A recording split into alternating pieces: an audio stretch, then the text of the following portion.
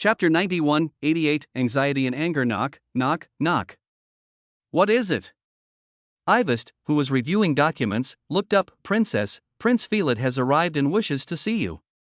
Upon hearing this, Ivest frowned deeply. She had been on a mission at the underground relics when news of the second prince preparing to go to Orange City had broken. It was Lin who had told her about this after her return. Let him come to my study. After a moment's thought, Ivest responded indifferently. She was well aware of the purpose of his visit to It was nothing more than to accuse her regarding the death of the Moskva family's heir, but to Ivest, the so-called heir's death was a complete joke, no different from a stray dog dying by the roadside. Moments later, accompanied by a leisurely pace of footsteps, the silver-haired youth appeared before Ivest, escorted by a guard. Source: webnovel.com, updated on Omicron. Second brother. As she looked at the half-brother before her, Ivest did not rise but merely greeted him briefly. Seeing this, the second prince responded indifferently and then, as if he were the master, walked over and sat down on the sofa. I've come today mainly for two matters. The first matter: where is Lin Bartlean? Felix got straight to the point. Have him come to see me. What do you want with him? Ivest narrowed her eyes, watching her famously distinguished brother. It's nothing much. Felix slowly removed his gloves and straightened his silver hair. I plan to take him along the way back to face the court's judgment. Saying this, Felix took out an exquisitely embossed envelope sealed with a wax from his coat. The symbol on the wax surface was a sharp longsword, thrust directly atop a scale. This is a subpoena from the Glostine court. Felix placed the envelope on the coffee table and said lightly, "What's the charge?" Ivest didn't even lift her head. Murder, of course. Felix glanced at her. After all, he personally killed a marquis's son in front of everyone. Ivest, surely you wouldn't pretend to be unaware? It's also quite interesting, he was a loser condemned to the border, yet this whole year, the entire imperial capital was almost about to forget his existence. Unexpectedly, as the year-end approaches, this young Bartlean has stirred up such an intriguing drama, indeed enlightening many families in the imperial capital. Regrettably, it seems he lacks reverence for power. Felix tapped the table lightly with his knuckle, and for such a madman, it's necessary to teach him what reverence means. All right, Ivest, I still have a visit to make to the Heavenly Principal Church later, so let's not waste time here idly. Looking at the envelope on the table, Ivest remained silent. After a moment of silence, she suddenly pushed a newspaper on her desk towards Felix. If the charge is merely murder, then you might not be able to take him away. Ivest's lips suddenly curled into a strange smile. Perhaps you should read this first.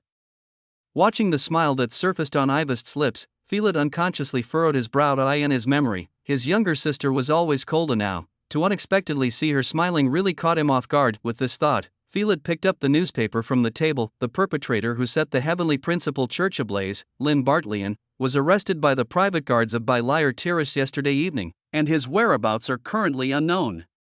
The City Council and Security Bureau have issued a stern protest against this abuse of power to the Duke Mansion. The moment he saw the headline, the second prince, who always maintained calm and restraint, had his brain stall for a few seconds. Heavenly Principal Church, set ablaze, Lin Bartlean. He could comprehend each word, yet when put together, they made no sense. Having stayed in his private train the past few days, without contact with the outside world, he was clueless about the recent major events in Orange City. He had just got off the carriage without attending to anything else and had headed straight for Augusta Manor. It seemed that Orange City had recently encountered some unexpected situations. Although Felix was puzzled, he remained indifferent on the surface, but as he flipped through one newspaper after another, his pupils gradually began to dilate. Heretic Moselle, public protests, alliance of electors, 2 million gold coins for military expenses, fundraising for disabled soldiers, a citywide frenzy of competition, with various words flashing through his mind, a frequently mentioned name emerged in Felix's thoughts. Lin Bartlean, this guy again. A sense of disbelief rose in his heart, yet the contents of the newspaper right in front of him silenced him. How could this be?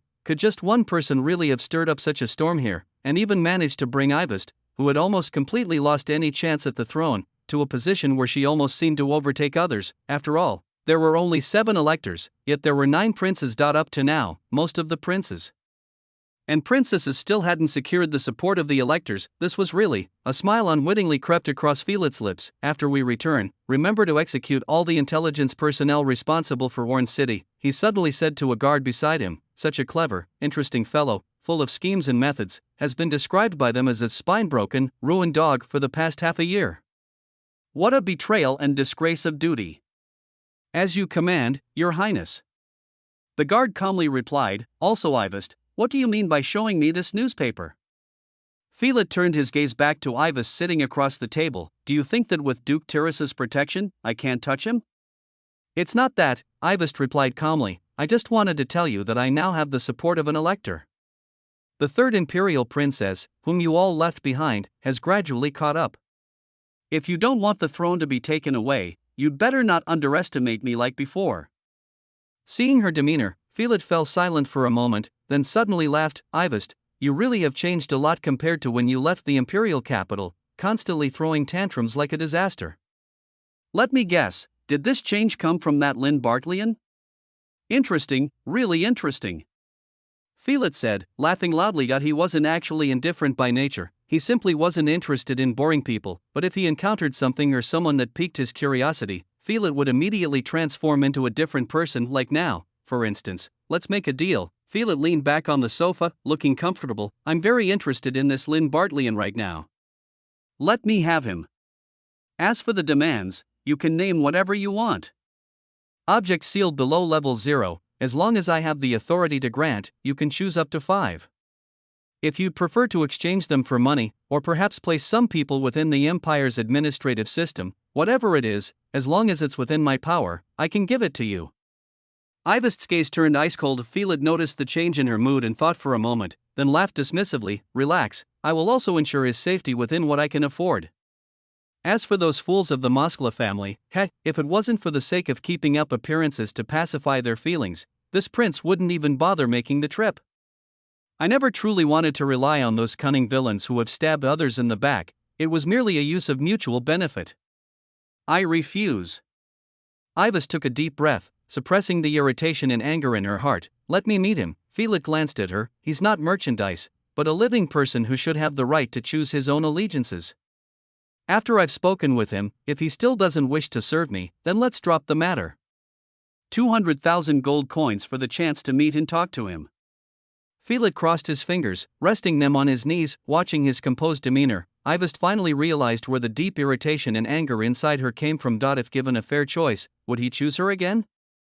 Chapter 92, 89, Ivest's despair, 3K, accompanied by an unbearable sense of irritation, Ivest's expression grew gradually colder, the temperature around her dropped slowly. 300,000, to let me meet with him. On the other hand, Philid seemed oblivious to the change in Ivest at the moment, still calmly raising the stakes. Philid, Ivest finally spoke, if you bring this up again, I will kill you. Her gaze was cold and sharp, like a knife fixed on the silver-haired youth. Hearing these words, a hint of surprise flickered through the eyes of the second prince. Philid, then his lips slowly curled up. This is getting more interesting, Ivest. It seems that this guy holds a rather unusual position in your heart? I believe it's the first time I've seen you show such an expression for someone, dear little sister. It's just misophobia. A flicker of astonishment crossed Ivest's eyes, but she quickly masked it. No one else is allowed to take my things. Even if it's just touching them, I will chop off their hands. You are no exception, Philid.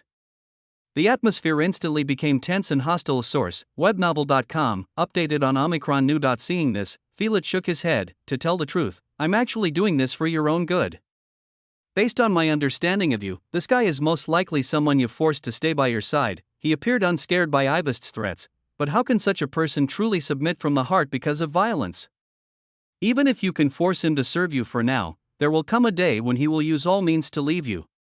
When that time comes, and the tables are turned, with you being the one who chases, I wonder what kind of interesting expression you'll show then.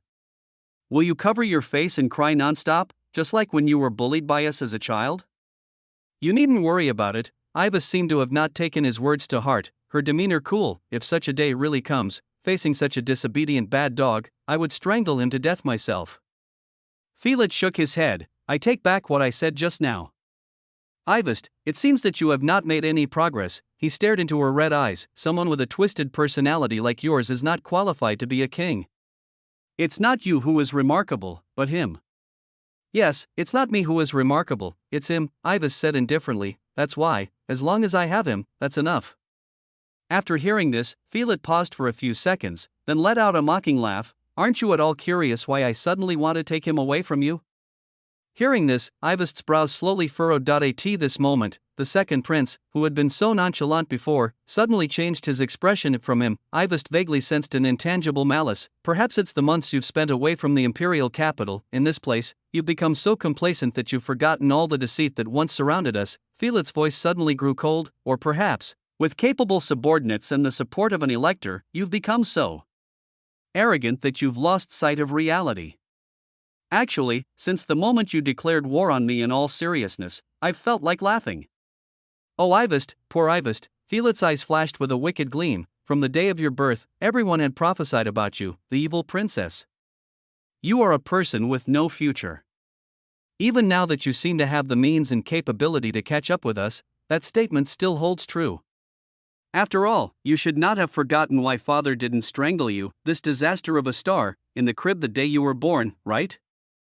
Hearing this, Ivest seemed to be reminded of some unpleasant memories. A pang of pain flashed in her eyes as she instinctively looked away, silently turning to gaze out the window. After a long silence, she said faintly, "Of course I haven't forgotten. I am a tool. A tool that has struggled to survive to eliminate the crises lurking in the dark for the Empire." On the day of her birth, all the newborns in the imperial capital, regardless of their social status, died in one night, and the cardinal of the heavenly principal church even prophesied that she carried a curse, a being loathed by the gods, who would bring endless destruction and calamity to the world. Under such conditions, Saint Laurent Virgin Islands still defied all objections, allowing her to live and grow up. Some might marvel at such deep father-daughter affection, but only those princes and princesses who live within the royal family understand that in that cold and heartless palace, affection is the least likely thing to exist. The only reason why Saint Laurent Virgin Islands allowed Ivest to live was simple: the benefits she could bring were far greater than the resistance from the common people and the upper class. Very well, Felix said coldly, since this is the case, as a tool, stop dreaming those meaningless daydreams. I'm not trying to hit you, I'm stating a fact. Not only me, but even the nobles of the imperial capital, the church, and those old things in the elder council think so. It's precisely because of this that I want to take the boy from you. Rather than waste one's life following someone doomed to have no future, and even end up dead without a whole corpse, it would be better to choose another wise ruler, who is destined to leave his mark in the history of the Saint Laurent Empire. Upon hearing these words, Ivest was just about to explode when Felix raised his hand to stop her. Besides, I think what you should be more worried about right now is not the matter of Lynn Bartleyan. He revealed a cold smile. After all, even you will soon be in a predicament, and you still have the leisure to concern yourself with others? Ivest was stunned for a few seconds upon hearing this. Then, as if suddenly thinking of something, a look of disbelief crept into her eyes. Seeing her like this, Felix slowly rose from the sofa and put his hand in his pocket. You are not wrong. This time, my visit to Orange City, my main target is actually you. With these words, he slowly placed another letter, sealed with fire lacquer, on Ivest's desk. After learning that you had failed to reclaim the sealed object of the creation sect, our dear father flew into a rage in front of everyone, far away in the imperial capital. Looking at the letter, Ivest's face gradually turned pale. For some reason, a mere tool, always acting capriciously. If it had been any other time, father would have tolerated you to some extent. But guess what would happen if one day, you even neglect the duties you are supposed to fulfill because of this caprice? Would father turn a blind eye to all that? Ivest didn't respond to Felix's words. She stared blankly at the letter on the desk, her fingertips trembling as she picked it up. Looking at the familiar writing, as well as the reproof and anger filling the lines, Ivest's expression was wooden. Who knows what content the letter held that could make her, the princess, gradually lose all color from her face. The atmosphere fell silent once more this time. However, it seemed somewhat oppressive. After a long silence, Ivest put down the letter in her hand and spoke with her head lowered. What if I refuse this mission? You will be stripped of your title as third imperial princess and reduced to an ordinary noble. Felix squinted his eyes and emotionlessly conveyed the orders of Saint Laurent Virgin Islands. Of course, without this status, you would be expelled from the Holy Oak organization, no longer possessing the right to compete in the king's election. Felix spoke indifferently. Personally, I would advise you to refuse. For him, Ivest had never been within the range of people who could pique his interest. He had never felt her presence would pose an obstacle on his path to the king's election. A smart person would certainly refuse the order of Saint Laurent Virgin Islands for their own safety, but for Ivest, that was something she couldn't do, because her goal had always been that throne. Even though everyone was against it, her determination had never changed. I accept. After what felt like an eternity, Ivis spoke softly, but since she kept her head down, Felix couldn't see her expression at that moment. Is this really a good idea? Hearing Ivist's reply, he didn't seem surprised. This isn't the first time you've fulfilled the duty of a tool, and you should be more aware of the risks than anyone else. I remember after resolving the danger of that level 1 sealed object last time, you laid comatose in bed for a whole 5 months. Everyone thought you would never wake up, and yet, you still gave us a surprise. But what about this time? How long will you lay comatose? Will you have the same luck as before? Or perhaps, even if you awaken from endless pain and torment, you will no longer be able to control the curse, becoming some kind of feared evil existence? Ivis did not respond, only gripping the envelope tightly in her hand right now. She was exerting all her strength just to maintain her current state, completely unable to answer Felix's questions. The usually majestic third imperial princess was nowhere to be seen. In her place was a soul filled with pain and helplessness. Perhaps no one outside the royal family had ever seen such a struggling and desperate side of her. Seeing her like this, Felix felt he had conveyed enough and was ready to leave. In his view, Ivis never had a chance. If one were to blame, it would be Lynn, for giving her hope that never existed. In the end, she had fallen into the abyss once again. Such behavior was indeed cruel. Think it over again, Felix said without turning back. The Bartleyan boy is interesting, and the imperial capital is truly his stage. There's no need to take such an inexplicable risk with you. Chapter 93, 90, Ways to Please Her, 3K. Lynn, upon returning to the dungeon, remained curious about his surroundings. As he glanced at the containment rooms lining both sides of the walkway, he spoke to Miss Milani, who was walking ahead of him. I've always wondered about something. What? How are the contained objects here eventually brought back to the imperial capital? Lynn was curious. After all, this seemed like a stronghold, but as far as he knew, Augusta Manor only pledged loyalty to Ivist after her arrival in Orange City, and he had no idea how this containment room had been built in such a short amount of time. Don't worry, Milani replied with a light smile upon hearing his question, because this dungeon itself is already a sealed object. In a few days, we'll be returning to the imperial capital, and then you will see for yourself. She left him in suspense. Just then, from one of the containment rooms beside Lynn, came a sudden, heart-wrenching scream. The scream startled him, and he instinctively looked towards Milani, only to find her expression quite calm. This is sealed object 3-0098, known as the torture chair, Milani said without stopping. It is generally used for interrogating prisoners. Anyone who sits on it suffers endless pain and torment. Source, webnovel.com, updated on N0New0. Omicron. Many people have gone completely mad after just 2 or 3 seconds on it. If you misbehave in the future, the princess might let you try it out. Milani implied teasingly. But thinking about it more, it might actually pair well with his own thorny crown. If they could be combined. Damn, he wasn't masochistic. Why was he even seriously considering this? Lynn pinched himself surreptitiously. Being a self-serving person, he would never use the thorny crown for someone else in his lifetime. After all, the pain was real. He sighed. Just as Lynn was about to catch up with Milani, a fit of maniacal laughter suddenly erupted from the cell containing the torture chair. You fools have enraged the great creation goddess, awakening her wrath. Ignorant humans, soon, not too far in the future, she will descend with infinite malice, and both this city and the entire Saint Laurent Empire will face her fury. Everything will be submerged in the swamp of death, filled with shrill and helpless screams. Ha ha ha. But the boasting lasted barely a second before turning back into heart-wrenching screams. Lunatic. Lynn shook his head and followed her. Soon after, under Milani's lead, the two stopped in front of a small containment room. We're here. Milani opened the door for him. Seeing this, a thrill surged faintly in Lynn's heart. First-rank sealed object. According to Milani, even Ivist had only this one item in her possession. After all, the next level up was 0 rank. The kind of strategic sealed objects that could easily cause bloodshed in a country. If not controlled, it could eventually drag the entire world into its terrifying properties and rules. Even the gods would not underestimate an object of this rank. In fact, many were created by them and gifted to believers. At that moment, looking at the somewhat dusty containment room, Lynn saw a pristine card lying on a distant table. The card was the size of a palm, somewhat like a playing card, but without numbers or suits. Just then, Milani began to clarify for him on time. This is sealed object 1-0106, known as Pine's playing card. She gestured for Lynn to enter. Strictly speaking, this is actually just one card from a deck. Yet even so, it's still deserving of the first-rank sealed object title. So powerful for just one card? If someone collected all 54 cards, wouldn't that amount to a 0-rank sealed object? Lynn was surprised. Milani nodded. You're correct. According to legend, hidden within this deck of cards is a path to godhood. Once someone collects them all, they can ascend to become a brand new deity. Of course, this is just a legend and no one has really been able to verify its veracity.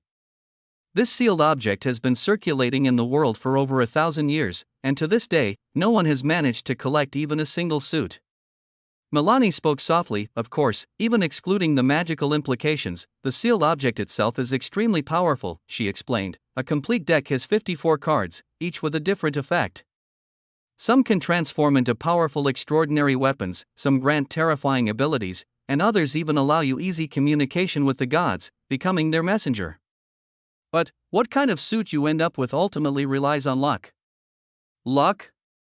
Lynn was puzzled. That's right, or rather, it depends on your compatibility with the cards. Milani nodded. Generally, the higher the value of the card you draw, the greater the enhancement it offers you. You can pick up that blank card, establish a connection with it using the divine given factor inside you, and then the corresponding card face will appear on it. Upon hearing this, Lynn nodded. Under her watchful eyes, he slowly approached the card. At this moment, he was still wearing Milani's necklace, which was supposed to enhance his luck. He hoped to draw a high-value card. Thinking this, Lynn took a deep breath and then picked up the thin card from the table. As soon as he touched the card, he felt its very smooth texture, much like an ordinary playing card. Just as he was about to activate the divine given factor, he wasn't sure if it was an illusion or not, but Lynn suddenly heard an almost imperceptible voice by his ear. Master? Master? Is it you? His movement hesitated for a moment, thinking he had experienced auditory hallucinations, but the next second, that voice resurfaced by his ear. From you, I smell a hint of prisoner of destiny. Sorry. I'm in a bad state right now, I might pass out any moment, so please activate this card quickly. This is the last help I can offer you. Was the card speaking? A wave of shock surged through Lynn's heart. He subtly turned his head to glance at Milani, but he found her expression extremely calm, evidently not hearing the same voice as him from her previous descriptions. It could be inferred that other card holders probably wouldn't hear a similar voice, and also, prisoner of destiny. This was the third time Lynn heard this term within a month in Orange City. The first time was when he first activated lie swallowing and encountered that strangely formidable presence. The second time was something the deadly demon doll had said to him. As for the third time, it was right now. It seemed he had an intricate connection with a deity not mentioned in the original work. This was not a good sign. Lynn's expression grew solemn, however. The next second, he still subtly triggered the divine given factor within his body, and with an angle invisible to Milani, made a red glow emanate from his fingertips, accompanied by an imperceptible wave of extraordinary power. Numbers and patterns slowly emerged on the previously blank surface of the card. Looking at the design, Lynn fell into silence. So, what number and suit did you draw? Curious, Milani tiptoed, trying to peek at the card face in his hand. Hearing this, Lynn silently turned around, displaying the card face. Looking at the pattern and text, Milani froze for a few seconds, then a thick disappointment appeared in her eyes. A 2 of spades? I didn't expect it to be the smallest card. What a pity. She shook her head, regretting the lost opportunity for Lynn. Did you see a 2 of spades? Struck by Milani's words, Lynn was taken aback, a hint of incredulity appearing in his eyes. He rubbed his eyes and looked down again. What entered his sight was still an image of a crying joker, but what I see here is clearly a joker. With intense confusion, Lynn deeply furrowed his brow. He wanted to voice his question, but after pondering for a moment, Lynn ultimately chose to remain silent. If it really was a joker card, then according to Milani's words, it would undoubtedly be a very powerful weapon. Keeping it hidden could benefit him far more than anything exposure could bring. After all, Lynn had long decided to become an expert at surviving. The more hidden trump cards he held, the more likely he would be to escape from Ivest's side and the higher his chances of future revenge. With these thoughts, Lynn swallowed back the words on the tip of his tongue. Let's try it, see what kind of weapon this card can materialize into, or what extraordinary ability it could grant you. Seeing him like this, Milani thought he was in a bad mood and thus comforted him. Lynn nodded. A minute later, his expression suddenly went stiff. Too few divine given factors, unable to trigger. After bidding farewell to Milani, Lynn left the basement. He walked heavily through Augusta Manor, allowing the maids to greet him without bothering to respond. Just now, While trying to activate the Joker card, he got no response, even though his divine-given factors had reached the limit of the first rank, both in quantity and quality. Lin didn't think anyone could compare to him at the moment except the pile-driving male protagonist of the original work. Could it be that he had to wait till second or third rank to use it? He couldn't help but sigh, but now wasn't the time to think about these things. What lay ahead was the most important matter: complete the trial of the Doomsday Witch, and please Ivest at this current time point. This trial was actually quite pressing, after all. According to the witch's words, he must leave a precious memory for her before Ivest goes to complete that temporary task. Only by doing so could he invoke her only soft-hearted opportunity in this life, arranging his early return to the imperial capital, which meant, at most, he only had one day left. This may also be Lin's closest approach to freedom. Once back in the imperial capital, he could use the time Ivest was away on a mission, both to remove the thorny brand she left on his chest and, using his prophetic knowledge of the plot, cling onto a few thick and strong legs. As for pleasing her, remembering his first meeting with the witch, where she sat reading quietly on the steps holding a book, Lin shook his head, telling me to come up with a way myself. It seems everything was hinted at prematurely. The witch really is quite Sundara. Thinking this, Lin arrived at Princess Ivest's library door, then took a deep breath and forcefully pushed open the door. Please go on a date with me, Miss Ivest. Chapter 94-91, Let's go on a date, Your Highness. Hearing Lin's sudden words, Ivest, who was sitting at the desk, looked up. She frowned. Have you grown tired of living? Lin glanced at her and found the woman's expression as cold and indifferent as usual, without any abnormalities. Shouldn't she be troubled by the unexpected mission by now? Even if not troubled, she shouldn't be acting as if nothing happened, right? Though unaware of the specific content, only those of high status or even Saint Laurent Virgin Islands himself could order her to stop her return to the imperial capital. Lin thought of no other possibilities. According to Miss Witch, this mission would take a very long time, although he didn't know exactly how long. Given that woman's personality, she should have been annoyed by it. Yet at the moment, Lin detected no hint of this. Could it be the duration was so long that Miss Witch's memory was faulty? But the deed was done, and there was no turning back now. So, Lin braced himself and repeated his earlier words in a different way. Princess, I would like to invite you to go out with me tomorrow. Source, webnovel.com, updated on N0 no Omicron. Ivest paused for a second, then scoffed coldly. For what reason? I want to leave you with a precious memory. Lin continued to speak evasively, as if assembling a puzzle. After all, he saw at first glance that she was wearing the lie-detecting ring on her finger. Sure enough, Ivest glanced at the ring. Upon realizing the boy hadn't lied, a trace of surprise flickered in her eyes, but she covered it up well. The atmosphere suddenly fell silent. As the one who had extended the invitation, Lin averted his gaze, not daring to meet her ruby-like radiant eyes. Ivest silently looked at him, her thoughts inscrutable. Time ticked by second, feeling the pressure on his shoulders increase. Lin was even prepared to ask her to fulfill her previous promise. Just then, Ivest's cold, pleasant voice sounded again. Okay. Upon hearing this, Lin looked up in disbelief. She actually agreed. The next morning, as Lin stood silently at the manor's gate waiting for Ivest, his mind was still contemplating the event of the previous day. He had never imagined that she would agree to his request without him even using that wish. Could it be that woman has fallen for me? Quite likely. Lin touched his chin with a pensive expression, fretting over his own charm. Just then, Glaya, who was eagerly joining in, suddenly said, You've been looking all flirtatious since yesterday. Who exactly are you planning to meet with? Is it Miss Milani? I see you're always running in her direction lately. TSK, quite the unusual taste. Though that gal could be pretty if she dressed up, she's just too young, not exciting at all. Glaya rambled on, the onlooking crowd's spokesperson. Obviously, he too was very curious about Lin's date for the day. Too bad the guy had been so secretive and wouldn't tell him. This only increased Glaya's eagerness to learn more. So he arrived here early in the morning, just to catch a glimpse of the woman. Tap, tap, tap, along with the crisp sound of footsteps. Glaya's heart leaped with delight, thinking he was about to catch Lin's weak spot. But when he turned around and saw the woman walking up from behind, he was petrified. Princess, good morning. Glaya paled, his legs shaking like a leaf. Ivest glanced at him casually, then turned to face Lin without expression. I was not aware that your idea of going out included a third party. I'm out of here.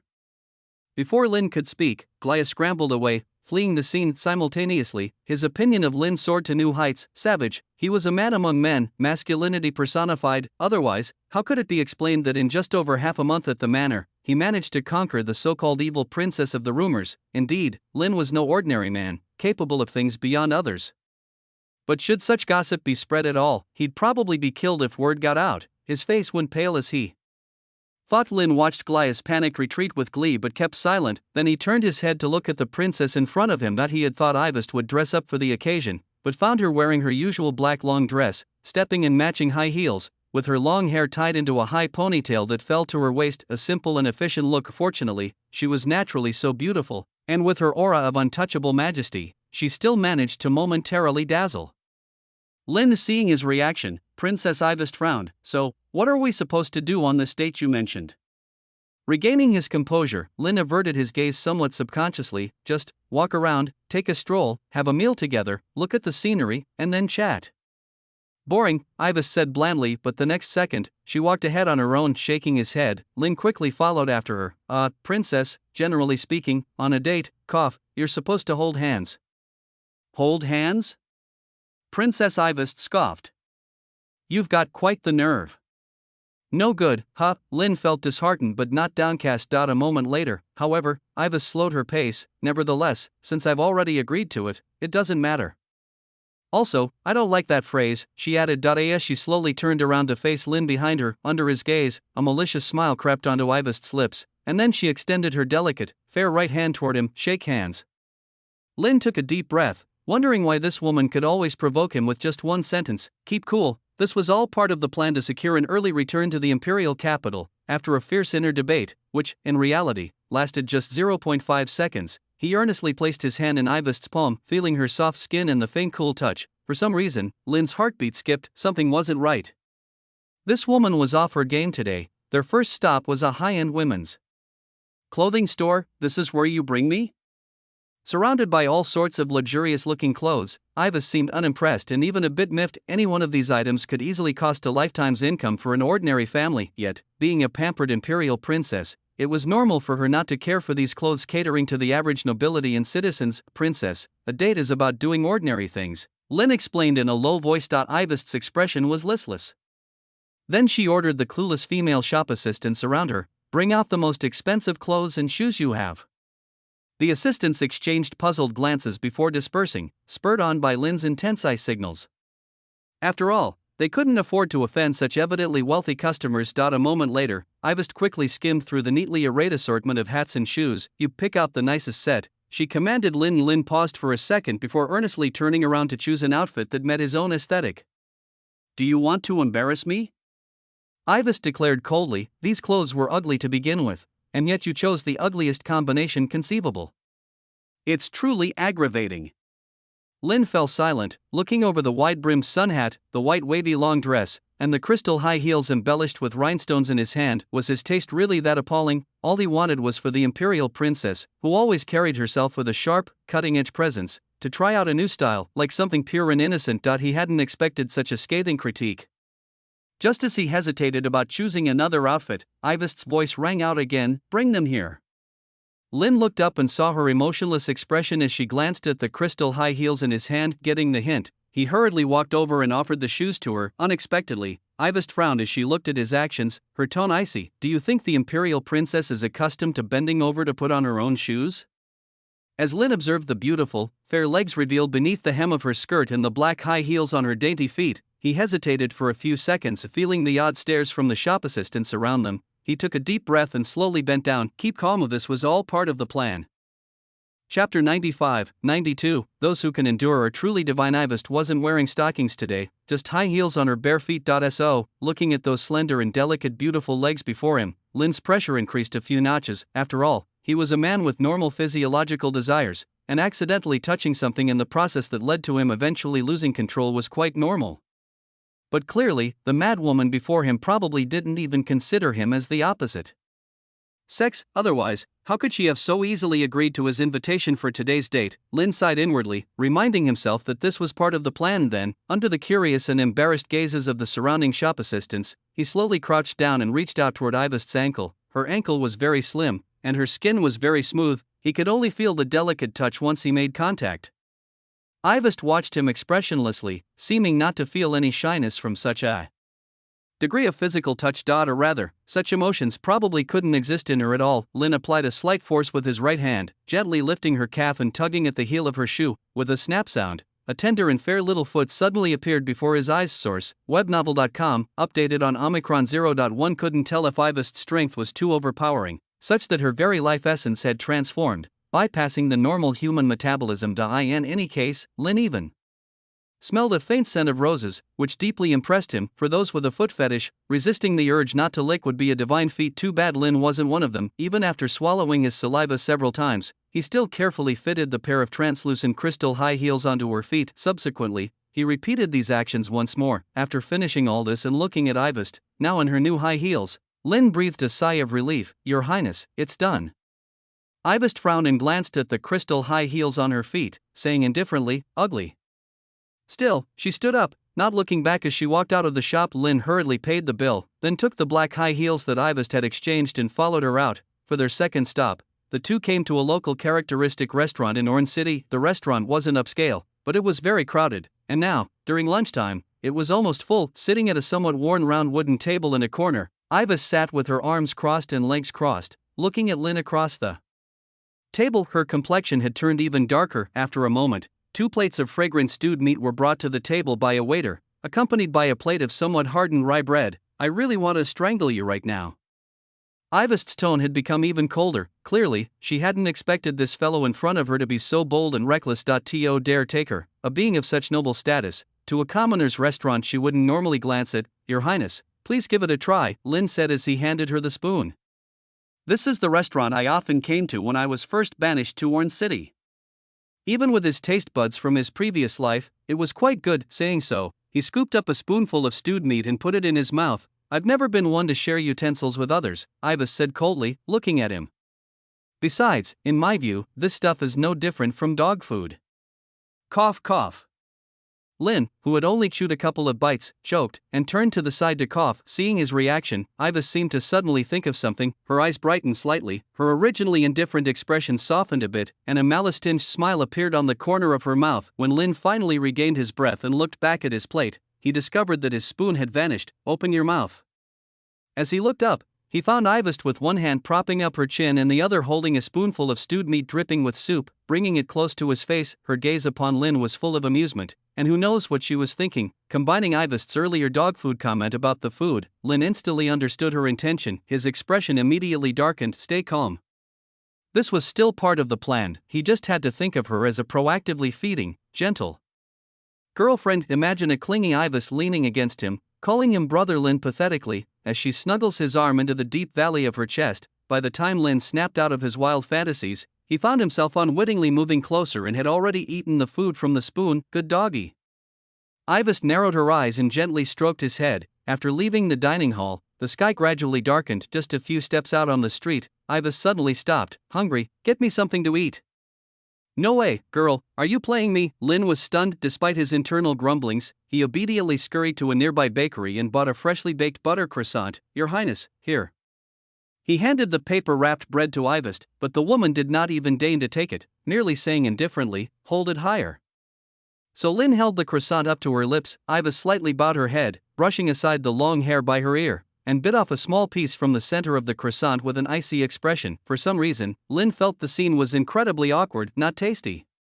After swallowing the bite, Ivest's eyes swept over him, and she commented expressionlessly, "All right then, your chest is big, so you make the rules." Lin shrugged and then prepared to find a place to throw away the remainder. After all, he'd been force-fed 2 full plates of stewed meat and 2 pieces of bread at the restaurant earlier, and now his stomach was about to burst. Come to think of it, whether it was being fed by Ivest in the restaurant or feeding her now, these were things that couples would do. Yet under this woman's absurd maneuvering, the scenario had taken a bizarre turn. There wasn't a trace of tenderness or romance, only an extremely unpleasant feeling. Perhaps only she could manage such a feat before Lin could turn away. Ivest spoke up again. "What are you going to do?" Throw away the trash?" Lin raised the paper bag as a gesture. The temperature around them plummeted instantly. Ivest stood still, her expression suddenly turning cold and frightening. "Are you implying that what the Imperial Princess has eaten is trash?" SSS, what an unusual angle, Your Highness. Even Lin had to mentally applaud her for that. Then, under Ivest's terrifying gaze, he consoled himself that this was an indirect kiss and, despite feeling bloated, finished off the croissant. However, the woman seemed completely unconcerned about this. Where to next? The circus? Childish. 10 minutes later, watching Ivis sitting in silence, enjoying the show, Lin smiled to himself, feeling like he'd finally gotten one over on her. Your Highness, how is it? The performance is quite interesting, isn't it? You, go replace that lion, and show me how to jump through a hoop of fire. I was wrong. Chapter 96, 93. I will kill you. After leaving the circus, it was already evening, the sun had set in the west, and the night sky was gradually engulfed in darkness, with occasional specks of starlight tempting one to stop and gaze. Lin followed behind Ivist, looking at her stunning silhouette and softly sighing to himself. Although he had tried to please Ivist according to the witch's advice, he could not muster much confidence at this point. After all, he had been treated almost like a servant. Throughout the day her expression had remained bland and uninterested from start to finish, as if nothing could arouse her interest. To be frank, although this was not unusual compared to her usual demeanor, Lin was keenly aware of a slight disturbance in her emotions. It was as if, for a moment, she overlapped with the witch from 100,000 years later, who had been desperate to end her life. However, Lin did not dwell on it, assuming it was due to some distressing matter. After all, she was far from experiencing the despair that the witch had felt 100,000 years later. How could she possess that cold, world-weary demeanor? Lin silently followed behind Ivist. Just then, a small figure suddenly darted up beside him. Brother, would you like to buy a bouquet for your sister? No. Alright, one bouquet. Source, webnovel.com, updated on Omicron New 0. Looking at the emaciated little girl, Lin's heart softened. He pulled out all the copper coins change he had in his pocket and placed it into the pocket of the flower-selling girl, then chose a small bouquet of white flowers from her basket. Thank you, brother. The girl hurried off towards the next customer. Seeing this, Lin shook his head. Princess, beautiful flowers for you. He walked up to Ivist and handed her the bouquet. Looking at the innocent yet resilient white flowers in Lin's hands, Ivist frowned. Ugly. Go exchange them for roses. It made sense, with Ivist's flamboyant and proud nature. How could she favor a bouquet with such a restrained style? She had always only liked roses, but the key issue was that roses required a very demanding cultivation environment. How could a little girl have possibly grown them? Yet seeing Ivist's unmistakable expression at that moment, Lin sighed. Then please wait here for me for a bit. Lin turned and ran towards where the flower-selling child had disappeared, but there were too many pedestrians on the street. Even though Lin followed the route he remembered, he still did not see the child, nor could he find any flower shop. After about 15 minutes, he sadly returned to where he had been before. He was stunned. The place where he had asked Ivist to wait now bore no trace of the cold and proud figure in a black dress. I knew it. Lin's expression darkened once again. That woman never followed conventions. How could she possibly wait obediently by the roadside, especially since he was her subordinate? Requests like these were never taken seriously by her. What should he do? For a moment, Lin fell into contemplation. Excuse me, are you looking for a lady wearing a black mask? Just as he was getting frantic, a voice as clear and melodious as a nightingale suddenly sounded beside him. The voice's owner seemed very young, innocent, and carefree like a young girl. Yes. If you know where she went, please tell me. Lin's eyes lit up, and he turned toward the direction from which the voice had come. What caught his eye was a lady wearing a large white-brimmed hat, due to the low brim, and a white veil. Her face and age were obscured, however. Even so, the lady still caused Lin to be struck by her elegance at first glance, because she was truly grand. Even though Ivist's physique was outstanding among her peers, compared to the imposing figure in front of him, it paled in comparison. Although this lady's attire was very conservative, she exuded a full-bodied charm reminiscent of a mature mother, her ample bosom almost on the verge of bursting the fabric, emitting a seductive and sweet aura all over. But recalling the crisp, girlish sound of her voice just moments ago made Lin's judgment hesitate. All in all, she was a beautiful lady whose age was hard to determine. Upon hearing Lin's plea, the white hat lady nodded slightly and then pointed in a certain direction. Ivist, that young lady went that way. The white hat lady's voice was delightful. If you want to chase her, you'd better hurry. After all, the thing girls hate the most is waiting. Her words seemed to carry a hidden message. Lin nodded, relieved inside. Thank you for showing me the way. Saying this, he sprinted in that direction, but a few seconds later, Lin seemed to think of something and ran back to the white hat lady. Beautiful miss, this bouquet is for you, it seems to suit you well. Regardless of her response, Lin stuffed the flowers into the white hat lady's arms and then dashed off again. The lady seemed not to have fully reacted, staring blankly at the flowers in her hands. Just then, from the shadows nearby, a female voice laced with murderous intent suddenly came, sounding very cold. Madam, shall we deal with him? As the second Prince Felix guard assigned to her side, failing to behead that ignorant boy before he gave the flowers was a severe dereliction. He had no idea whom he had just spoken to. Such a distinguished being, don't always talk about fighting and killing, little Aisha. The white hat lady, coming out of her reverie, chided lightly, then leaned slightly to smell the bouquet. It smells so good. But I'm already a mother of 2 children, and to think I still get called beautiful Mississippi. What an interesting young man. The lady caressed her face, smiling to herself. When Lynn finally found Ivest, she was sitting on a bench under the streetlight. At that moment, she had inexplicably taken off the mask from her face, revealing her pale, lovely features and staring pensively into the sky. Due to Ivest's curse mark on her face, the normally bustling street was surprisingly deserted. Probably everyone had been scared away by her. Seeing the imperial princess, who remained silent, Lynn did not want to disturb her peace, and slowly walked over to sit next to her. But no sooner had he just taken a seat than he heard her faint voice. Who allowed you to sit? Kneel in front of me. Damn it, Lynn cursed inwardly. Then he reluctantly walked a meter in front of Ivest and knelt on one knee. A man's knees are precious. Kneeling on one knee doesn't count as submission. Clack. With a light sound, the crystal heel she had been wearing dropped to the ground. Then Lynn felt Ivest slide her delicate, cool feet into his arms. He instinctively looked down and noticed some slight swelling on the previously pale and slender ankles of the imperial princess. The high heels seemed to be uncomfortable. No wonder she had been frowning all day. 5 minutes. Just then, as Ivest gazed at the stars, she suddenly spoke. What? Lynn asked subconsciously. It took you a full 5 minutes to find me. As a dog, that's a serious dereliction of duty. Ivest's tone was inscrutable. While holding her delicate, porcelain-like feet, Lynn bowed his head and said, I'm sorry. But your highness shouldn't worry about getting lost. After all, Orange City is only so big. Even if I can't find you, so many people in the manor, it doesn't matter if they find me or not, Ivest said calmly. But if you can't find me, I will kill you. Yes, your highness. Women can be unreasonable when upset. Better to just go along with them, Lynn sighed. Also, if you are this late again next time, I will still kill you. Yes, your highness. Chapter 97-94. The fourth hypnosis. After receiving a satisfactory answer, Ivest finally lowered her head. Where are the flowers?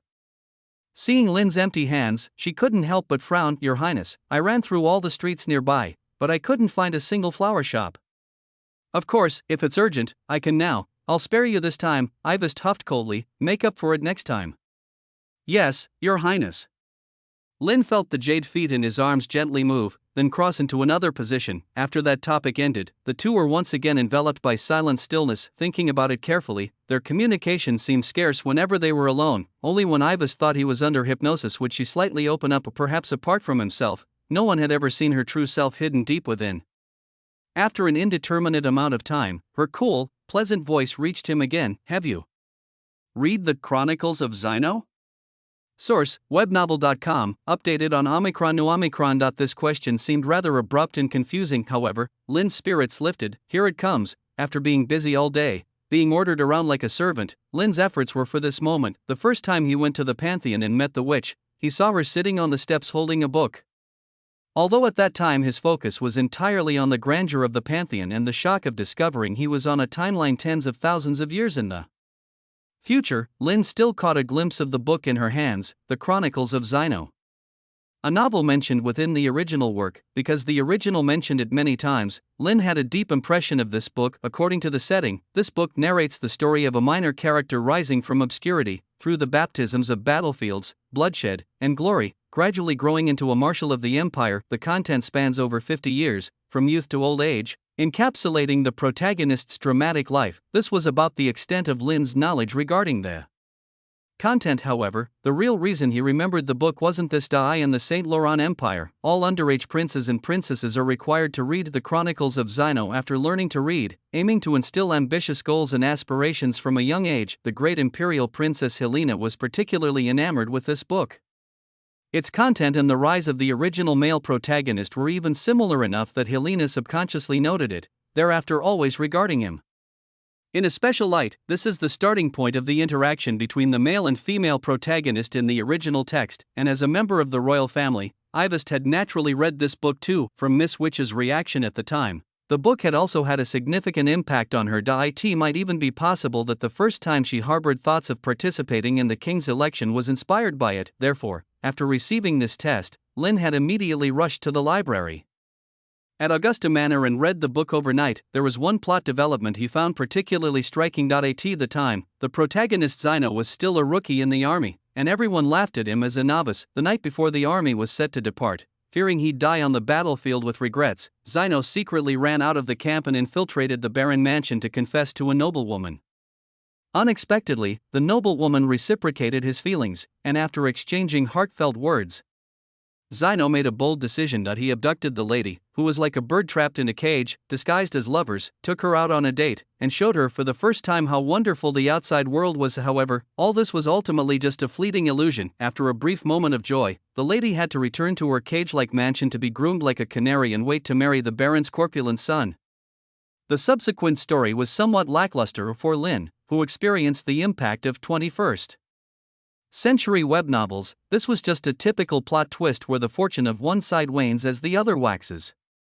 A few years later, Zino, returning with the army with distinguished military exploits, was knighted and then slapped the face of the baron to win the beauty. However, in the current era, the Chronicles of Zino was undoubtedly a classic with comedic, thrilling, emotional, and dramatic elements, because similar works were far too scarce. No wonder these princes and princesses loved this book so much. After all, when Lin first read Battle Through the Heavens, his level of obsession wasn't any less than. There's a back to the main point. For those who had read the Chronicles of Zino, the aforementioned night meeting with the noblewoman was undoubtedly a remarkably memorable scene. After all, in the original work, Helena was abducted in this manner, hence, Lin's entire set of date procedures today were according to what was described in the book. Clearly, the princess had also noticed this. So Lin slightly lowered his head. Indeed, Your Highness, I have read it.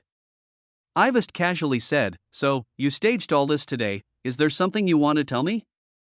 It's said that when one offers undeserved help, they're either plotting or stealing. Clearly, Ivest had realized this too. If possible, please don't include me when you go out on missions, just let me return to the imperial capital first. Lin really wanted to say this frankly, but he also knew that, with Ivest's personality, once he voiced this request, it would never be realized. Therefore, without any hesitation, he answered, because I felt that your mood didn't seem very good yesterday. Just last night, I was idle and happened to read this part, so on a whim, I wanted to muster the courage to take you out for a stroll. Ivest was not wearing a ring now, so he could fib at will. Why did you choose this book? In the Saint Laurent Empire, probably no one dislikes it. Ha! For some reason, Ivest suddenly let out a mocking laugh at Lin's response. Lin looked at her somewhat puzzled. The Chronicles of Zino is the book I hate most in my life. Ivest spoke softly. Experience new tales on Empire. If you hate this book, why are you still holding it and reading it for millennia? Lin was dumbfounded. Could it be that it wasn't a hint from Miss Witch, and he was overthinking everything? Could he really not seize this opportunity to escape from her presence? In an instant, a sense of futility, as if all his efforts were in vain, surged in his heart. However, Lin still managed to speak with difficulty. Could you tell me the reason, Your Highness? Ivest's gaze suddenly became vacant, as if her consciousness had traveled back to her memories of more than a decade ago. When I was a child, Helena and the others liked this book very much, so when we played house together, we would always act out some of the classic scenes from it.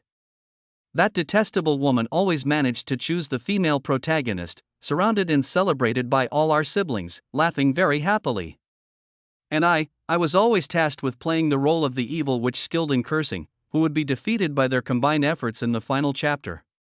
She slightly lifted her head, gazing at the boundless starry sky, and spoke in a low voice. Looking at Ivest in this moment, Lin's heart twitched slightly. It probably wasn't true hatred. Perhaps, in many moments of her past, she too had felt envy. Speak, Ivest moved on after a moment. I can sense that you have a purpose today in doing all this, but at this point, the imperial princess, can't be bothered with that.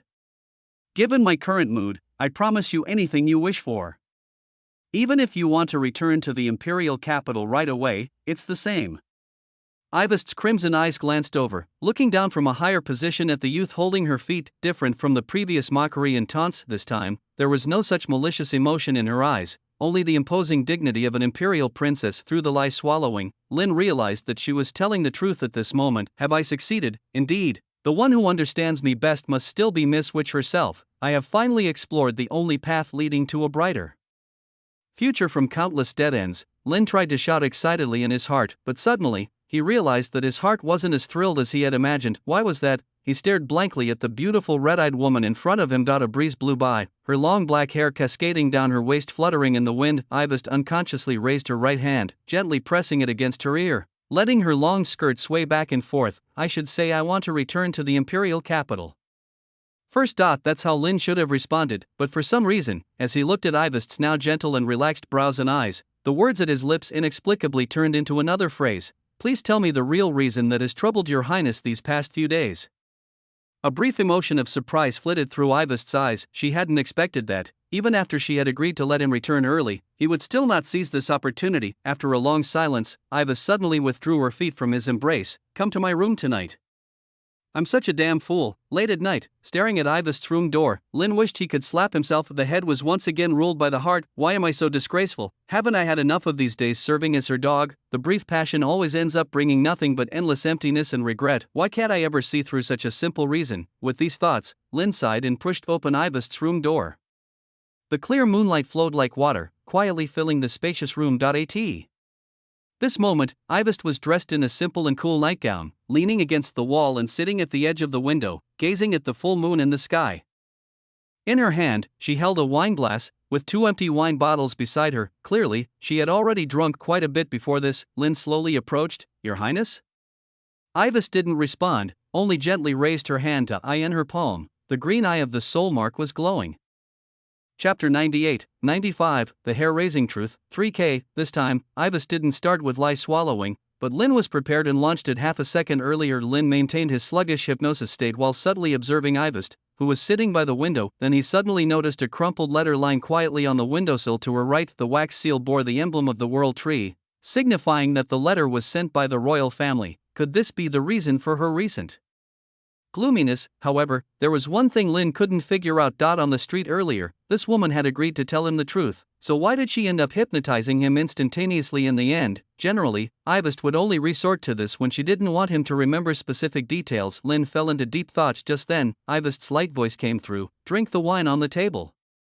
He instinctively looked up and noticed that there was indeed half a glass of red wine placed on the desk to his right, its crimson hue reflecting in the moonlight. Was she not satisfied with drinking alone and wanted to find a drinking buddy? Even though he was full of confusion, under the pretense of hypnosis, Lin obediently followed her instruction. As source, webnovel.com, updated on Omicron. No Omicron.0 soon. The slightly bitter high-quality red wine was downed by him, only after watching Lin finish the entire glass of wine did Ivest gently withdraw her gaze. It was a night filled with strangeness. Could she have drugged the wine, planning to pounce on him once it took effect, desiring one last romp before embarking on her mission? Lin wildly speculated, but Ivest remained silent for a long time. The moonlight fell on her, giving her an added touch of a cool aura, but to Lin, the princess now seemed to shed her usual indifference and commanding presence, and there was an air about her that was either tender or peaceful. Feel it. He was right. Ivest finally spoke. To my father, to the royal family, even to the entire empire, I am just a tool.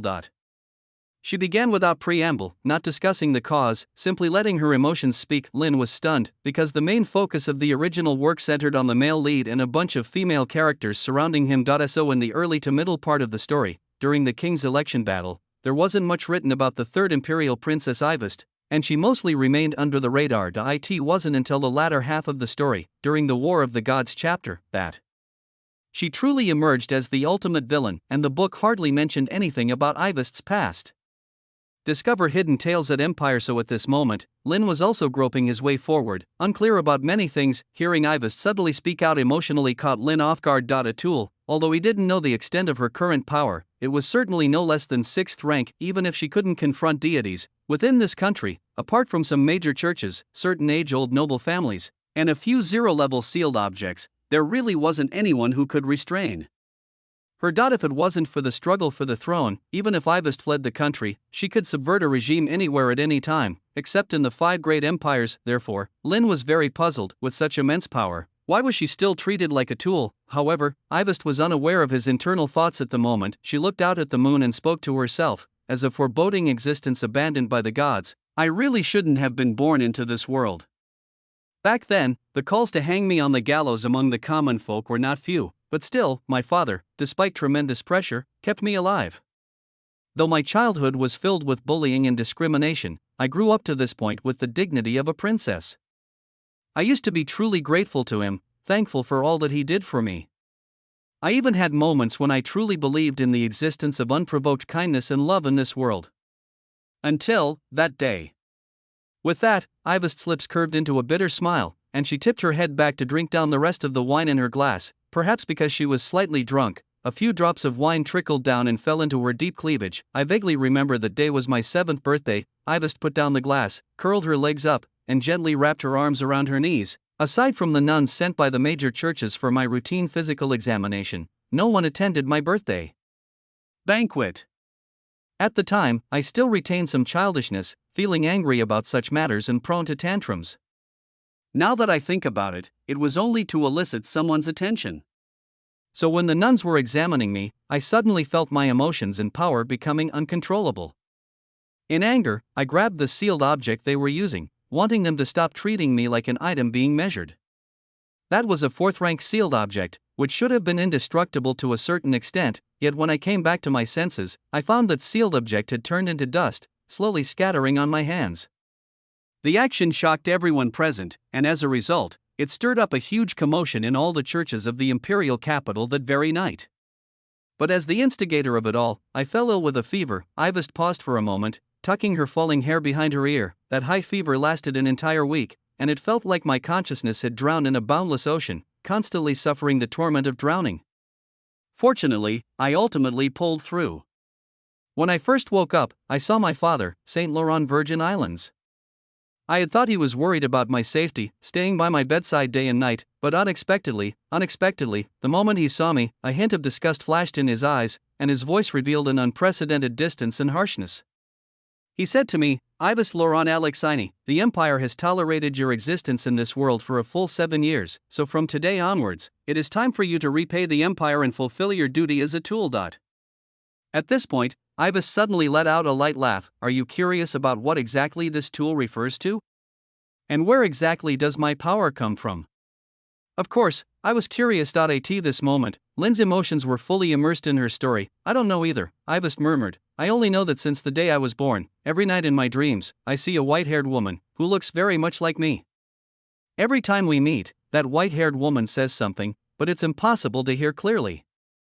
It's only when the dream is about to fade away that she gives me some bits and pieces. These bits and pieces are the sources of my power. So even if there are no beliefs in this world that will accept me, I can still elevate my power endlessly. A faint red light emanated from Ivest's pale palm, then she gently pinched it away. White-haired woman, hearing her words, Lynn was startled for a moment. Could it be the future doomsday witch, trying to form some kind of time loop? But that's not right, is it? If the future her could help the past her indefinitely to enhance her strength, couldn't history be changed at will?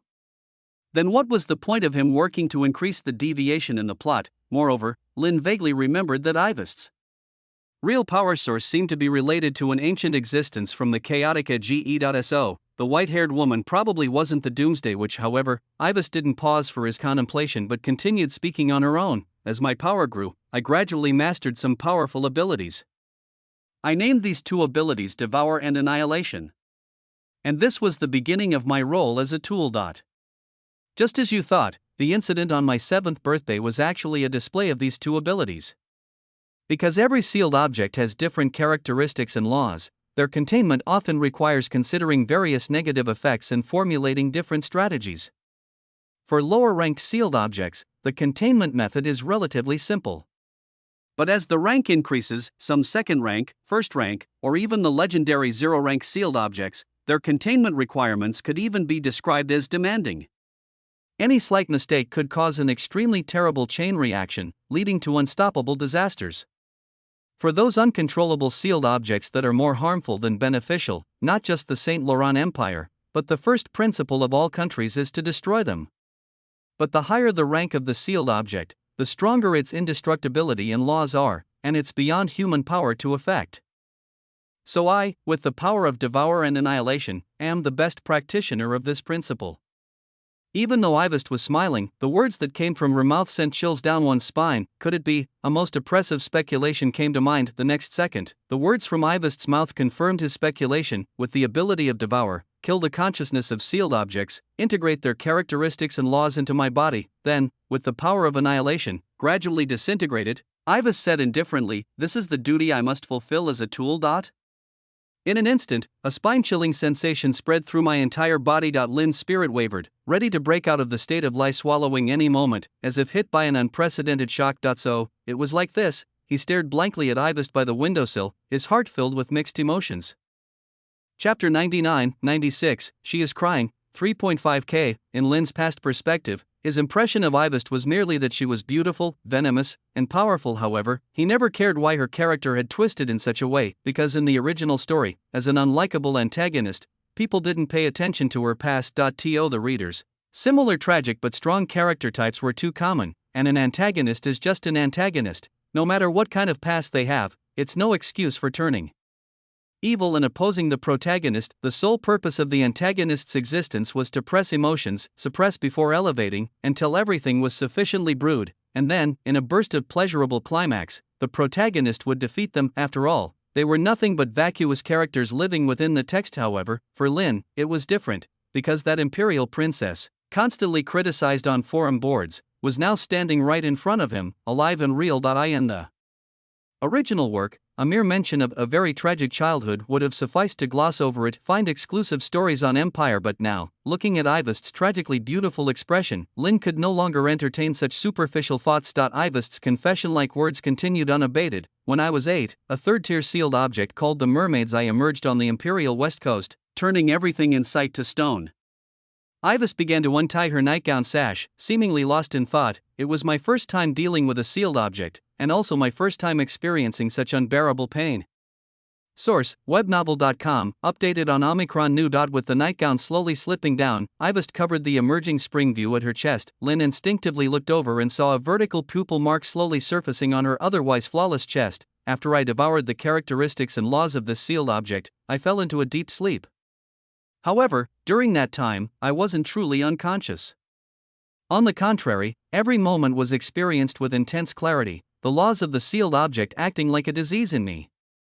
The petrifaction sealed my 5 senses and also my breath, making me feel like a drowning person sinking endlessly into the ocean, constantly suffering from suffocation. I wanted to struggle, to cry, but I couldn't even move a finger. Until, a month later. Listening to Ivest's recount, Lynn felt parched just then. Ivest, clutching her nightgown that could slip off any moment, set her bare feet on the soft carpet and then started aimlessly wandering around the room. At 9, my father brought a second-tier sealed object called the Tragedy Cocoon. She gradually approached Lynn. After I devoured its characteristics, I fell into an unprecedented deep sleep again. This time, for 3 months.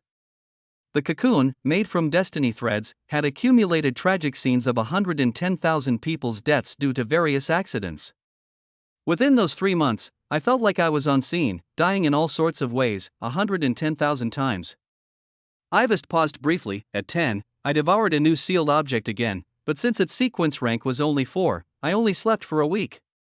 Also at the age of 10, at 11, at 13, at 16, at 17, under the influence of hypnosis, Lynn was simply the perfect listener and also the perfect secret keeper. Perhaps under the influence of alcohol, Ivest's consciousness was gradually relaxing. She treated Lynn as a confidant, exposing a side of her that she never shows in her everyday life, entirely to him. After all, after the hypnosis ended, he would completely forget everything. So, even if it was just for a very brief moment, being able to fully vent her painful memories was something. Lynn stood in silence from start to finish, unmoved and indifferent as if he were a wooden statue, not out of heartlessness, but rather because he didn't know what kind of facial expression to make at the moment. Sympathy for the pains that Ivest had suffered. He hadn't experienced even the slightest bit. To stand here and offer sympathy would be far too hypocritical. Anger. Lynn tried to make himself feel angry, but upon reflection, he found no reason to be angry on behalf of Ivest. After all, his goal had always been to escape from this woman. It was just unfortunate that his last-ditch effort had gone astray, botching everything. So now, he didn't know what future awaited him. Perhaps, watching over her as she confronted an unavoidable bait-in was a good option. Lynn felt his mind was in a bit of disarray. This was the first time he had seen this woman speak so extensively unnoticed. Ivest, who had been lightly strolling around the room, slowly walked back to the window. It was then that she finally concluded her recollections. Sometimes, I truly envy them, whether it's Helena or Felix, having had everything I've ever dreamed of from birth. Sometimes, I also wonder why they are different from me. Merely because of status?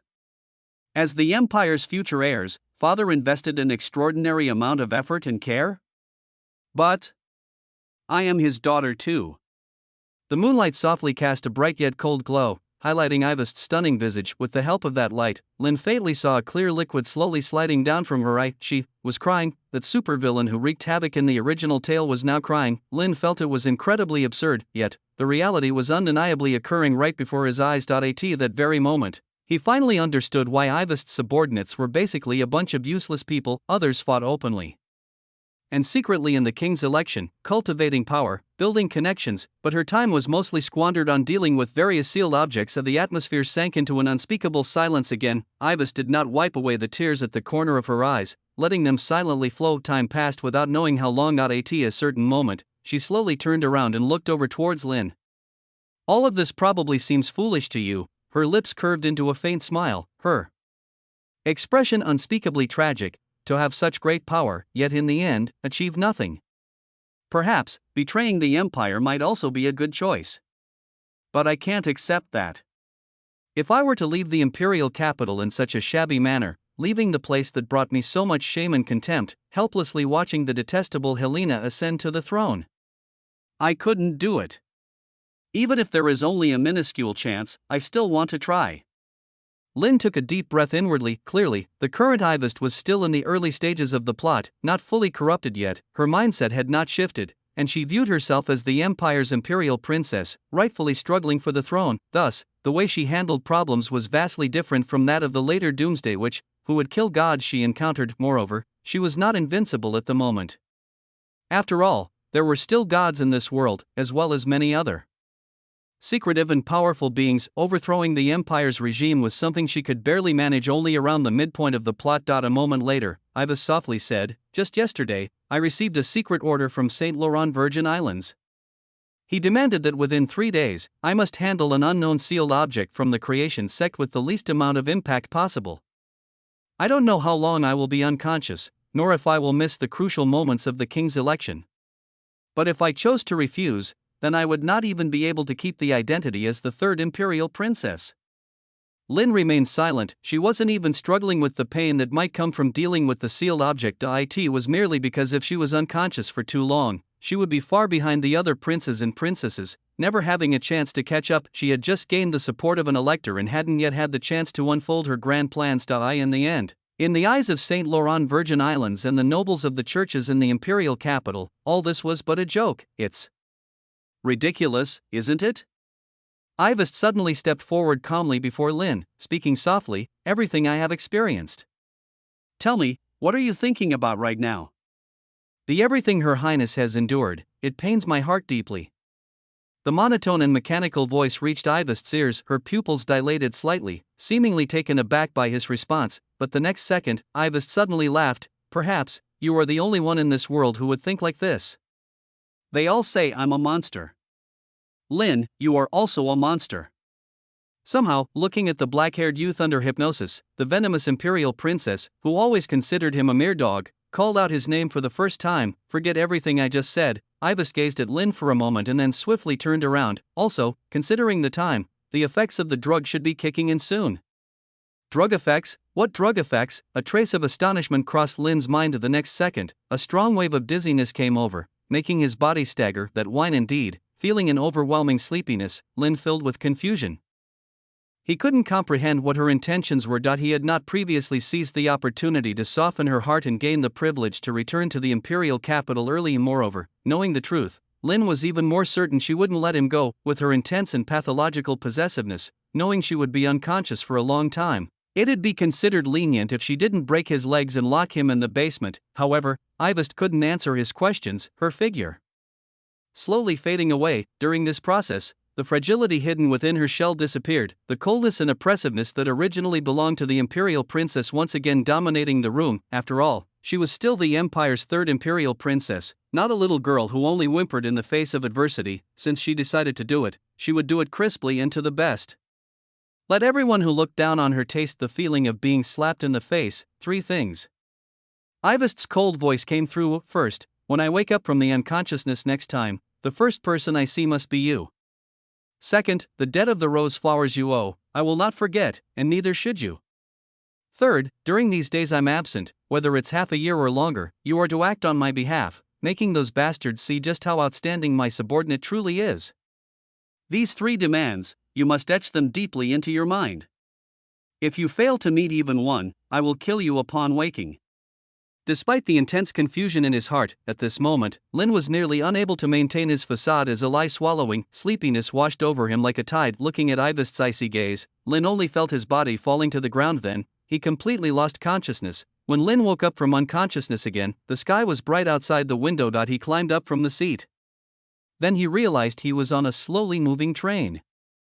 Chapter 197. Are you underestimating me too much?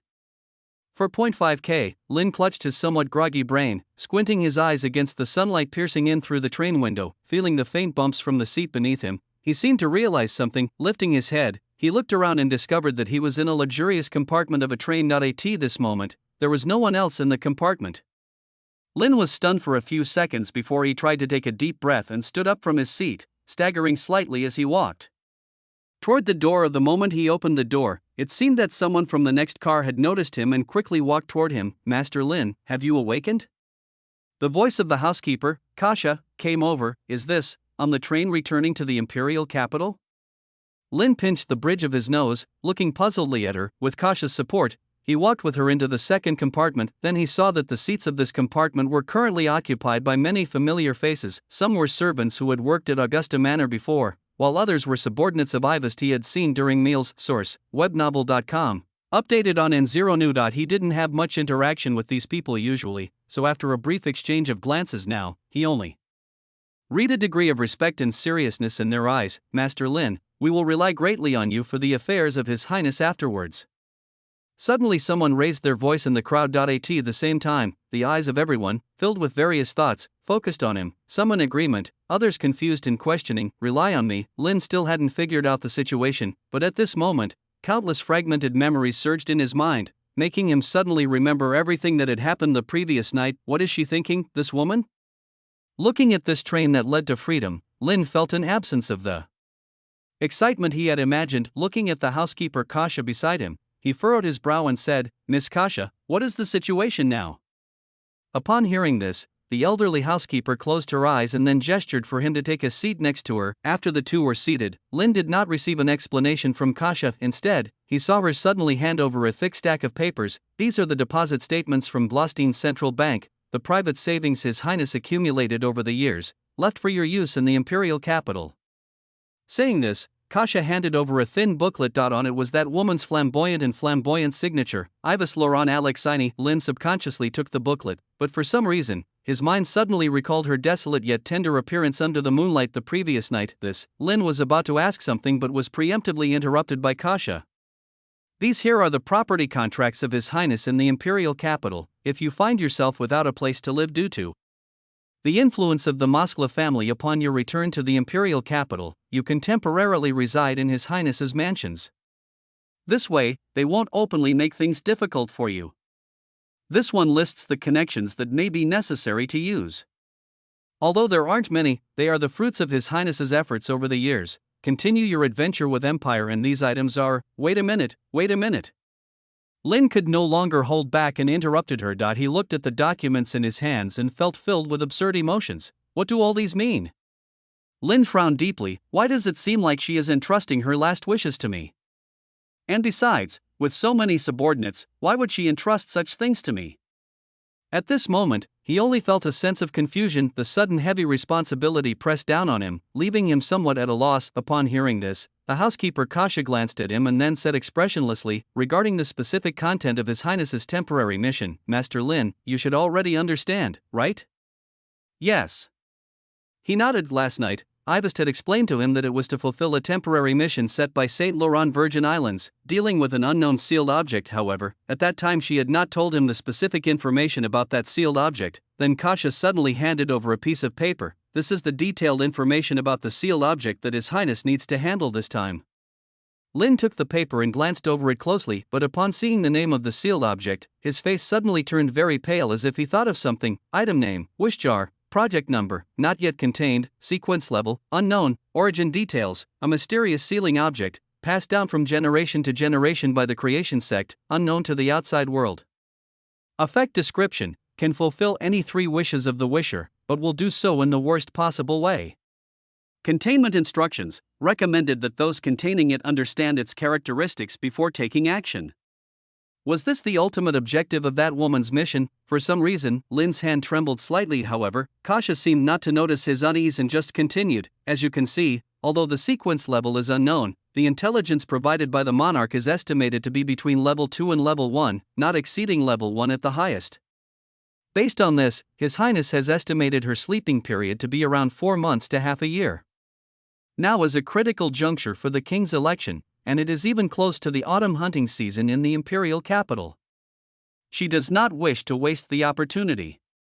Therefore, His Highness has decided to send some of her subordinates who are not adept at combat to the imperial capital in advance to lay the groundwork. Chapter 101-97. Are you underestimating me too much? 4.5k, _2 and you are Her Highness's most trusted choice, that's why she entrusted these people to you. What did you say? Lin looked up abruptly, staring at Kasha in disbelief. You are the one Her Highness trusts the most. Kasha's face was expressionless, as though simply stating a fact. You shouldn't doubt this. For it is what Her Highness personally told me last night. Suddenly, Lin clenched the report on the sealed object in his hands and slammed the table. Trust me? What a joke. This guy has always wanted to escape from you, this crazy, twisted woman, thinking about it day and night, losing sleep over it, and now you pull this stunt on me? And, do you even know what that sealed object represents? Recalling the plot from the original work, Lin finally figured out all the key points. Source, webnovel.com, updated on Omicron.0. Had the villainous imperial princess disappeared from the imperial capital for nearly 200 chapters after leaving, only to show up leisurely during the climax of the king's election when the second prince and others were defeated. With the span of time, that was nearly a year, he also finally understood why Miss Witch talked in such ambiguous terms when they last parted from the Pantheon. She not only asked him for the specific current date but also urged him to seize the one and only time she'd soften her heart and return to the imperial capital ahead of schedule. Lastly, she had him relay a message to Athia and the others. At the time, he felt something was off but lacked the crucial information to guess the truth. After all, Lin, although familiar with the original work, trusted the capabilities of this ultimate antagonist even more than she trusted herself. So from start to finish, he hadn't really thought of any negative scenarios, but upon seeing the name of that sealed object, Lin realized everything in an instant. That idiot St. Laurent Virgin Islands had given false information, because that wish jar, damn it, wasn't some level 2 or level 1 sealed object, it was level 0. A genuine level 0. Furthermore, a considerably terrifying demon resided in that jar, and although not in its complete form, it was undoubtedly a difficult foe. In the original story, the male protagonist and others were even pushed to a dead end and only overcame this crisis through a miraculous divine intervention. Otherwise, nearly half of the St. Laurent Empire would have fallen. From this portion of the plot, one could tell Ivest's mission was doomed to fail. Not only that, but it even resulted in the deaths of all her subordinates, and even she herself fell into a prolonged slumber. Upon waking, she underwent a radical change in temperament, even became somewhat distorted, which led to that disastrous plot in the imperial capital, and ultimately, she was defeated by the group of protagonists and confined in the icy waters of the northern prison. If everything were to follow the original plot, it should be like that. Wasn't this a complete tragedy? Lin's expression fluctuated, his mind seemingly preoccupied. Seeing him fall silent, Kasha didn't say anything but instead took out 2 items. These are from Athia for you. Kasha placed the items in front of him. Despite rejecting you, she still accepted the gifts, about which Her Highness has already lectured her. Staring at the pristinely maintained petite princess shoes on the table, Lin looked stunned. Then, a letter was placed before him. This is from Master Glaya, entrusted to me for you.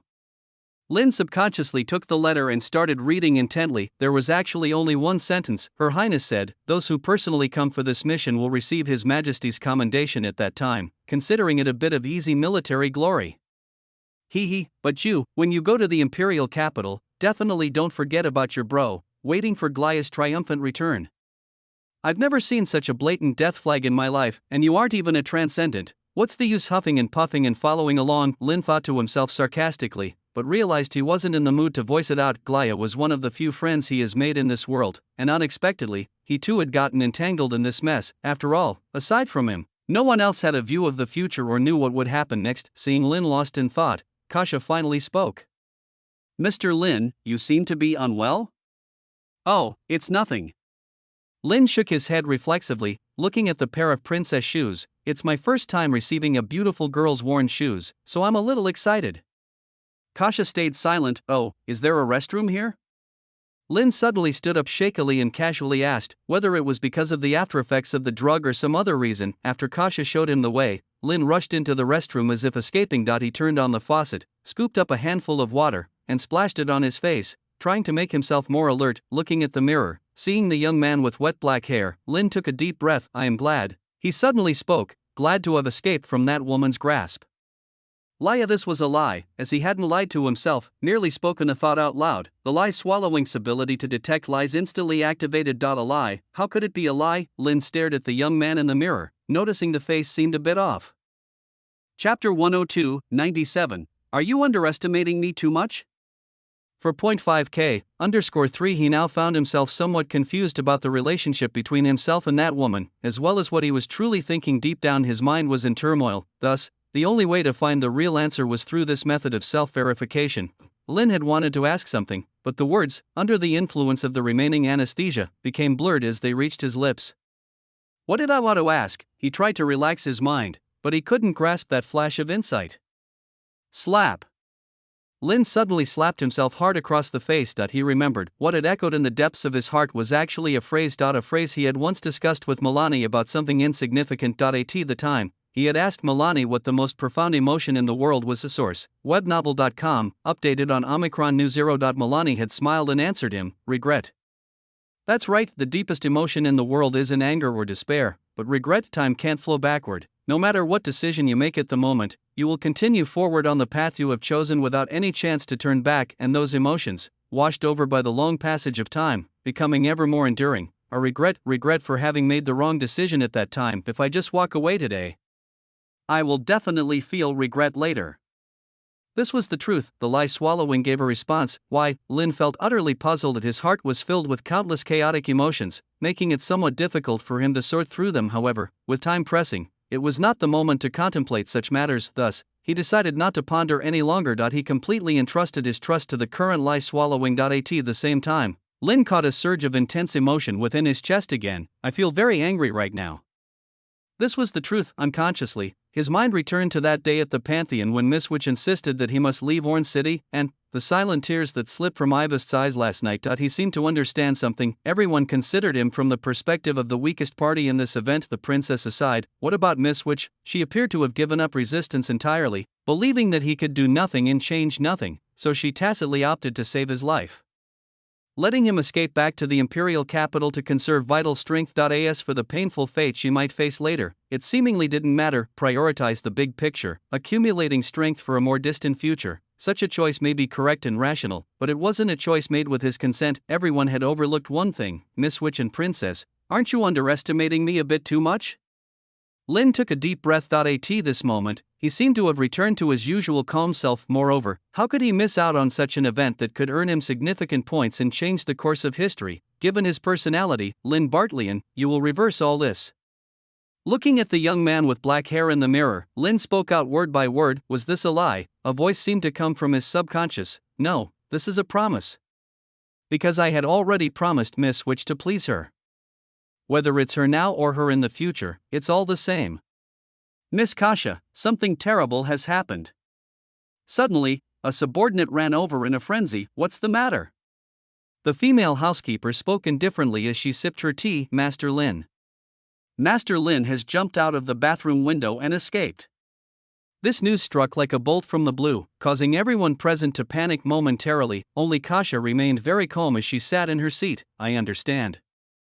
Also, go inform the train conductor that the train can proceed at full speed now. Chapter 103, 98. No one will die, I assure you. 5.5k, Your Highness, the entire Soren mountain range and the surrounding area of 20,000 meters are now fully under martial law. I'm aware.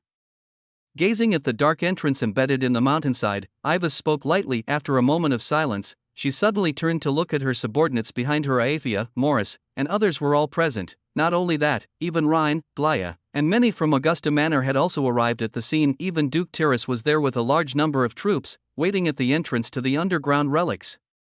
The purpose of everyone today was to complete the temporary mission assigned by St.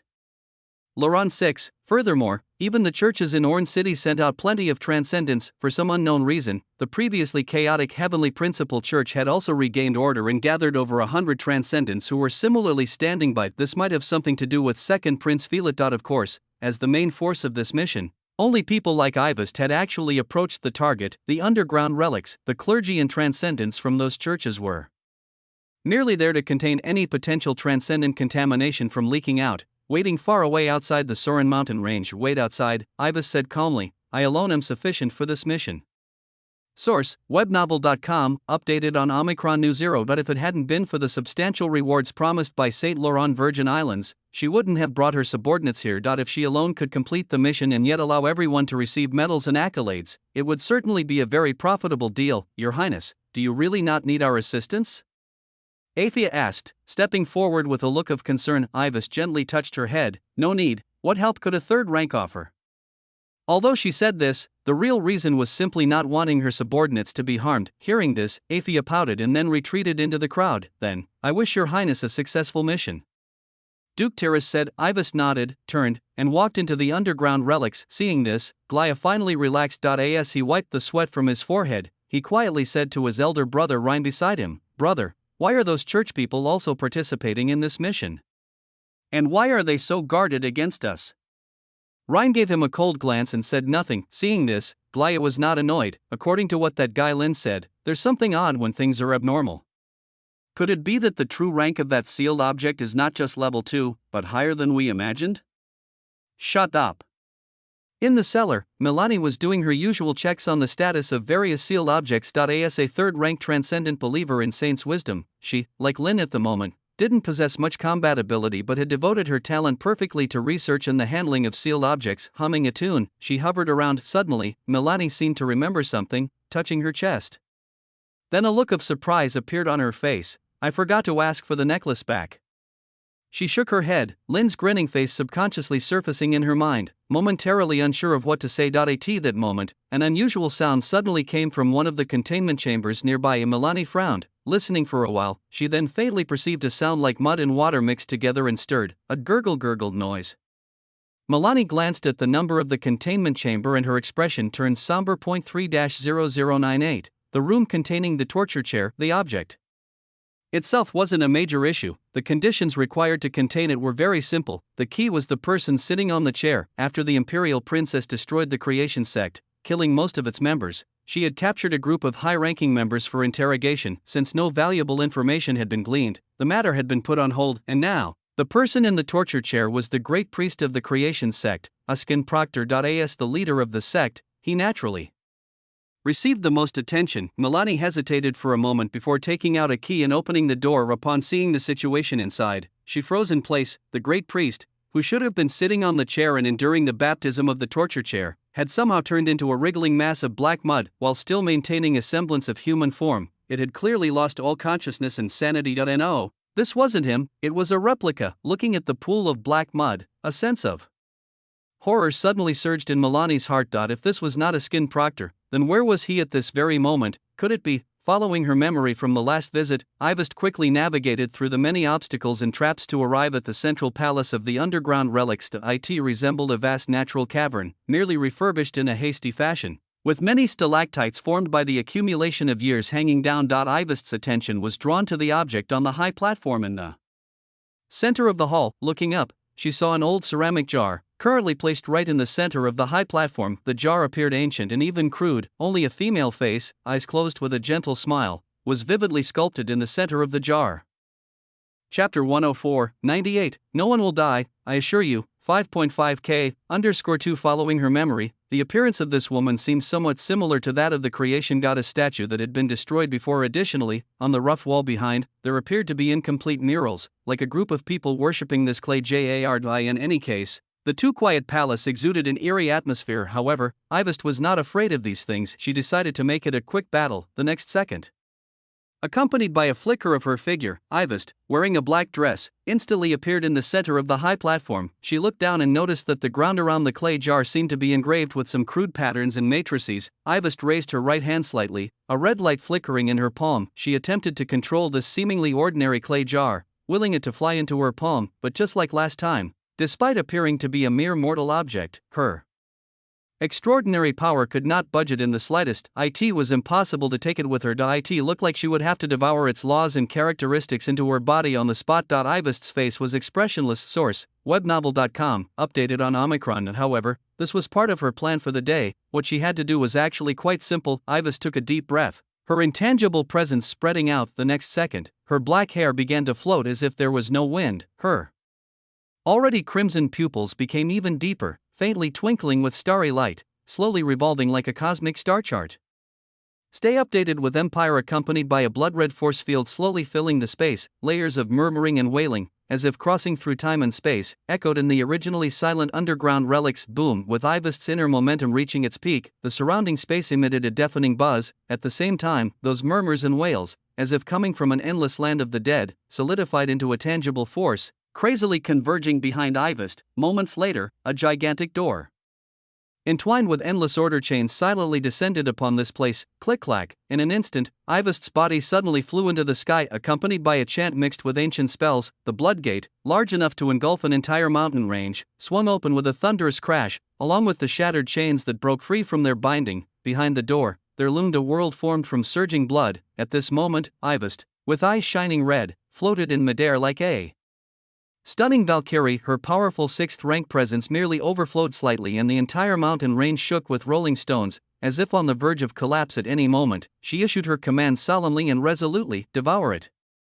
Amid the all-consuming wails and sobs, those bright red energies from the river of death abruptly converged towards the center of the door, like an inescapable black hole vortex bent on destroying everything. Under such frightening momentum, the wish jar that had appeared so antiquated and calm finally began to change. It, under such horrendous and intense tearing forces, began to shake unstably. Even the surface of the clay, already broken, began to crack open, gurgling as a sealed object. Its consciousness finally awoke, accompanied by a strange noise. The originally empty clay jar was now crazily overflowing with black mire, squirming as if intelligent, fleeing in all directions, trying to run.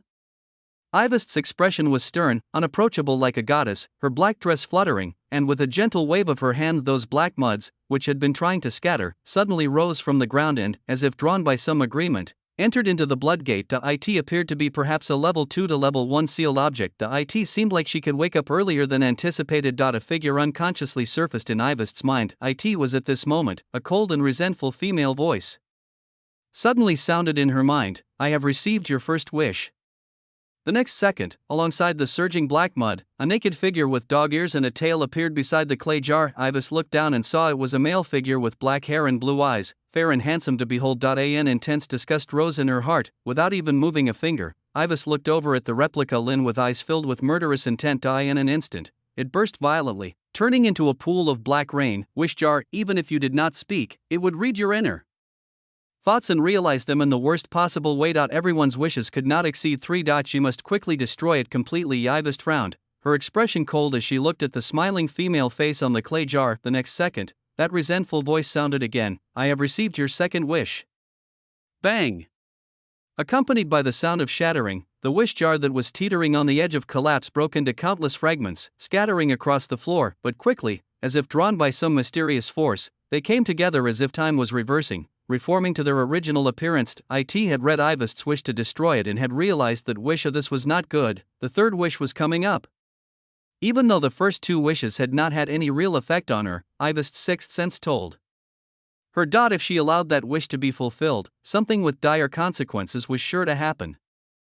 Chapter 105, 98. No one will die, I assure you. 5.5k. _3. The next second, she released her full power instantly, her formidable aura bursting forth once again, enveloping her whole being in an extraordinary power that blazed like crimson flames, resembling a deity descending upon the earth. The door of blood widened once again, its devouring gravitational pull tearing the land apart, breaking it piece by piece, accompanied by the intense sounds of collapse all around. At this moment, the wish jar could no longer resist the unreasonable powers of the evil princess, trembling as it flew towards the massive door in midair. But it was at this moment that Ivest suddenly noticed something unusual from a corner in the distance. A rapid and low chant faintly carried over: O goddess who creates all living beings, you are the convergence of all sentient wills, you are the immaculate mother of nature, you are the beginning and the end of life, you are. She instinctively looked towards the Corner. At this moment, a man with a parched demeanor, dressed in a tattered priest robe like a lunatic, was devoutly conducting an odd and sinister prayer ritual. Uskin Proctor, great priest of the creation sect, a fifth-rank legendary transcendent of the creation faith. In an instant, Ivest recognized the true identity of the man, yet, his chanting did not cease. They desecrate your revered name. Source: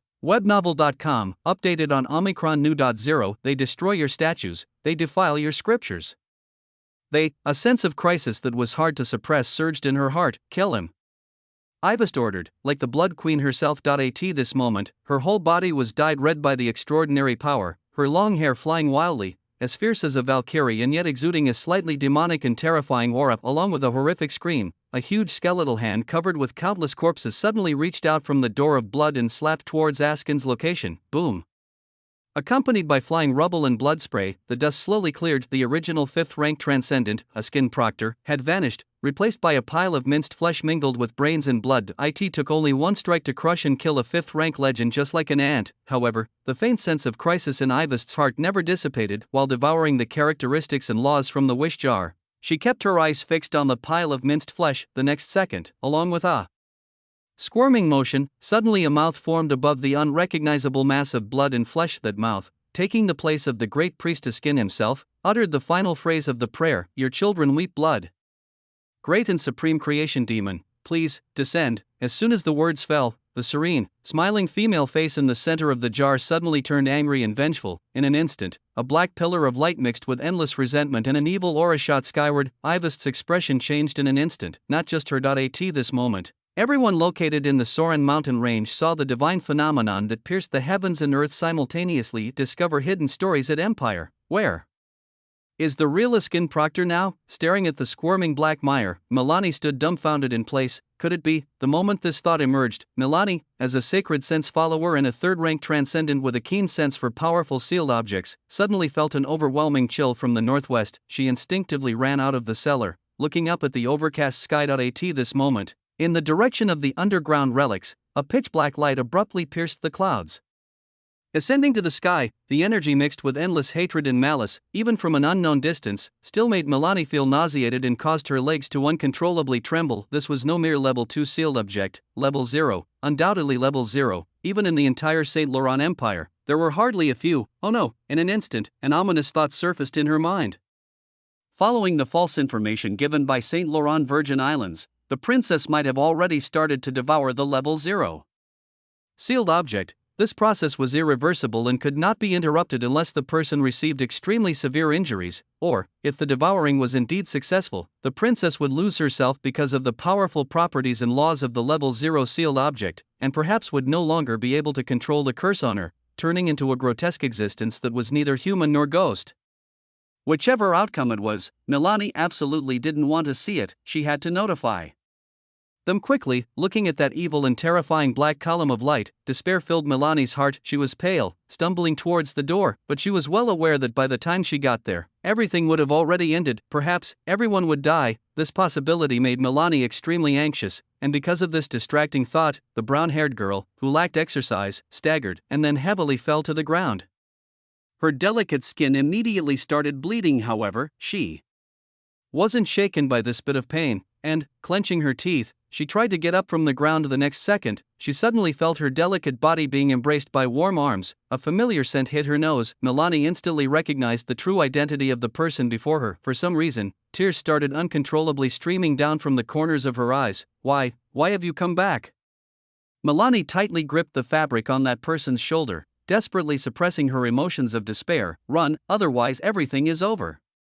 That is a level 0 sealed object. We've been deceived by St. Laurent Virgin Islands. Everyone will die. Although Ivest was extremely powerful at the moment, she was ultimately not a god. Or rather, even if it were a god, they definitely wouldn't dare to undertake such a rash action as devouring a level 0 sealed object. The inherent properties and laws, and even the strong contamination from some evil entities, would affect their condition. And now, Ivest, who was merely a 6th-rank demigod, was about to carry out this suicidal task with all her subordinates, under her biological father's deception. Thinking this, Milani forcefully pushed against the body of the young man holding her, trying to urge him to leave Orn City quickly. If they were any later, the fallout from the level 0 sealed object's rampage would be enough to destroy all the surrounding cities. Don't worry, Lin held Milani's delicate body in his arms. No one is going to die. While holding her, he walked towards the cellar. You don't understand what a level 0 sealed object truly means. Lin interrupted her, crying. No, I do understand. It is precisely because I have an unprecedented understanding of the current situation that I can make this judgment with such certainty. I wouldn't speak of things I'm unsure about. The things I say, I will definitely accomplish. Miss Milani, nobody will die, I promise you. 3 minutes later, after calming the emotionally downcast Milani, Lin appeared in a cramped confinement room. Ignoring the trembling doll beside him, Lin turned his gaze towards the ancient wooden box. In his view, dealing with the current crisis of the level 0 sealed object required roughly 3 steps in preparation. Give me a drop of Lin Bardlian's blood, I'll give you a gold coin. Looking at the words that emerged on the piece of paper, Lin took out a needle and gently pricked his index finger. In fact, he had been thinking for a long time, being trapped next to Ivest, how could he possess a trump card that could unleash powerful combat power in a short time? And now, this was the only answer he had come up with. After much thought, Lin bent down and wrote another line of small letters on the piece of paper. This time, he used his own blood. Give me a drop of blood from a high-dimensional demon, and I will set you free. Chapter 106, 99 Bargaining with the Demon. If gods are the beings that stand atop the clouds, gazing down upon the world with eyes full of compassion, then in contrast, demons are the race that brings endless warfare and calamity to this continent. Like humans, they too have various nations and settlements, but they are rife with chaos and evil. And even cannibalism and fratricide are not uncommon within the realms of demons. This is a group of evil beings born to disrupt order and destroy everything. Naturally, at the pinnacle of such an evil species exists the gods' mortal enemies, high-dimensional demons. Different from the transcendent path of humans, these are powerful creatures that draw their strength from various negative emotions and practices like plundering and devouring, including many who could rival the might of gods. They emerged from the very first era of chaos, residing in the demon abyss, bringing contamination and curses to the world, eyeing all living beings with predatory intent. And the battlefield within the southern territories of the Saint Laurent Empire was established to fend off such terrifying beings. Invasion. Lin took a deep breath as he looked at the words he had written on the scrap of paper. It was the last trump card he could think of. His own strength was too weak, with no time to grow. To turn around this most desperate of situations, he would need to resort to some extraordinary measures. Source: webnovel.com, updated on Omicron 0. The greed magic box before him, then, was a deeply hidden clue. From the first time he laid eyes on this sealed object, Lin had conducted very thorough research, and after reading the report on the seal, he had even guessed at some of its origins. According to Ivest, it's highly likely that this wooden box has existed since tens of thousands of years ago, from the era of chaos that was an age before even gods and demons had been born, when the entire continent was in a dark and ignorant era, with transcendental characteristics rampant and laws running wild. Any creature that lived at that time was a monstrously strong and twisted being. So Lin turned his attention to it. If you truly come from the era of chaos and have been making deals with various entities since then, you must have accumulated the blood of many powerful creatures. Lin wasn't thinking about obtaining a drop of divine blood. Given its evil and chaotic nature, it probably wouldn't want to attract the attention of the gods. And naturally, it wouldn't strike a deal with such beings. Besides, he was now a god forsaken. Even if he managed to obtain a drop of divine blood, which god would bestow power upon him because of this? And then there was Ivest. If it wasn't for the influence of the world's corrective forces, she was doomed to die at the hands of the original male protagonist. The gods couldn't wait to kill her now. So the possibility of praying to the so-called compassionate gods was non-existent. If they truly watched over the world, then why, when the heavenly principal church in Orn City was sucking the blood and marrow from their people, did they not descend divine punishment and execute all of these traitors? Therefore, he could only seek a deal with the greedy and cruel demons. You could help me, couldn't you? Lin stared intently at the blood-written words on the piece of paper, wondering if anything would change. However, as time ticked by, not a second seemed out of place. Minutes passed, and the paper remained as before, but this made Lin breathe a sigh of relief. If the greed magic box truly decided to reject him, it would refresh the deal and reset the blood-written words. The fact that it seemed to have frozen suggested it was deep in thought. After a moment, the greed magic box finally responded, and this time, the content that surfaced on the paper was utterly unexpected. Okay. Lin's heart raced slightly as he read the humanized phrasing on the note, as well as the format that was different from all previous transactions. It seemed that the intelligence contained within the greed magic box was far higher than he had imagined. When he had tested it before, the responses it gave were mostly feints. It had pretended to be weaker because it saw no hope of regaining its freedom, but this time, when Lin genuinely desired to make the trade, it seized the opportunity in an Instant. Was it good or bad for the world to prevent the arrival of one demon by releasing another? But Lin had no interest in considering so much at the moment. Snap! With a crisp sound, the next second, a transparent crystal the size of a fingernail suddenly appeared within the narrow wooden box. Your adventure continues at Empire. In the light of the containment room, Lin saw what appeared to be a pearl-like drop of purple blood sealed inside the crystal. He wasn't sure if it was an illusion, but he faintly felt that the drop of blood trembled slightly as if with the heartbeat of some entity. After staring at it for just a brief moment, Lin felt dizzy and heard a roar mixed with anger and madness in his ears, which instantly stirred an uncontrollable irritability within him. At the same time, the writing on the note changed again. This is the blood of Kushistan, the king of cruelty. Lin Bartleyan, it is your turn to fulfill your promise. Boom! With a thunderous noise, a pillar of light that pierced heaven and earth shattered the underground relics in the mountain range, shooting straight into the sky. Ivest, hovering in the sky, instinctively wanted to teleport backward, but the visages of those subordinates waiting outside flashed through her mind, and, gritting her teeth, she remained as anchored in midair. Meanwhile, the door behind her that flowed with the blood of the river of the dead also expanded to its limit. An overwhelming force of tearing and attraction tried to pull the wish jar through the door. Unfortunately, after the great priest of skin paid the price of his life to complete that evil prayer ritual, the course of events began to spiral out of control like a runaway horse, going beyond everyone's expectations. At this moment, the wish jar hovered in midair, emitting a black radiance like a divine miracle. Furthermore, the once smiling woman's face abruptly turned malicious. The jar's tightly closed eyes also began to slowly open as its power climbed, and two trails of black tears streamed slowly down from the corners of the eyes. As if, mourning and hating the tragic end of its own devotees, for some reason. As she gazed at that hate-filled female face, Ivest's expression became momentarily dazed. The next second, the voice she absolutely did not want to hear echoed again in her mind. I have received your third wish. Now, I will destroy this kingdom for you. The voice was as cold and resentful as ever, but this time, it mixed with a trace of humanization that had not been there before. Gurgle, gurgle, gurgle, gurgle. The dense and viscous sound of bubbling suddenly drowned out the delirious mutterings and wails that belonged to Ivest. The once compact wish jar now astonishingly overflowed with a massive quantity of black mire spilling wildly from its opening. Upon contact with the air, the black mire expanded instantly, and in just a brief moment, it became a black sea capable of engulfing the entire underground relics, propelling itself in all directions with an overwhelming force. Chapter 107, 100 The Youth's Fury. Damn it! Princess Ivest's complexion turned extremely unsightly in an instant. She was certain that she had not harbored such a dangerous wish just now, yet it seemed as if the wish jar had twisted her subconscious, guiding her to entertain such thoughts. As she stared at the continuously surging black sludge, Princess Ivest wielded her crimson extraordinary power in an attempt to annihilate it within the underground relics.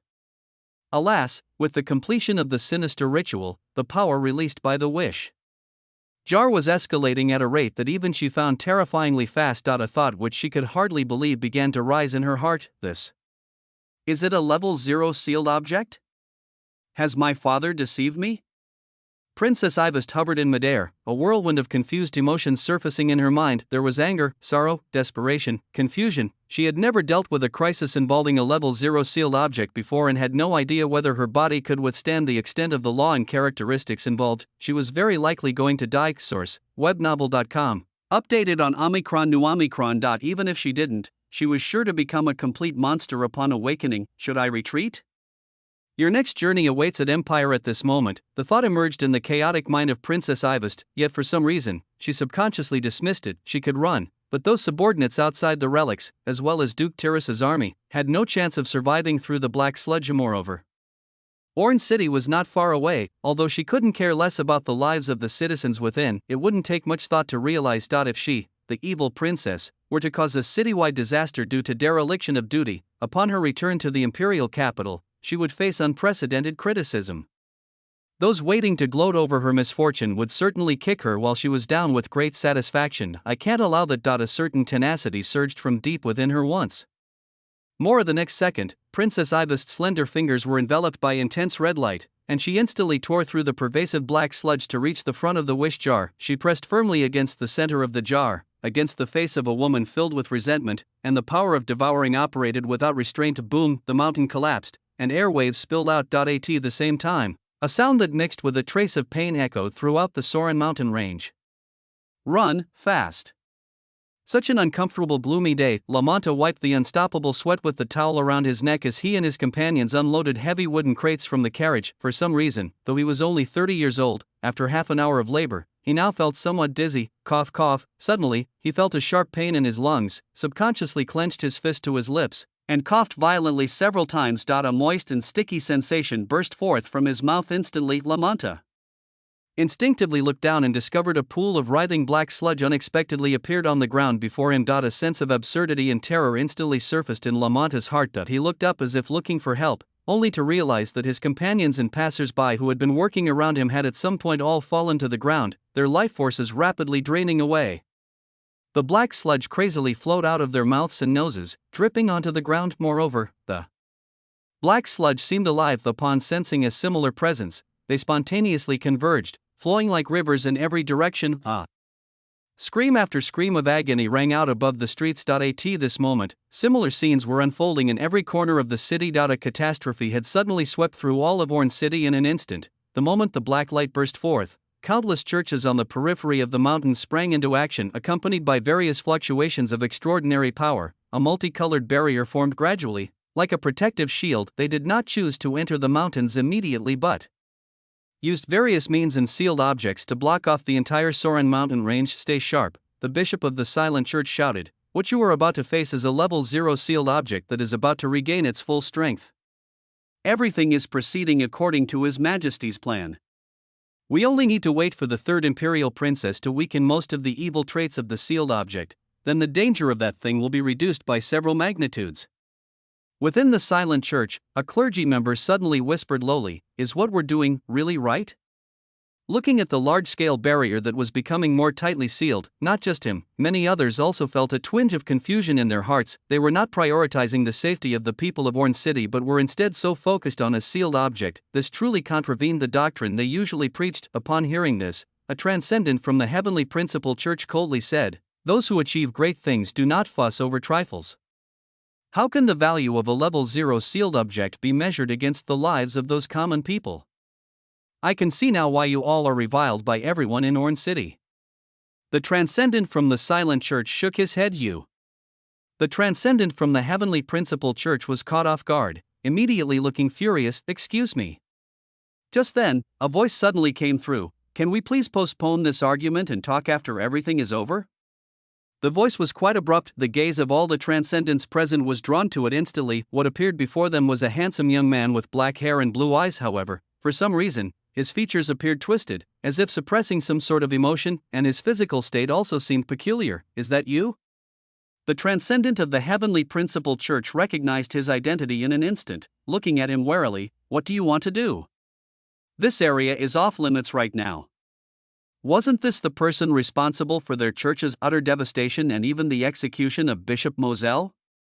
Sensing the gaze of the transcendent from the heavenly principal church, the black-haired young man seemed to suddenly remember something he had always forgotten to do. Next, he took an action that was beyond everyone's expectations. Under the scrutiny of all present, the young man extended his index finger as if counting and began ticking off the transcendents from the heavenly principal church one by one. 1, 2, 3, 4, what are you doing? At that moment, the leading transcendent of the heavenly principal church asked in a frigid tone, stepping forward to demand an answer. But the young man did not respond to his words and continued counting. The atmosphere became somewhat eerie. Everyone was unsure of what was happening and could only remain on high alert, witnessing his bizarre behavior. 98, 99, 100. After a pause in counting, the young man slowly stopped, a smile that was difficult to decipher spreading across his face. Then, he began to speak honestly. The young man spread his arms as if to embrace them, including Bishop Moselle. "The whole heavenly principal church has always been the epitome of providing a pillow to someone who's falling asleep for me. How can I not love you people like that? But right now, there's something more important I need to do, so if you'd excuse me, please step aside." "What on earth are you ranting about?" Lin, the transcendent from the heavenly principal church, was about to say something when a voice suddenly echoed through the mountains, interrupting him. "Run, fast." The voice was tinged with chaos, as if undergoing tremendous pain at that moment. It was the voice of Princess Ivest, the third imperial princess. Instantly, a surge of intense murderous intent swept across the field, chilling everyone to the bone as if they were about to be slaughtered in the next second. They instinctively looked towards the source of this violent emotion. "Get out of the way." For some reason, the young man's expression suddenly turned fierce and angry, as if he could barely hold back some kind of evil power. You're in my way. Chapter 108, 101, Lin. Thanks to League Master Xiao Lizi Li. Run! Run! As the agonized voice echoed through the mountain range, a group of subordinates gathered outside the underground relics abruptly lifted their heads to eye in all their eyes. There simultaneously appeared a look of disbelief. That voice, was it Princess Ivest? A ludicrous thought suddenly emerged in everyone's mind. In their belief, Princess Ivest had always been a powerful and fearsome being, authoritatively majestic, with a gaze sharp as a knife. She easily suppressed even the extreme cult uprisings that proved very troublesome to them. Even fifth-rank legendary transcendence couldn't last a few rounds in her hands. To them, she was the invincible embodiment. But only those like Aphia, who were always by her side, knew what price had to be paid for such extraordinary power. After each devouring of a sealed object, Princess Ivest would wake up even more terrifying. At times, even her personality became more radical and irritable. This made people from the outside world fill with disgust and fear towards her. Source: webnovel.com, updated on N0new. Only a few close to her would occasionally entertain the thought, the princess is so pitiful. Therefore, at this moment, when Ivest's voice resonated through the valley, the subordinates from Augusta Manor instantly decided to follow her command. If a sixth-rank demigod couldn't handle the crisis, what was the use of them staying? Only Aphia, upon hearing the suppressed voice filled with chaos and pain, instantaneously shifted into her cat form, leaping forward wanting to jump into the underground relics. In the next second, dark shadows transformed into silken threads that trapped her hind legs, binding her in place. Don't be impulsive. Morris's brow furrowed tightly as he loudly called out, as if sensing something, but the princess, Aphia, wanted to say something else. However, in the next second, along with a chilling breath of despair that came through, damp and muddy darkness surged forth like a geyser, gushing out instantly. The endless black mire, feeling the presence of so much life, seemed to develop an emotion similar to joy. Sensing the existence of Duke Tyrrus and the thousands of soldiers behind him, it rushed over in a frantic competition. Everyone, get into defensive formation.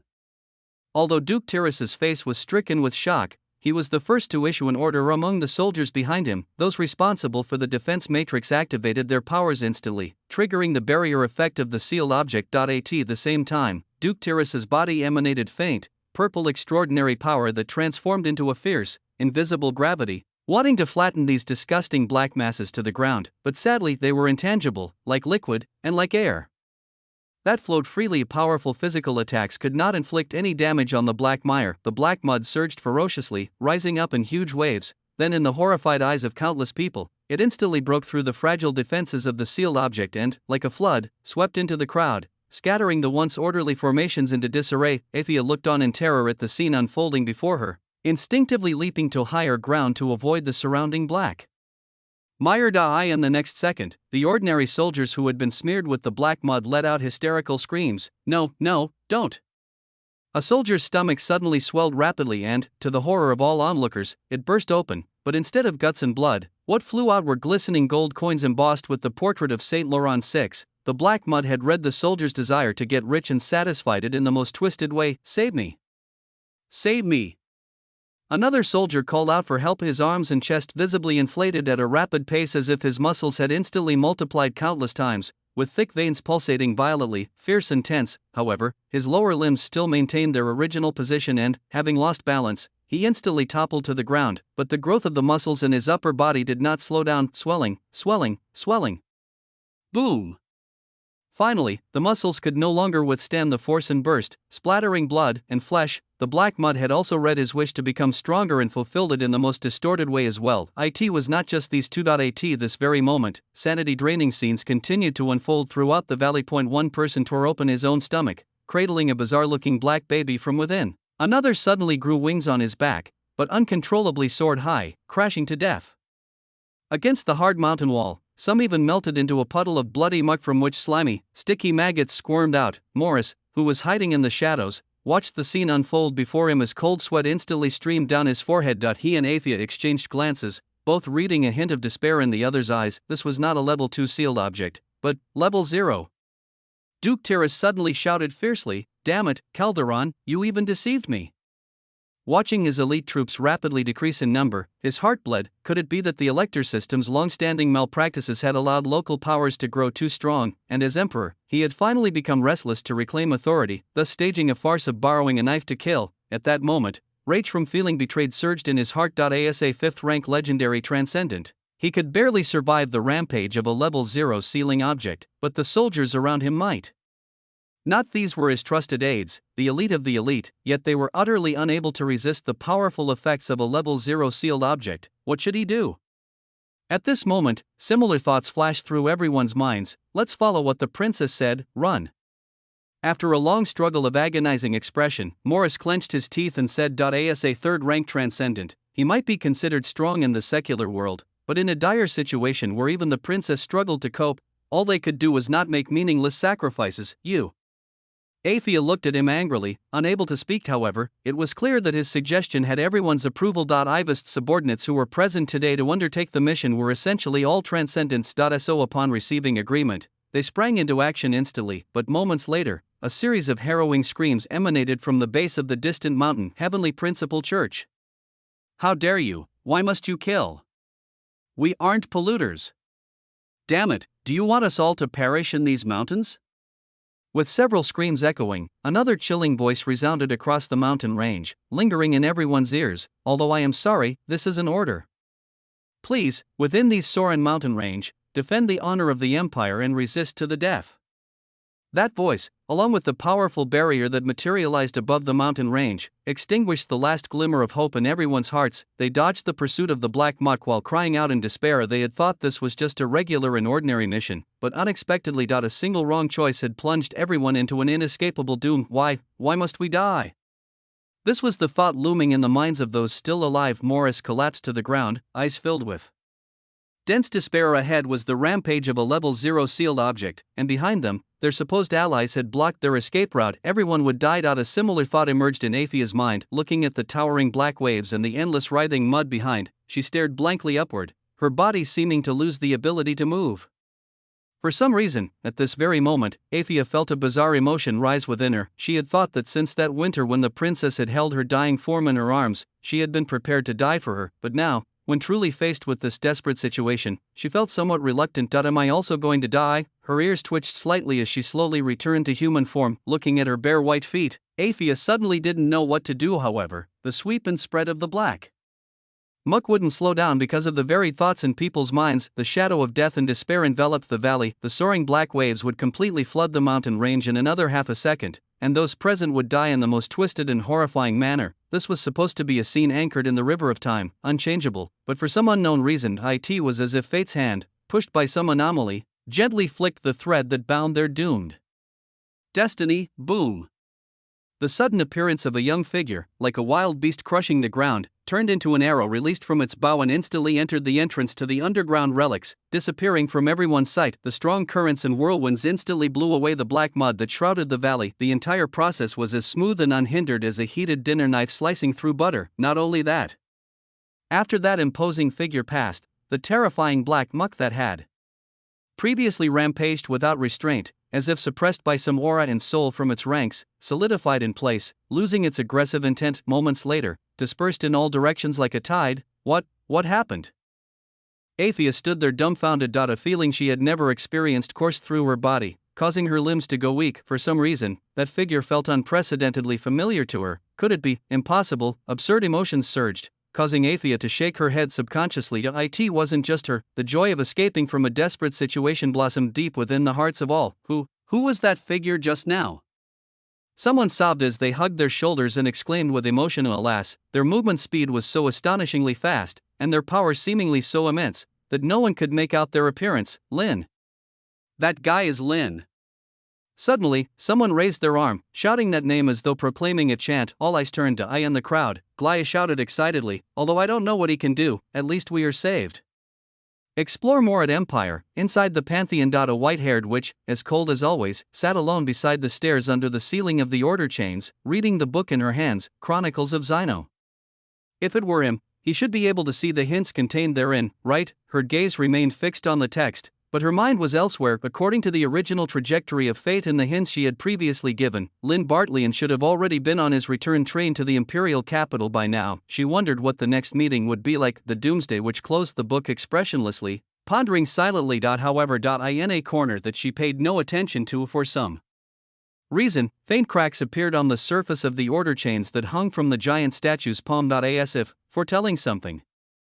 Chapter 109, 102. Good night, Your Highness, for K. Inside the underground relics. As the space quivered and the air surged, the already unstable mountain began to collapse. Ivest's 10 fingers radiated a captivating crimson glow, like sharp claws dripping with blood, fiercely piercing the surface of the wish jar. At the same time, the power of devouring inside her operated at full capacity, stealing attributes and laws from this powerful level 0 sealed object every second. However, as the devouring progressed, Ivest's complexion grew increasingly pale. The intense pain swept over by the sealed object's characteristics spread throughout her body, causing her to tremble uncontrollably. This object, it was the most problematic sealed object she had ever handled. Having only devoured a small part of its power, Ivest felt like she was about to pass out, yet, with brute force, she still inflicted visibly detectable damage upon this supposedly indestructible sealed object, accompanied by the sound of fine fracturing. Slivers of cracks spread in all directions. Ivest bit down on her silver teeth, suppressing the moan that was on the verge of escaping from deep within her throat. Her body swayed, nearly unable to maintain levitation. The platform below, originally submerged by the black mire, now seemed to boil and quake due to the clash between these two formidable forces. Crack.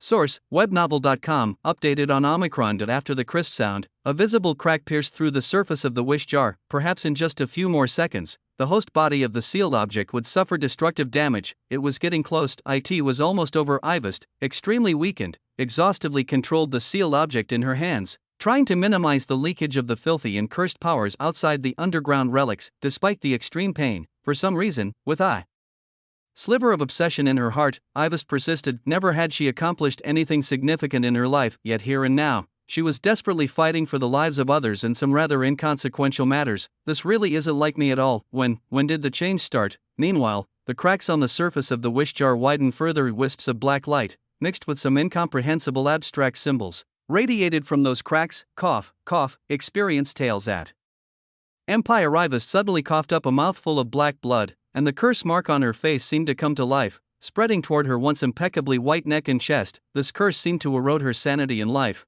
constantly enticing her to fall into the abyss of evil. It was almost over. Everything was about to end, although she could still sense the destructive power contained within the level 0 sealed object. Ivest murmured to herself. Suddenly, a familiar voice rang in her ears again. Do you not wish to live? It was the voice of the life form residing within the sealed object talking to her. The next second, the boiling black mire beneath her suddenly twisted and trembled. After a rising flurry, a female face appeared in the center of the mire, similar to that on the surface of the wish jar. No, she was the creation goddess worshipped by the creation sect, but according to the great priestess Skin, her real identity was actually a demon, the creation demon. The female face that emerged on the black mire was colossal, almost as if it intended to fill the entire underground relics. Do you wish to die? Gazing up at Ivest in the sky, her voice was full of confusion as she asked the question again. Whoosh! A flash of red, and a massive blade formed from the river of the death flowing from behind the blood door, cutting through space as if teleporting, slashing across the face of the creation demon. The face was rent into two instantly, but all these were mere projections formed of the mire. Shortly thereafter, a stream of black mire hovered midair and coalesced into a shapely female figure. She looked down from above at the agonized Ivest. You are strong. If it really came down to a fight to the death, in my current state, the odds are not in my favor against you. However, you chose the most foolish method, actually thinking of ingesting the level 0 sealed object that hosts me. Was it to prevent me from bringing disaster to this nation? Ivest still did not answer her question. Her complexion was pale at the moment, blood dripping from her mouth, a far cry from her usual cold composure. Still, she did not cease the movements of her hands. I see. Instantly reading a trace of her thoughts, a mocking smile appeared on the creation demon's face. Endowed with such tremendous power, yet you willingly become a tool. Your foolish thoughts, they match the suffering you've endured along your way. Your heart should be filled with intense hatred, but why do I not sense any desire to destroy everything from you? Let me guess, is it because you've suddenly found an inexplicable hope? Is it because of a man? Whoosh! The crimson greatsword once again cut through space, slicing through massive mountainsides, flattening several peaks in the distance, but soon, the creation demon again solidified a black entity. All her power was now retained within the wish jar, confronting Ivest herself. Chapter 110, 102 Good night, Your Highness, for K_2 but because of her foolish strategy of trying to forcibly devour him in one bite, it was now his side that had gained the upper hand. Women, the least trustworthy things in this world are those filthy men, said the creation demon, a resentful expression emerging on his face. In the end, all the power you can rely on is not as important as your own strength. This is ultimately a world where the strong prey upon the weak. Looking at the extremely weakened Ivest, the creation demon really wanted to kill her. Not only had he not eaten the 300,000 live human sacrifices needed to recover his power, but he was prematurely awakened by that foolish skin, bringing everything to the worst possible situation. So for now, he must first deal with this foolish yet powerful woman. And what demons excel in most are enticing humans into corruption through various wicked and cunning means. Let's make a deal. Accompanied by a surge of invisible force, the demon with the voluptuous female form suddenly spoke with a voice full of temptation. That voice seemed capable of stirring the deepest desires in a person's heart, fully capable of shattering one's remaining sanity. With your strength, I believe there must be a place for you among the future divine. He wandered in the air, circling the struggling Ivest holding onto the wish jar, and I, once a high-dimensional demon, have fallen to this state due to being hunted down. If you allow me to devour a sufficient number of human souls, then I can recover to my peak in an extremely short time. So, let's join forces. Source, webnovel.com, updated on Omicron New. Don't you want to become the empress of this country? Once the two of us have power that can destroy all order, that wish will simply be within reach. Then you can kill whoever you want, change whatever you want, and there will be no one who dares to defy you, I promise you. As he spoke, the female demon floated in midair, tenderly embracing Ivest in her arms. This should have been an infinitely beautiful scene of sisterly love, but the next second, a silent, crimson sword light decapitated the creation demon. Moments later, the demon in the form of an enchanting woman reappeared. However, this time, strong fury was evident on her face. Foolish thing. The creation demon's face twisted, seemingly hysterical. Even now, do you still refuse to let go of that ridiculous hope? Knowing that he has already boarded the train to the imperial capital, knowing that it is impossible for anyone to come to your rescue, why? Why do you still act insane enough to destroy your own body to stop all this? Her shrill voice echoed within the vast underground relics, but this time, the usually silent Ivest finally spoke up. Even though her face was pale to the extreme, and her body seemed to sway, a faint smile appeared on her face. All those things you're talking about, I knew them a long time ago. Day after day of despair, suffering various tortures in her slumber, the seemingly endless darkness offered no glimpse of an end. There never was, and there never would be someone to lend her a hand. No one would come to save her. Ivest had known these things for a long time. Even now, she didn't harbor any of those ludicrous, fantastical thoughts. The flicker of hope that remained in her heart was never about the present, it was about the future. Ivest was well aware that she would suffer unprecedented trauma this time, and perhaps wouldn't wake up for a year or two. Her whole being would be tormented over and over by the sealed object's trait core until she broke. But when she opened her eyes again, that guy who always created miracles might be by her side, boastfully showing her the big events that occurred over the 1 or 2 years. Like a child bragging about mischief, she would be truly speechless with surprise. Thinking of this possibility, for some reason, Ivest suddenly felt a sense of anticipation for a future that should have been hopelessly dark. Perhaps, amidst the endless torture and pain, as long as there was hope to cling to, no matter how fragile and trembling it might be, it was enough to keep her sane. Humans are such contradictory and strange creatures. She used to hate her duty as a mere tool so much, but now, Ivest suddenly hoped for the sleep to come quickly, even wishing to skip straight to a year or two later to see what the scene by her side would be like then. Of course, there might be other possibilities. For instance, after that guy returned to the imperial capital, he turned and joined the fold of another prince. Although the outcome would surely infuriate her, upon careful reflection, it was an interesting turn of events. When the time came, it could be like a cat and mouse play again, watching that lovable and infuriating guy kneel on the ground, crying and begging, "Master, spare my life." After all, reality may be harsh, but the future was promising. Clack, clack, clack. The next second, accompanied by a dazzling red light reigniting on Ivest's body, it was as if she was enveloped in a slowly blossoming rose, beautiful and powerful. Enjoy more content from Empire. The wish jar in her palm had resisted stubbornly for far too long, but ultimately could not withstand her overwhelming force. Crack. Along with a wave intermixed with black light, the human face on the jar let out a sharp screech of pain, then it shattered with a thunderous crack. The intense black light turned into a sea, exploding as if ready to swallow everything, and in the center of this formidable force, a trait core composed of endless abstract symbols was finally exposed to the air. This was the true power resulting from the fusion of the wish jar and the creation demon. It was the sole purpose of Ivest's mission. She intended to devour it. In an instant, the power of the creation demon surged, plunging into the core trait. At the same time, a resentful voice filled with endless malicious thoughts sounded again. If you want to devour, then I will let you have your fill. But when that time comes, will you still be yourself? Ha ha ha. A level 0 sealed object was already extremely powerful. What if it included a former high-dimensional demon? If this foolish woman truly intended to ingest this core trait, it wouldn't be the worst outcome. Her body was an excellent vessel, capable of sensing a powerful and ancient aura, albeit its origins were unknown for the time being, though it might take a long period after being devoured by her. With the former standing of the creation demon, it was not impossible to completely erode the woman's consciousness. By then, it would descend upon this world once more, in the guise of Ivest Laurent Alexini. Looking at the trait core speeding towards her like a shooting star, an imposing look suddenly appeared on Ivest's pale face. I am always myself. She reached out towards the approaching meteor, the third imperial princess of the Saint Laurent Empire, Ivest Laurent Alexini. Watching the core trait drawing nearer, and with her body and will on the brink of collapse, Ivest felt an unprecedented calm. It was as if she had a perceptual illusion. In this instant, her gaze seemed to traverse unfathomable spans of time, catching a glimpse of a corner of her predetermined fate, the magnificent hall, the divine seal, the white-haired woman bound in chains, and her eyes, tranquil yet resigned, along with a solitary and tragic indeed. Is this my fate? Somehow, Ivest did not feel despair. If this is my predestined path, then I accept it. Good night.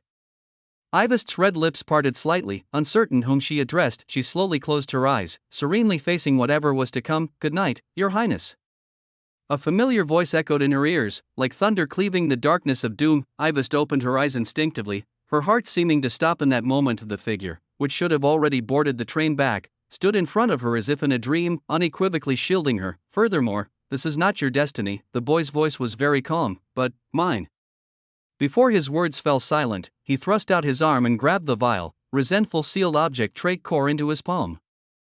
Chapter 111, 103, Feeding the Demon with One's Own Body, 3.5k, Buzz, 4,000 of years. The usually silent pantheon suddenly resonated with a strange buzzing sound. The Doomsday Witch, who sat on the edge of the steps, seemed to sense something and unconsciously looked up inside the magnificent pantheon. Those order chains that hung down like threads, for reasons unknown, began to tremble as if in unison. Her gaze swept over the chains, puzzled. They were formed by the laws and divine power. She was then shocked to find that the normally indestructible surface of the order chains had unexpectedly developed cracks that glowed faintly. Those cracks, as if under the influence of some invisible force, began to spread across the rough surface of the order chains. Crack. Enjoy exclusive chapters from Empire. It was unclear which deity had forged the first set of order chains that emitted a cry, as if on the verge of shattering. Crack, crack. Crack. It seemed that with the first crisp sound as a signal, the rest of the chains reacted in a domino effect, bursting apart one after another. The statues appeared unable to withstand this level of breakage and began to teeter precariously. Then, at an indescribable moment, source, webnovel.com, updated on Omicron. Bang. Accompanied by a crisp echo in the vast hall, countless chains exploded into specks of light, raining down like a shower onto the floor. The entire pantheon seemed enveloped in a multicolored rain. It was breathtakingly beautiful. The Doomsday Witch stood up from the steps without knowing when looking at the mostly shattered order chains on her body and the surreal surroundings. Her usually cold and calm eyes were now filled with uncontrollable shock and confusion. What on earth had happened?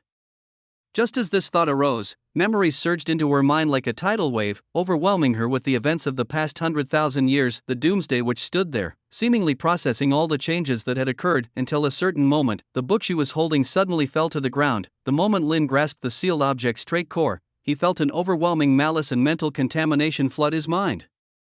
Although he had been prepared, his mind buzzed as limitless pain engulfed him, and blood slowly trickled from every orifice. It hurt. God damn, it hurt. Was this the pain that woman endured on a regular basis? Damn you, Saint Laurent Virgin Islands. At this moment, Lin's heart was filled with all sorts of negative emotions. He attributed all crimes to Saint Laurent Virgin Islands. The the root of all evils. At the same time, Saint Laurent Virgin Islands also made it to Lin's list of people to kill. Who are you? Seeing his plans thwarted again, the sharp voice of the creation demon echoed in the underground relics. Me? Lin half kneeled on the ground with great difficulty, his smile exceptionally provoking. I am here to kill you. Despite the mocking words, his current condition was far from tough. The moment his body contacted the trait core, the power unique to high-dimensional demons instantly began to corrupt his body. Intense wails and layers of mumbling continuously echoed in his ears. As a low-rank transcendent, nearly facing a level 0 sealed object was suicidal, and many would suffer lifelong scars from a brief contact. However, Lin's actions had magnified this suicidal approach by 1,000 times. Naturally, he faced the consequences. Bang! Accompanied by a flash of blood, a hole exploded in his back. Not only that, Lin's entire body seemed to melt, entangling with the black sludge that converged from all directions. Multiple eyes and mouths sprouted on his face, and slippery, moist tentacles grew from his chest. This was the ultimate fate of being contaminated by the sealed object. His body underwent irreversible, grotesque transformations. While he still maintained a human shape, he increasingly resembled a monster. Lin's face contorted fiercely as he tried to focus his thoughts to stop his body from collapsing, but just as this thought arose, the rebellious cells inside him instantly transmitted excruciating pain signals to his brain, as if invisible steel needles simultaneously pierced all his cells. It hurt so much, sweat poured from Lin's forehead, and his features twisted together. Watching his miserable state, the creation demon laughed loudly. I thought you were some formidable character, but you're just a first rank? People of the Saint Laurent Empire truly are fools, rushing to meet their deaths here. Merely touching the core of the sealed object for a brief moment would doom 99% of transcendence, not to mention such close contact. This fool's fate was already sealed. With this in mind, it tried to control the trait core in Lin's grasp, attempting to escape his hand. Did I say you could leave? Accompanied by a hoarse voice, the monstrously transformed young man cast a cold gaze. The next second, he suddenly clenched the trait core tightly and swallowed it in one gulp. Madman. This guy had gone mad. Although the significance of his action was unclear, the creation demon immediately condensed a sensuously shapely body from the black sludge. Looking in horror at the disheveled young man clutching his stomach on the ground, he intended to forcibly integrate the sealed object into his own body. After leaving its host, the trait core couldn't be exposed to the air for long, as its power would diminish over time. Thus, it was desperate to enter Ivest's body and struggle for control. However, Lin's action once again thwarted the creation demon's intent. At this moment, it had been a long time since the trait core had separated from its host. Feeling the unstable tendency of the trait core, the creation demon vaguely sensed that its power was starting to merge with this mere first-rank ant. You really don't want to live anymore? As a demon, he couldn't comprehend what Lin's actions meant at this moment, but amidst painful groans, he sensed something unusual in the atmosphere. You underestimate me too much. Lin clenched his teeth, saying intermittently, I came here with the intention to kill you. If we are not even prepared for a mutual understanding, that's really too. The creation demon furrowed his brows deeply. A flash of insight suddenly surfaced in his mind. Thinking carefully, the sky in front of him and that woman didn't seem to possess power that could threaten him, and indeed, the power was weak. If he wanted to take over this body, the cost would be significantly lower than the former. Moreover, he faintly sensed a powerful aura from this young man, resembling the one within Ivest. Maybe this was also good material. Although he was a disgusting man, just with a few tricks, he could easily be transformed back into a female. With that thought, the creation demon briefly fell silent, then snorted coldly, since you wish for death, I will grant it. Saying this, he spread his fingers, controlling the black sludge all around, ready to fully engulf him. The dark shadows converged. Once the sludge dispersed, he would be reborn, but just then, the young man in front of him started to speak in fits and starts. By the way, have you ever heard of a term called risk hedging? Lin slowly raised his head, looking at the demon in front of him. Though his expression was ferocious and pained, a mad smile suddenly curled at the corners of his mouth. A horrible premonition suddenly fluttered in the heart of the creation demon. The next second, Lin suddenly raised his palm, smashing the magic stone he had kept in his palm forcefully onto the ground. Accompanied by a flash, the ground suddenly revealed a magic matrix that was complex and chaotic, prepared earlier. At the central node, an enraged and ferocious demon face came to life, as if roaring at the world. This was the ritual array Milani had made at Lin's request before coming here. Simply smashing the magic stone could activate the ritual anytime, anywhere, without chanting. Of course, to successfully communicate with those powerful and indescribable beings, Lin had to place a substantial sacrifice at the center of the magic matrix. which was the critical connecting node and at this moment, stationed on the central node, was himself. What are you doing? The creation demon watched him with an icy gaze. I'm doing this. Lin suddenly opened his mouth, using his tongue to pick out a transparent crystal the size of a finger from his mouth. At the center of the crystal, a drop of purple blood was slowly pulsing. So-called risk hedging involves summoning another demon when one tries to take over your body, making them fight within you. Of course, no one knows the outcome thereafter, as no one had ever done anything so crazy before. In the shocked gaze of the creation demon, Lin crazily smiled, then fiercely bit the crystal in his mouth. At that moment, centered on him, the magic matrix burst forth with dazzling radiance. The purple blood left the confinement of the crystal, flowing into Lin's mouth amidst a series of bone-chilling, joint-cracking sounds. His body started to grow taller, and dense, hard, black scales began forming on his skin, increasingly transforming him towards something monstrous. At the same time, a powerful and soul-stirring ancient aura seemed to cross vast distances, casting its gaze this direction. King of Cruelty, Kushustan, sensing the scent of his own blood, his will descended here.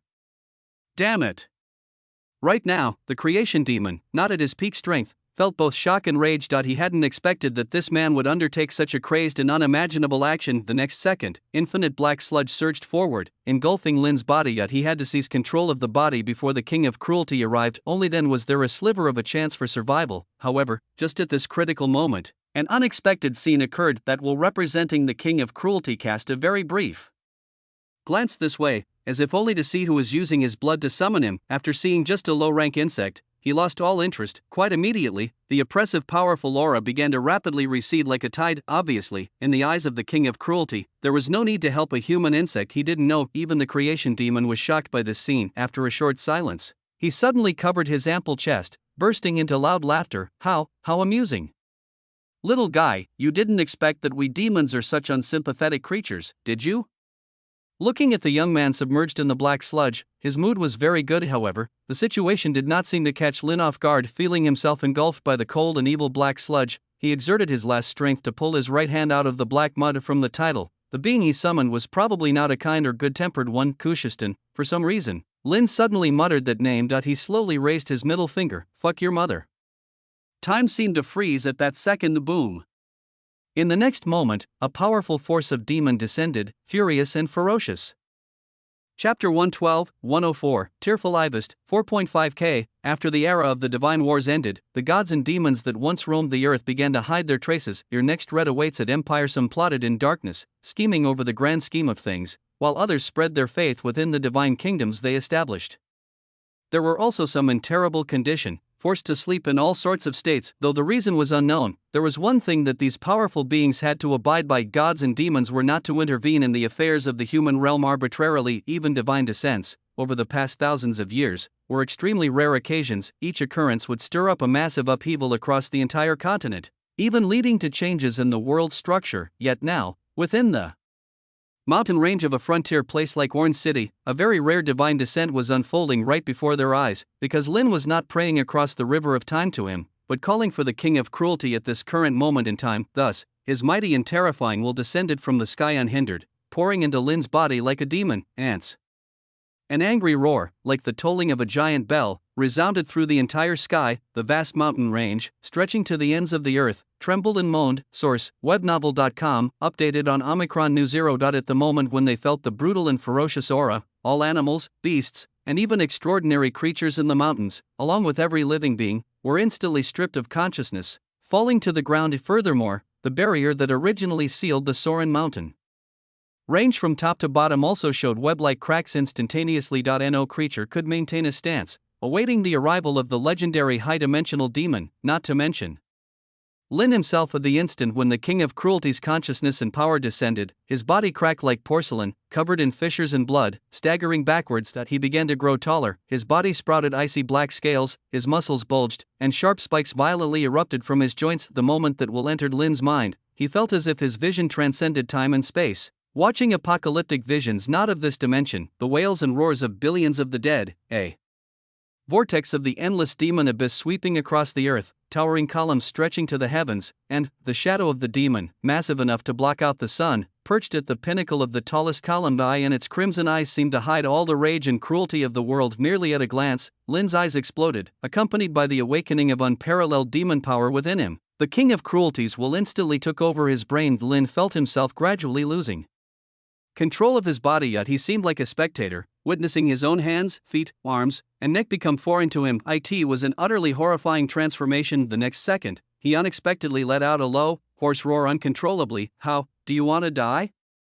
At this moment, a trace of the king of cruelty Kushistan's will had completely taken over Lin's body, yet he lowered his head, looking at the sharp claws of his hands as they moved back and forth, but for some reason, there seemed to be a slight trembling accompanying this process. Kushistan frowned. He hadn't expected this ant's will to be stronger than imagined. Although it was only a trace of his consciousness, it was definitely not something a first-rank transcendent could withstand. So, then, are you insane? The woman's voice, suppressed with pain and anger, suddenly came through. Kushistan looked back instinctively. On the ground in the distance lay a somewhat awkward female figure. She was dressed in a black gown, her face marked with ugly, terrifying curse marks. Somehow, this being, who should have been called a monster, was weakly propping herself up on her arms, trying time and again to rise from the ground. Her pale cheek was already wet with tears. The woman fell for the 18th time, covered in dust and blood, but for the 19th time, she supported her numb body, attempting to stagger to her feet and approach the boy who had already lost all human form. You, get out of here, she wept silently, her expression angry and helpless as she looked at him. Otherwise, boring. Kushistan had no interest in this inexplicable tragic drama. The impulse rising within him made him wish to immediately tear this ant's body into pieces and imprison his soul in the deepest depths of the endless demon abyss. For 10,000 years, never had anyone dared to commit such blasphemy against him, but just then, he felt the facial muscles of this body uncontrollably forming a painful yet gentle smile. Simultaneously, his supposedly controlled throat and lips began to emit strange syllables. Rest assured, Your Highness, all of this will soon be over. PHFSSH. Accompanied by the sound of flesh tearing, the woman in the distance saw the youth hoist his sharp beast claws high, then ruthlessly plunged them into his own heart. Yes, it will be over soon, Kushistan growled lowly, after I've torn you to shreds completely. When Ivis saw the figure that should have been on the return train appearing before her, her heart seemed to stop beating in that instant. Chapter 113, 104, Tearful Ivist, 4.5k, _2y, why is my dog here? In an instant, a sliver of confusion surfaced in her heart. It all seemed like a dream, somewhat unreal, clearly so weak, clearly just a first rank, without even the ability to fight. But why? Continue reading on Empire. Why would this guy inexplicably stand in front of her? Then, under her dazed gaze, the young man resolutely grasped the wish jar's trade cord. This must be a dream. After all, she had always been very clear, and had indeed experienced so many painful memories that no one ever came to rescue her. That was a hope that only appeared in dreams. Source, webnovel.com. Updated on Omicron new. After absorbing too many sealed object trait cores, Ivis now felt utterly weak, her consciousness groggy, somewhat unsure of reality and illusion, but in the next second, the repressed pain and moans coming deep from the young man's throat pierced deeply into her heart like needles. No, that's not right, this isn't a dream. Her pupils dilated slightly. Ivis had anticipated all possibilities when she would wake up from unconsciousness. However, she had never imagined that the young man would discard all the options she had prepared for him, choose the most unlikely and desperate path, and follow it through to the end. Clearly just the weakest first rank, but his figure now seemed so reliable, as if he had grown into a towering tree standing before her, shielding her from the imminent crashing downpour. Ivis suddenly felt an unprecedented sharp pain in her heart region. This feeling was peculiar. It was so painful, yet a strange emotion mixed with joy and sadness emerged in her heart. Oh,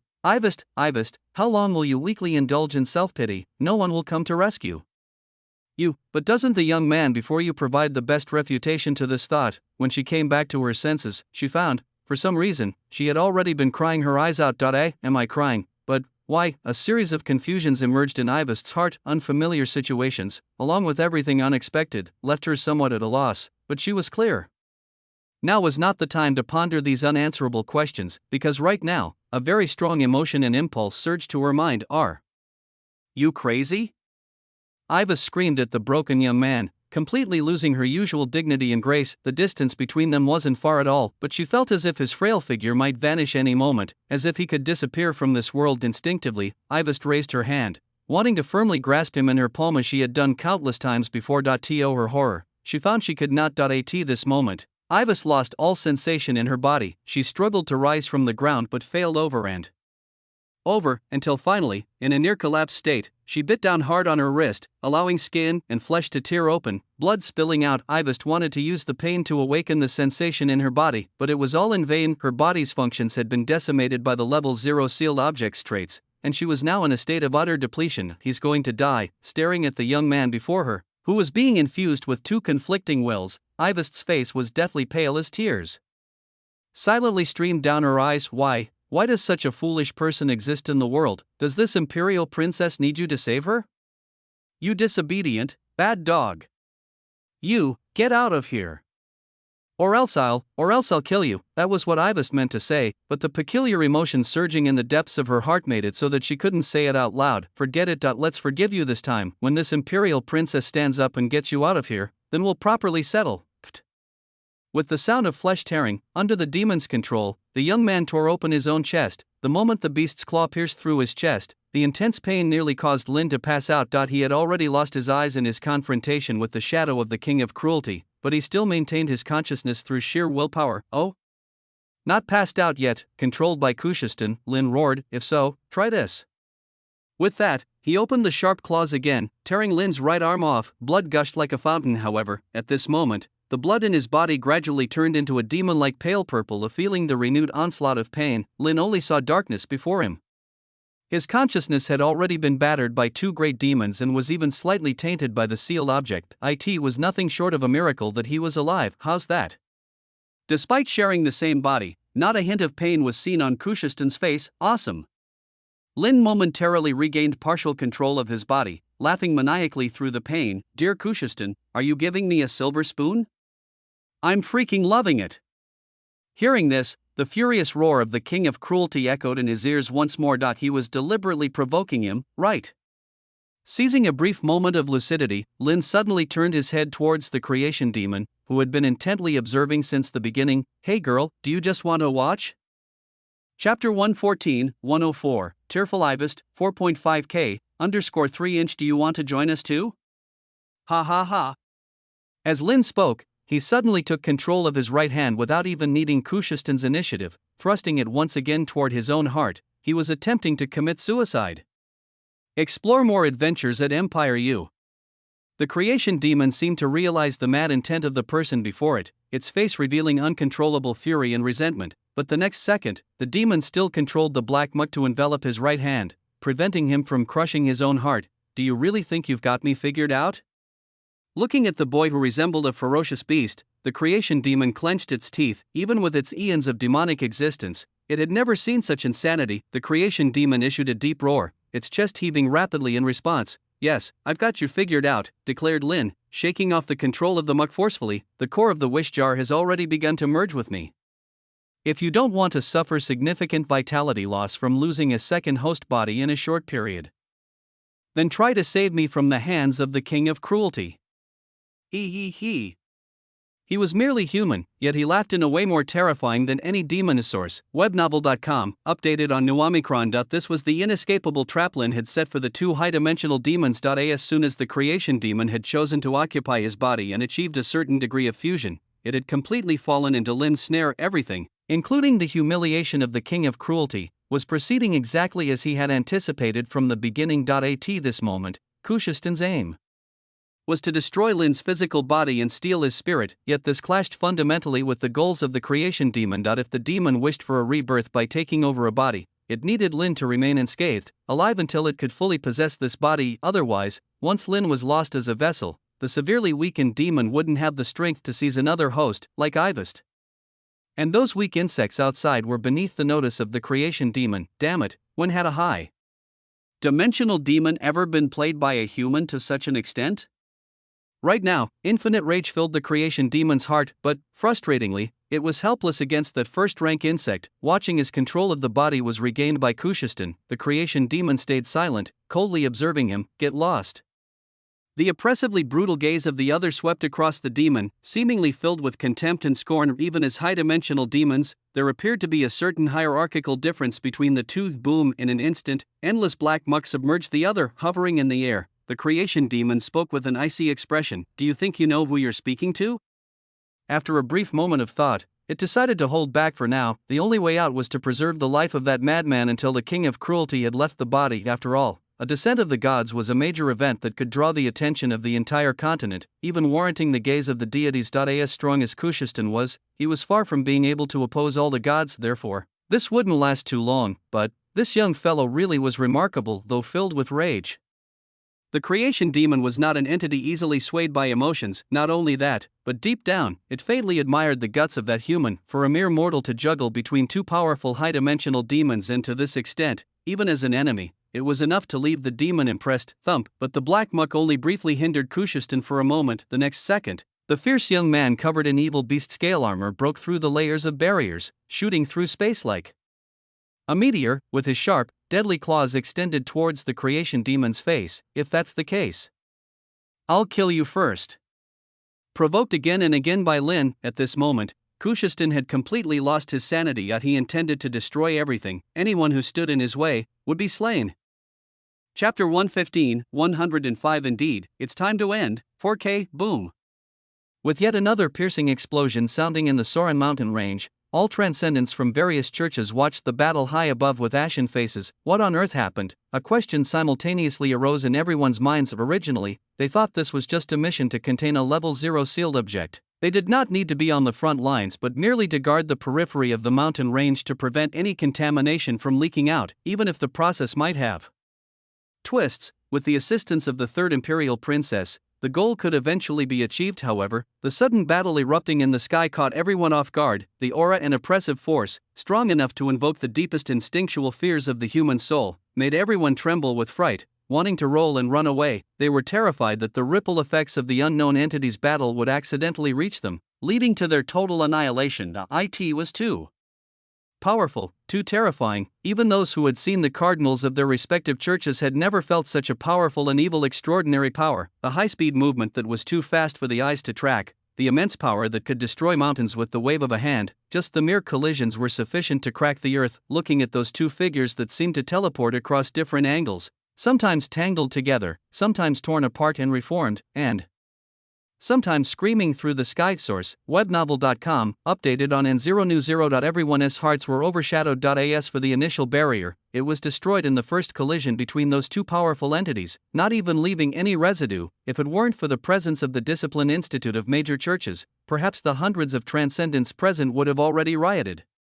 Everyone, stay calm. Finally, the acting bishop of the Heavenly Principal Church spoke. We have contacted the churches in the surrounding cities, and it might not be long before someone comes to assist us. So, however, this statement ultimately seems somewhat weak. Those two terrifyingly demonic beings, could they really be controlled by the transcendents from these remote border cities? Damn it!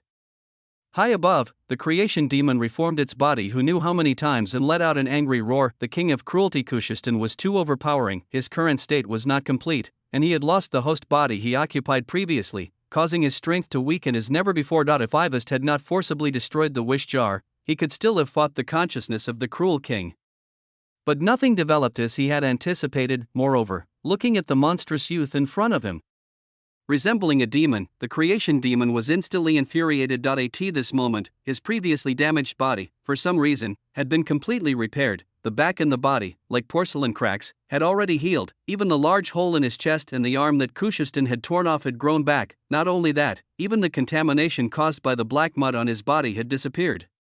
Lin now showed no signs of the nearly fatal injuries he had suffered before. Instead, under the power of the king of cruelty, he appeared exceptionally sinister and terrifying. His body contained the power of a giant dragon, able to destroy entire mountain ranges with a gesture, and even just a punch could blacken the space with cracks. And all of this was a gift from the creation demon. He was fighting Kushishtan while simultaneously using his power to heal Lin's body. Otherwise, with such a fragile constitution, he could not have survived until the end of the battle, and that was what the king of cruelty wanted to see. Yet he wanted to bring a catastrophic disaster upon this insect as punishment for flipping off the demons. But the goal of the creation demon was even simpler. That he wanted to survive using Lin's body. It wasn't that he couldn't do without him, but simply because his core essence had already fused with that guy for the most part. It was completely a forced choice. Yovilia, it has been 3,000 years. You, who were already inferior among the high-dimensional demons, have become even weaker. Kushishtan roared with laughter using Lin's body, And how much better can you be? The creation demon spoke coldly. Let me guess, how much longer until your descent here ends? And how long will it take for those despicable gods to notice the anomaly here? Hearing this, a gloomy look flashed in Kushiston's eyes. Right, even he had not anticipated that this audacious youth would manage to lead the situation to such a state. Although his power was very strong, the creation demon had always been known for his ability to preserve his life. Otherwise, he wouldn't have survived the god's siege back then and waited for a chance to revive, and he was present here only as a sliver of consciousness. Although he could suppress his opponent, he couldn't determine the victor in a short time. The opponent was ultimately a high-dimensional demon, easy to defeat but very difficult to kill. Experienced tales at Empire now. His presence was beginning to weaken, and probably within a minute, he would have to leave this body. How about a deal? The previously rampaging Kushiston suddenly entered a calm state. Although his eyes were still blood-red, at least he could now have a normal conversation. Chapter 116, 105. Indeed, it's time to end. 4K_2. The creation demon gazed coldly at him. What deal? Manipulating Lin's body, king of cruelty. Kushiston looked around the devastated Soren mountain range. We fought for so long without a clear winner. Why not set aside this battle for now? My goal has always been singular, to let this audacious ant taste the flavor of despair. Let me take him away. Kushiston clenched his beastly claws and revealed his ghastly white teeth. In exchange, you may return to my domain with me. At that time, I will select a suitable host for you and help you ascend back to godhood.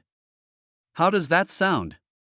Upon hearing this, the creation demon furrowed its brows. It was controlling the black mud to mend its body while sensing the degree of integration with Lin, seemingly caught in a difficult decision. Meanwhile, Kushiston spread his demon wings and floated midair, his expression fierce as he watched him. In no rush. He seemed quite sure of the creation demon's choice. Alright, I accept this deal. The creation demon suddenly said after a long pause, his voice cold. Read the latest on Empire. Upon hearing this, a sinister smile curled up at the corners of King of Cruelty Kushiston's mouth. Source, webnovel.com, updated on Omicron. No Omicron. If so, then temporarily relinquish your claim over this body, Kushiston said. Although initially, the boy's consciousness could barely resist and occasionally regained control of his body. With the addition of the creation demon, two beings akin to gods not only battled in the real world but also wreaked havoc in his mental realm. At this moment, he had been silent for a long time. Most likely, his consciousness had been scattered by the demons, almost completely fading away, but he wouldn't allow this detestable human to die just yet. Moreover, with the time for this arrival drawing to a close,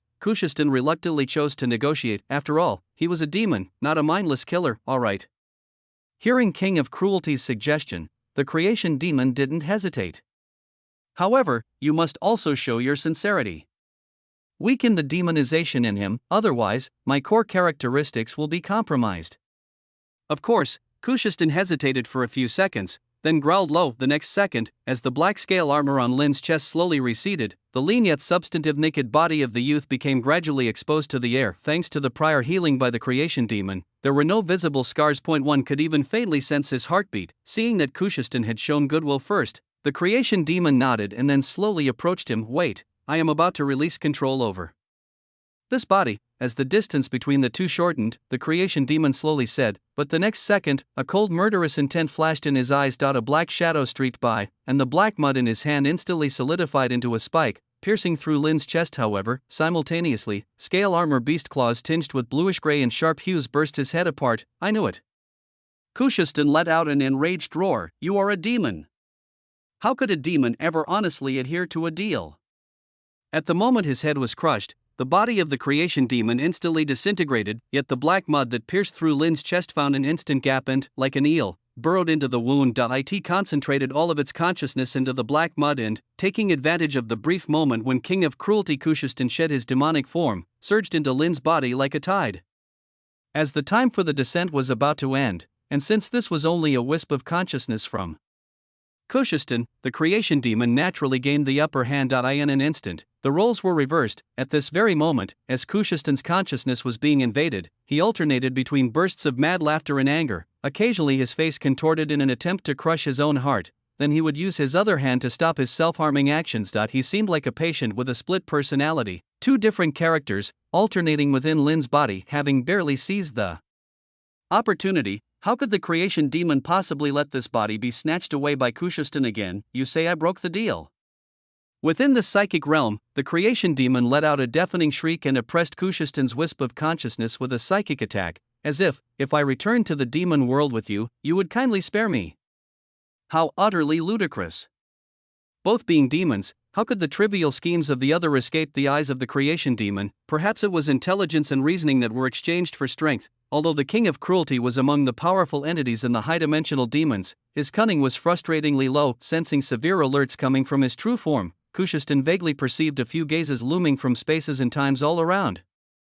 Clearly, after creating such mayhem within the Saint Laurent Empire, his mad actions had attracted the scrutiny of many powerful beings. At this very moment, the consciousness of Kushiston was weaker than ever before. The demonization on Lin's skin could no longer be maintained, and the scale armor and demon wings on his body turned to fragments and peeled off, strength scattered away like a receding tide. The time of descent was finally about to end. Within the psychic world, feeling the contemptuous gaze of the creation demon, Kushiston's heart was almost filled with murderous rage and fury. However, a strong call from his true form prompted his will to rapidly withdraw from this body hue.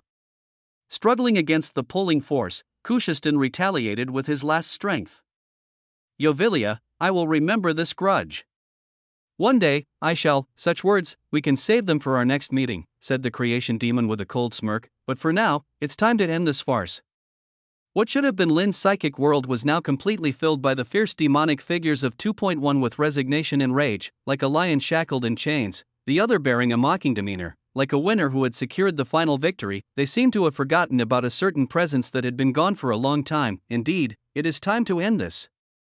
A sudden voice resonated throughout the entire psychic world. The expressions of the creation demon and Kushiston immediately froze on their faces, accompanied by unhurried footsteps. The creation demon incredulously turned his head, staring at the figure that suddenly intruded into the psychic realm. You still retain consciousness? At this moment, looking at the calm-faced youth, for some reason, an ominous premonition arose in the heart of the creation demon. Of course. A slight smile appeared on Lin's face, and his body suddenly burst forth with endless thorns and wailing shadows. I mean, it seemed like you were having a blast in my psychic world just now. Isn't it my turn now? Watching the incredulous looks of the two demons, Lin slowly raised his right hand. Then he snapped his fingers. Thorny crown, activate. Chapter 117, 106, If people don't show off, what's the difference from being dead? 4.5k, time rewound to an hour ago, you're insane? Looking at Lin sitting on sealed object 3-0098, Milani yelled somewhat frantically. Her small fists were clenched tightly, rapidly rising and falling on her flat chest. It was unclear whether from fear or panic over what Lin was about to do. Sealed object 3-0098, the torture chair. Anyone who sat in it and fastened the helmet to their head would instantly suffer unbearable pain. This was generally used by the princess to interrogate stubborn prisoners. As it turned out, no matter how tough someone claimed to be, anyone who tried this sealed object ended up screaming for mercy. Going insane was rather the better outcome. Most couldn't last even 10 seconds. It wasn't a slow torment like boiling a frog, but a rapid infliction of pain magnified hundreds or thousands of times upon one's spirit and will. The only one who had lasted the longest was probably the great priestess Skin of the creation sect. However, it seemed now that was merely one of his avatars. Hearing this, Lin, who was adjusting the sealed object, casually said, right now, this is the second step I've prepared for the outburst incident of the sealed object. Source, webnovel.com, updated on Omicron New. If the plan goes well later, everything will likely end after this step with only the final third step left to wrap up. But what does this have to do with what you're doing now?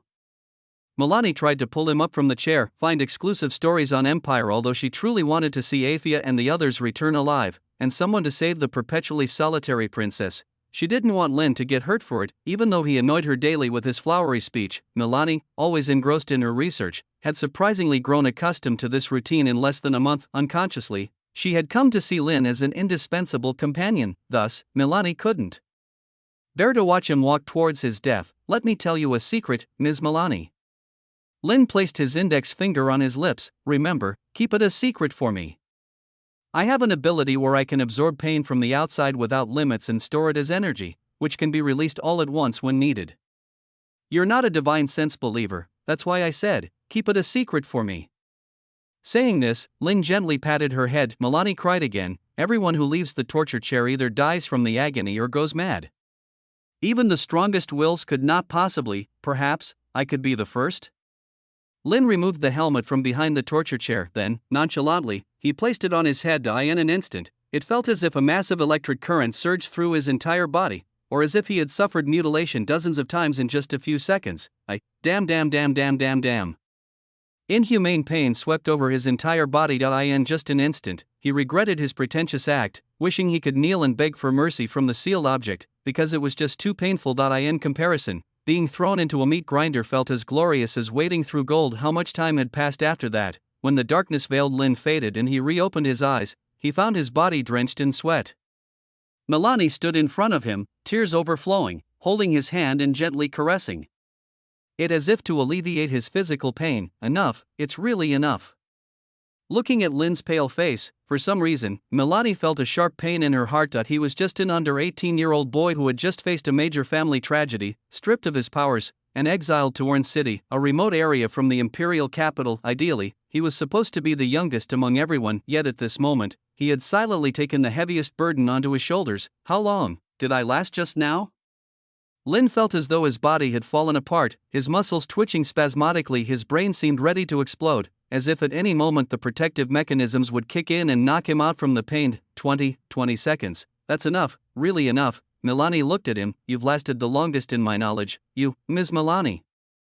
Lin took a few deep breaths, trying to regain clarity amidst the chaos. If the pain of one execution is counted as 1 point of pain energy, how much did I accumulate just now? 26 points. Milani, who knew the sealed object like the back of her hand, immediately reported this number. In other words, in just over 20 seconds, Lin had suffered 26 times the agony of execution, about 1 point per second. Lin lay back in the chair, his eyes dull, staring at the ceiling. After a moment of silence, he suddenly asked, what if? If you wanted to create a sufficient mental shock to a demon who once held a divine position but is currently in very poor condition and only about 6th rank, approximately how much pain energy would need to be accumulated? Lin spoke softly. I don't know. Milani seemed to guess something and shook her head. You're lying. Ms. Lin slowly sat upright, telling, I've braced myself for the worst. You will die, you definitely will. Milani bit her teeth, unwilling to back down. Chapter 118, 106, If people don't show off, what's the difference from being dead? 4.5k, _2 Lin locked eyes with her for a moment, detecting a hint of defiance in her gaze. He sighed, Miss, are you curious why I have taken things this far? Caught off guard by the sudden change in topic, Milani blinked in surprise. After all, he had arrived at the manor less than a month ago, without any life and death bonds with those around him, and when it came to the imperial princess, it was even more outrageous. Not only had she forcibly confined him by her side, but she had even used spiritual hypnosis on him. Could anyone really harbor no resentment?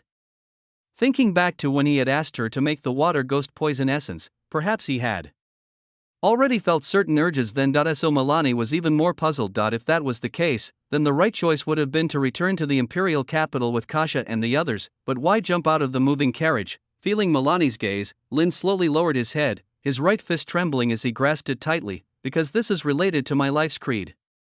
If a person doesn't show off, what's the difference between him and a dead man? Source, webnovel.com, updated on Omicron New. She had expected to hear some grandiose and profound answer from Lin, but who could have imagined it would be for such a reason? Milani's eyes widened instantly, and tears swirled in her eyes, yet her face held an expression that said, are you joking? Making her look incredibly cute. What else? Lin smiled. What did you think my reason for jumping out of the carriage was? To pull off an impressive act, one needs a beginning, development, turn, and conclusion, as well as an appreciative audience. All of these are essential. You, Aphia, Duke Tyrus, and even the Imperial Princess, are what I consider to be the perfect audience. I don't want to see tears on your face anymore. I want to see the joy of a hopeless situation turning around in Aphia's eyes, and I want Glaya to kneel down and call out to me, my Lord Father is awesome, and I want to leave Duke Tyrus dumbfounded, giving me a thumbs up. But what I most want to see is the expression on the Imperial Princess's face, showing, I am finally saved. After all, she always looks so self-pitying, as if no one in the world would come to save her, so I decided to be the first. It would be even better if she could cry for me.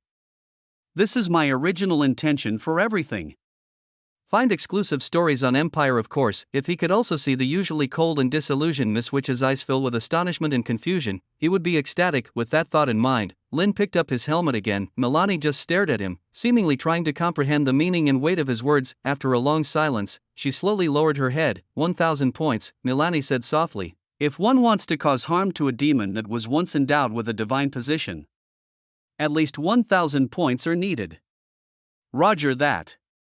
Lin took a deep breath. Heavy lies the crown on the head that wears it. Watching as Lin put on his helmet again, Milani couldn't help but sense the agony and ferocity on his face, and suddenly, an impulse overtook her. Subconsciously, she pulled out an imaging magic stone from her pocket, wanting to capture the youth's pathetic state from beginning to end. It wasn't right. She shouldn't be the only one to remember this sight.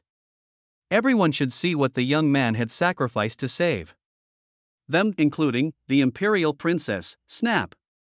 With a snap of his fingers, the infinite thorns and wailing shadows that entangled the young man's body instantly transformed into boundless waves of energy that swept through the entire spiritual world. At this sight, Kushistan sneered, an ant-like existence thinks it can. Before he could finish, a wave of crimson pain energy penetrated their spiritual defenses and reached their core consciousness. Roar! Kushistan's expression changed drastically. His originally savage and fierce face suddenly showed an unbearable pain. His massive claws pressed hard against his skull, and his mountainous body crashed to the ground. The creation demon had forewarned itself, but even so, within Lin's spiritual world, it had nowhere to escape. Accompanied by a second cry of agony, the creation demon's body, formed from black mire, instantly dissolved, quivering and dispersing like a melting slime. What have you done? The pained and pitiful voice of the creation demon echoed in his mind. Hearing this, Lin shrugged. Nothing much, just returned all the pain I've ever suffered, back to you in double. By the way, Kushistan, I wasn't lying to you just now, Lin said as he watched the huge demon's shadow struggle and writhe on the ground, chuckling. The damage you caused to my body just now didn't really hurt. It felt like a playful gesture. This statement seemed to carry a significant insult, infuriating Kushistan to the point of nearly shattering his teeth in rage. Meanwhile, his consciousness began to fade, and his once imposing presence receded like the tide. The divine descent was over. Feeling his power dwindle, Kushistan pounded the ground in furious and desperate roars. He had never faced such humiliation at the hands of a human before. At the same time, he began to regret had he not hastily chosen to descend. Would all that followed have been avoided? Chapter 119, 106, If people don't show off, what's the difference from being dead? 4.5k, _3-inch damn humans. In the last second before his consciousness detached from his body, the king of cruelty Kushistan loomed above Lin's spiritual world, casting an enormous demonic shadow that blotted out the sky. At the same time, a roar, like an evil curse, erupted from his throat. Human! You deserve to die. I hate. I curse. I will chop, slice, and mince your filthy body. I want the dark claws of a demon to forever grip your throat, leaving you unable to breathe, unable to escape. I will make all your blood relatives suffer the agony of 1,000 ants gnawing at their hearts on every full moon night. I wish for all those related to you who remain silent, whether free or enslaved, to have their eyes, each limb, even every intestine eaten away to nothing by hyenas. Even if it takes thousands of years, I will hunt you relentlessly, until the end of time and space.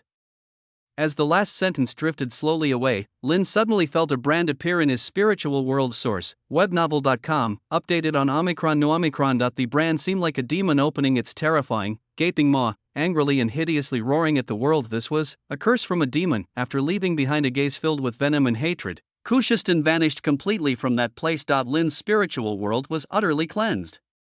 Explore more at Empire. It seemed he had provoked the interest of some troublesome beings. Looking at the seal of evil suspended in his spiritual world, he couldn't help but sigh, but right now he had an even bigger problem that hadn't been resolved. All around him were writhing black sludges, scurrying in every direction. Clearly, the creation demon, having experienced pain akin to being dismembered 2,000 times in an instant, was barely able to maintain consciousness. Do you think you've won?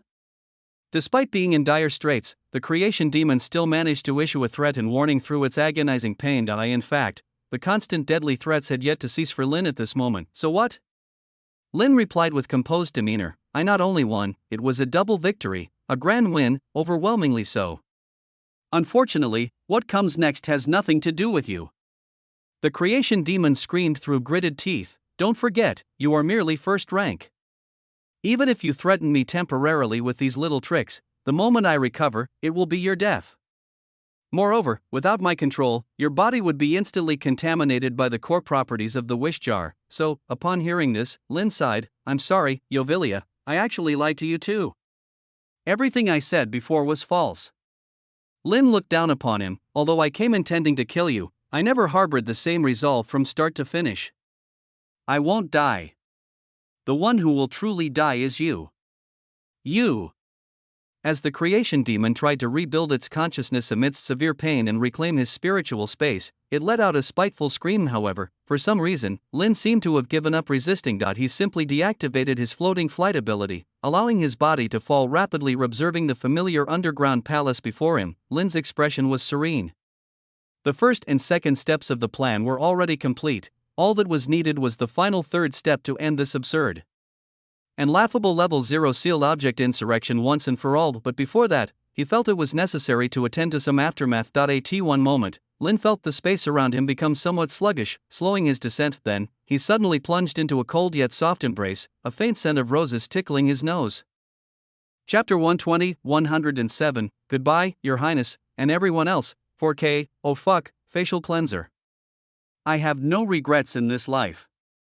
Feeling his entire face deeply buried in her cleavage and the faint scent of apples, Lin instantly felt that risking his life today was not too much of a loss. He secretly took a breath and then reluctantly raised his head. However, considering the current situation, he moderated his infatuated expression and returned to calm as he looked up. At this moment, the mask had already fallen off Ivest, revealing her stunning yet cold face, her expression regaining its usual dignity and resoluteness. It was as if everything that had happened was just his fantasy. After all, being an imperial princess from childhood, dignity and composure were ingrained in her bones. After all, Ivest was not the type of woman who liked hysteria. The crying scene just now was indeed rare in her life, and now, she had probably recovered from the mental shock. However, from her slightly red eyes and the ice-cold hand grasping his arm tightly, one could tell that the princess's mood was far from as calm as it appeared. Your Highness.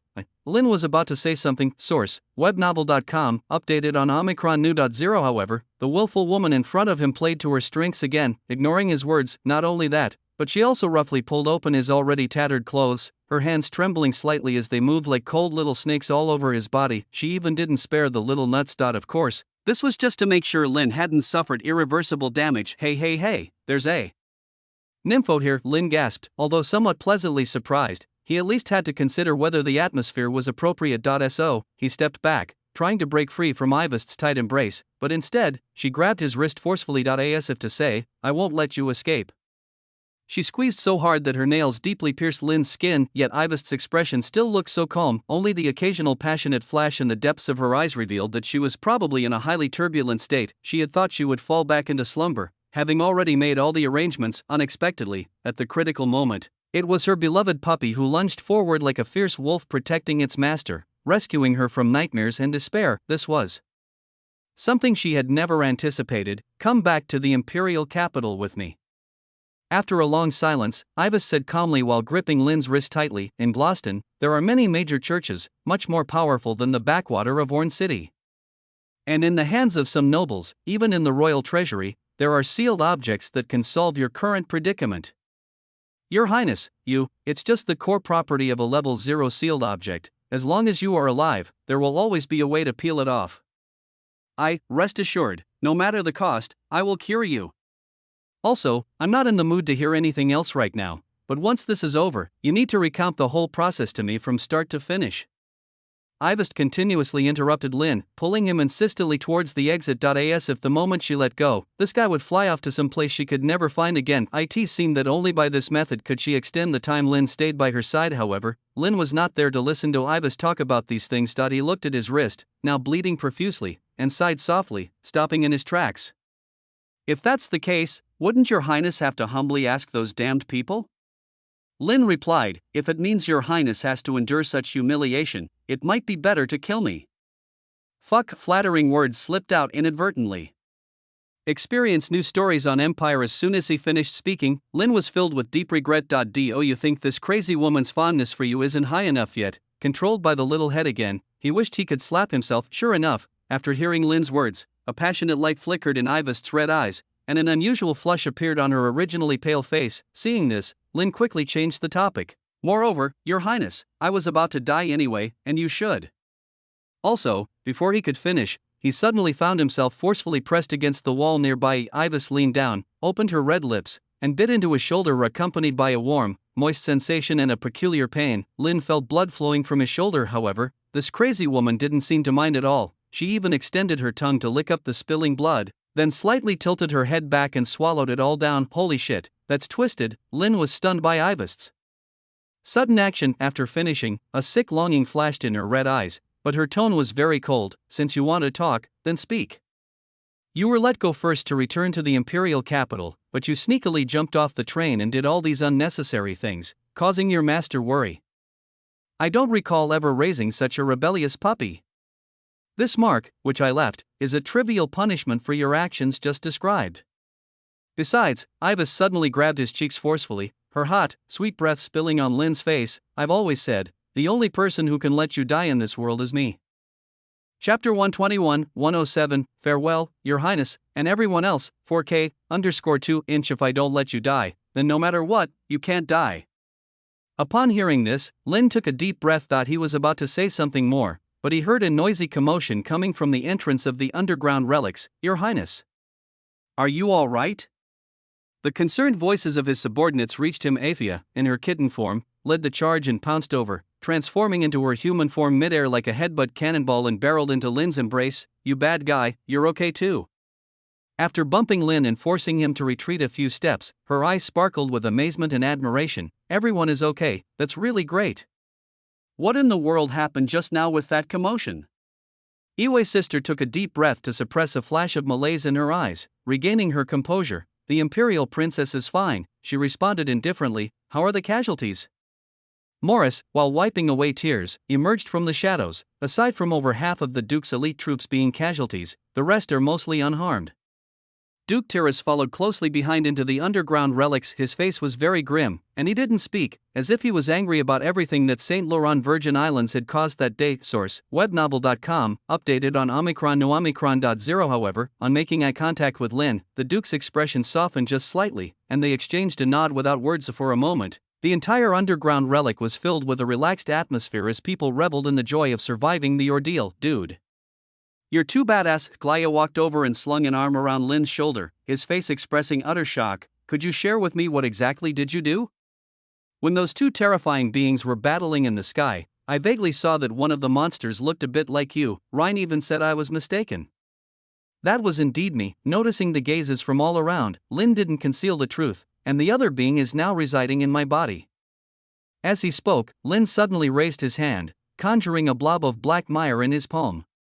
Such a terrifying being, with a real strength probably reaching that of a 6th-rank demigod, was actually staying in his body. But isn't this guy just a 1st rank? In an instant, as if realizing something, everyone fell silent, and the previous joy swiftly evaporated. Aphia's eyes began to show a flicker of concern. Looking at the suddenly silent crowd, Lin smiled faintly. Seeing that everyone is unharmed, I feel relieved. Additionally, I have a few words to say to you all.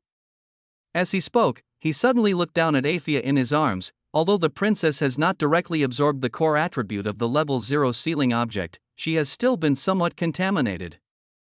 Perhaps in the coming days, she will often feel completely weak, even showing temporary symptoms of paralysis, so you'd better prepare a wheelchair in advance, and it's best to accompany her in it on a daily basis. The current Iwei sister could stand only due to some obsessions in her heart. Not fainting was already a feat because Lin and the creation demon were now highly integrated. His senses had become acutely sharp. He naturally did not miss the condition of her body. At this, Iwei's sister's expression suddenly turned somber. She seemed to sense what Lin was about to do and staggered towards him. Shut your mouth. Lin suddenly leaped up, hovering in midair. On seeing this, she clenched her silver teeth, anger flashing across her fair, pretty face. It was as if she was saying, so you've got some nerve now, daring to disobey your master? However, Lin did not pause but continued, Mr. Duke, you are a true noble. During the upcoming king's election, please look after the princess, and I hope you will not fail to honor your previous promise. At this point, even Duke Tiras sensed something was amiss. Hey, you kid, Ryan. Lin's gaze then rested on the arrogant blonde man. Although I greatly dislike you, the Augusta family is one of the few forces that the princess can rely on. I hope you do not waver, and since you've chosen loyalty, stick to it through thick and thin. Rhine, the one called out, stiffened for a moment. Enjoy new stories from Empire, but feeling the eyes on him, he still snorted coldly and then nodded his head. Glaya, after I leave, remember in everyday matters to think about what I would do if I were there. At times, unconventional methods may more easily break the situation open. And Morris, Lin was about to say more, but the creation demon was far more potent than he had anticipated. Even with the forewarning of the previous 2 steps, with its status, it was not possible to let a mere first-rank ant manipulate it. Well, Tui. With the sound of blood splattering, Lin's body was pierced through by spikes formed of black mire. A malevolent face emerged from his chest, its expression ominous as it surveyed everything around it. Everyone immediately let out a startled cry, yet Lin still controlled his teetering body, levitating midair. You, come back to me, Imperial Princess. Ivest's tone was as cold as ever, yet it now carried an undetectable disturbance and tremble. She instinctively raised her hand as if to clutch the corner of Lin's clothes, but no matter what, her body eventually gave in and she collapsed, held in Athea's arms. Hey, the stuff you just said, were you planning to leave after that? Glaya realized what Lin was thinking, her brows furrowing tightly. Enough's enough. This is something the experts from the Imperial capital and the Transcendent are good at. Don't try to solve it all by yourself. You're not some savior, you're just a first rank. Besides, no, there are things that only I can do right now. Lin cut off Glaya's words. He looked down from above at everyone in Ivest, who was being held by Athea. Looking into those red eyes, Lin suddenly cracked a faint smile. One last thing I want to say at the end. Your Highness, I believe you will surely become a great emperor in the future. With that, he leaped to the highest point. In a moment, I will gain brief control over the creation demon's power. Lin raised his voice. At that time, I will use my powers to transport all of you out of the Soren mountain range. You, what on earth are you planning? An urgent shout came from below. I am going to put an end to all of this. As he spoke, he slowly lifted his right hand, accompanied by a space fluctuation. Everyone's figures involuntarily started to fade. Sensing his intent, Ivest clenched her teeth hard. Even though her body was briefly paralyzed, she still stretched out her hand towards his direction, subconsciously. And the moment their eyes met, Lin actually felt from those bright red eyes a barely perceptible plea for mercy. Although it was faint, he caught it distinctly. This was the first time Lin had sensed such a tender emotion from Ivest. Even when she threatened with suicide, the woman had never backtracked. Goodbye then, Your Highness, and everyone. Lin ignored that fleeting softness in his heart. Then, he clenched his fist tightly. You bastard. Watching the action of his hand, Ivest screamed with all her might. However, the next second, the entire underground relic fell silent, and everyone vanished on the spot, as if everything before had never happened. Seeing this, Lin slightly relaxed. Now, it's time to settle the score between us two. Feeling the struggle and transformation within him, he spoke indifferently. Save your nonsense for your next life, you filthy brat. Your time is up. At this very moment, the creation demon had finally recovered from the pain energy brought by the thorny crown. It regained control over Lin's mind and will, about to completely take over his body, and as a bottom of the ladder first-rank transcendent. Lin couldn't possibly have any chance of resisting. Oh, is that so? Even facing such a situation, Lin showed no panic. But I think I can still struggle a bit. With that, under the gaze of the creation demon, he slowly pulled something out of his pocket. It was a pair of black pantyhose. Chapter 122, 108 Miss which saved me. For K, as Ivest regained consciousness from the spatial teleportation's fluctuations, she found herself at the foot of the Soren mountain range. Athea was by her side, her eyes slightly red as she seemed to be holding back some kind of grief. It wasn't just her. Everyone around had lapsed into silence, standing there dazed as if they were still reeling from the shock that had just transpired. After all, the final impression Lin left them was far too stunning, like a hero saving the world single-handedly, sacrificing herself for a better ending for everyone. As for Ivest, she did not exhibit the outrage and anger one might have expected. It seemed her brief hysteria had exhausted the last of her strength. Now she simply stared blankly in the direction where Lin had disappeared, her hands still reaching out into the air as if all her vigor had been drained in an instant. Those red eyes, usually filled with arrogance and a commanding presence, had now lost their luster, becoming vacant and numb. For some reason, she felt an impulse within her to go back to him, but in the end, she could not even muster a trace of extraordinary power. Source, webnovel.com, updated on Omicron. Even her legs had become numb, unable to take even a single step forward. Princess? Athea, holding back tears and not wishing to trouble the princess, tentatively probed, but Ivist did not respond. Her usual decisiveness had vanished. She now seemed as lifeless as deadwood. Halt. Just then, a wary voice suddenly emanated from nearby. Everyone looked up to see that it was a group of transcendents tasked with sealing off the mountain range, checking their chest insignias. They all belonged to the Heavenly Principal Church. Morris stepped forward angrily. Do you know who you are speaking to? This is the domain of Princess Ivist Laurent Alexini of the Saint Laurent Empire. You are merely dogs of the church. Get out of my way. However, this statement didn't seem to bring the anticipated intimidation. In fact, after Morris spoke these words, the transcendents from the Heavenly Principal Church exchanged glances, a hint of mockery in their eyes. I'm sorry, we do not recognize any princess. We have orders that, until the containment task is complete, not a single living creature is to leave the Soren mountain range. The leading transcendent spoke coldly. At his gesture, the subordinates behind him drew their weapons. The atmosphere became immediately tense. Please retreat back to the containment area, the transcendent from the Heavenly Principal Church said blandly, looking at the grim faces of the group. Even if you wish to leave, you may only do so after the church has relayed the order and you can go peacefully. Before he could finish his sentence, another unexpected turn of events occurred. Duke Tyrrus, who was about to confront the insolent group, himself a fifth-rank legend, never held the church's lackeys in high regard, but before he could make a move, the leader of the transcendents suddenly had bulging eyes. Boom! With a muffled sound, a mass of black muck exploded from his heart. The transcendent's eyes held a disbelief. He tilted his head down to look at his now hollow chest, as if he had no idea what just happened. As a third-rank transcendent, he had held a high position within the church and, after the death of Bishop Moselle, was operating as the bishop at the behest of second Prince Philip. He hadn't expected to bask in this position for a few days only for such a disaster to strike. Heave! Under everyone's astonished gaze, he staggered forward a few steps then. With a thump, he fell face first into the dirt, devoid of life. Seeing his exaggerated actions, Duke Tyrrus was dumbstruck. He hadn't made a move yet. How had this man fallen? But the incident was not over yet.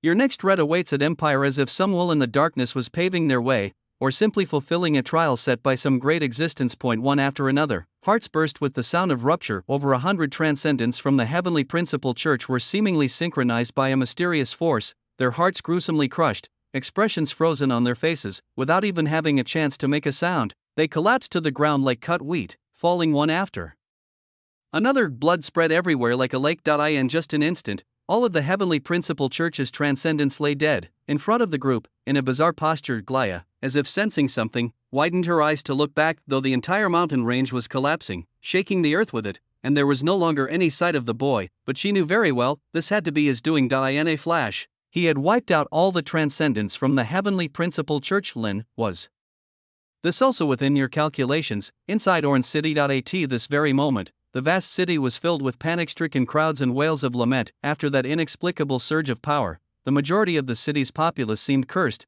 vomiting black sludge while collapsing to the ground, powerless. As if the very essence of their lives had left with those black clumps.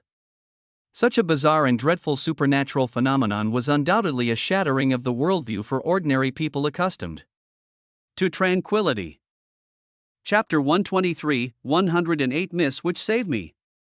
For K_2 although they believed in deities, they had never witnessed a miracle. Instead, what descended upon them first was a disaster akin to the advent of demons. As time passed, the black mud that seemed alive even mutated. One after another, these frightening, black figures began to emerge from the black mire flowing in the streets, embarking on indiscriminate slaughter of all life around. In an instant, the entire city was swept by chaos and flames. Countless innocents perished under the inexplicable catastrophe. Although the churches also brought out their sealed objects and set up refuges and quarantine zones around the temples, it was but a drop in the bucket for Orange City, with its population of over 800,000. It was in this dire moment that someone unexpected stood up. In the middle of the city square. At this moment, accompanied by the unfolding of an invisible barrier, a silver-haired youth dressed in lavish clothing was stepping towards the platform amidst the throngs of people. His hands were clasped behind his back, his expression detached yet dignified. The reason Prince Philip had not immediately left Orange City, but instead took the risky decision to stay,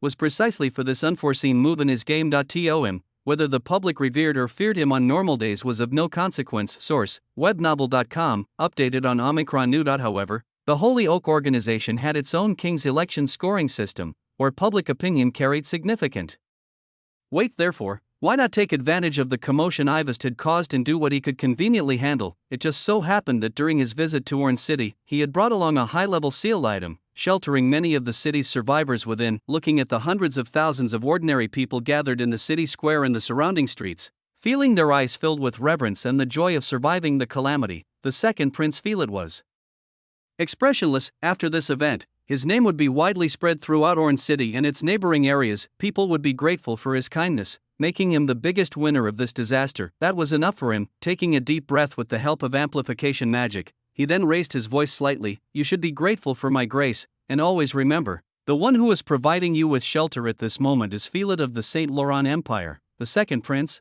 But at the critical juncture, something unexpected happened once again. Just as his words were about to conclude, a voice suddenly came through, instantly resonating across the entire city's skies. People, remember, it is not those high above deities who are saving you from this disaster, but Ivest Laurent Alexini, the third imperial princess of the Saint Laurent Empire.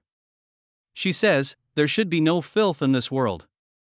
And thus, the heavens and the earth were renewed. In an instant, the heavy lead clouds that shrouded the city dispersed, and the sunlight's afterglow was cast upon the land once again. Throughout the city's streets, the monsters that had emerged from the black mire collapsed with a thunderous fall, and the black mire that flowed everywhere seemed to be summoned by some invisible force, scattering in all directions like a tide.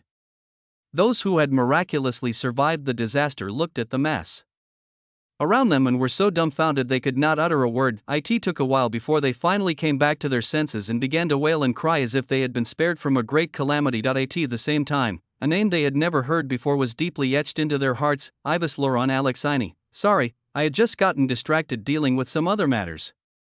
Feeling the relentless turmoil in the spiritual world, Lin, who had returned to his senses, said with a smile. At this moment, looking at the black pantyhose he was clutching in his hands, the creation demon could only feel like the person in front of him was acting as if he had gone mad. If he weren't mad, who would whimsically pull out a woman's pantyhose at a time when they were on the brink of death?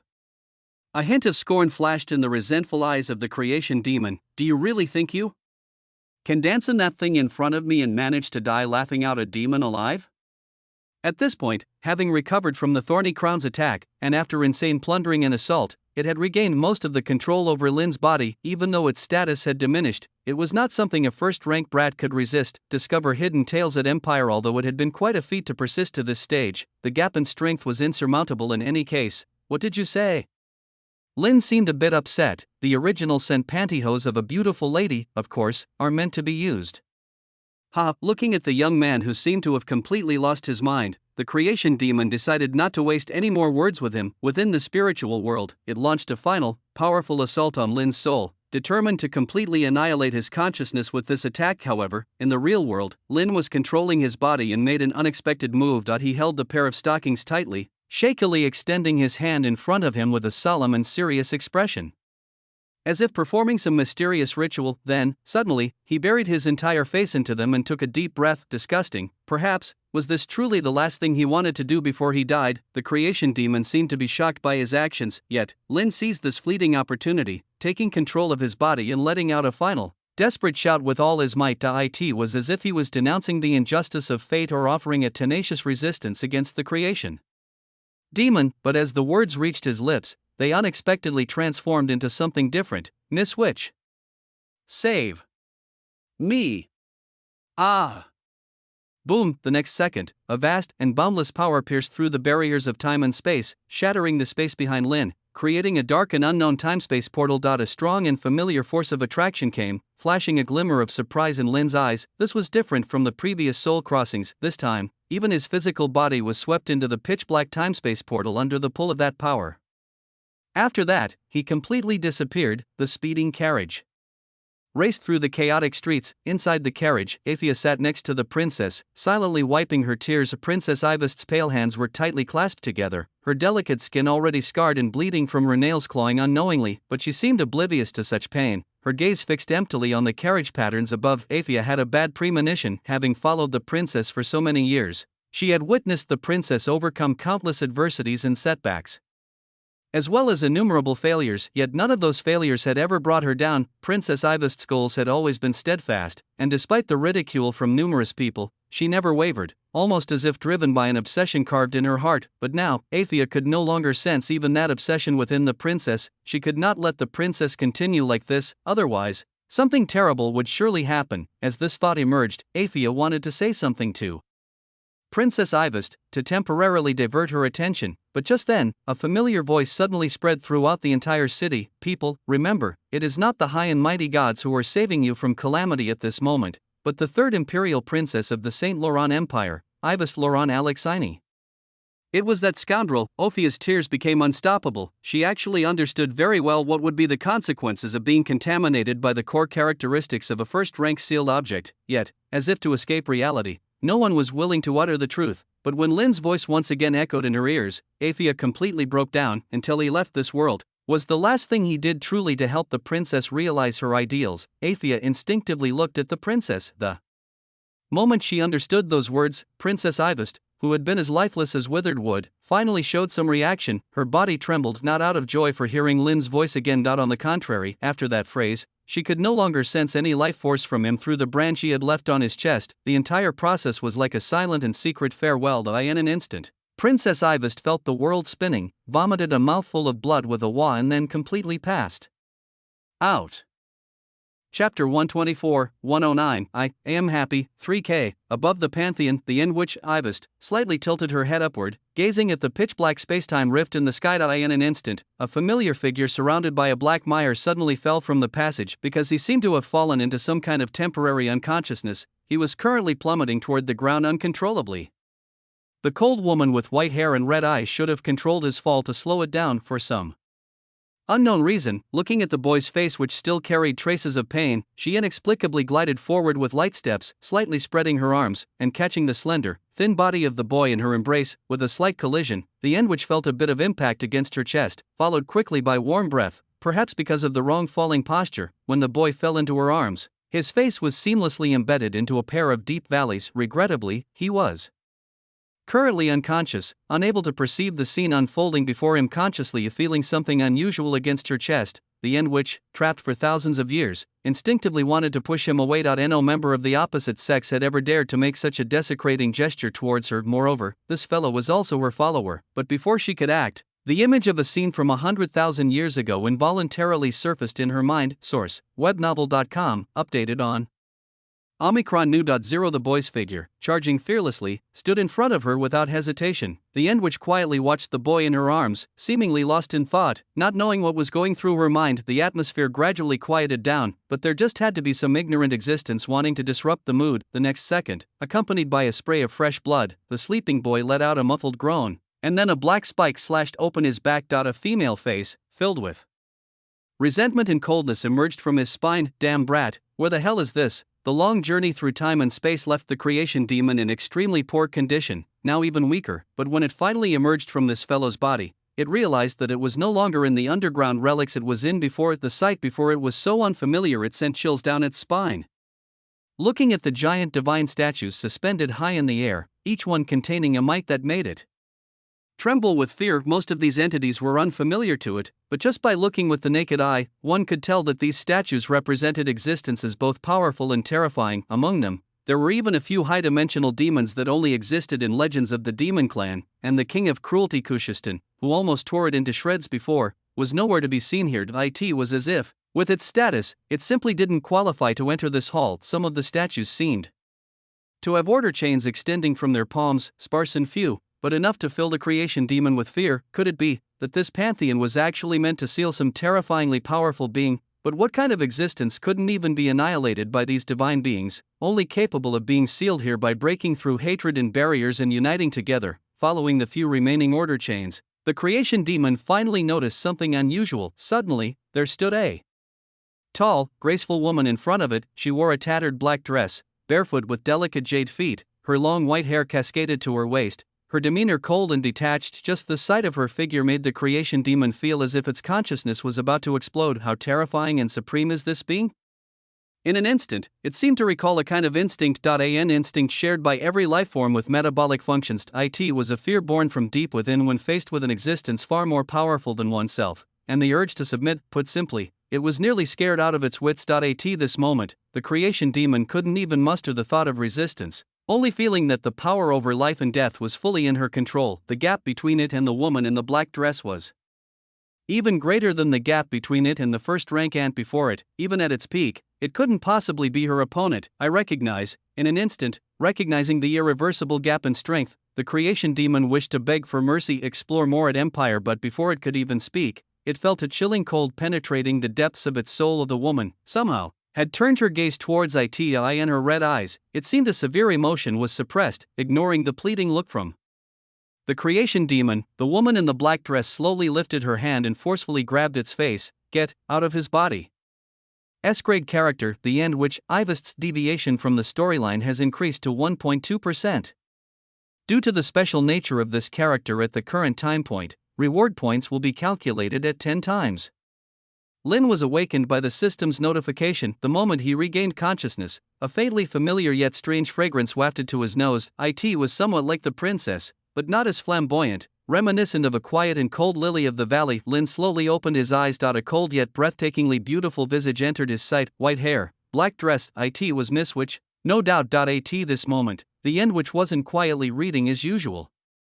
Instead, she sat with her knees hugged to her chest, staring in a trance at him lying on the ground. Their gazes met in midair. Looking into those crimson eyes, Lin detected a hint of surprise and confusion in her gaze, uncertain what she was thinking. Suddenly, an inexplicable urge surged up his spine and hit him right at the crown. Yes, that's right, it was this look. Although Miss Witch always maintained a cold, disinterested demeanor, she also showed a side that didn't match her aloof persona. For a man, at the moment, Lin felt so exhilarated he was nearly in heaven. Yet, he had overlooked one issue. During the battle between the creation demon and Kushistan, most of his clothes had been torn to shreds. So now, he was practically in a state of undress. Even certain unspeakable parts were exposed to the open air. However, after sensing Miss Witch's eye contact, Lin's mood stirred so much that those unspeakable parts had an unspeakable reaction when he noticed his heartbeat accelerating slightly. The end which inadvertently glanced in that direction, or realizing what had happened, her expression instantly turned icy, and she quickly stood up and appeared far away in a flash. The atmosphere suddenly grew tense. Damn, Yun Chang,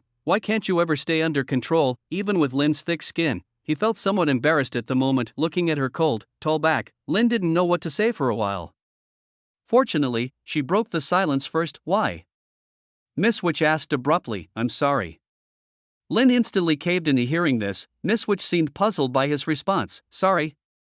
Yes, Lin took a deep breath, because you are truly beautiful, and I had just awoken from a daze, failing to distinguish reality from illusions, which inadvertently caused me to offend you. Really, it's not about that. Miss Witch intended to reprimand him coldly, but having heard his response, she found herself unable to speak harshly, and awkwardly changed the subject. Discussing physiological reactions with a follower was just too weird, and was his face really as beautiful as he said? Just one glance could, cause that. However, Lin wasn't aware of the fleeting thought in the cold Miss Witch at that moment. What do you mean then? The recently awakened Lin was still somewhat confused. Hearing his question, the end which took a deep breath. Why did you save me?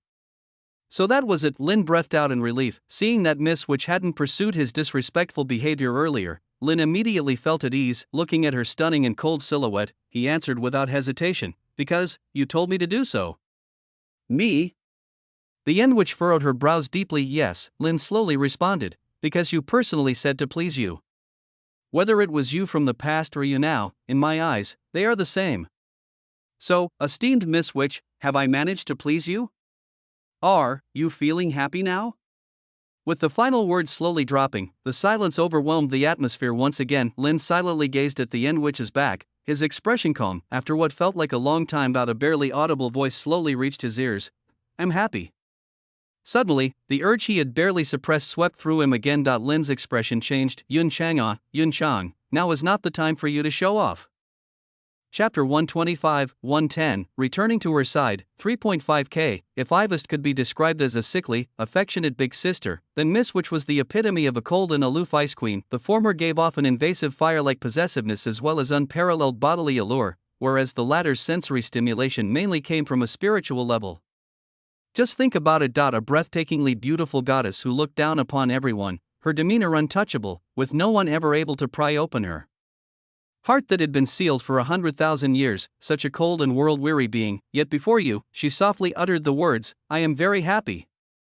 This unparalleled contrast, this spontaneous sense of accomplishment, damn it, in just an instant, Lynn had nearly surrendered. Miss Witch once again sensed something off about him. A believer lusting after their goddess all day long. What kind of situation was this? Was she being too lenient with this guy? She frowned slightly, then with a gentle wave of her hand, source, webnovel.com. Updated on Omicron New 0. A blanket fell to the ground in an instant. Lynn's face turned red, and he hurriedly covered himself with the blanket, finally breathing a sigh of relief. Damn it, the goodwill he had finally gained was probably going to completely collapse. And speaking of which, why did it seem like the order chain's binding Miss Witch had significantly reduced? He remembered there should have been dozens, yet now, aside from the two around her ankles, the right wrist, and the one fastened around her slender neck, the rest had inexplicably vanished. Could this be the result of the ripple of destiny he had stirred up this time? Lynn speculated in his heart. However, Miss Witch was unaware of his current thoughts. She was silent for a long while before speaking again. That rank 0 sealed object, didn't you ever think you would die when you held it? Obviously, even now, she was still immersed in the scene that had occurred 100,000 years ago. What about you? Lynn didn't directly answer her. When you carried out that mission, didn't you ever think that you might die too? Miss Witch couldn't help but furrow her elegant brows. She turned slightly, her slender and pale ankles occasionally visible beneath the hem of her swirling dress, then looked back at Lynn. It's different. Actually, they are the same, Lynn said with a smile. Death is certainly fearsome, but if it's for the sake of carrying through one's own convictions, then even death seems insignificant. For Ivest, winning the king's election was the conviction she sought to see through to the end, but for Lynn, showing off was his life's creed. As a transmigrator, he inherently held a sense of arrogant supremacy, as if he were experiencing everything from an onlooker's perspective. Changing the predestined fates of these people was an expression of that arrogance. Before he arrived, these people were fated to die, but after he arrived, if they were still to die, would that not mean his coming was in vain? Perhaps it was this arrogance that led Lynn to jump from the vehicle. However, when Miss Witch heard his words, they seemed to take on a different flavor. A conviction. Did he also hold such a conviction in his heart? What kind of conviction was it? To take revenge for his family. But if that were the case, he shouldn't have chosen to jump. Instead, he should have taken the money and connections he left behind to return to the imperial capital and quietly amass power. Miss Witch's thoughts flashed fleeting through her mind. If his conviction wasn't revenge, then what could it be? An object, or a person? The image of someone appeared subconsciously in Miss Witch's heart. Read latest chapters at Empire. It was her from 100,000 years ago, also the third imperial princess of the Saint Laurent Empire. Ivest. If that was his conviction, then everything made sense. She shook her head gently, dismissing this absurd thought from her mind. For some reason, she felt somewhat agitated. Tell me, she said softly after a moment, what exactly did you do during that time I don't know about? As she spoke, she lightly tidied up her somewhat worn long dress, then sat down on the steps again, pulling back her tender feet gently beneath the hem of her skirt. Evidently, even the Doomsday Witch felt it was incredible that Lynn could have achieved such a feat. After all, it was the core of a rank 0 sealed object, and later on, it even involved the presence of two high-dimensional demons. Though it was trivial for Miss Witch, Lynn was, after all, only a first-rank transcendent. Aside from him, no one else in the world could have accomplished a similar feat. Oh, actually, it went like this. And so, in the time that followed, Lynn detailed everything from the moment he had woken up to when he went to carry out the rescue. It involved quite a few instances where he had prior knowledge of the plot. He mentioned them only in passing, certain that Miss Witch wouldn't press for details like Ivest would. The means of accumulating pain energy with the torture chair and employing some aspects of the thorny crown were glossed over by him. After all, that ability came from the system, and it was difficult to explain clearly no matter what. After he finished speaking, the atmosphere fell into silence once more. Is that everything? Miss Witch glanced at him. Lynn nodded. In truth, he still felt a bit guilty because he always felt that Miss Witch's gaze was deep and meaningful, as if she could see through to his heart. But fortunately, in the end, she didn't question him and seemed to accept his explanation as it was. Don't ever do something like that again, the Doomsday Witch said, her gaze shifting away gently. Lynn looked at her. Are you showing concern for me? As the only believer, you are the only person who can help me right now. Miss Witch closed her eyes gently. Additionally, if there is a next time, I won't save you like this time. Lie swallowing subtly vibrated but soon returned to calm. Okay. Lynn lowered his head and honestly replied. Then he suddenly realized something from Miss Witch's words. He clenched his fist, slightly surprised, and said, have you already healed my body? At this moment, his skin was smooth without a trace of a wound. and even his soul felt perfectly comfortable, as if he had just had a good sleep. The contamination from the sealed objects had vanished, and there was no trace of the creation demon. Even the deep bite marks Ivus left on his shoulder, for some reason, had also healed. The Doomsday Witch nodded gently. Those contaminations and curses, I've stripped them all from your body. But since you've been fused with that core trait for so long, to avoid harming your soul, I've left it inside you. Lynn's expression changed. Then, don't worry, I've used my power to suppress it. As long as you don't actively touch it, it won't erupt again for 5 years, Miss Witch said softly. Hearing this, Lynn let out a sigh of relief. Miss Witch's words were quite credible. Although keeping such a thing in his body was ultimately a disaster, he believed in the strength of the Doomsday Witch. What about the soul of the creation demon? Lynn asked again. Miss Witch gave him a glance. It has been eradicated by me. Awesome. Her tone was so relaxed, as if she was talking about having a piece of strawberry cake for breakfast. Also, you've completed all the first rank trials I set for you, Miss Witch said calmly, so now, it's time for you to advance to the second rank. Second rank?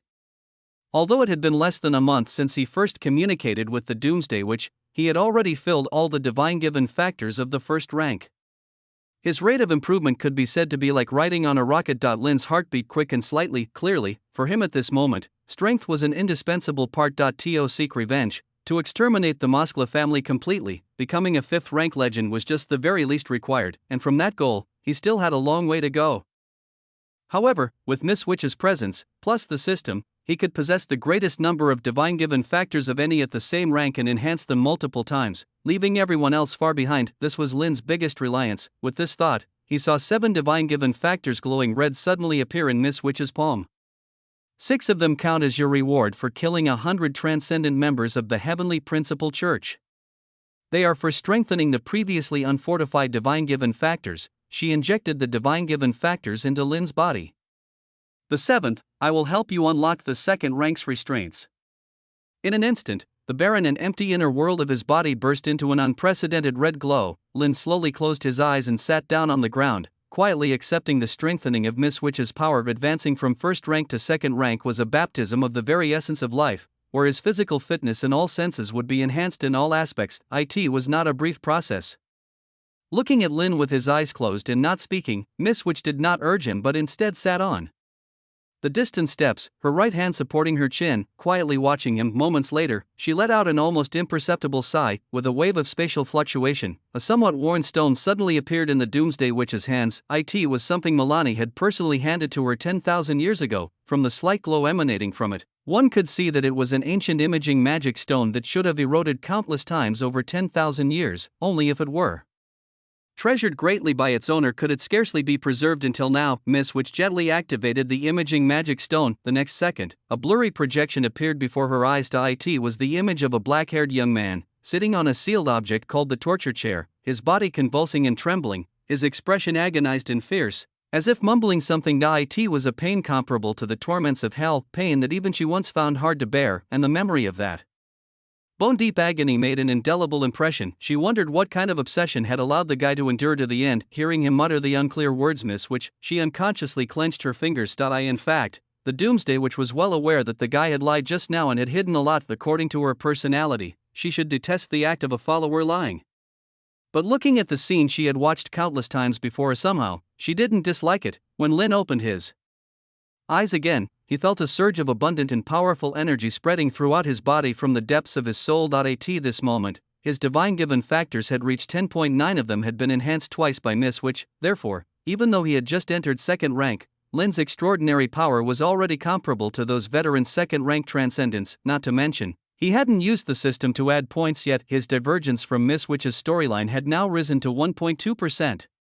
And according to the tenfold reward conversion, that was a full 1,000 points. If he disregarded the limits of his bodily endurance and converted all these points into divine-given factors, he could ignite 100 of them. For Lynn, possessing the divine tier passive power of the burning flame giant dragon's heart, his physique could continue to grow, and the number of divine-given factors he could enhance would also keep increasing. In short, his future was promising. With that thought in mind, Lynn's mood lightened somewhat. He looked up at the silent Miss Witch and said, Miss Witch, according to your original plan, I was supposed to return to the Imperial capital alone in advance. Although the situation has somewhat deviated from expectations now, the general direction won't change. After I leave here, I will feign death and escape, and my next stop will be the imperial city of Gloucester. Who knew Miss Witch would shake her head? No, you can't feign death and escape, she replied softly. Lynn was stunned, looking at his puzzled expression. Miss Witch slowly stood up and looked towards the dome of the Pantheon. The future has been changed. She gently raised her hand, as if touching those invisible destiny threads. So this time, you need to return to her side. Chapter 126, 111, Pursuing Husband at the Crematorium?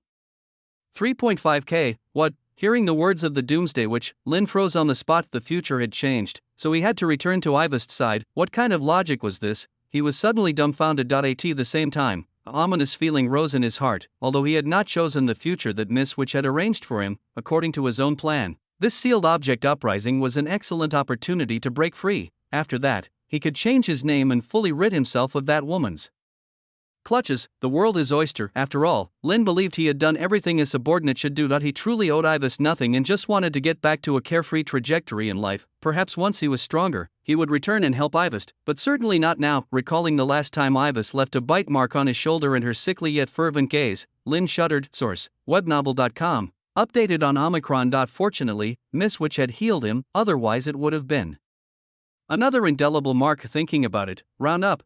Wasn't this wound actually bitten by Miss Witch before? Why did she heal it? Lynn was utterly confused, but thinking of the cool Miss Witch bending down to lightly bite his shoulder, creating a shallow mark, he felt awkward. No, that's not right. He was getting sidetracked. Wasn't the current discussion about whether or not to return to Ivest's side? Lynn discreetly gave Yun Chang a slap. Regardless, if he now safely returned to that woman's side, certain undesirable scenarios were bound to occur. Noticing Lynn's confusion and hesitation, Miss Witch said coolly, "You should have realized that this time I transported both your soul and body to the Pantheon." Lynn nodded. That was exactly what had confused him before. According to the original story, the past and future shouldn't have been able to interfere with reality. If it were really that easy to jump through the timeline, wouldn't that cause huge problems? Even the male protagonist in the original couldn't accomplish that. Continue reading stories on Empire regarding this. I have two speculations, Miss Witch said calmly. First, perhaps because you are my follower and have received the blessing of the Eternal. Hearing this, Lynn suddenly remembered an ability that Miss Witch had bestowed upon him, called the Eternal Chosen. He had always thought it was useless, but now it seemed it was a teleportation anchor point. No wonder he was able to communicate with Miss Witch so easily, even without setting up a full prayer ritual, and be pulled into the Pantheon by her. Second, your uniqueness, Miss Witch continued. Though I don't know what secret you hold, to me, you seem like an impurity that does not fit in this world. You have no past or future, only existing in the present. Just as you are now in the Pantheon, for reality, after you disappeared from the Soran mountain range, the future had no traces of Lynn Bartley ever existing. This led to everything that happened afterward. At this point, Miss Witch seemed to recall something and slightly furrowed her brow. So, what exactly happened after I died? Lynn asked solemnly. Miss Witch hesitated, then after a moment of thought, gently shook her head. You should see it for yourself. Saying this, she gently raised her hand and transferred a memory into Lynn's mind. The devastated empire, countless dead citizens, soaring flames of war, a crying holy maiden, and an angry hero. All these scenes gradually appeared before Lynn's eyes, until the last scene. It was a grim and terrifying underground prison where a white-haired woman in a red dress was locked in the deepest part, a sharp and holy glowing sword impaling her through the chest and pinning her harshly against the wall. Blood continuously flowed from her chest, yet her expression was as withered as if her heart had died. Was this, princess?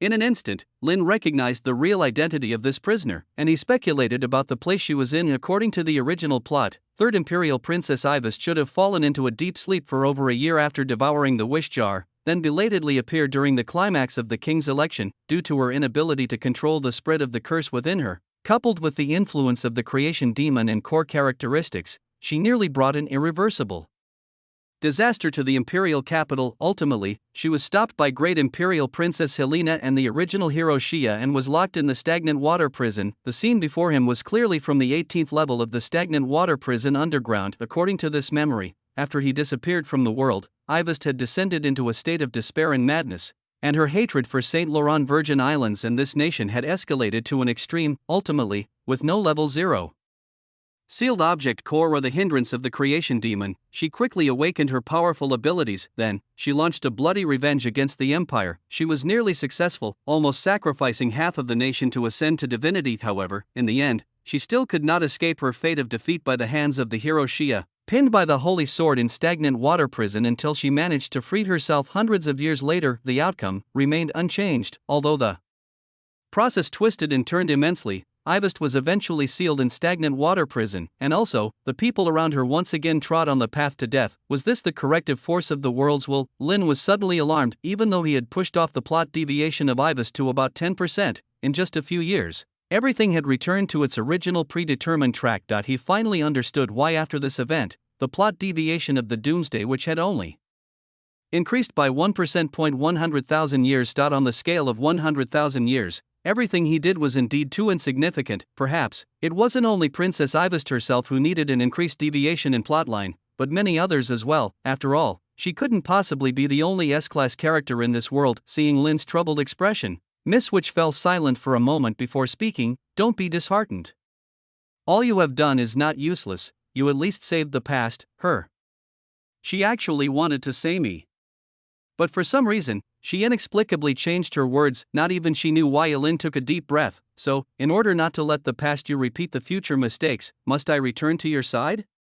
Only by him returning to the original trajectory of his world and stopping the emotional collapse of Princess Ivest would the subsequent destruction of the Empire be prevented. Damn it, how did I not know I even had a function as a suppressant? His mood felt somewhat depressed. It wasn't that he truly disliked that woman, Princess Ivest. If he did, he wouldn't have risked his life just for the sake of pretense and endured so much suffering. On the contrary, Lin felt that he probably had a fondness for her. At least, that night, when he witnessed the silent tears of Princess Ivest, his heart was touched. It was as if he didn't want to see her sad again. Although such emotions were minimal, however, that insane woman's pathological possessiveness was too strong, overwhelming him. After all, Lin was quite traditional at heart, leaning more toward male chauvinism, and rather than being treated as a mount passively enduring, he preferred playing the role of a knight. It seemed that Miss Witch noticed his dilemma, a slight emotional trace appearing in her heart.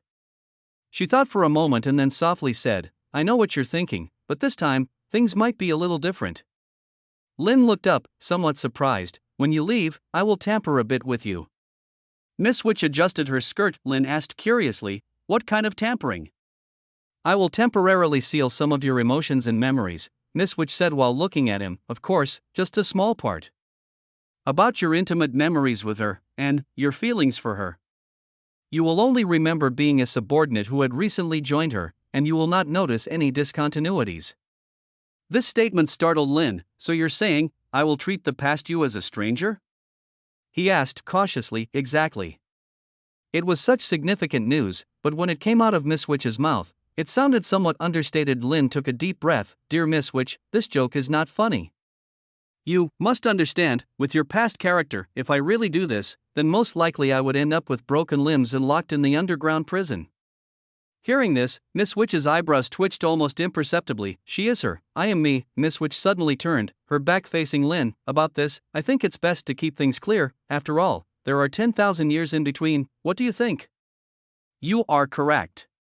Sensing the atmosphere suddenly growing colder, Lin, sweating profusely, said, Damn it was the first time meeting someone who could split themselves as Miss Witch did, and thinking it over, it seemed indeed true. Princess Ivest was 23 this year, while the Doomsday, which was 10,000 years older than her. 23 years was just a fleeting moment on the scale of her long life. And filled with countless painful memories. It was just that previously she hadn't shown such thoughts. And it was puzzling that she brought it up suddenly today. However, the more pressing issue was still on Princess Ivest's side. Miss Witch fell silent for a moment and then said softly, Don't worry, after the memories are sealed, she won't do those cruel things to you. The reason?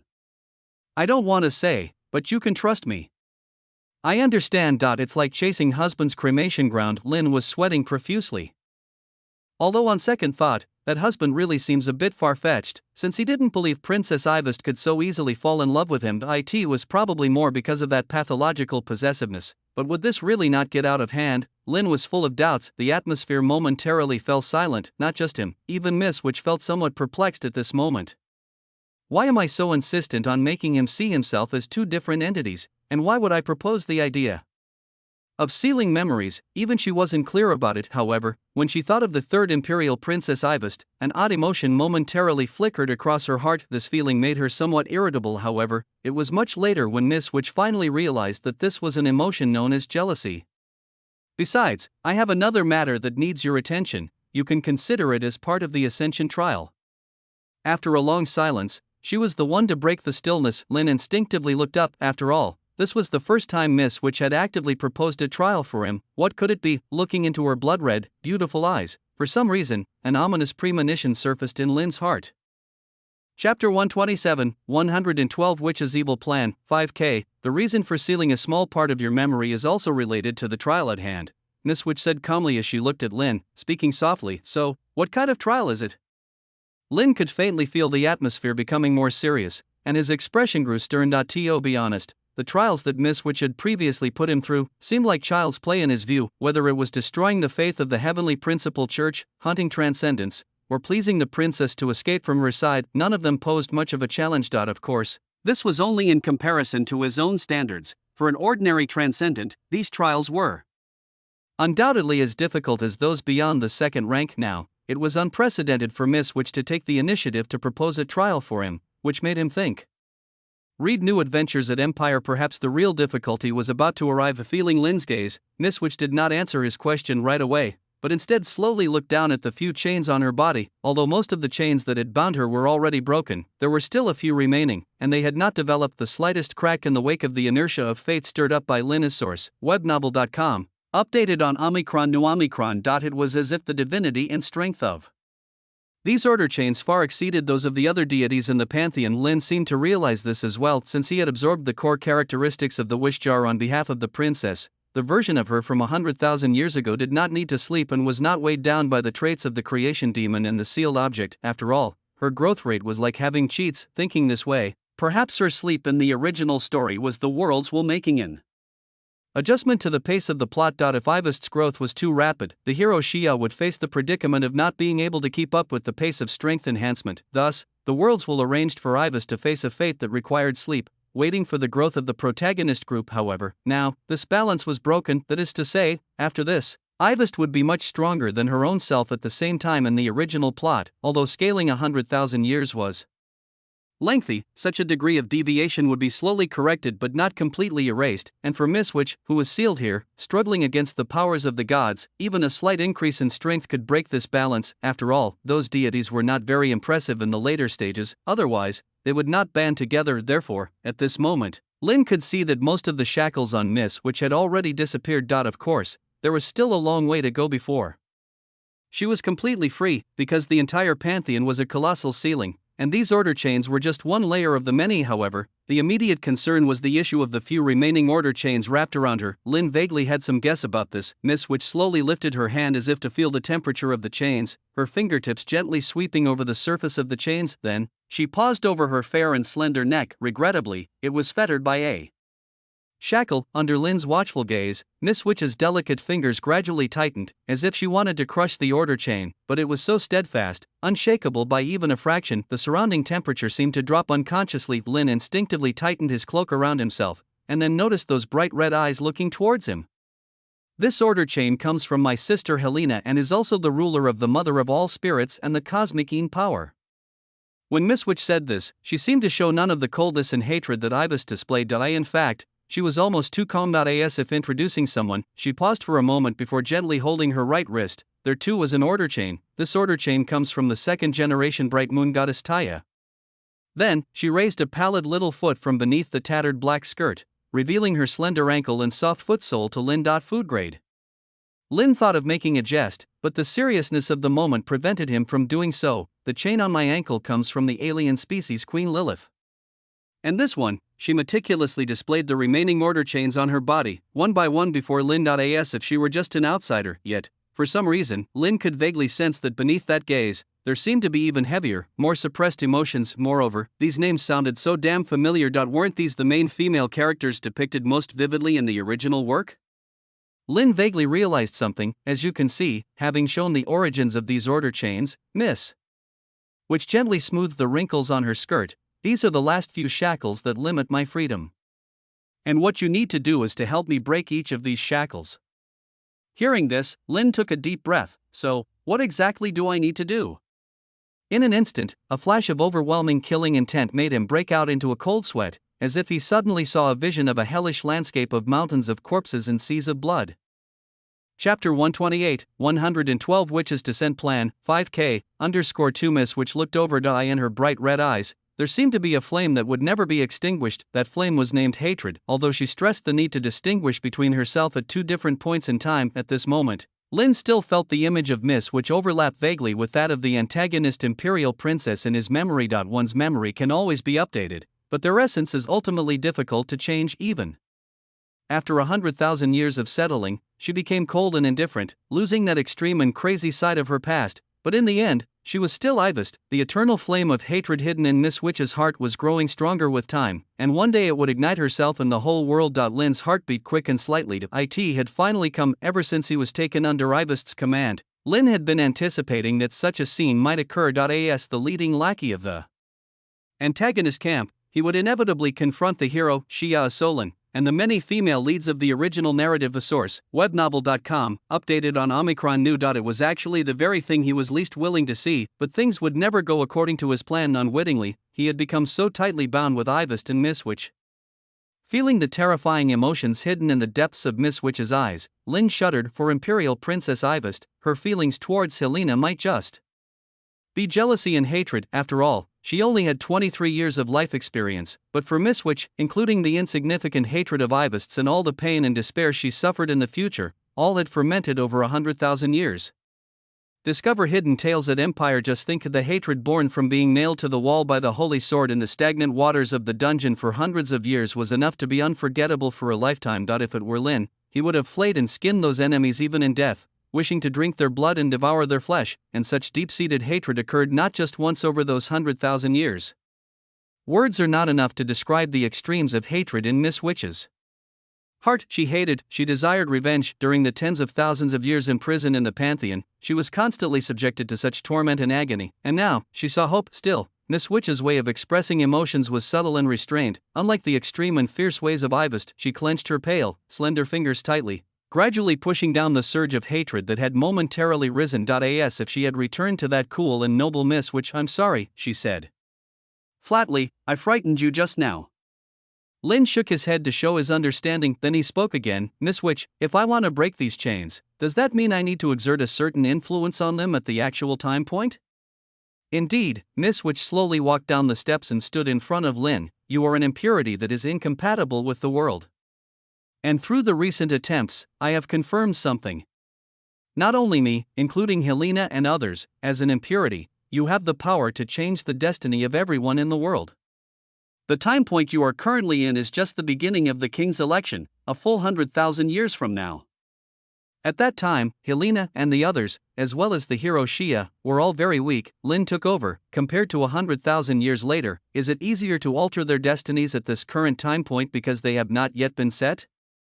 In other words, it's the idea that deviating the story plot would be easier. He seemed to realize something. Perhaps, changing only Ivist's destiny was the wrong choice. Even if her storyline deviation was maximized, Miss Witch's side had only increased by 10%. The remaining 90% of the deviation might be found on those main characters deeply intertwined with the original story. After all, there's definitely more than just the princess in this world with S-rank story roles. Do I need to kill them? Although he knew this was impossible, Lin still asked, feigning confusion, because what Miss Witch would say next would determine his future choices. Existing within the will of the world, Lin had no doubts that if he really took up a sword to kill the original female leads when they were very weak, even just having the thought would trigger the corrective forces intervention. When that happened, something unimaginable would certainly occur. For example, a 5th rank legend, a 6th rank demigod, or even higher rank powers might suddenly appear and execute him without explanation. Even with Ivist's protection, Lin didn't believe he could survive. Moreover, there are divine descents in this world. If things got utterly out of hand, any deity could simply slap him dead, and it would be considered normal. So, killing those main characters from the original story was definitely not a feasible approach. And if Miss Witch insisted that he do so, it would be like being blinded by hatred, forcing him onto a path that leads to certain death. Fortunately, Miss Witch never seemed to consider such a dangerous notion. Fate is not something that can be easily changed. Miss Witch glanced at him, her expression calm, and as I said just now, I won't allow you to engage in those dangerous acts again. Chapter 129, 112 Witch's Evil Plan, 5K_3 Your life now belongs not only to yourself but also to me. Lin let out a slight sigh of relief. Then what should I do? Miss Witch did not answer immediately. She slowly raised her wrist, and with a familiar spatial fluctuation, a cone-shaped spike emitting a faint black light gently floated in the palm of her hand. The cone-shaped spike was about the size of a palm, with a handle atop it. Although it looked like a weapon, it gave off an impression of an evil energy that caused dizziness and disorientation. This sealed object is called the Fallen Hour. Miss Witch tossed the cone-shaped spike into Lin's arms. Its sole function is to inscribe an indelible mark upon others. Those who are marked will be spiritually corrupted unknowingly, turning them into puppets of the controller. Feeling the cold and evil touch of the Fallen Hour, Lin had a vague sense of foreboding. She couldn't possibly be thinking. Noticing Lin's gaze, Miss Witch's eyes flickered with an unusual light. You guessed correctly. This sealed object requires the bearer to open their heart for it to be used. So, after you return to the Imperial capital, I want you to try to get close to Helena and the others, to make them trust you, until they let down their guard completely. Source, webnovel.com, updated on New0.Omicron. Then, Miss Witch's voice paused slightly, a glint flashing in her eyes. Use the Fallen Hour to transform them into slaves who will obey you completely. She pronounced each word deliberately. Her voice sounded very calm, yet Lin could still detect the violent emotions churning within her. He took a deep breath. 100,000 years had not diluted the twisted and extreme emotions in Miss Witch's heart. Those unresolvable hatreds had, in fact, become more profound and etched into the soul over time. Is this your revenge on them? Lin asked softly. Miss Witch slowly looked up, as if gazing at the dome of the Pantheon, or as if piercing through the veil of time and space to watch a certain existence. Revenge on them, she said faintly, perhaps. But that is not the main purpose for me. Miss Witch spoke slowly, observing her stunning silhouette. Lin suddenly found herself at a loss for words. After a moment of silence, she continued, who do you think, imprisoned here for tens of thousands of years, do I hate the most? A name flashed through Lin's mind immediately. It was the name of someone who had thwarted her plans again and again, defeated her countless times, and left her to suffer loneliness and despair for tens of thousands of years. It was also the protagonist of the original story, Xia Solin. Correct. The corners of Miss Witch's eyes softened slightly. Just think, in the future, Mother of all spirits, the bright moon goddess, a symbol of purity and beauty, when these beings, who should be lofty and inviolable, become slaves, utterly obedient to another man, wouldn't that be the most profound and perfect revenge for the powerful and radiant hero Xia? In that instant, Lin sensed a deep and terrifying aura emanating from her, despite its weightiness. Yet at that very moment, Miss Witch's lips curled into a light smile. So, my only follower, I entrust this matter to you. Can I choose to refuse? Lin felt a chill down his back. However, he was also very clear that if the princess's obsession was to win the king's election, then for Miss Witch, revenge was her raison d'etre. It was the only reason she lived on, a burden of 100,000 years that would not shift with the will of anyone. So, he could only accept. Fortunately, at this point in time, the story was still in the early stages of the plot, and hero Xia hadn't formed deep connections with these female characters. Some hadn't even met yet. Seen in this light, the difficulty seemed considerably lessened. However, a question soon rose in Lin's mind. Miss Witch, I still do not understand. He looked at the woman in the black dress, who had regained her composure. What does the trial have to do with sealing of memories? If you just returned openly, you would never again be free for the rest of your life. Miss Witch replied softly, what the fuck? Lin suddenly felt an eerie chill, but recalling the hint of pleading he had detected in Ivast's eyes before he faked his death, he quickly resigned himself to it. Given that woman's obsessive and pathological possessiveness, having tasted loss once, she might become even more extreme. What would happen if she felt the joy of regaining what she had lost? She would chain her favorite little dog with a dozen leashes, keeping him by her side, never letting him out of her sight for a moment. That was definitely something that deranged woman could do. Damn it seems my good looks have sealed my fate, Lin thought, grinding his teeth in frustration. But on the other hand, having one's memory sealed allowed for more freedom from Ivast. Lin couldn't figure out why. In his view, things would only spiral out of control, possibly even leading to tragedy. However, Lin did not quite understand the thoughts of these two women and found it inappropriate to judge rashly. Enjoy more content from Empire After All. It was Miss Witch's decision. She surely knew her own motives better than he. Perhaps sensing the confusion in Lin's heart, Niswich fell silent for a moment and then slowly explained, she needs an opportunity to reassess you. To go from dog to human, this is an indispensable step.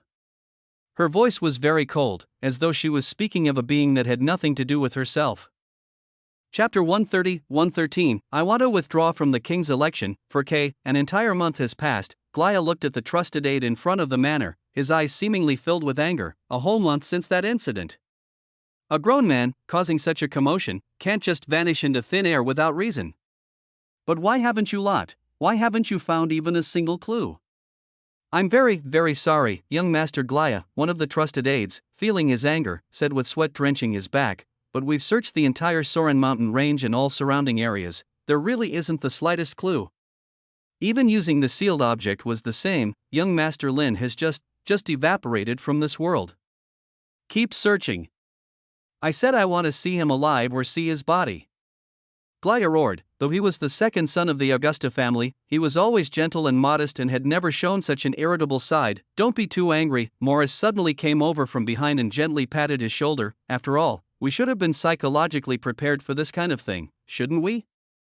Hearing his words, Glaya's expression suddenly turned somewhat dejected. He didn't want to be like this, but Lin was one of the few friends he had in this world. Moreover, it was Lin who had saved everyone at source. Webnovel.com, updated on Omicron New. Yet in the end, the Empire's honor roll and battle medals had not recorded his name, not even once. This last scion from the Bartleyan family seemed to have been erased from the world by those damnable nobles with their invisible hands. Looking at the bronze medal of honor hanging on his chest, Glaya sighed softly. After the wish jar unrest, including him, everyone involved that day received the Empire's award. The scope of this award was so broad that allegedly, it even caused dissatisfaction in the distant imperial city of Grosting. The nobles vehemently protested, believing that these people were promoted too quickly, having never set foot on the Demon Clan battlefields, going against the principles of the military department. In the end, it was Duke Tyrus who personally wrote a fierce letter to St. Laurent Virgin Islands that finally settled the matter. It was quite ridiculous. If the core figure of this incident had been any prince, there would be no such vehement reaction from the imperial city. It was solely because their loyalty was to the third imperial princess Ivest. How is the princess faring now? Glaya suddenly asked. Morris shook his head lightly. She has barely regained consciousness, but the situation is not good. She seems to have completely shut down her heart. Aside from occasionally talking to Aphia for a few words, she doesn't respond to anything said by anyone else. Physical wounds are easy to heal, but psychological ones, that's more uncertain. To be honest, as a subordinate of Ivest, he had never imagined that the princess he served would one day become so dispirited, and all this because of one man. It seemed that this guy was truly different to her compared to others. The two fell into silence together. Obviously, both of them had grown a lot after the wish jar incident. Glaya was no longer the same as before, without great ambition, only wishing to marry a daughter of a baron's family and live a stable life. He had become acutely aware of his own weakness, and thus, following his father and brother Rhine's arrangements, he joined the fertility church, becoming a transcendent, and his goal was no longer to retire on some plantation in the south. Glaya suddenly felt a strong urge to visit the imperial capital. To see those high and mighty nobles and to understand their hearts. Stay updated via Empire. Why could they be so foul just when the two of them were at a loss for words? The voice of a maid suddenly rose from behind. Master Glaya, young Master Morris, two visitors have suddenly arrived at the manor, claiming to be members of the Holy Oak Organization, requesting to see the princess. The Holy Oak Organization? Hearing this name, Morris and Glaya's eyes simultaneously flashed with surprise. Although they had imagined that they would come, they didn't expect them to arrive so soon. Let's go, let's see what's happening. Aphia gently pushed the wheelchair, heading along the corridor. The slight sunlight from the windows poured in, casting warmth upon her figure. Looking at the woman seated in the wheelchair, Aphia's eyes grew slightly teary. Over the past month, she had cried countless times in secret, sometimes for Lin, sometimes for the princess, and sometimes for herself. The woman in the wheelchair was beautiful, with a clear and stunning visage. Strangely enough, she possessed a head of snow white hair. Yes, ever since Ivest woke up from her coma, her once black hair turned to an untainted white. Such a hair color added a touch of coldness to her silent demeanor. The fiercely sharp aura of the past, along with her prideful and commanding presence, had all but vanished. Not even a hint of sharpness could be felt. In Aphia's eyes, in just a month, the princess had become unrecognizably changed. She seemed to have lost interest in anything. The only thing she did every day was sit by the window, silently looking in the direction of the Soren mountain range.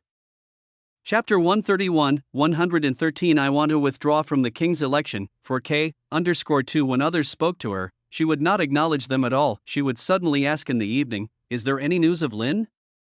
Yet, what awaited her was disappointment, time and again not be why now. Even emotions like disappointment seemed nearly impossible to read from Ivest's face. This was something extremely terrifying. Athia even wished that Her Highness would show anger or hatred, or even kill many people, which would be much better than her current state. However, Athia could vaguely understand the reaction of the imperial princess. Ivest was like a little girl with nothing. Her father did not care for her, her siblings bullied her, and everyone else despised her existence. Such a life should have been bleak and dull, yet Lynn's arrival changed everything, whether it was his outstanding advisory skills or his personal charismatic nature. In the eyes of that little girl who originally had nothing, it was as if she suddenly possessed a rare treasure capable of illuminating her dreary room. Her siblings scoffed at this, for as nobles they had so many toys that the little girl had never possessed, toys that were easily obtainable in their eyes. Source, webnovel.com, updated on Omicron New. But the little girl held it close to her chest and cherished it, polishing it again and again. Her fierce possessiveness led her to not allow anyone to take it away, yet at times, she felt overwhelmed by her excessive love for it. After all, it was the first treasure in her life, and it would probably be the only one. But now, her only precious treasure had been completely destroyed by someone. Continue reading stories on Novgo.com. The little girl was left with nothing again, back in that dilapidated and dim room. Only, what would she become the next time she stepped out of that room? Athia did not know. The fear in her heart prevented her from wanting to imagine this terrible future. While Athia was pushing the cold and indifferent Ivest, mulling over these thoughts, a maid suddenly approached from behind. After the maid whispered a few words, Athia's face changed. I understand, I will take Her Highness there now. After the maid left, Athia bit her lower lip, contemplated for a moment, then leaned down to Ivest's ear. Princess, someone from the Holy Oak has come to see you. Ivest's eyes remained unchanging. She looked out of the window, calm and indifferent, from beginning to end. 10 minutes later, Athia, pushing Ivest, arrived at the drawing room fashionably late. The room was already full of people, including Glaya and Morris, as well as a host of subordinates from Augusta Manor. Even Duke Tyrrus was present, looking at Ivest, who sat in her wheelchair with an indifferent expression. A nearly imperceptible trace of regret flickered in his eyes. He had thought that with his and that young man's assistance, she would make some achievements in the king's election, but alas, fate played its cruel hand, and all had turned into vain dreams. Yet even so, he had not initiated to dissolve their alliance. Now that everyone has arrived, we can begin. The Duke, being the highest-ranked person here apart from Ivest, cleared his throat and spoke. At this moment, standing in the center of the room beside the familiar faces was a brown-haired youth. He wore gold-rimmed glasses, dressed in tidy and stiff noble attire, with a Holy Oak emblem embroidered with gold thread on his collar, looking sacred and solemn, much like a clerk to some important figure. This was the envoy of the Holy Oak organization, sent to Orange City. This establishment was specifically founded for the king's election, with a long history, passed down through generations by an ancient family. Serving the royal family, they would score each prince and princess based on their daily conduct, achievements during the king's election period, and their reputation among the populace. Among many other aspects, the final victor would be the new monarch of the Saint Laurent Empire. And the Holy Oak's envoy had come to announce the latest update to Ivest's election score. Upon hearing Duke Tyrrus's words, the young man from the Holy Oak organization slightly bowed, paying his respects separately to Ivest and him. Then, under everyone's watchful eyes, he produced a piece of parchment from within his bosom. So next, I will announce the king's election points for third Prince Ivest Laurent Alexini. In the previous round of scoring, Your Highness's score was minus 3,576 points, placing you last among the 9 princes. The first rank is held by second Prince Philip, with 10,725 points. Second place is Princess Helena, with 8,014 points. Third is sixth Prince Michael, with 7,914 points. Fourth place, after this scoring update, your ranking remains unchanged, but your points have indeed shifted. For successfully resolving the Level 0 sealed object uprising, you gained 1,500 points. For securing the support of an elector, you gained 1,000 points. For reclaiming years of overdue taxes from Orange City for the Empire and successfully curbing the expansion of the major churches, you gained 500 points. Your current king's election score stands at minus 576 points. As the words of the Holy Oak envoy slowly fell, the entire room fell into silence. Twitches appeared at the corners of Terrace's eyes. Clearly, he had not anticipated that Ivest's situation was this dire. Negative points, was that even a possible value? As Morris lowered his head in embarrassment, feeling the strange glances of those at Augusta Manor and Duke Terrace. By all accounts, the scoring system of Holy Oak was quite fair, but the things Ivest had done in the imperial capital were infamously dreadful. Even though she had handled so many uncontrollable sealed objects and drifted into countless slumbers for them, the points she earned were still not enough to fill the hole. The saying goes, comparisons are odious. The second prince had already amassed over 10,000 points, and even the great imperial princess Helena stood on more than 8,000, yet she remained behind the starting line. However, the Holy Oak envoy seemed not to notice the odd atmosphere. Or perhaps it was outside of his jurisdiction. The king's election ceremony will enter a new phase starting this month, the young man said calmly to everyone. That is, the first round of elimination is about to begin. Before the end of this month, third prince must quickly free herself from the negative points, or she will lose the qualification to participate in the subsequent election. This declaration stirred up a storm in everyone's hearts. Aglaia and Morris exchanged glances, their expressions turning somewhat frantic. There was less than 2 weeks left until the end of the month, meaning, in the next 2 weeks, they needed to support the princess in gaining more than 576 points in the king's election, or be completely out of the running. How could this possibly be achieved? For a moment, everyone's spirits plummeted, but just then an unexpected, cool voice suddenly emanated from the white-haired woman seated in the wheelchair. Afia's eyes momentarily brimmed with hope, but upon clearly hearing her words, she stood frozen in place, at a loss. No need. Ivest's demeanor remained calm and detached, as though resigned to fate. Tell those in the imperial capital, I am withdrawing from the king's election. Soarin' mountain range, accompanied by a slowly opening invisible spatial rift, a figure wrapped in a blanket plummeted to the ground. Miss Witch. Next time can we land somewhere smoother? While nursing his bare bottom, the young man complained as he got up from the ground. Then, he looked around with some confusion, feeling that the landscape before him was utterly unfamiliar. Wait, where have I landed? Chapter 132, 114, You're not dead? 3K, time reversed to 10 minutes ago, inside the Pantheon. Upon hearing Miss Witch's explanation, Lin was about to ask something more when he suddenly felt a slight repelling force field around him. Due to the shattering of the order chains, the Pantheon has produced a certain pre-warning response, Miss Witch calmly explained. It's also time for you to leave. But before you go, repeat the task I just assigned to you. Wrapped in a blanket, Lin reluctantly hung his head. After returning to the imperial capital, connect with Helena and the others as quickly as possible, by all means obtain their trust, and then use the fallen hour to mark them. Seeing his dejected appearance, a surge of impulse rose in Miss Witch's heart. Like a homeless puppy, listlessly crouching in front of her, she somewhat wanted to reach out and pet his head. Although such a thought flashed through her mind, Miss Witch's expression remained very calm. Only inadvertently did she clench her slender fingers. You seem a bit unwilling. She looked down at Lin. I remember, Helena was once known as the most beautiful woman in the entire empire. Even if we don't mention Helena, including the Holy Maiden of the Silent Church, each person is one in 10,000 beauties, and you should be happy to make them your servants. Her voice was very calm, as if mentioning something of no consequence. Source, webnovel.com, updated on Omicron New. Omicron I know this one, it's a question of life and death. Looking at Miss Witch casually tilting her head and the snowy white long hair draping over her shoulder, Lin did not hesitate. To me, there are only 3 kinds of women in this world. Oh? Which 3 kinds? Miss Witch asked flatly. The most beautiful, you, my mother, and every other woman. Lin's expression was serious, but such words depended on who you were speaking to. If Ivest were the one asking him this question, Lin would not even dare to include my mother in his answer. Upon hearing Lin's words, Miss Witch showed no delight, but instead asked in a cold voice, the most beautiful me?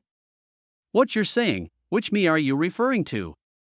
I'm not sure if it's an illusion. I always feel that Miss Witch is somewhat strange today, though she still seemed detached and weary of the world. She appeared to be much more talkative than usual, and intentionally or not, she kept distinguishing herself from her past self. Lin thought silently, but he knew the answer to this question. If he were some dumbass anime protagonist from another dimension here, he would surely say you are all my wings. However, that would be the dumbest answer. For one simple reason, the princess isn't here, so why not fervently flatter Miss Witch? To not do so would be idiotic. Lin didn't hesitate and immediately gave a thumbs up. Of course, it's you, Miss Witch. Slick talker. Upon hearing his answer, Miss Witch scoffed, but it seemed to have put her in a good mood. Come here, Miss Witch gently lifted her snow-white wrist, signaling Lin to come forward. I will seal your memory. To reduce the feeling of discontinuity, I will make some minor adjustments to your memory, but don't worry, this won't affect your personality, and after 2 months, the lost memories will return to your mind. Lin immediately walked over, feeling Miss Witch's cool, soft hand gently cover his forehead. He felt his whole being was healed, but the next second, Lin suddenly realized a problem. His immense trust in Miss Witch had made him forget something, the system and the existence of his former life. Moreover, she probably didn't know that the hypnosis from those years was fake. Lin instinctively wanted to pull away from Miss Witch's palm. Then, suddenly, a system notification chimed in his ear, detecting an invasion of the host's memory. Planning a solution for you, planning successful. Accompanied by an invisible force fluctuation, Lin suddenly felt the memories he did not wish Miss Witch to read were instantly hidden beneath an invisible shield. He stared blankly at Miss Witch, who was silent in front of him, trying to detect any anomaly on her face. He then realized she inadvertently furrowed her brow. Could it be that the system's stealthy adjustment was noticed? Lin's heart tensed slightly. Explore more at Navgo. Luckily, in the next second, Miss Witch spoke softly, "Don't keep staring at me." Okay, I was overthinking it. Lin relaxed instantly and honestly shifted his gaze away, but then, he felt a slight confusion. The system's priority was even higher than Miss Witch's. She was supposed to be a top-tier existence in this world, yet she had not detected the system's presence. With such confusion, Lin suddenly felt himself sinking into a deep sleep. Suddenly, everything went dark. Accompanied by a slight sting in his brain, he suddenly felt as if something in his memory was missing, yet also as if something had been added. My name is Lin, I'm 17 years old, and I am the heir to the Bartleyan family. After being exiled from the imperial capital to Orange City, my heart was filled with hatred, longing to take revenge on those who had slandered me. However, stripped of my divine-given factor, I became incredibly weak. No one would help me. Everyone was kicking the Bartleyan family while it was down. So, for the sake of revenge, to regain strength, I reluctantly turned my gaze to evil and forbidden methods. I prayed to an unknown entity, begging it to grant me the power to take my revenge even if it cost my soul. I would spare no expense. Then I succeeded. In the Pantheon, I saw the most beautiful woman I've ever come across in 2 lifetimes. The end which, I said, "Great entity, please take my soul, let me become your follower, and grant me the power to take revenge." She said, "Follower? I don't need such a thing. What I lack is a little dog to relieve my boredom and amuse me." And so, I became Miss Witch's dog. With her help, my strength soared, and through completing the trials, she said, I acquainted myself with numerous people and powers, including Augusta Manor and the Tyrus family. Eventually, I even successfully quelled the rampage of a level 0 sealed object, pleasing Miss Witch like never before. Unfortunately, during that disaster, as I was possessed by 2 great demons at the same time, my memory seemed to get a bit jumbled, as if I had forgotten something, but since Miss Witch said it was unimportant, I couldn't be bothered to investigate. Then, today, she assigned 2 new trials. Point 1 is to use the fallen hour to take revenge on the original male and female protagonists, the other is to return to reality, to find her from 10,000 years ago, and stop her from developing the extreme idea of revenge on the entire empire, to change the future's tragedy. Speaking of which, the Miss Witch of 10,000 years ago should still be the 3rd imperial princess of the Saint Laurent Empire, right? What kind of person was she, really? The real world, feeling a blunt pain from falling from a great height, Lin stood up while clutching his buttocks. At this moment, all he had covering his body was a single blanket, making him look like a perverted streaker. Had he known, he would have asked Miss Witch for an extra set of clothes before leaving. Lin wrapped the blanket tightly around himself and sneakily glanced around, and wouldn't you know it? Sleepyheads are delivered pillows just when they need them. Lin, young Master Lin? Suddenly, a voice came from behind him. Are you young Master Lin? Thank God. You're not dead. The voice trembled faintly, as if mixed with intense joy. Lin instinctively looked back. He discovered that the man was one of the trusted aides who had once cried after being beaten by him at Augusta Manor. At this very moment, that trusted aide, along with 3 rough-looking mercenaries holding a lantern-like sealed object, seemed to be searching for any sign of the living. It appeared that after completing the Ascension trial that stopped the Wish Jar rampage, the people of Augusta Manor never gave up looking for him. Lin breathed a sigh of relief. He had been worried about how to get back to the city. Looking at the aide's excited demeanor, Lin smiled and said, "Yes, it's." Before he could finish speaking, something unexpected happened. Along with the sound of flesh being pierced, Lin's eyes narrowed slightly. Much to his astonishment, one of the burly mercenaries suddenly drew a blade and stabbed the trusted aide from behind. The aide had a look of utter bewilderment in his eyes as he looked down at the sword protruding through his chest, spitting blood. Clearly, he had no idea what had just transpired. At the request of young Master Glaya, the manor had put all of its limited trusted aides into searching for Lin.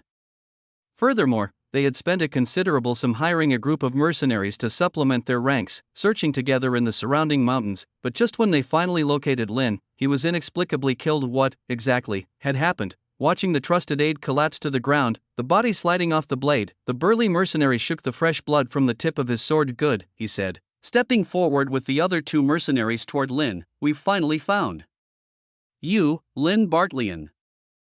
The leading burly mercenary was a second-rank transcendent, just starting out in rank. The other two, silent mercenaries, were both first-ranked. It was just that their faith and extraordinary abilities were unknown at the moment. It seemed these men were planted by some sinister puppeteers in the search party, their only goal to confirm whether he truly died in that incident. If not, what happened just now was their response. Feeling the cold intent to kill in the men's eyes, Lin looked at them calmly. Who sent you? At this moment, the aura he exuded was merely that of an ordinary person. The burly mercenary pressed his blade slowly against Lin's neck, then revealed a ferocious smile. The Moskla family, along with the Heavenly Principal Church, they told me to send their regards.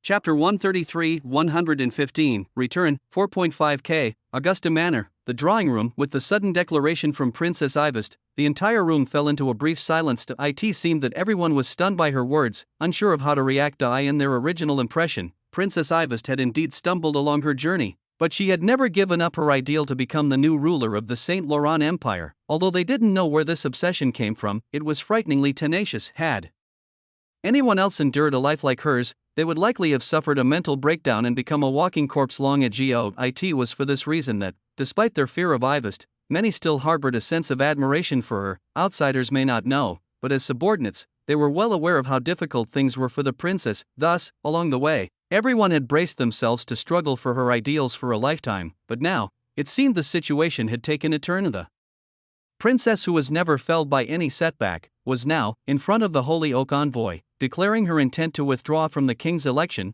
What on earth had happened? Not just Morris and Glaya, but even Duke Tyrus's complexion changed. Source, webnovel.com, updated on Omicron News 0. Omicron Princess, choose your words carefully. He looked seriously at Ivest, but after locking eyes with those silent and indifferent crimson orbs for a second, he suddenly felt a sense of alarm. What, exactly, did she plan to do? On the other hand, with Duke Tyrus taking the lead in admonition, the surrounding vassals also began to plead earnestly. Have you forgotten your own ideals? Yes, Your Highness, the king's election has only just started with the first stage. Even if the other princes have scores accumulated from the previous years, you still have hope of catching up. It's just over 500 points. Let's figure out a way together to help you gather them. The crowd voiced out one after another. However, they all knew very well in their hearts, without Lin, with their level of ability, it was almost impossible to achieve the feat of raking in over 500 points within less than 2 weeks, yet no one wanted to give up just like that. Alas, Ivest seemed not to heed these words. After uttering that statement, she reverted back to her usual state of calm indifference. Read latest chapters at Novgo. It was as if she could no longer be interested in anything at all. Just then, the brown-haired young man from the Holy Oak organization slowly gave a bow. I'm sorry, Princess Ivest. You should be aware that the Holy Oak organization is only responsible for maintaining the normal operation of the king's election, as well as tallying the sequence rankings and scores. But regarding your wish to withdraw from the king's election, it is not within the scope of our authority. Unless you are eliminated by the rules, or you die, we have no right to deprive you of your qualification for the king's election. Moreover, the decision for this matter does not lie with you. The voice of the Holy Oak envoy was very calm. Participating in the king's election is a duty that every prince must fulfill and not a child's play subject to whims and moods. Therefore, please make some achievements as soon as possible in the remaining time and get your scores out of the negative. If you still haven't achieved the goal after 2 weeks, you won't need to withdraw voluntarily. I will come personally to announce your elimination. The brown-haired youth explained methodically. Clearly, he had rejected Ivest's request, but it seemed to make little difference. Princess Ivest herself had already completely lost the desire to participate in the king's election and was solely focused on leaving. In such a situation, no matter how the vassals advised, they couldn't stop her from her single-minded determination. Ivest remained silent, and the atmosphere around her gradually turned cold. Seeing this, Aphia, with tears welling up in her eyes, nodded to the complex-faced crowd and then pushed the princess out of the drawing room. It was indeed these people. Feeling the cold blade on his neck, Lin's expression remained calm. There might be other powers operating in the shadows, but the Moskva family and the Heavenly Principal Church were at the forefront. The Moskva family went without saying. He had personally killed their heir, Dalion, at the banquet, not to mention a long-standing vendetta, leaving no room for reconciliation, and it was even more so with the Heavenly Principal Church. He had personally destroyed their faith in Orn City, later using the creation demon to instantly kill over 100 transcendents. This was definitely not a weak force. A normal first-rank transcendent, especially one who believed in the Heavenly Principle, often possessed extraordinary abilities of substantial destructive power, mostly related to gravity, air currents, and magnetic fields. Even when confronted with dozens of well-trained soldiers, they could prevail. In these border cities at least, the role of over 100 low-ranked transcendents was definitely comparable to an army nearing 10,000 men, yet Lin had obliterated this force to near extinction. This had as good as completely offended the Heavenly Principal Church to death. That's why they were so eager to have someone search for him in the Soren mountain range. Of course, it was to confirm his death. You don't seem to be afraid at all? Noticing Lin's undisturbed calmness, the burly mercenary leading the group showed a hint of surprise on his face. His body radiated a pale blue glow of the divine given factor, but his specific faith remained enigmatic. 1 second rank, 2 first ranks. Chapter 134, 115, Return, 4.5k, _2. Since that's the case, there's no need to waste time anymore. Gazing at the trusted aide's body lying in a pool of blood, Lin's expression was cold and indifferent. Of course not afraid, he gently pinched the blade resting on his neck, because dead people can't kill. Dead people? Exactly. As he spoke, a red glow radiated from Lin's eyes. You are already dead. And dead people can't kill.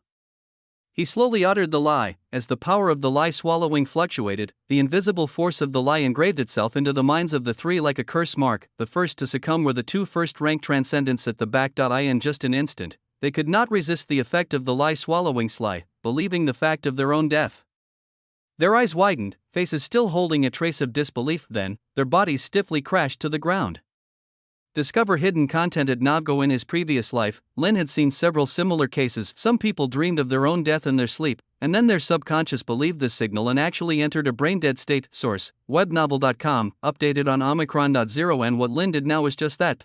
Am I already dead? As the only second-ranked transcendent, the burly mercenary suddenly looked vacant and loosened his grip on the long sword in his hand. The next second, like a gigantic bear, his body thunderously fell to the ground, kicking up a cloud of dust. In just 5 seconds, with just one sentence, he had killed 3 powerful transcendents. That was Lin's strength at the moment. With the system's presence, he could max out all the divine-given factors and, with Miss Witch's help, underwent a secondary enhancement. Now, he was several times stronger than this second-ranked transcendent. In the world of the transcendents, the upper ranks possessed such terrifying dominion over their inferiors, and the quantity and quality of divine-given factors precisely determined everything. Of course, the lie-swallowing's method of use could only bully the weak, making those with very frail will suffer. If he faced a stronger second-ranked transcendent, or someone protected by a sealing object of mental nature, he couldn't kill them through lies. Lin crouched down and stripped off a set of clothes from them to change into. He then picked up the long sword to use as a shovel and dug a pit on the ground to bury the trusted aide of the manor who died searching for him. After all this, he quickened his pace and left the mountain range. On the carriage, Duke Tiras rubbed his forehead with a hint of headache. After Princess Ivest left the reception room, he followed her, persuading her not to give up so easily. Although earning 576 points within 2 weeks was very difficult, with his assistance, there was still some hope. But either way, it required Ivest's cooperation. After all, Lin had spent several days to break the faith of the Heavenly Principal Church and gathered 2 million gold coins from various churches. Even with that, he had only scored 500 points. To achieve more than what he had managed back then, everyone needed to work together. Currently, Orn City had just ended a disaster and was in a state of chaos, so Duke Tiras turned his attention to the Demon Clan battlefield.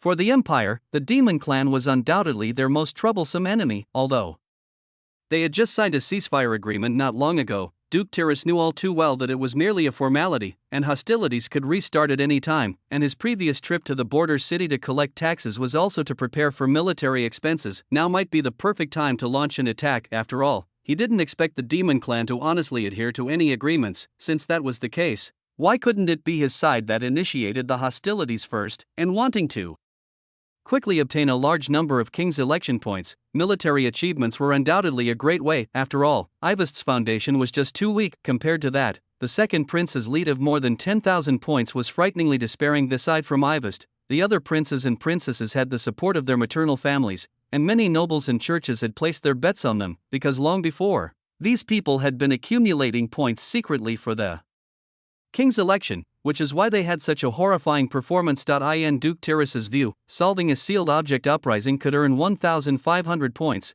which was an extremely incredible reward, so generous that even he couldn't imagine. After all, in the perspective of those in the imperial capital, the incident only affected a border city, killing tens of thousands of lowly commoners, nearly equivalent to no loss at all. You can figure it out with a simple calculation. Within just 1 month of Lin arriving at Augusta Manor, he had helped Ivest gather 3,000 points for the king's election, already a third of what second Prince Philid had done. If not for Ivest's weak foundation, she might have already climbed to the 6th or 7th rank by now. 1 month, that was merely 1 month, to reach such a level in just 1 month. Even Philid himself would be deeply shocked if he knew about this.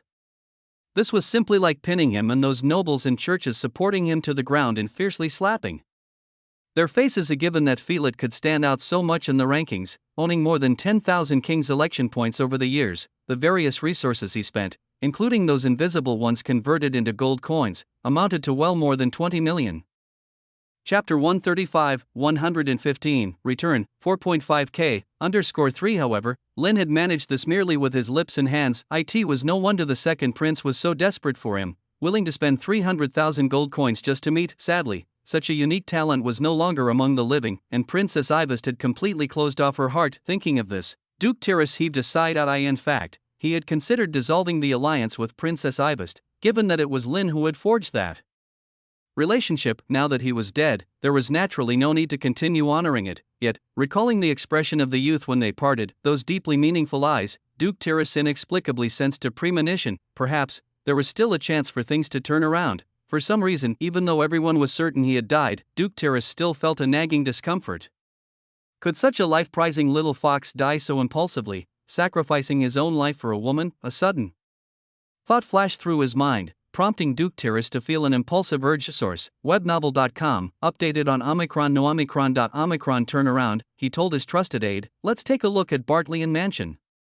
Continue your adventure at Navgo. By evening, Lin had finally followed his memory back to Orange City. At this moment, weather-beaten and looking almost like a handsome beggar, he stood thoughtfully at the entrance of Bartleyan Mansion, not sure if it was an illusion. Under the cover of dusk, the entire mansion seemed sinisterly quiet, devoid of any light, with the doors firmly shut, as if there was no one inside. So, Lin stopped a passerby and began to ask, "Excuse me," before he could finish. The passerby glanced at the mansion and his face paled. He pulled Lin aside into a nearby alley and whispered, "That mansion is tied up with many important figures. I suggest you keep your distance and not get too close." "Go on."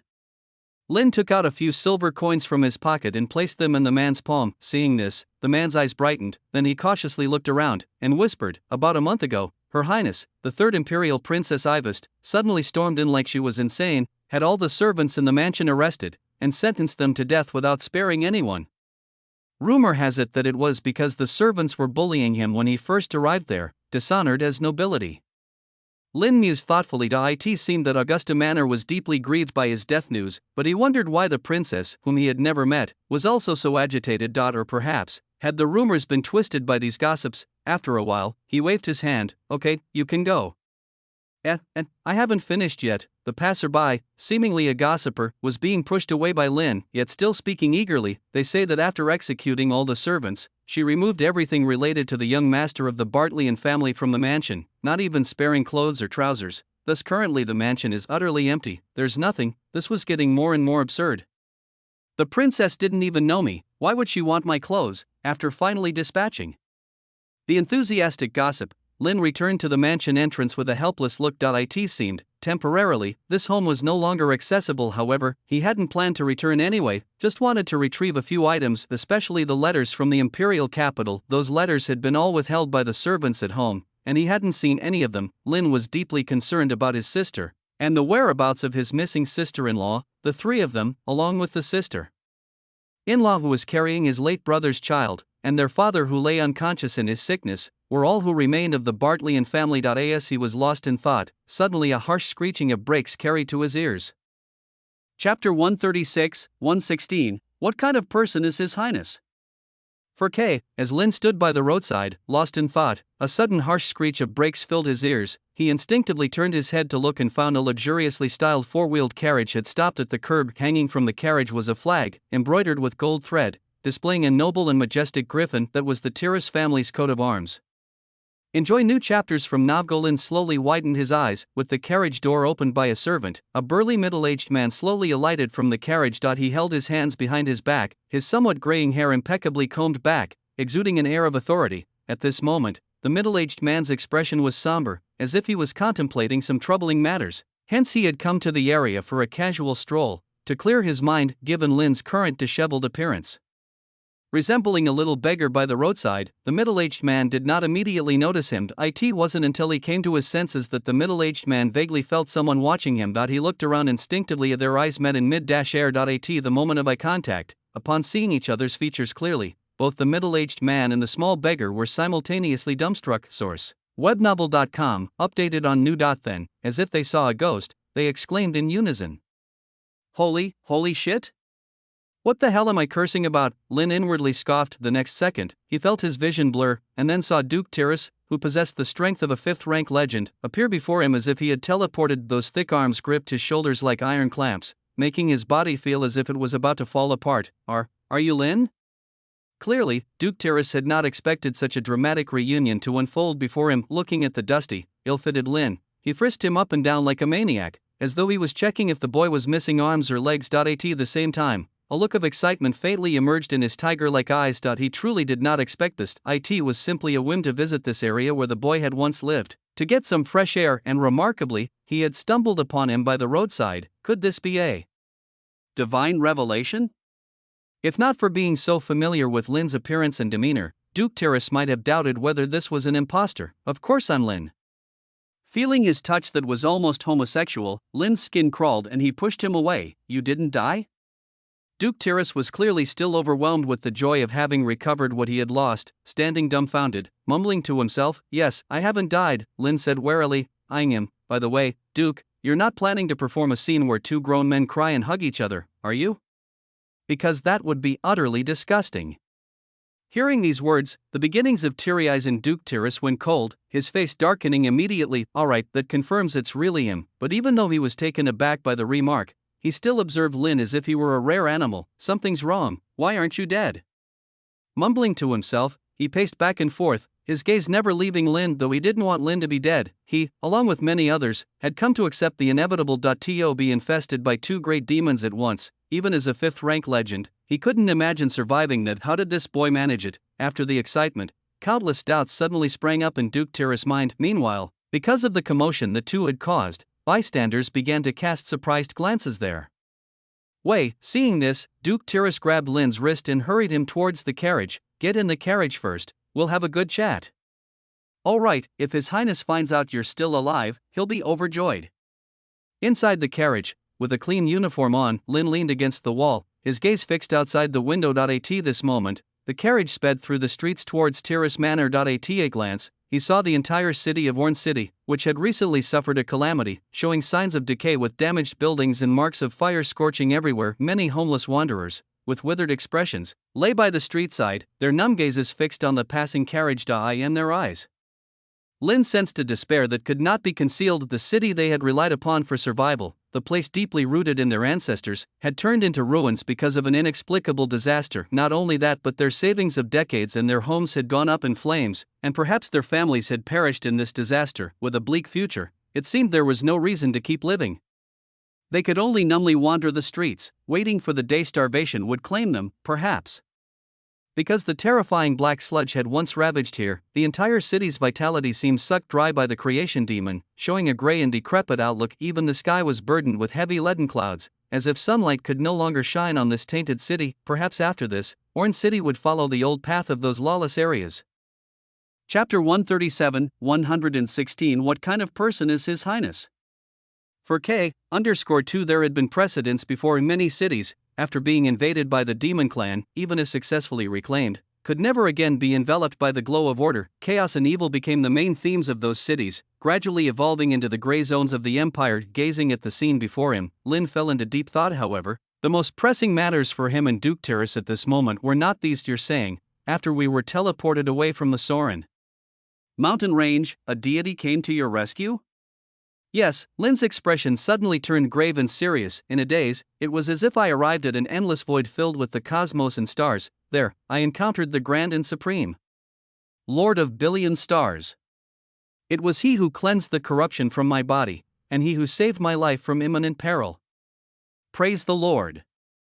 As Duke Terrace looked at Lin's solemn demeanor, he opened his mouth but found himself at a loss for words. Praise the Lord, my ass. Weren't you already excommunicated from the church? Even making up something about the bright moon goddess or the fertility mother goddess would be somewhat believable. Source, webnovel.com, updated on Omicron News 0. Moreover, you just recently set the heavenly principal church ablaze, toppled a bishop, and casually crushed over 100 transcendents to death, nearly scattering their ashes to the wind. The Lord of billion stars saved you. Who would believe such a tale if you told it? A trace of annoyance flickered in Duke Terrace's eyes. It seems this guy doesn't want to tell the truth, but that's normal, after all. In the incident with the Class 0 sealed object going berserk, Lin had revealed far too many extraordinary cards, obviously holding secrets he didn't want disclosed. And since he didn't want to talk, Duke Terrace couldn't be bothered to dig deeper. This moment, after catching up with old times, the excitement and shock in his heart had gradually subsided, and he regained his usual composure. At the same time, his mind had finally the leisure to ponder other matters. Lin wasn't dead. This news would not only cause him to stir, but probably many others upon learning of it, and those at Augusta Manor, especially the princess in the wheelchair, would likely be the most eager to hear this news. Good thing you're not dead, otherwise who knows what state the princess might have ended up in. The thought of Ivis sitting in her wheelchair, with those eyes suppressing some sort of frantic emotion, sent a shiver down Duke Terrace's spine. This time, St. Laurent Virgin Islands really crossed the line. In the whole affair, Ivis had been treated like a disposable piece, with hardly anyone caring for her feelings. The only one who did, Lin, was thought to be dead, although it now appeared to be a misunderstanding. Ivis was unaware. Hearing Duke Terrace's words, a strange look flashed in Lin's eyes. Why the silence? Seeing him bow his head in silent contemplation, Duke Terrace chuckled. You, my boy, are you just waiting to return and show off in front of Her Highness? I'll tell you, this time you might experience more tales on Novgo.com. Duke Terrace, Lin suddenly interrupted him, his eyes revealing a hint of confusion. Actually, I've been wanting to ask since a moment ago. From the way you speak, it seems I should have had some interactions with the third Imperial Princess? Duke Terrace laughed and shook his head. You're joking with me, aren't you? If you haven't had interactions with her, then everyone else in the world can only be considered strangers. Thinking about Ivist's despair and heartbreak after the incident due to Lin's death, he felt somewhat disturbed. For the first time, he had seen such emotions on the face of that proud and cruel young lady, all because of one man. To say there was nothing special between them. He wouldn't believe it even if you killed him. Yet, facing Duke Terrace's suggestive gaze, Lin merely furrowed his brows. I don't remember any of this. Seeing his genuinely astonished look, Duke Terrace realized the seriousness of the issue. He slowly sat upright. Ivis Laurent Alexini, haven't you heard this name? I have, Lin replied without hesitation. He, who had read the original work, had a very deep impression of the villainous imperial princess. After all, the doomsday which he worshipped was indeed Ivist from 100,000 years in the future, and his return to Orange City was precisely due to Miss Witch's orders to prevent her from developing the crazed idea to destroy the Empire and to change the tragedy of the future. Hearing this, Duke Terrace was just about to breathe a sigh of relief, but the next second, he heard Lin speak in a hesitant tone, slowly asking, but what kind of person is she really? Although he had read the original work, he only had a vague impression. He only knew that she was very ugly and frightening, and her personality was equally brutal, the spitting image of a malicious female supporting character in the beginning. It was only in the middle and later stages that she began to exude an oppressive presence, growing into a qualified villain. However, Duke Tyrrus was unaware of his current inner thoughts, looking at Lynn's candid gaze and recalling the ashen look in the white-haired woman's eyes. He only felt his brain buzzing as if it were about to explode. "This is bad." Inside Tyrrus Manor, the Duke paced back and forth in his study with a pipe in his mouth, puffing out smoke, his face full of worries. "Are you saying that after that battle, the commotion caused by the two great demons inside your mind was too great, so your consciousness was impacted, leading to the loss of some memories?" "That's right." Lynn, sitting on the sofa, nodded. "You remember me, Glaya, and Rhine, even Aphia and Milani, but you've forgotten everything about the princess?" "Although you say I've forgotten, I really don't remember that at all." Feeling the seriousness of Duke Tyrrus's gaze, Lynn scratched his head. "This is bad," he murmured solemnly to himself. Seeing Duke Tyrrus's reticent attitude towards that woman, Lynn couldn't help but frown. "To be honest, sir," Lynn spread his hands, "I'm completely clueless about all this, so could you please stop speaking in riddles for now?" Duke Tyrrus sighed. "Right now, you remember everyone but have forgotten everything related to the princess. With her temperament, even knowing that you've survived and returned, she'd probably go mad.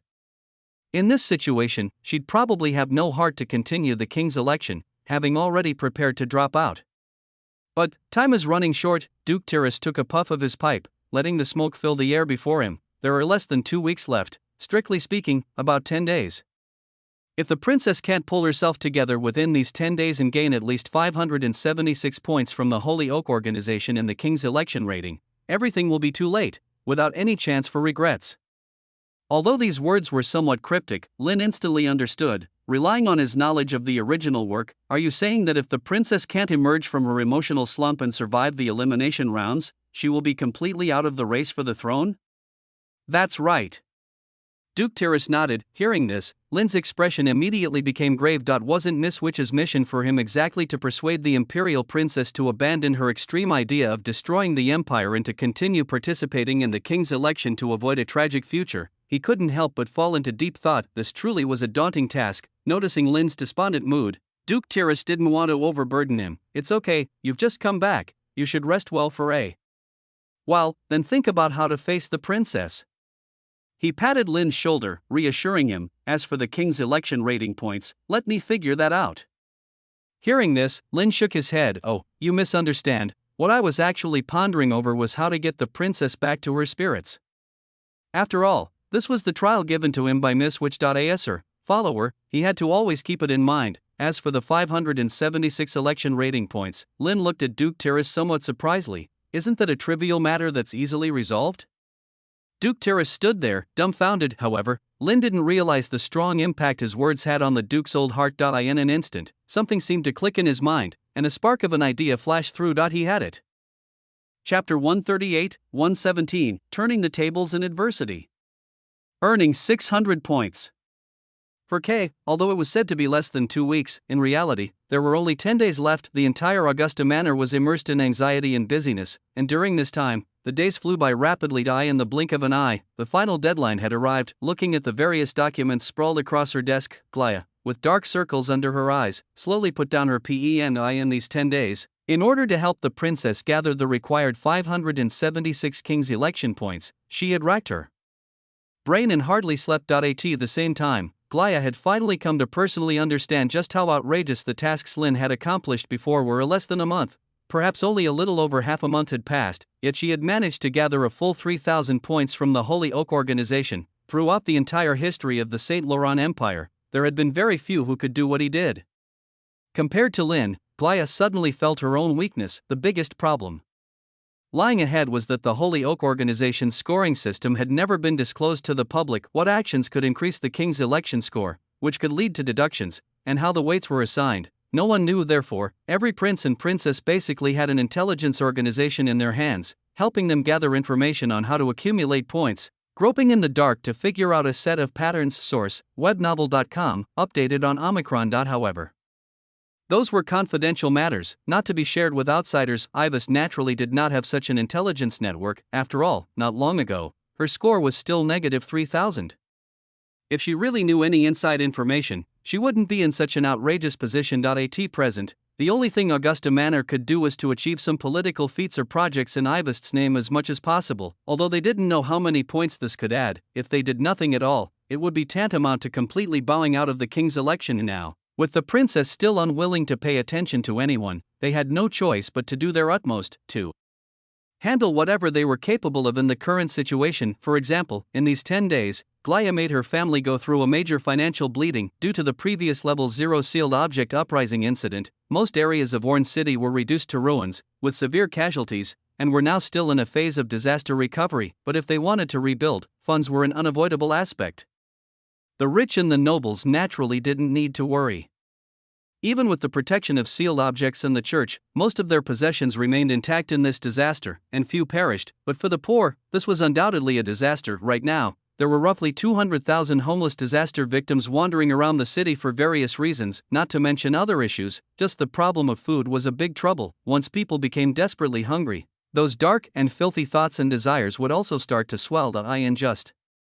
These 10 days, according to information from the city council, the number of robbery and murder cases had surged by hundreds of times compared to before. The entire city, except for the affluent areas where nobles and the wealthy lived, had gradually turned into chaos-infested lawless zones. Even the security bureau's police force was far from sufficient, and even when they encountered a case, they would choose to turn a blind eye. It was in such a desperate and oppressive environment that the nobles sat high above, as if watching monkeys, enjoying the ugly states of these lowly citizens privately. However, they were hoarding the city's resources, driving up the prices of food and other necessities, and making the most contemptibly filthy money. However, Augusta Manor did not take this opportunity to make a fortune. Unexpectedly, they chose to be generous. They paid a huge price to buy food from merchants and nobles, then let it flow back into the market at extremely low prices, even distributing relief food for free to the homeless disaster victims in the name of the third imperial princess. This was the only method Glaya could think of. The order of the whole city had disappeared. She could only do what was within her power. No matter what, Glaya was very clear, compared to the amazing feats Lin had accomplished before, these were completely insignificant. They were simply not worth mentioning when it came to the gaping hole of the 576 points. Thinking this way, the unbearable anxiety surfaced once more. After you left, nothing has gone right. Glaya covered her forehead and let out a quiet sigh. It was then that the door was pushed open. Morris stepped in quickly, his face also showing extreme fatigue, indicating that he, too, had been busily running around for the princess these past few days. Have you seen the Duke lately? Glaya, seeing his figure, asked with a hint of hope. Obviously, at this moment, only Duke Tyrus was their hope for turning around the adverse situation. Morris's footsteps paused, and a hint of helplessness flashed in his eyes. No, since he left here 10 days ago, he hasn't come to visit the princess again. It's as if he's evaporated from the world. There's the occasional negative news coming from among the commoners, saying that he facilitated the new Food Act and has made a fortune from it, preparing to flee. What exactly does the Duke intend to do? Glaya pinched the bridge of her nose. Is he planning to sever the alliance with the princess? After finishing this sentence, the room fell into silence. They both knew very well. Explore stories on Navgo.com. If it were anyone else, faced with the princess losing her will to fight entirely, and their true angel investor Lynn Bartleyan dead, they would have probably taken off long ago. Chapter 139, 117, Comeback in Adversity. A whopping gain of 600 points. For K_2 that is a distinguished elector, they cannot, nor do they have the qualifications to ask him to do anything. After a long silence, Morris spoke up. The Holy Oak envoy will be arriving soon. Let's head to the reception room early to wait.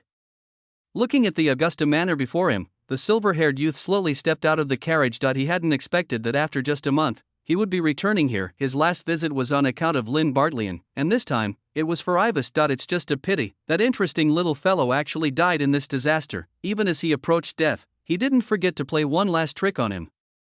Regarding the events of that day, Philip didn't harbor much anger, but rather, it was regret. He somewhat regretted not being more insistent when asking Ivis for Lynn that day, and the offer he made was not generous enough. Such an intriguing person, one wouldn't encounter many in a lifetime. As he thought, Philip, led by a terrified maid, slowly entered the manor. He wasn't the protagonist today but was about to play a novel role. Source, webnovel.com, updated on N0 Given Orange City's remote geographical location, and the fact that Philip was one of only 2 members of the royal family remaining here, the Holy Oak organization entrusted him to act as the certifying official today. To certify for Princess Ivis Lauren Alexini, who had been the first to be eliminated from the king's election. Only in this way, would the ceremony possess sacredness and legal effect, accompanied by the door being gently pushed open, he saw the white-haired woman sitting by the bed.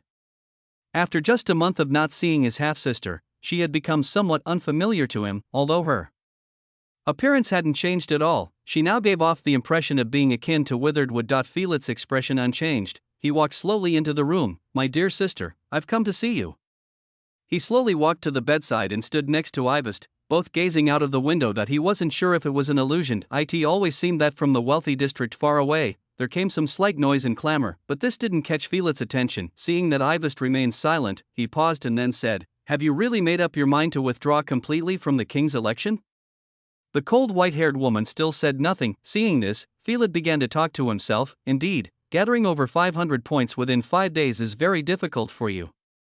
Even for me, that would require quite an effort." However, Ivest sat on her wheelchair as if he did not exist, rigid as wood. Seeing this, Felix sighed. "Such impoliteness," said the silver-haired youth softly. "That's why Helena and I, as your brother and sister, dislike you so much. Although you're the ugliest one in the Alexini family, little girls should smile more, someone will always dote on them. But you don't like to smile, you prefer to hide in a corner, silently cry, and then use silly and ridiculous little schemes to seek revenge.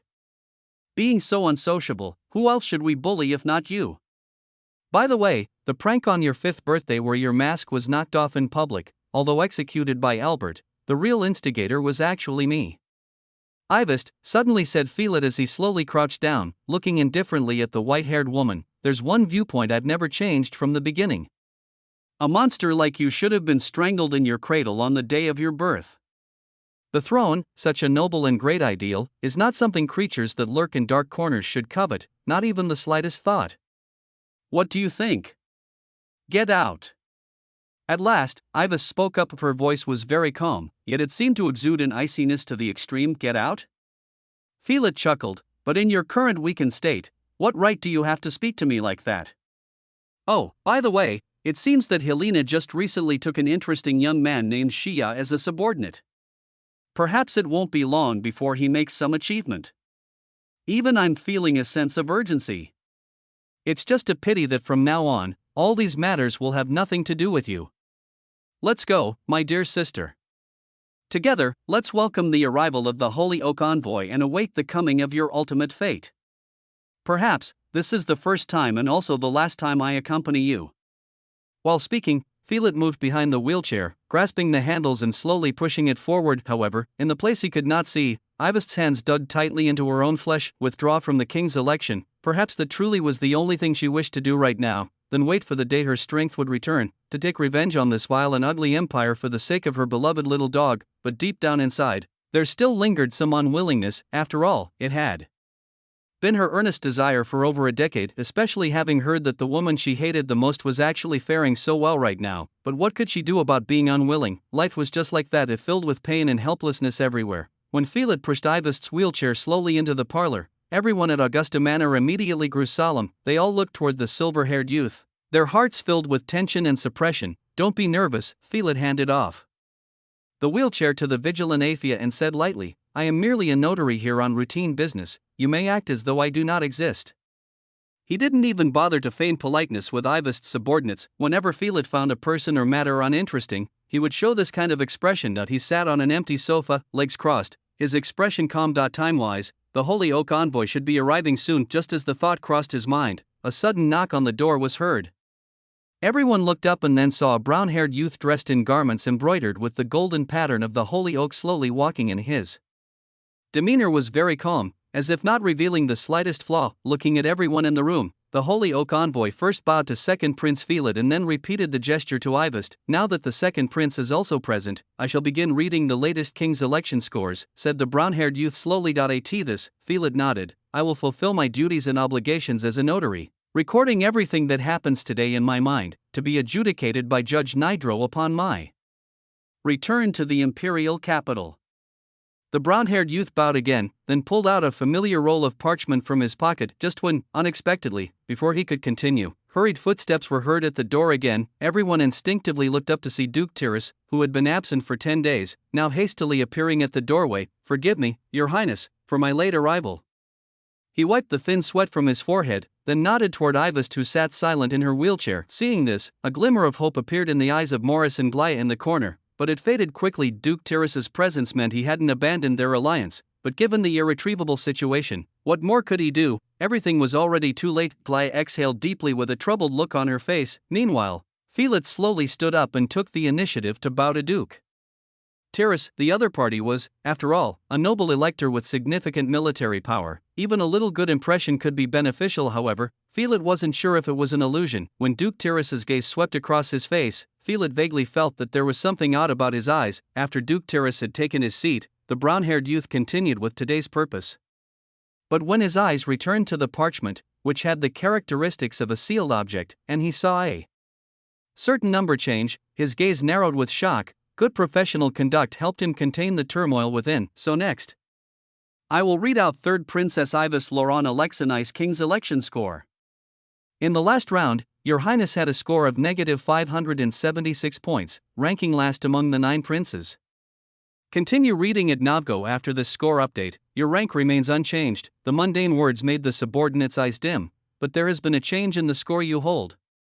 The Holy Oak Envoy's voice came again. Your current king's election score is 24 points. P.S. Suffering from stomach cramps. Chapter 140, 118. Everyone, long time no see. Your current king's election score is 24 points. As the voice of the Holy Oak Envoy slowly fell, the entire drawing room suddenly became so quiet that one could hear a pin drop. An unprecedented silence slowly enveloped the room, also permeating everyone's hearts. Glaya's heart suddenly jolted. 24 points, this number, compared to the scores of the other 8 princes, was laughably minuscule, hardly worthy of anyone's attention. Yet, just 10 days ago, this number had been minus 576, in a mere 10 days, it had surged by 600 points. Of course, Glaya didn't believe that the few inconsequential things he had done could have caused such a massive change. His gaze subconsciously turned towards Duke Tyrrus, the last to arrive, only to find his face still retained traces of astonishment and admiration. As if he had anticipated the current events, but the outcome had still exceeded even the highest expectations. What exactly had happened? Such a question swept through everyone's minds in an instant. Source: webnovel.com, updated on Omicron New.0. Not just Glaya, but also Morris, Athea, and others all wore expressions of shock and joy, exchanging glances with each other. They were stunned by the sudden good news. Even Ivist, who had been sitting silently in her wheelchair, slightly raised her head, allowing her soft white hair to gently fall from her shoulders down to her waist, a faint hint of surprise subtly flashing through her cold eyes. Impossible.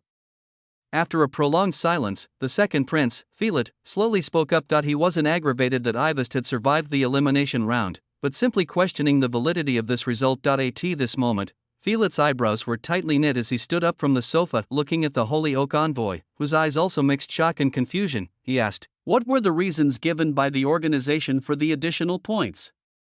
Clearly, in his view, even with his power and influence, it would not be easy to obtain such a high score in 10 days, let alone Ivist. It seemed as preposterous as a fairy tale. On hearing the second prince's question, the Holy Oak Envoy was silent for a moment, then slowly read out the content on the parchment. The reason given by the Holy Oak organization for the additional points is reconstruction of post-disaster order, winning the hearts of the entire city, 600 points added. Absurd. Upon hearing this reason, the word spontaneously surfaced in Felix's mind, setting aside how preposterous the idea of reconstructing order in this hopeless city was. Take, for instance, the latter point, winning the hearts of the people. Indeed, people can be deceived as easily as animals, but this doesn't mean that a few simple tricks will win over their hearts. In fact, when the level 0 sealed object caused chaos that day, the second prince Felix had tried to gather some public affection, seeking points from the Holy Oak. In the end, however, it was all undone by a single sentence from that boy. Moreover, the scene where she said, "There should be no filth in this world," appeared before the people like a miracle, rendering all of Felix's previous preparations moot, stolen by Ivist. A pity she didn't cherish such an opportunity. Instead of seizing the moment to win over the public, she remained inactive for over a month after the event. Having missed that opportunity, the impact of that moment would gradually fade in the hearts of the people, until it was forgotten. Therefore, at this moment, Felix utterly disbelieved the result, yet the information came from the infallible Holy Oak organization. This caused him unprecedented confusion. What did you do?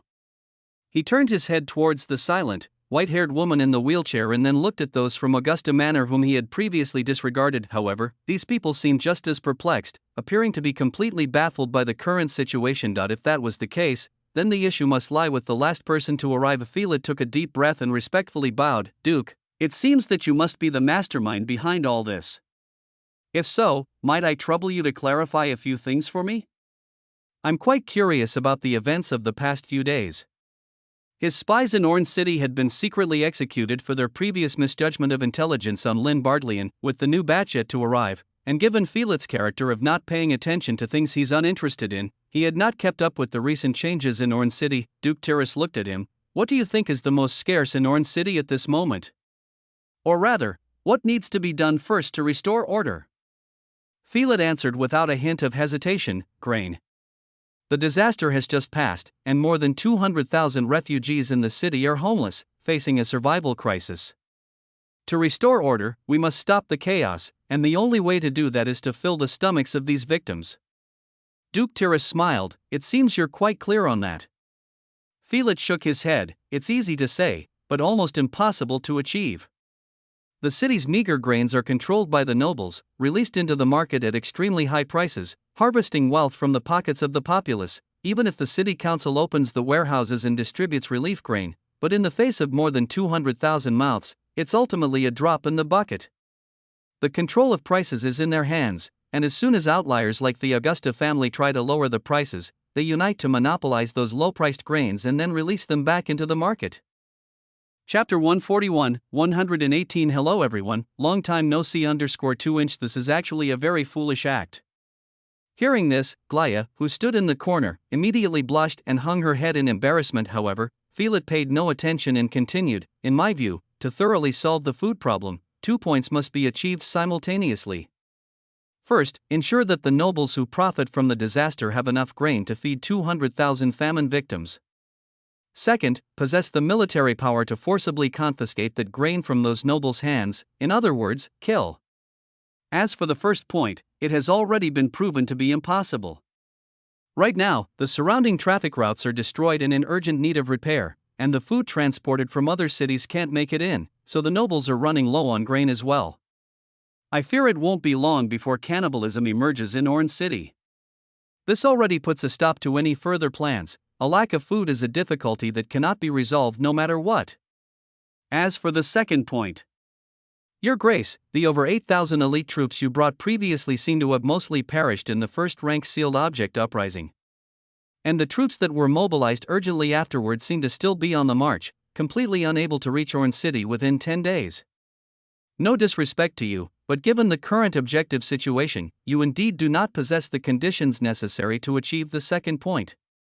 After all, the local nobles are not sheep waiting to be slaughtered, and the collective force of them banding together is not to be underestimated. Source: webnovel.com, updated on Omicron. Moreover, if you truly decided to confiscate their property and exterminate their families without any reason, the imperial capital would be the first to disallow it. These nobles, who are high above, the commoners are no more than pigs and dogs. If they die, they die. How could such deaths merit the nobility bleeding themselves out? Upon hearing this, Duke Terrace briefly fell silent, then nodded slightly. You're right, you're not wrong.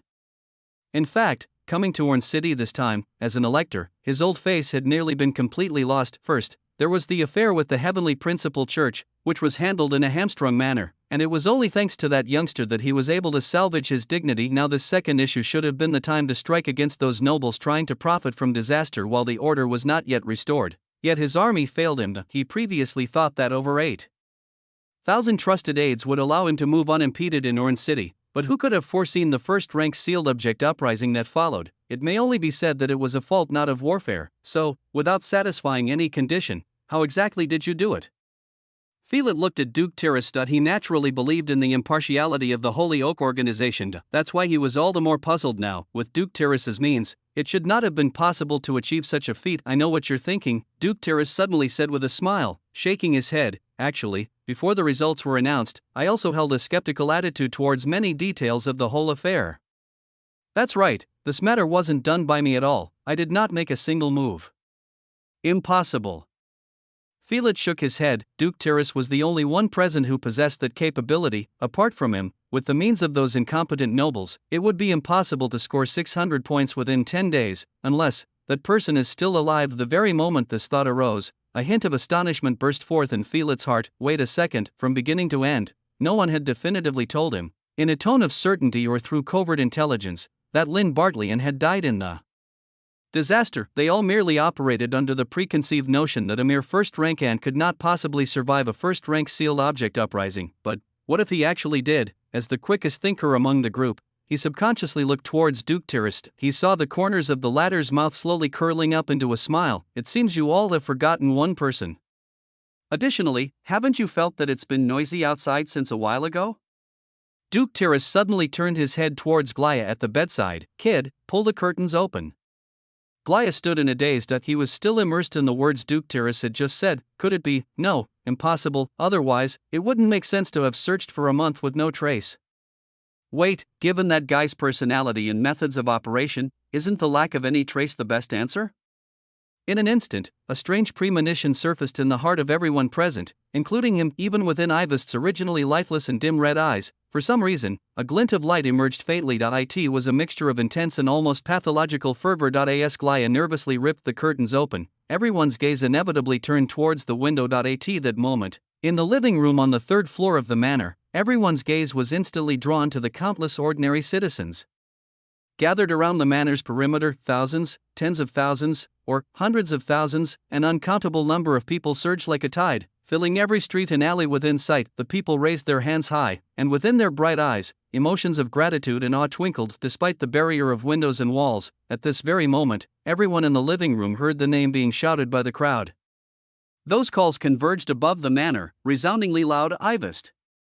The people were crying out in unison the name of the third imperial princess of the Saint Laurent Empire. Amidst them, words like Your Highness, Beloved, Great, Saint Laurent 7 could also be faintly discerned. It was as if they were greeting their future monarch. They were willing to go through fire and water for her, even to offer up their very hearts. A visual and spiritual shock, unprecedented, swept through the entire living room. In an instant, Felix subconsciously took half a step back, for even he, the first rank of the sequence, had never garnered such devout and intense praises from the people, only occasionally witnessing such during his father, Saint Laurent VI's, train processions. How is this possible? A sense of absurdity arose in his heart. However, at this moment, even Ivest hadn't realized that her slender white fingers had suddenly clenched tight. Her heart, which had seemed dead, suddenly beat faster. The scene before her was something she had dreamed of for many years, yet never could achieve, but now, it was occurring before her in a way she had never expected. Within reach, Ivest gazed out the window in a daze, suddenly noticing a carriage slowly making its way through the crowd and entering Augusta Manor. The carriage drew closer, then gradually slowed down next to the road below, coming to a gentle stop for no apparent reason. Everyone's heartbeat missed a beat. The next moment, as the door was gently pushed open, a tall black-haired youth leaped out from the carriage. Seemingly sensing the intense gazes from the people above, the youth, with a familiar smile playing at the corner of his mouth, looked up towards the third floor. Everyone, long time no see. Chapter 142, 119. My good dog. Time turned back to 5 minutes ago. Looking at the countless people gathered outside Augusta Manor, Lynn let out a sigh of relief. Generally speaking, everything about the situation was proceeding according to his plan, including the scene before him. Under normal circumstances, earning 600 rating points in 10 days would be extremely difficult. For instance, finding an opportunity in the imperial capital to earn 3,000 points a month was nearly impossible. However, this was Orange City, which had just experienced a disaster that swept across the entire city. Although, to everyone, Orange City seemed as hopeless as Gotham in a past life, in Lynn's eyes, it was a sign that rejuvenation was needed. The old order was outdated and decayed, and since this was the case, it was due to be overthrown. Initially, he hadn't thought so far ahead. He was merely struggling with how to complete Miss Witch's trial. To help the third imperial princess, who inexplicably fell into emotional distress, emerge from her gloom. The only way he could think of was to provoke the deep desires within her heart, meaning, to display the person or thing she most wanted to see right before her eyes. Having read the original story, Lynn was very aware that Ivest was incredibly obsessed with power and the throne. To win the king's election, she went to all lengths, even risking her own life. Source, webnovel.com. Updated on Omicron New Omicron. Thus, all he needed to do was to let this lady, who had never won before, genuinely experience the first-hand feeling of being an emperor. To feel the expectations of the populace, the supreme respect embedded within those expectations, and the heavy responsibility, this was also to help her recall her original purpose. Now, tens of thousands of people crowded the streets around Augusta Manor, blocking the estate thoroughly. People were calling her name as if they were worshipping a deity. Even Lynn, who had orchestrated this phenomenon, felt deeply moved at this moment. Just then, he suddenly heard a light knock on the carriage door. From outside, Lynn gestured to the servant to open the door. Subsequently, he saw a slightly pale and skinny little figure, holding a large basket of flowers, standing at the door. "Big brother, would you like to buy some flowers?" Clearly, the little girl seemed to have not eaten well for a long time, as she stood outside the carriage, wobbling while trying to tiptoe and cautiously displaying the basket of flowers to Lynn. The flowers inside were simple wildflowers and didn't look very appealing. However, Lynn, with his sharp eyes, suddenly noticed a crumpled red rose quietly lying at the bottom of the basket. For some reason, a strange urge suddenly arose in his heart. How much for the bouquet? He parted the flowers and picked up the rose from the bottom of the basket. Seeing this, the little girl's eyes dimmed slightly. "Big brother, this flower is about to wilt," Mom said. "Mom said that you cannot sell a wilting flower for money. If you want it, big brother, just take it." Lynn was stunned for a few seconds, then he asked again, "Where is your mom?" The little girl's expression grew even gloomier, slowly bowing her head. Although she didn't answer, her reaction said it all. "Do you have any other family members at home?" There's a younger brother as well." Hearing this, Lynn suddenly found himself at a loss for words. After a moment, he turned to the servant beside him and whispered, "Bring the siblings here to live. I heard that the manor is short-staffed recently. Arranging her to plant flowers would also be nice." After the servant left with the flower-selling little girl, Lynn casually placed the rose into the inner pocket of his jacket. Looking around at the emaciated disaster victims, he fell silent, unsure of what he was thinking. After a while, Lynn finally spoke, signaling softly to the coachman, "Notify those ahead to make way. It's about time we went back." Your Highness?"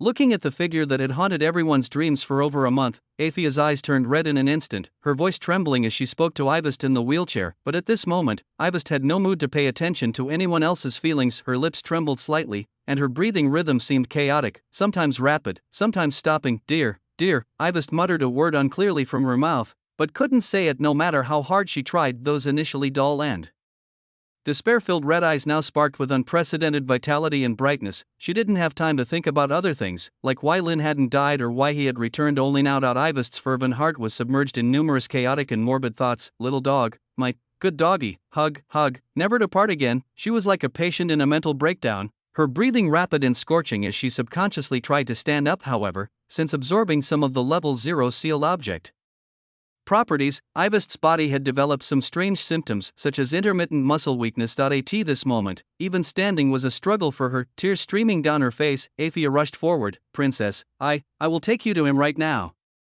With that, she prepared to push Ivest's wheelchair away from the reception room. Not just her, Glaya and Morris also rushed out the door, eager to give this miracle worker a tight hug. However, for a madwoman like Ivest, the days without the boy by her side were unbearable even for a moment. And what about the weight of 3 more flights of stairs? "Good doggy," Ivest murmured to herself.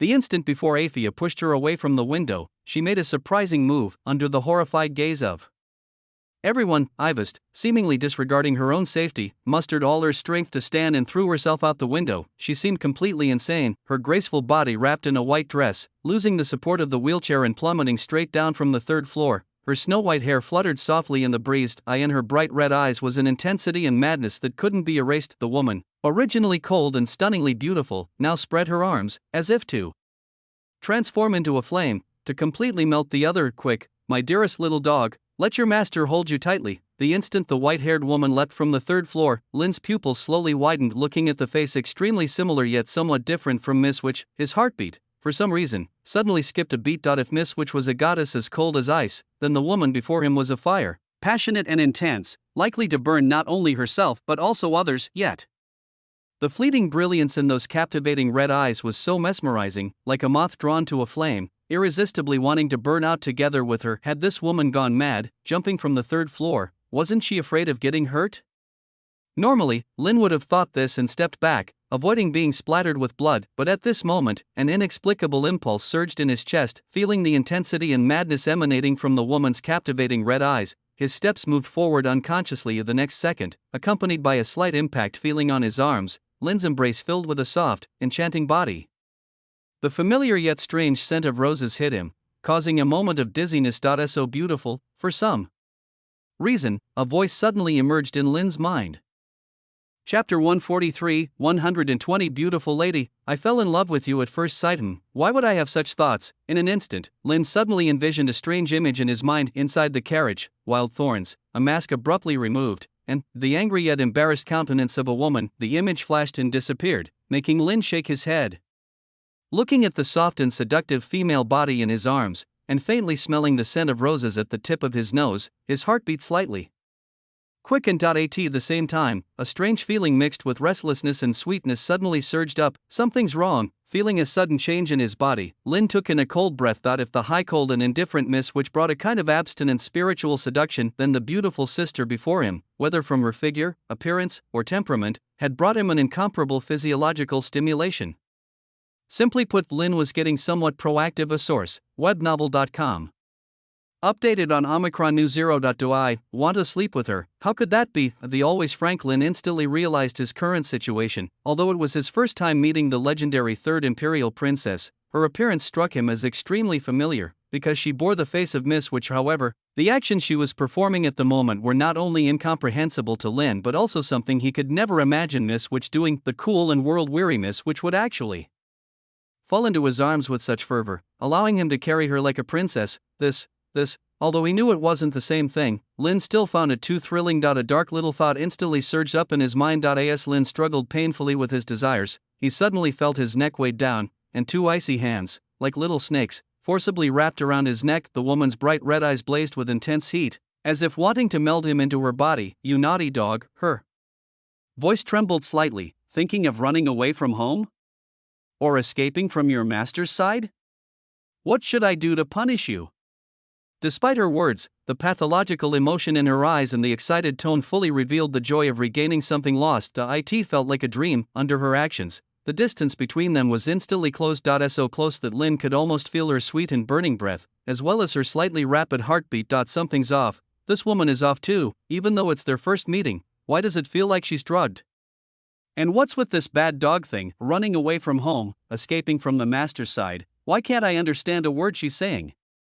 Feeling the woman's hands tightening and her subconsciously licking her lips, Lin was full of confusion, yet he felt his reason being instantly submerged by impulse. That moment, as the woman moved, the bunch of roses Lin had been holding fell into the cleavage of the woman's chest. Gazing at the red flowers in his arms, the woman seemed stunned. Taking advantage of this moment, looking at the incredibly beautiful and delicate fair face of the woman in his arms, Lin could no longer suppress that lurking dark thought of wanting to defile Miss Witch. Although it's our first meeting, he gazed into her bright red eyes, deciding not to hide his feelings at this moment. But this bouquet suits you well, I think. The woman's breathing paused, then grew significantly hotter. Lin only felt the jade hands on his neck tighten, as if they were turning into pythons, making him suffocate in this passionately fiery atmosphere. Although his subconscious seemed to warn him not to say the next few words to the woman in front of him, else things might spiral out of control. At this moment, with a beauty in his embrace, an impulse surged in Lin's heart. An impulse to speak flirtatiously. He couldn't hold it back. Additionally, beautiful lady, I think I've fallen in love with you at first sight.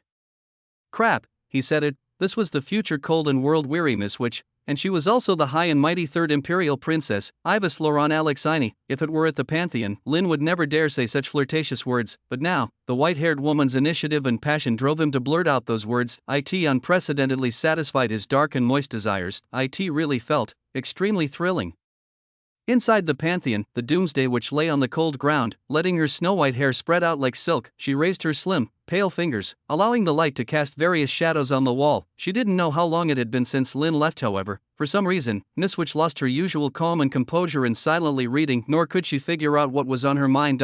Some moment, a sudden memory surged into her mind. As if the time that had stole tens of thousands of years ago had begun to flow again. Upon realizing what had happened, Miss Witch's face slightly changed, then became a bit unsettled. She bit her silver teeth, subconsciously sitting up, her slender fingers tightly clenched together. For some reason, her chest covered in a black gown began to heave rapidly. She took a deep breath and slowly closed her eyes. The cold expression returned to her face, a trace of inexplicable emotion flickering in her eyes. At the same time, a faint snort came from her lips. You win this time. The moment she saw the somewhat withered rose fall into her arms, Ivest's chaotic thoughts paused for a moment. A flower, is this, for me? At this moment, Ivest suddenly recalled the 3 demands she had made during the last hypnosis session. Her first demand was that the first thing she should see upon waking up must be him. This demand had already been met back in the Soren mountain range.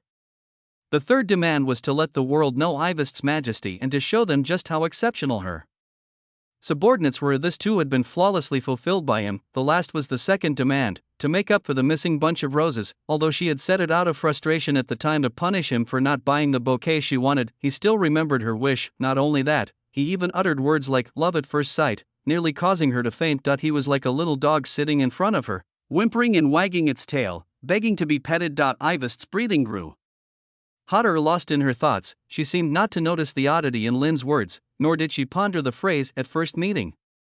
A wonderful emotion rose in her. My dog is so adorable. In an instant, a strong possessiveness made her want to press Lin tightly against her chest, greedily kissing his forehead, savoring the scent of the dog on him. Yet just as this thought arose, Ivest suddenly felt an overwhelming wave of sleepiness flood her mind. Her vision darkened slightly as if all her strength had been drained instantaneously, and her head involuntarily rested in Lin's embrace. Damn it, why at this time? She tried to bite her tongue to wake herself, but to no avail. With a tide of sleepiness washing over her, Ivest slowly closed her eyes, her vivid red eyes dimming slightly. The hands that had been around Lin's neck gently slipped down his chest. Just before she fully succumbed to sleep, she gathered her remaining strength to grab the collar of his shirt, as though afraid he would fly away from her again. Hold me like this, don't let go. Ivest murmured this command in a barely audible voice. What's going on? Watching Ivest faint from his flirty talk, Lin was somewhat at a loss, but remembering her last command before losing consciousness, he could only hold her steadily, afraid to wake her. With the enhancement from the burning flame giant dragon's heart, Lin's physical condition had greatly improved. Moreover, Ivest was very light, making it effortless to hold her. He just didn't know how long this woman planned to sleep. Looking at Ivest's peaceful sleeping face, Lin thought silently. Here was the formidable princess, now quiet and obedient like a little cat nestled in his arms, tranquil and beautiful. This was yet another facet distinct from the princess and miss which, damn, why was this woman unexpectedly sweet? Just then, the real cat pounced over from a distance. Bad guy. Aphia hugged Lin's neck, tiptoed to rub against his chest, tears rolling down. Woo woo. I thought you. The cat's body was very soft, even in human form. Seeing this, Lin shushed her, then gestured towards the white-haired woman in his arms with his eyes. Aphia paused, then caught on, gently letting go of him and looking down at the princess in Lin's arms. Your Highness hasn't slept at all this past month, Aphia said softly, her voice tinged with pity as she wiped her tears. Perhaps the obsession finally lifted, relaxing her mind, and the fatigue from these days surged all at once.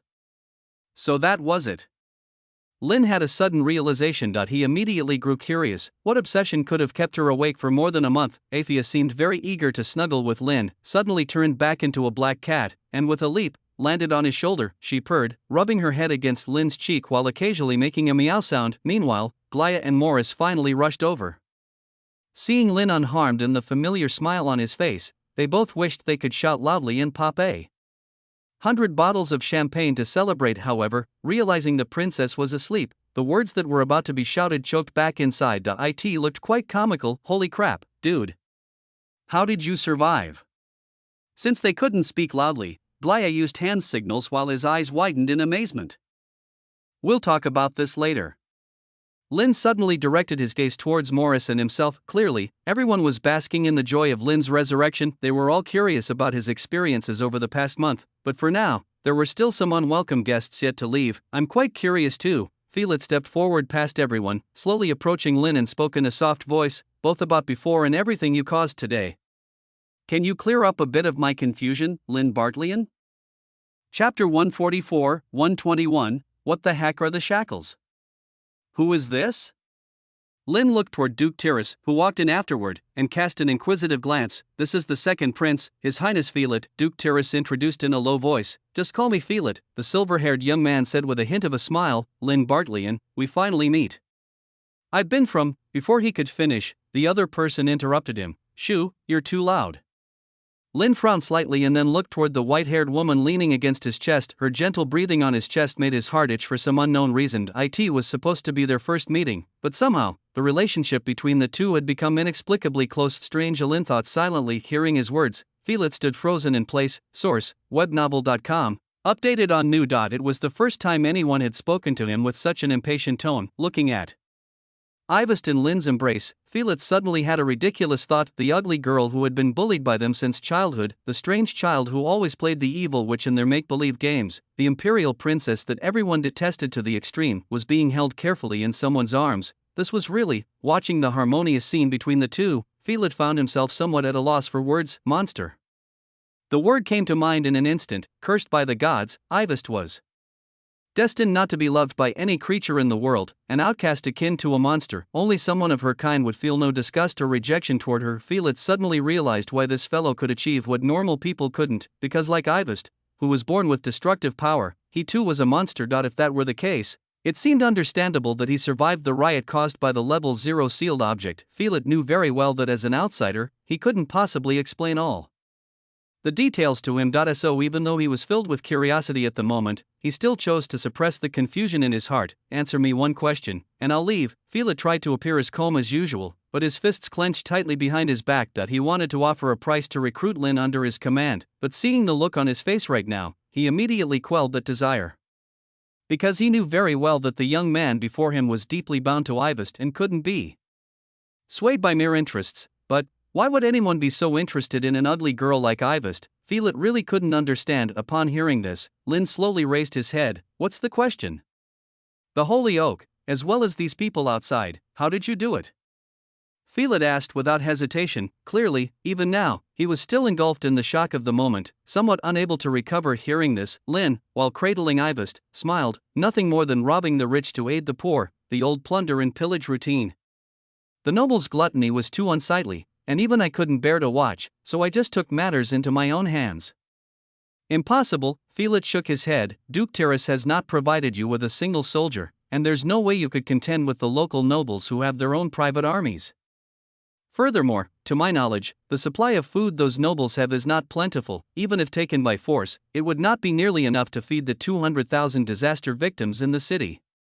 This was what perplexed Felix the most. The only method had been sentenced to death. After all, to rebuild order, it was essential to fill the mouths of the disaster victims with food to stop further unrest and satiate their hunger for them to work effectively. But when the overall quantity was far from sufficient, could he possibly conjure it out of thin air? The posturing always felt so satisfying. Lynn was about to say something when he suddenly saw Ivest in his arms. Frown. Good doggy, she seemed disturbed by the noise, muttering something indecipherable. The slender fingers clutching his chest tightened a bit more. Seeing this, Lynn paused for a few seconds, then let out a soft sigh. The specific details, let the Duke explain them, he said, glancing at Duke Terrace. I'll take my leave first, then go back to the room to settle things with Her Highness. Watching Lynn's retreating figure walking away at a leisurely pace, everyone stood still, dumbfounded. ISE, just leaving, he really has a way with exits. As expected of his style. Thinking this, Glaya and Morris exchanged glances with each other. It was as if they had completely breathed a sigh of relief. Not only were they happy for Lynn's return, they felt as if they suddenly had a backbone and were full of confidence, no longer like headless flies bumping around everywhere. That was the peculiar charm of that GUI. At the same time, the same confusion that Felix had surfaced in their minds, and new Envel chapters are published on Novgo.c Sigma. Although that guy spoke of it lightly, they absolutely didn't believe that earning 600 points in 10 days was such an easy task. Even now, they were still immersed in the excitement and shock of the recent turnaround and had not yet regained their composure. For a time, everyone's gaze in the room turned to Duke Terrace in the center of the crowd. Duke, sir, please solve my confusion. Felix bowed slightly. Duke Terrace nodded with a hint of emotion in his eyes. Actually, what he did was really simple, so simple that I found it somewhat incredible, until the results were announced just now and the heavy stone in my heart finally fell. Felix, Your Highness, your confusion boils down to 2 points. People and food. Regarding people, it actually has a close connection to the latter. As you've seen, the tens of thousands of freezing and hungry commoners outside the manor are the people who are capable of contending with the local nobles' armed forces. Felix looked surprised. How can you command these starving refugees without them biting back at you? Very simple, just give them food, or establish a goal, telling them where there is food. Duke Terrace answered indifferently. The problem goes back to the start. Felix frowned deeply. Where did he miraculously conjure up such a heap of food from? That was an amount in the tens of millions of pounds. This is where I admire him. As he said this, Duke Terrace's voice suddenly became strange. He, in these 10 days, did 2 things. The first thing was pressuring the city council in my name, enacting a temporary law that forcibly drove up the market price of food several times over. Has he gone mad?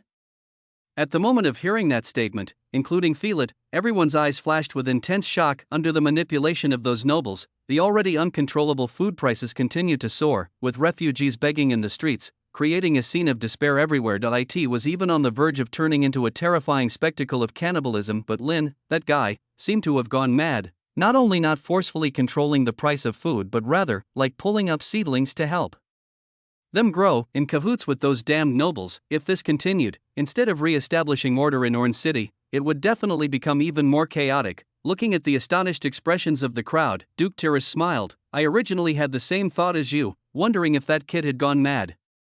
However, it turns out that the ones who were mad were actually us. Only Filet wore a solemn expression, as if to confirm his own speculation. He asked, "So, what was the second thing he did?" The second thing he did was to have someone spread the news that the Tyrus family made a fortune from the disaster throughout Orange City and into the ears of the nobility and merchant guilds in the nearby major cities. I should know her daughter to say, I have seen her somewhere before, and not as Miss Witch, but Ivest herself, gazing at the peaceful sleeping face of the woman on the bed. Lin thought silently. After bringing Ivest back to the room and settling her on the bed, taking advantage of the moment when no one was around, he took a chair and sat beside the bed, beginning to contemplate the events that had just transpired. It was confusing and foggy to the mind.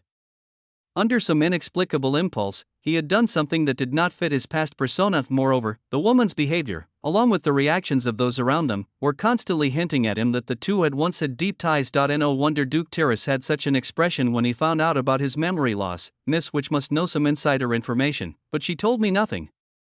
Reflecting on the incident in the Pantheon, Miss Witch's actions in forcibly distinguishing the two of them apart, although very puzzled, Lin felt as if he understood something. Perhaps she despised who he used to be, which was why she was reluctant to tell him about his amnesia. However, Ivest seemed to be more humane than Miss Witch. In simple terms, it felt like she did not maintain such a distant aura and seemed to vividly exist right before one's eyes. Not only that, but she also seemed to have a certain fondness for him. Truly a good woman, beautiful with an exceptional figure. Her strength might be diminished, but there would always be a day of recovery in the future. In addition, her personality seemed quite good too, warm as fire, not the cold and world-weary disposition of Miss Witch. Even excluding the factors where the lower head wants to control the upper head, he would probably fall in love with her soon enough. Would he be assisting such a woman in the future, always staying by her side? That seemed not bad. Lin thought somewhat absent-mindedly.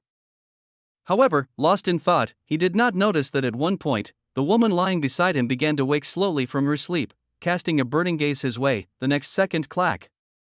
With the sudden sensation of cold touch, shackles connected with a chain suddenly appeared around his neck. Hippias, sorry, I've been feeling unwell these past 2 days. I'll return to the regular update quantity from tomorrow. Chapter 145, 122, Crazy. This woman is crazy. With the cold touch came, Lin looked down and saw that a pair of pale, jade hands had, at some point, snapped a pair of cuffs around his neck. Lin's brain went offline for a few seconds, then another crisp sound followed. He was shocked to discover that the woman had actually fastened the other end of the cuffs to her own wrist. As he sat on the edge of the bed, still unable to react, he saw Ivest reveal a brilliantly bright smile as if she had finally let out a sigh of relief. Now you can't escape. She gently shook the icy, hefty chains, a faint blush appearing on her pale little face. It was unclear whether it was from too much excitement or something else. Princess, what is this? Before Lin could say anything more, he was interrupted again. Call me master. Ivest seemed a bit displeased. She gave the chain a sharp tug, and Lin felt his body lurch forward, plunging into a soft and warm embrace, his face perfectly nestled into the woman's deep cleavage. Source, webnovel.com, updated on Omicron. His nostrils filled instantly with the woman's rose-scented fragrance, and his heartbeat accelerated slightly, uncontrollably. Lin wanted to lift his head and break free from her embrace, but to his horror, the woman's strength seemed even more outrageous than his own, enhanced by the burning flame giant dragon's heart. It was almost as though she wanted to meld him into her body. Lin felt the bridge of his nose pressed sorely. Although the position was quite salacious, in the princess's heavy embrace, he felt not even a hint of desire. Well, maybe a little. Lin instinctively tried to push Ivest away, but as soon as his hands touched her willowy waist, he heard her moan. However, the arms wrapped around him tightened even more. No, what on earth happened between me and this girl before I lost my memory? Surely I haven't slept with her and then denied it. Lin was utterly bewildered. He instinctively wanted to pick up Athia, who had been sleeping on his legs until now, but she merely mewed softly before lightly hopping away. Feeling utterly deserted in his current state, Lin's face darkened. Damn it seems that today if I don't call out master, there won't be a good ending, but I'm already Miss Witch's lackey. As the saying goes, a dog can't serve two masters.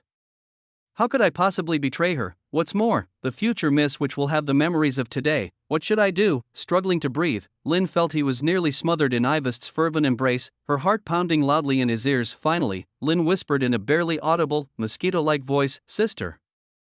Instantaneously, Ivest felt an electrifying shock surge through her entire body. Her already rapid heartbeat sped up even more, her breath turning sweet and fiery. Discover stories with Navgo. He called me sister. So cute, so cute, so cute, so cute, so cute, so cute, so cute, so cute, so cute. The next second, Lin suddenly felt a release around his head and then his chin was gently propped up by her hand, prompting him to look up into her eyes. Those bright, red eyes were now filled with a tender emotion and even a hint of mist beginning to gather. No. When did I become human aphrodisiac? Just as Lin was about to make a sarcastic remark in his mind, he suddenly noticed Ivest raising her other hand, the palm facing him. A green eye of the soul mark slowly emerged there. Hypnosis. Ivest seemed to be suppressing some emotion. She was clearly struggling to restrain the urge bubbling inside her, yet she didn't want to show her too frenzied side in front of Lin for some reason. The sight of that vertical pupil mark, Lin reflexively activated the lie swallowing technique. Immediately, he felt his consciousness, as if his soul had left his body, separate from his physical form, leaving him numb and sluggish. What's going on?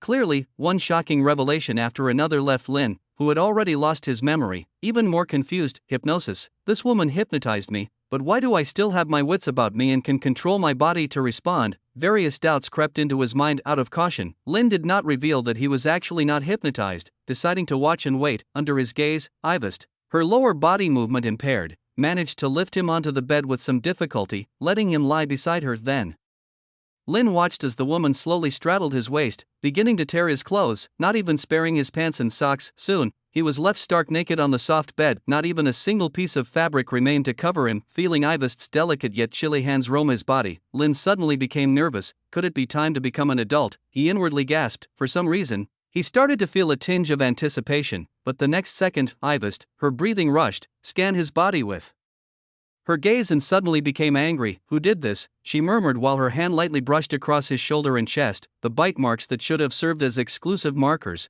and the rose insignia, had all disappeared without a trace. They had been replaced by smooth, unmarred skin. Chapter 146, 122, Crazy.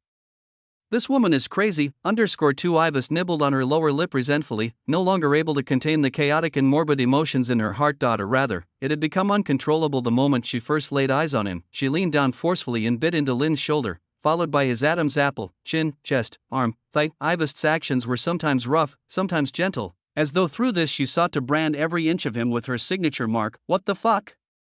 Sharp pain, mixed with the warm, moist, and gentle sensation, spread from all over his body, leaving Lin mentally disordered. Enjoy exclusive content from Navgo. Madness. This woman was absolutely insane.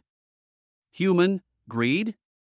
Even after boarding the carriage leaving Augusta Manor, Felix still sat inside, his gaze somewhat distantly fixed on the scenery outside the window. He was immersed in the answer Duke Terrace had given, and remained silent for a long time. Source: webnovel.com, updated on Omicron. No Omicron. Felix was shocked by Lin's tactics like never before. This kind of outlandish approach was something he had never seen before, different from the conventional and decaying nobles, filled with creativity. Although the two shared the same ultimate goal, the outcomes were like heaven and earth. For the lower-class refugees, food was already too expensive to afford, thus, the so-called price turned into mere numbers. The reason for raising the prices was to send a message to the outside world. Warren City had vast fortunes to be made from the disaster. The Terrace family had already made a killing, with the title of the Duke as a guarantee, plus profits several times the usual. This stirred up greed in the hearts of nobles and merchants. Though the main traffic routes near Orange City were destroyed in the disaster, making it difficult for food to be transported, that was only true for others. In the eyes of those greedy merchants, for 10 times the profit, they would even sell the rope used to hang themselves. What's a minor inconvenience in transportation? Therefore, upon hearing the news, local nobles in Orange City began to actively communicate with various merchant associations outside and other city nobles, hoping to become their spokespeople and profit together. So, within a matter of days, carriages loaded with grain and various necessities crossed over the mountainous barriers and poured into Orange City continuously. They thought they could make a killing just like the Tiras family to in the end. However, it turned out to be nothing but a young man's deception. What would happen if the anger in the hearts of the 200,000 refugees were ignited, reflecting on the journey so far, the once glorious noble?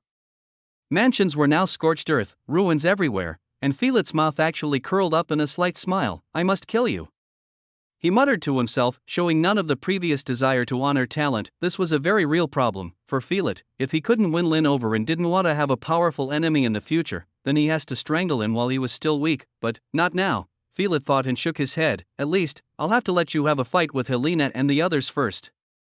So, Lynn Bartleyan, hurry to the imperial capital. That's where your true stage lies. Meanwhile, at this very moment, Lynn Bartleyan, upon whom many hopes were pinned, was held in Big Sister's arms in a humiliating posture like a baby waiting to be fed. Daylight shone brightly outside the window, a whole night having passed since yesterday's events. Feeling the soft, fragrant embrace of Ivest, Lynn sighed softly. Pangs of pain where his skin has been bitten by teeth lingered all over his body, some places only marked lightly, while others bled from the bite and the instigator of it all. Ivest was presently asleep. Lynn had been at Ivest's mercy since he was mysteriously hypnotized yesterday. She seemed mad, intent on carving marks all over him that belonged solely to her, which made Lynn feel barely able to stand upright. Even now, he still didn't understand. He had no idea what exactly had happened between him and this woman before he lost his memory. However, he had a guess about that hypnosis. Before his memory loss, he probably managed to maintain his consciousness during hypnosis through the power of the lie swallowing. Yet, it seemed Ivest herself was unaware of this. After a moment of silence, Lynn turned his gaze toward Ivest's sleeping face. It was only at times like these that he could sense a hint of tranquility from her. Last night as they embraced in sleep, Lynn could feel that she seemed to lack a sense of security, awakening several times from her dreams,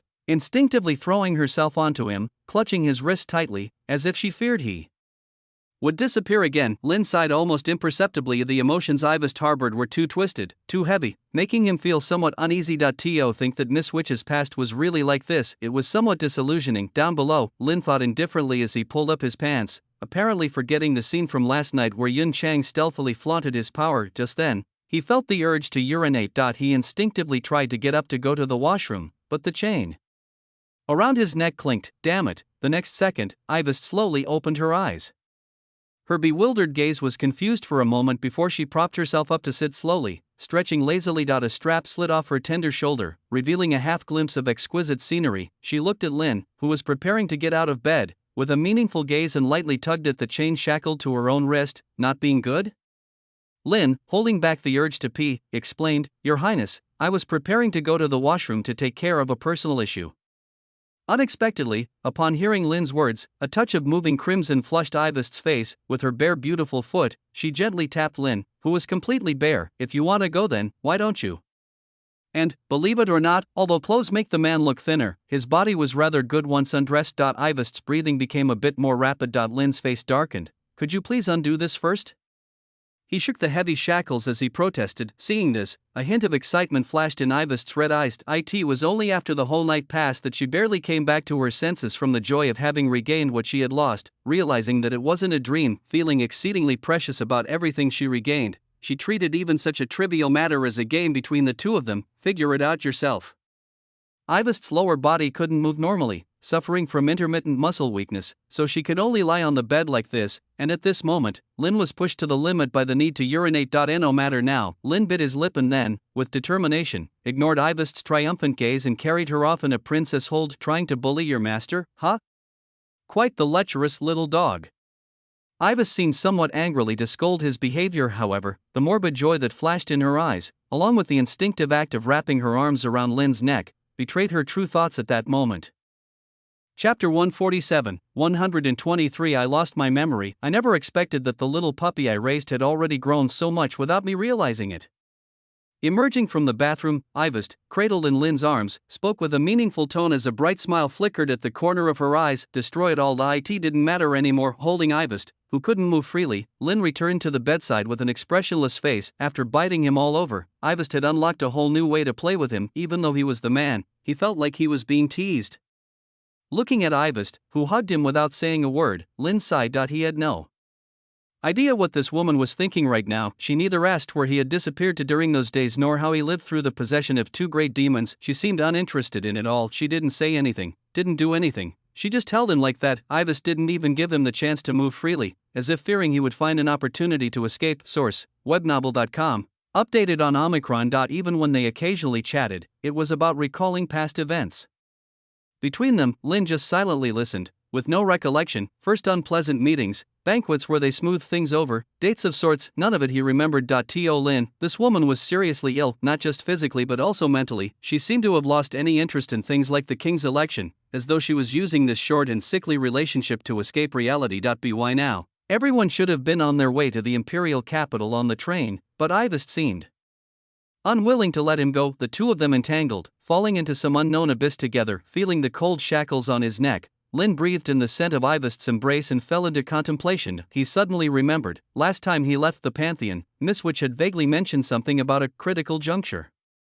He hadn't cared then, but now he understood everything. Miss Witch's trial was to change Ivist's tragic fate of being imprisoned in Deadwater Prison. To change that, he needed to increase the plot deviation significantly. If he really remained imprisoned by Ivist in the room like this, the future would not change. She would repeat the same mistakes as in the original story and be pierced through the chest by the holy sword, pinned in the depths of Deadwater Prison for hundreds of years before finally escaping. He could even guess the reasons, with the formidable power of world correction, allowing the curse on Ivist's face to flare up again, killing all her subordinates by accident, sending her into a complete frenzy and initiating a massacre on the Empire, and then being stopped by Shia and her companions. All of this could be easily accomplished. So now, he had to make this seriously ill woman come to her senses. Or rather, obtain from her the opportunity to return to the Imperial capital and move freely. Of the shackles on his neck were the critical juncture Miss Witch talked about. Once they were successfully unlocked, it meant Ivist temporarily suppressed her unhealthy emotions and started to act like a normal person. But how exactly should he do it? Lynn silently pondered, and with that thought, 2 full days passed. In these 2 days, master and servant almost became conjoined, hardly ever leaving that bed, and the shackles on his hands were never unlocked. And whether Lynn was eating or using the restroom, he had to keep Ivist in his arms. To be honest, if one didn't consider the abnormal relationship between them, and the intermittent madness of Ivist, this scene was quite harmonious. Although in reality no substantial progress had occurred. The only time they bathed was when Ivist took the initiative to suggest it, but it was merely bathing. She seemed to treat Lynn like a little puppy that needed meticulous care, rubbing his hair and back. From her eyes, Lynn didn't detect any sexual desire typical of a relationship between a man and a woman. It was truly headache-inducing. He originally wanted to try the approach of boiling a frog in warm water, to momentarily soothe Ivist's possessiveness and insecurity, trying to show through actions that he wouldn't run away, yet Ivist seemed oblivious to it. On the contrary, Lynn himself was almost becoming lazy. Being kept as a pet by a gorgeous elder sister like this is kind of exhilarating.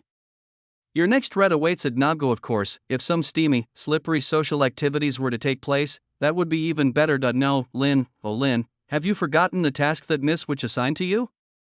You need to return to the Imperial capital and exact revenge on those original female protagonists, delivering a brutal backstab to hero Shia, with such a heavy trial to bear. How can you indulge in the beauty here? The third day, played with by elder sister. JPG, Lynn, oh Lynn, have you forgotten the deep-seated hatred you carry for the Bartleyan family?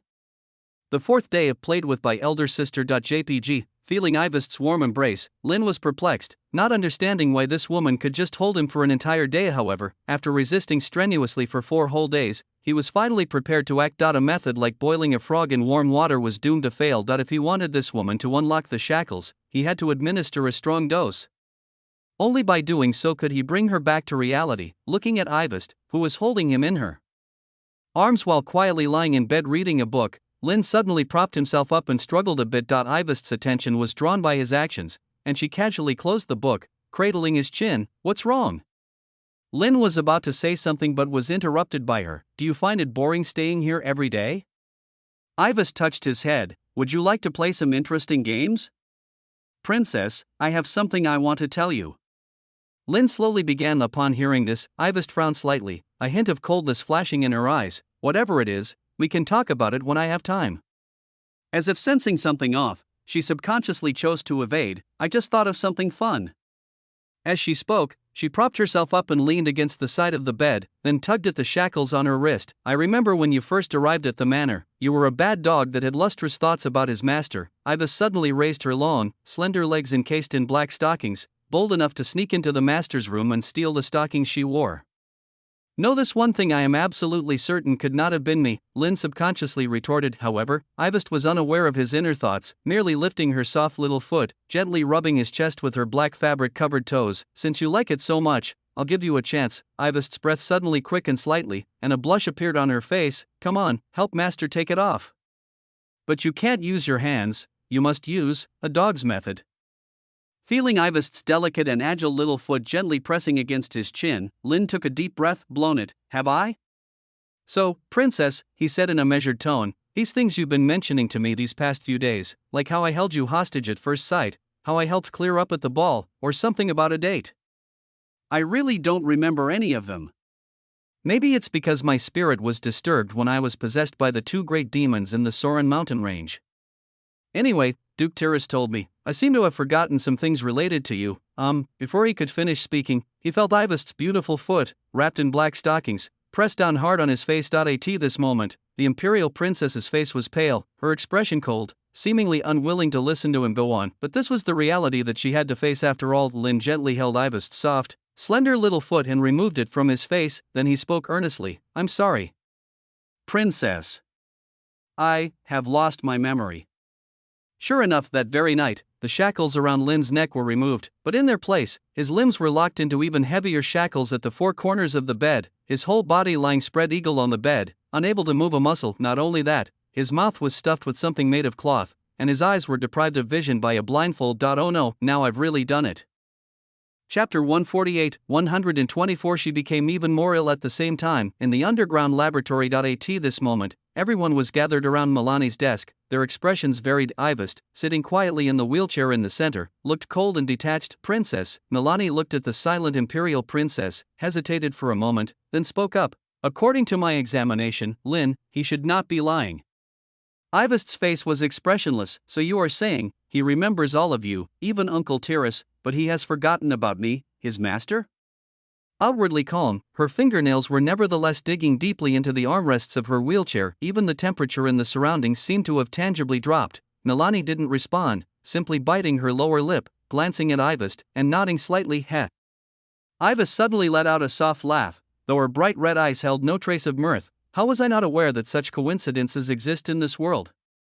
She was suppressing some extreme and pathological impulse, struggling to restrain herself. Milani whispered, from the search of his memories, there seems to be no tampering, and those memories are logically consistent. Consistent?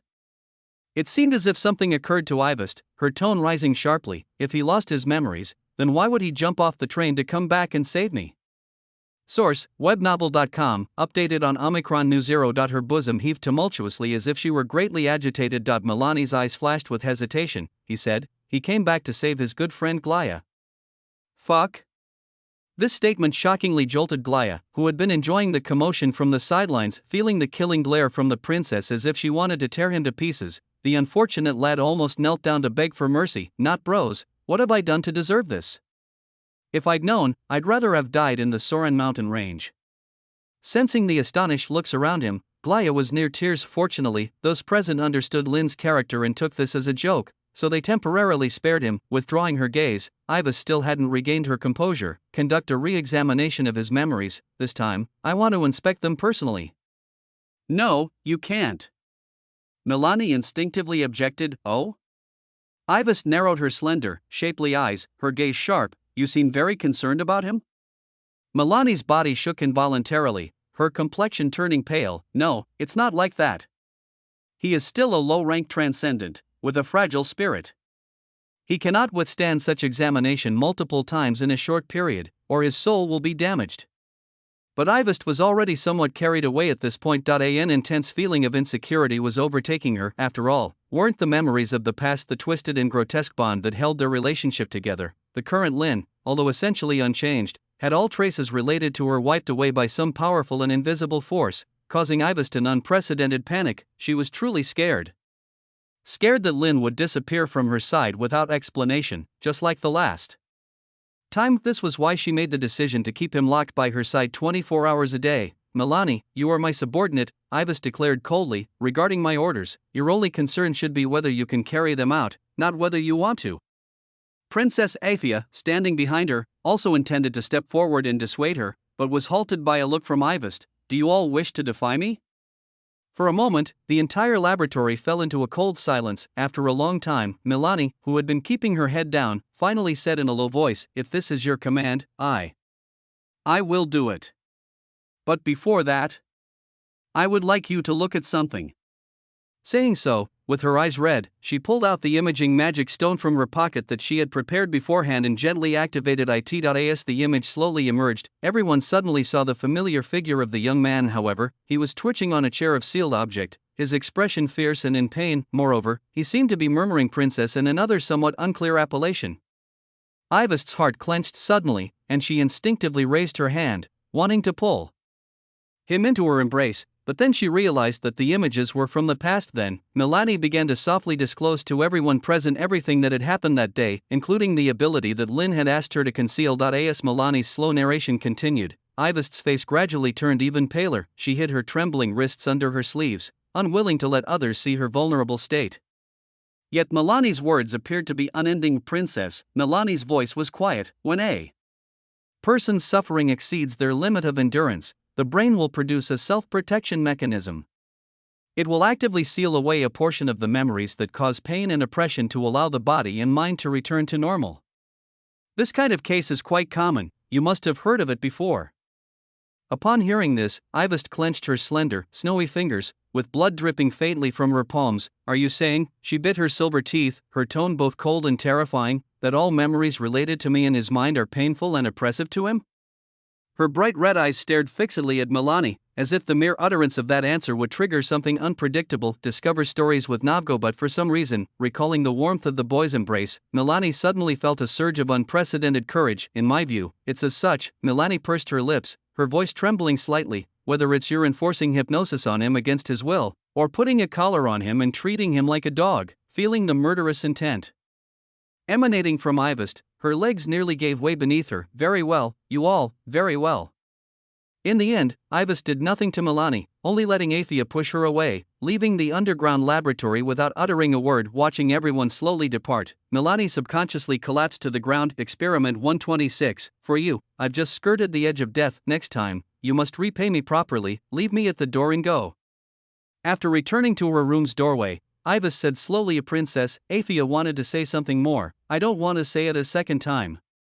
At this moment, Ivist's head was low, her snowy hair spilling over her slender shoulders, obscuring her expression. Upon hearing this, Aphia, a bit worried, glanced into the room before slowly leaving the place. Once she was alone, Ivist finally pushed open the door and slowly wheeled herself back into the bedroom. Looking at the naked boy with limbs shackled to the foot of the bed, her expression became stunned. Silently gazing at him, her thoughts were indiscernible. After a while, she struggled to stand by the bed, shakily climbed onto it, and straddled the boy's waist. MMPH. The boy seemed to sense something was wrong, twisting his body trying to say something. However, the purple cloth stuffed in his mouth prevented him from speaking, and he could only whimper unclearly. A nameless impulse, mixed with anxiety and unease, rose in Ivist's heart. Some parts of him are quite spirited, but about forgetting his master, that's really not good. Naughty dogs must be properly punished. Ivist slowly drew out a whip from her bosom and lightly slapped it in her hand, producing a whoosh sound in the air. At one moment, she slowly raised the whip, biting her silver teeth, wanting to lash it fiercely across the young man's chest, which bore faint bite marks. Just one strike would tear his skin and flesh, making him feel pain that pierced to the heart. Yet for some reason, Milani's words from earlier started to float into Ivist's mind. All his memories related to me are painful and oppressive. Thud. The whip in her hand ultimately did not fall, gently dropping onto the bedsheet instead, suppressing the urge to cry welling up deep in her throat. Ivist bit her lower lip and then lowered her body, pressing her face forcibly against the young man's burning chest. At the same time, a tear slowly traced down her cheek. Why must it always be this way with me? Did I do something wrong? A hint of bewilderment flickered in her heart, but looking at the young man's handsome face, and the strong possessiveness deep within her, Ivist's obsessive and morbid thoughts once again took hold. No, I'm not wrong. My little dog is merely sick, only requiring careful nurturing, and there will eventually be a day of recovery. Yes, it must be so. Die in the darkness, the woman's breathing grew more rapid, her illness deepened.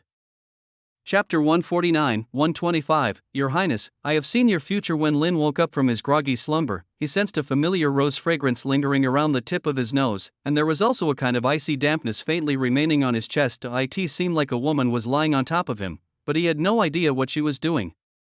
Lin silently sighed in his heart. He hadn't expected that he, the king of ideas, after encountering the twisted woman Ivest, would also come to a humiliating defeat. Although the shackles on his neck had been unlocked, he had fallen into an even more severe situation. Feeling his limbs immobilized, and his eyes and mouth blocked by strangely scented fabric, Lin gave up on thinking. Clearly, after knowing he had lost his memory, that woman had become even more deranged. She had even started treating him completely like a dog, keeping him close by her side. A moment later, Lin suddenly felt the fabric blocking his mouth loosen, and it seemed he could talk again. Oh, a good opportunity, Your Highness. Actually, I think that memories, more or less, are fine. His tone was very urgent, afraid of being silenced again. Don't always dwell on the past, focus on the present. There are many wonderful things waiting for you to experience in the future. Source: webnovel.com, updated on Omicron. However, the woman seemed to ignore his words, merely gently touching his face. Good doggy, it's time to eat. Accompanied by the clattering sound of plates, Lin faintly smelled some food. A moment later, the woman's soft lips pressed against his, then chewed food was transferred into his mouth. Damn it, this woman was truly insane. Feeling the intimacy that was devoid of any passion or love, Lin muttered to himself. He was still undeterred, subconsciously swallowing the food while he mumbled unclearly, By the way, Your Highness, don't you care about the king's election? The autumn hunting season is nearly here. If we don't return to the imperial capital soon, I'm afraid. He hadn't finished speaking when the woman's sweet-scented lips covered his once more. Glug. Lin swallowed the soup in his mouth. Damn it. She's actually bribing me with imported delicacies. You think your young master? Glug. And so, in a kind of strangely quiet atmosphere mingled with tensions, the woman continued to feed Lin the food from the plate. Truly twisted, feeling his stomach swell, Lin critically thought. If any other woman treated him like this, his germophobia would make him throw up. But this woman was Ivest, Miss Witch in her younger form. Ugh. Thinking about it carefully, in front of the Doomsday Witch, Ivest was just a physically immature young girl, regardless of age, strength, or any other aspect. Thinking about that was somewhat. No, wait, he almost forgot the important business at hand. Your Highness, right now is a critical period in the first stage of the king's election. Lin, unable to think of anything else to sway this woman, decided to use her once deep obsession to provoke her. Although you have escaped the negative standings, you still face risks. But if you have the support of your subordinates, after returning to the imperial capital, just 1 month, I swear on my life, I will definitely tell you to escape the last place in the rankings. You really have changed from before. He suddenly heard some rustling sounds next to him, but did not stop his persuasion. With the support of the Duke, and with the many gains from the trip to Orn City, after returning, the Emperor will definitely reward you. The rustling sound did not stop, and the faint sound of the woman's bare feet on the ground could be heard. Punisher. I guess there is an 80% chance that the Emperor will give you management of the Punisher organization. That's the largest violent group hidden in the gray areas of the Empire. With such a force helping you, you are no longer just the third imperial princess without any real backing, but a very competitive candidate in this king's election. Relying on his foreknowledge of the plot, Lin decided to throw a blockbuster. He didn't want to be trapped here by this woman for a lifetime, even though like now, he was lying in bed all day not doing anything, with a beautiful sister taking care of his every need and even enjoying imported delicacies. But this isn't what he wanted. Lin panted heavily, silently thinking, Are you done? The woman seemed to stop her rustling motion, asking in a gentle tone, I'm done. Lin clenched his teeth. According to the original story, as well as the original character depicted by Ivest, after such a tempting analysis, she should definitely be eager by now, but from her calm tone, Lin sensed an ominous premonition. Did you remember anything related to your master today? Her voice was very gentle. No, then let's go to sleep. Upon hearing this, the woman slowly approached him, stuffing a piece of fabric carrying warmth into his mouth. It's freshly changed today. You like it the most, right? Damn it, this woman was impervious. Hearing the sound of the woman pushing the wheelchair away slowly, Lin was furious, but as he sensed the faint rose fragrance from the fabric, even though he was angry, he gradually restrained himself. At the same time, he tried to distract himself. Worthy of being a 6th-ranked demigod, possessing a life level beyond ordinary people, She didn't need metabolism like ordinary people, hence the fragrance. It wasn't because he was twisted, it was just his nature. Chapter 150, 125, Your Highness, I have seen your future _2. What's the saying? Life is like that, since you can't resist it, you might as well enjoy it. In the following days, Lin had been confined to a bed, treated like a pet under Ivest's care. During this time, he had tried to resist and even cursed loudly. Even once, while enjoying some imported delicacies, he suddenly bit Ivest's tongue tip, hoping to infuriate her, who knew she would just pat his head, say nothing, tidy up, and then turn around and leave. Lin felt very confused. Honestly, he didn't know what Ivest had gone through these past days, but from her recent overly gentle and abnormal behavior, Lin had faintly sensed some change in her mentality. It was hard to say whether this change was good or bad. At this point, he also couldn't figure out what this woman actually wanted to do. Was it just to make him recall everything that had happened between them? But this thing, like math, if you don't know it, you just don't. It's not something you can remember by mere effort and awareness. Source, webnovel.com, updated on Omicron New. Right now, he didn't have a better plan. He could only leave everything to time. But if he couldn't return to the imperial capital before the autumn hunt, he would definitely miss many key plot points, something he deeply regretted, and everyone's situation would become increasingly passive. Although he felt a bit anxious internally, Lin understood that Ivest's problem was the most serious at the moment. If the hidden dangers weren't thoroughly resolved, it would inevitably explode in the future. Time continued to elapse. How much longer had it been after that? 4 days? 5 days?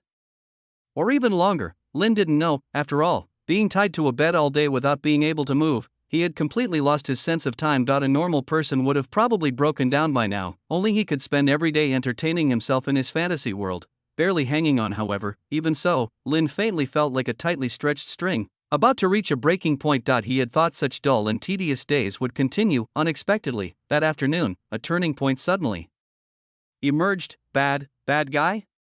Accompanied by a familiar voice by his ear, Lin suddenly felt something furry rub against him. How could she be here? Lin was somewhat surprised but still shifted his body. After Athia pulled the cloth out of his mouth, Lin took a few deep breaths and then asked, "What are you doing here?" His current appearance was very embarrassing. He didn't want to be seen by others, but Athia didn't mind and instead gently licked his cheek. "I've come to let you go," whispered the small black cat by his ear. Then, she pulled out a cold set of keys and struggled to unlock the cuff on Lin's right hand. Feeling his freed right hand, Lin almost cried out. Having been in the same position for so many days, his shoulder and wrist had grown stiff, and now he was grimacing as he stretched his joints. Just as Athia was about to unlock the other 3 cuffs tying him down, she suddenly felt her head being gently stroked. "I appreciate the gesture." Lin's voice came out a bit hoarse, "but if you just let me go like this, His Highness will surely punish you harshly." Based on his understanding of Ivest, even if the perpetrator was Athia, she would probably not escape severe consequences. On hearing this, Athia's eyes flashed with suppressed emotion. But if you are always locked up here, one day His Highness will drive you mad." "Don't worry, I'm not that fragile," Lin said slowly, "but there is one thing I do need your help with. The cuff that's already been unlocked, put it back on but don't lock it. Allow me to keep a posture that I can move freely at any time." And, following a whisper, Athia's eyes gradually widened. "Can this really work?" she asked hesitantly. "I don't know." Lin stretched the stiff joints of his right hand, "but this is the only way for now." Actually, that wasn't really correct. If this method didn't work, then there was only one last resort. Even Lin didn't know, if he was truly forced to choose that path, how things would ultimately unfold. Let's hope not. He thought silently. Dinner time. In the evening, as Ivest's gentle voice came through, the door was slowly pushed open. However, as she saw the situation inside the room, she instantly froze. At that moment, Lin, who should have been restrained in bed, had somehow freed his right hand and was now looking at her with calm eyes. "Your Highness, can we talk?" Lin slowly said. Ivest remained silent and put the food tray on the floor. "The chain is loose," she said softly as she pushed her wheelchair slowly towards him. "Don't be scared, let your master hug you." As she spoke, she gently opened her arms, seemingly wanting to embrace him to offer some comfort. Seeing this, Lin sighed softly. Clearly, given the imperial princess's current state, it was impossible to have a normal conversation with her. Feeling Ivest's gentle gaze, he didn't move closer, but rather slowly opened his right hand, showing what he was holding in his palm. "Your Highness, don't come any closer." Lin's voice suddenly became more serious. "As you can see, this is a bottle of water. Ghost poison essence. A normal person needs to ingest only 1 drop and will have their heart paralyzed and die within a minute. Chapter 151, 125, Your Highness, I met the future you _ 3" if you continue to ignore my words, I will not hesitate to drink the liquid in this bottle. Speaking, he single-handedly pulled the stopper from the bottle's neck and slowly brought it to his lips. Ivest indeed stopped, but for some reason, a strange expression suddenly flashed across her bright red beautiful eyes. Do you want to die again? Ivest's tone seemed somewhat curious, as if she had seen the scene somewhere before, but Lin had no recollection of it. Hearing Ivest's words, a bad premonition flashed through his heart, but at this point, there was no turning back for him. Correct, Lin said softly, I would rather die than be treated like an animal and raised without any say over even my basic needs. Hearing his words, Ivest fell silent for a moment before speaking. This potion must have been secretly given to you by Aphia, right? Source, webnovel.com, updated on Omicron. Lin did not answer, only furrowed his brow. Despite being my subordinate, she's betraying me, which really ought to be punished. Ivest's bright red eyes flickered. Besides, why do you think I didn't notice all she was up to? Surprise finally flashed in Lin's eyes as he looked at the bottle in his hand, realizing something. The bottle in your hand is the antidote. Ivest slowly pulled out another bottle of liquid from her bosom. The real water ghost poison essence is actually right here with me. Speaking, she slowly pulled the stopper.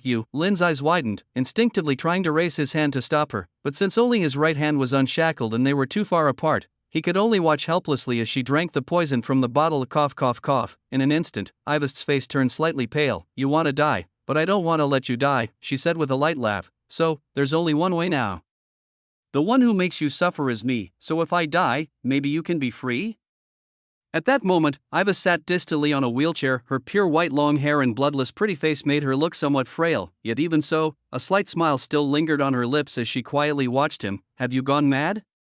Lin tried to forcefully break free from the shackles, but other than causing blood to seep out, it was utterly ineffective. By writes, as a 6th-ranked demigod, he shouldn't be poisoned to death by something like the water ghost poison essence, but the quantity was simply too much. Moreover, he didn't know to what extent Ivest's body had recovered. Just as Lin was about to shout for help, he saw Ivest gently raising her index finger to her lips. What is it?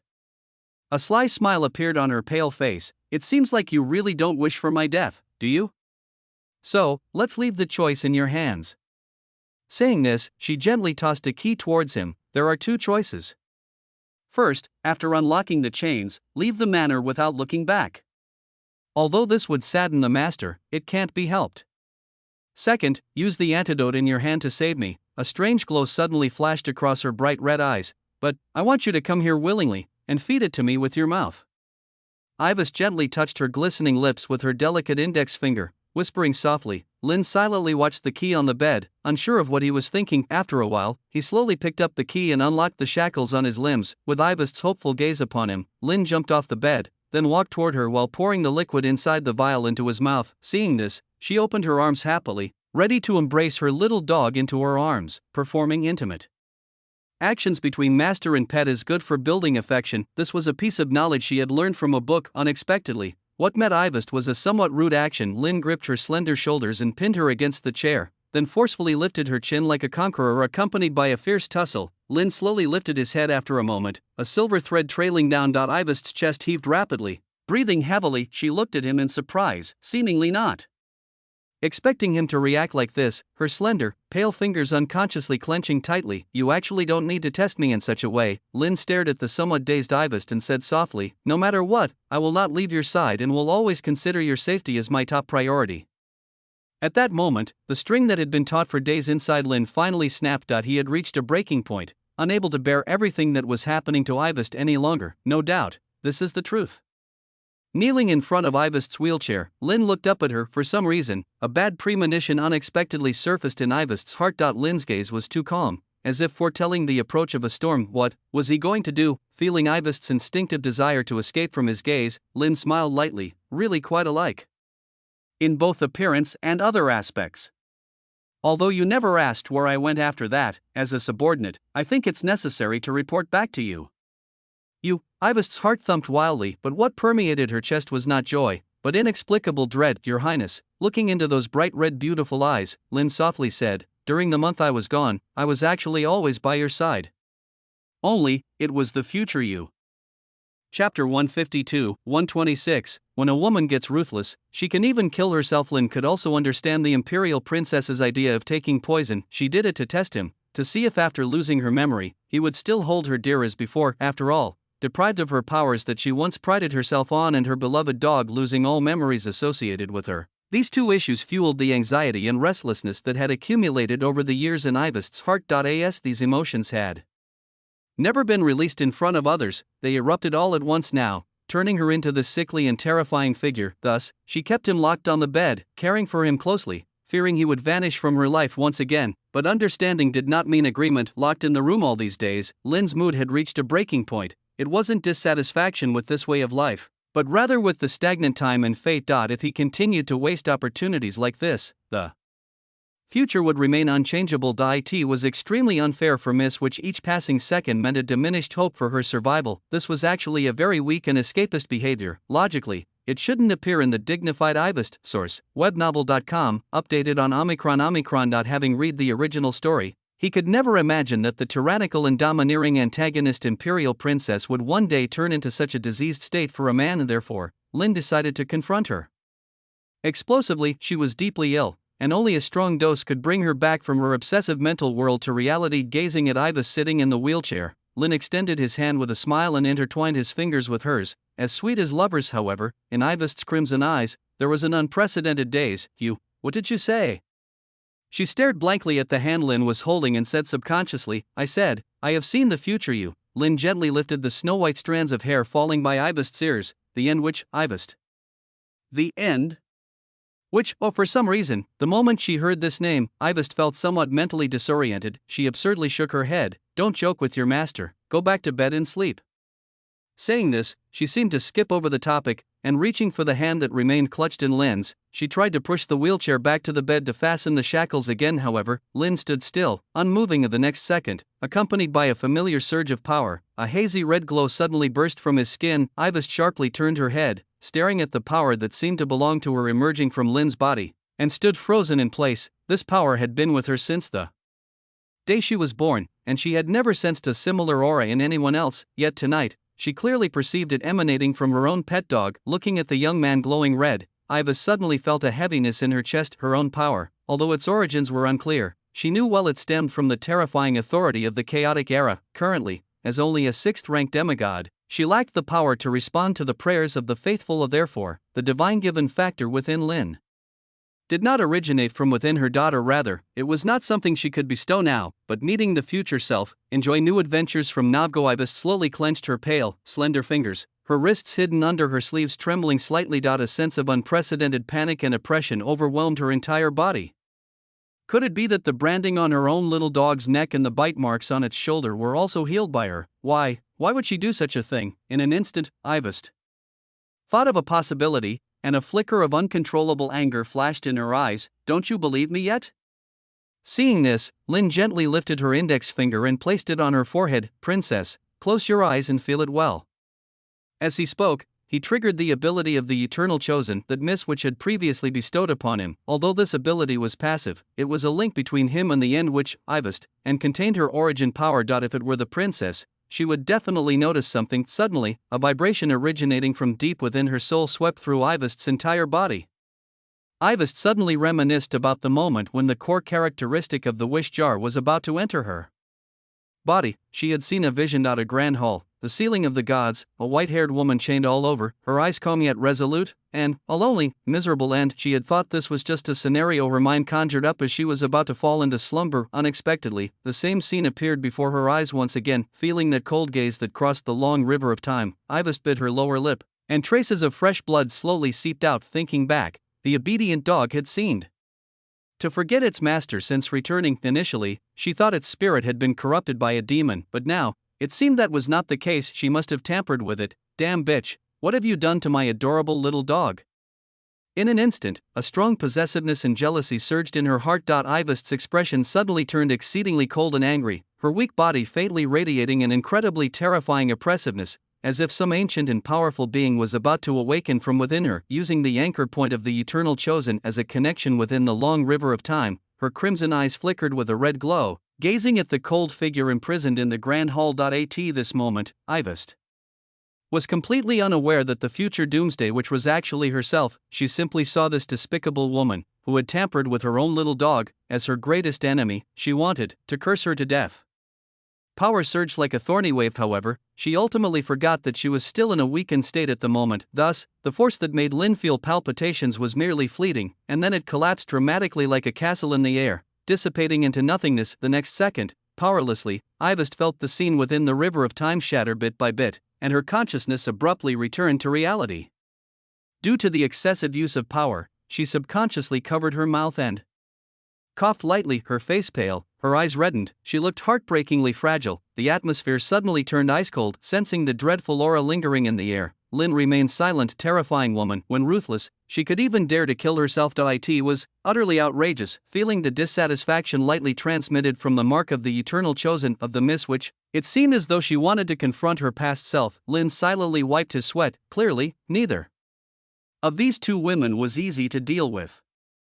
Chapter 153, 127. Sorry, I am Miss Witch. Crossing the river of time through combat existed only in fantasies, extremely difficult to realize. Even though Ivest was monstrously powerful, right now she was a patient who still needed a wheelchair to move. The terrifying aura left from the brief clash gradually dissipated into the air over time. In the dimly lit room, everything became quiet. However, Lynn's plan had not yet ended. He was going to completely cure Ivest's heart affliction tonight.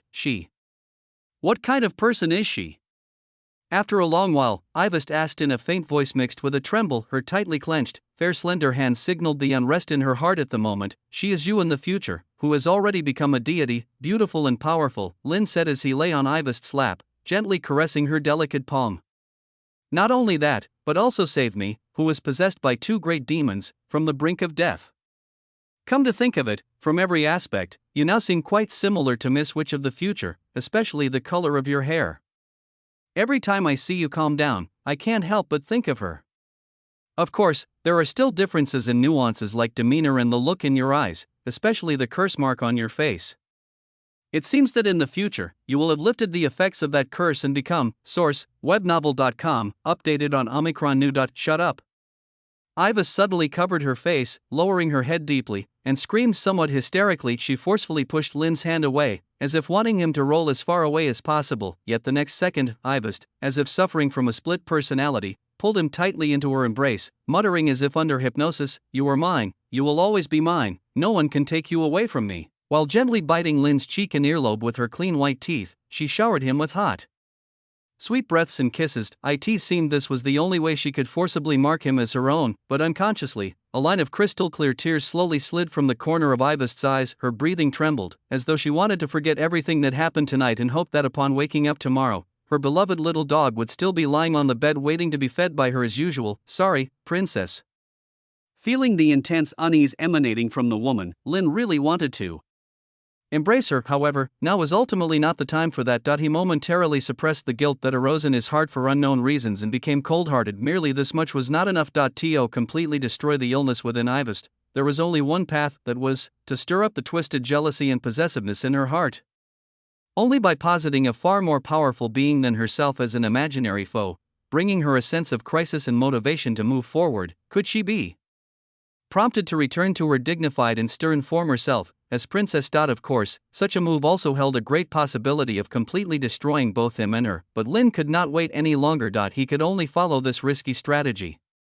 Explore more at Nago. Just then, as Ivest's body struggled and shook, an imaging magic stone suddenly fell out of her bosom. Lynn instinctively picked up the stone. The next second, a light curtain slowly emerged in mid-air. It displayed his painful appearance sitting on the torture chair. It appeared that during his unconsciousness, Milani had secretly captured this scene. Next time, he must seriously spank her. Lynn silently thought, staring at his own image in the frame. He muttered something fiercely, furrowing his brows and gradually falling into silence, but Ivest seemed to have grasped at a lifeline. You see? This happened before you lost your memory. Listen closely. Whose name are you calling out? Lynn looked toward the scene in the image of princess.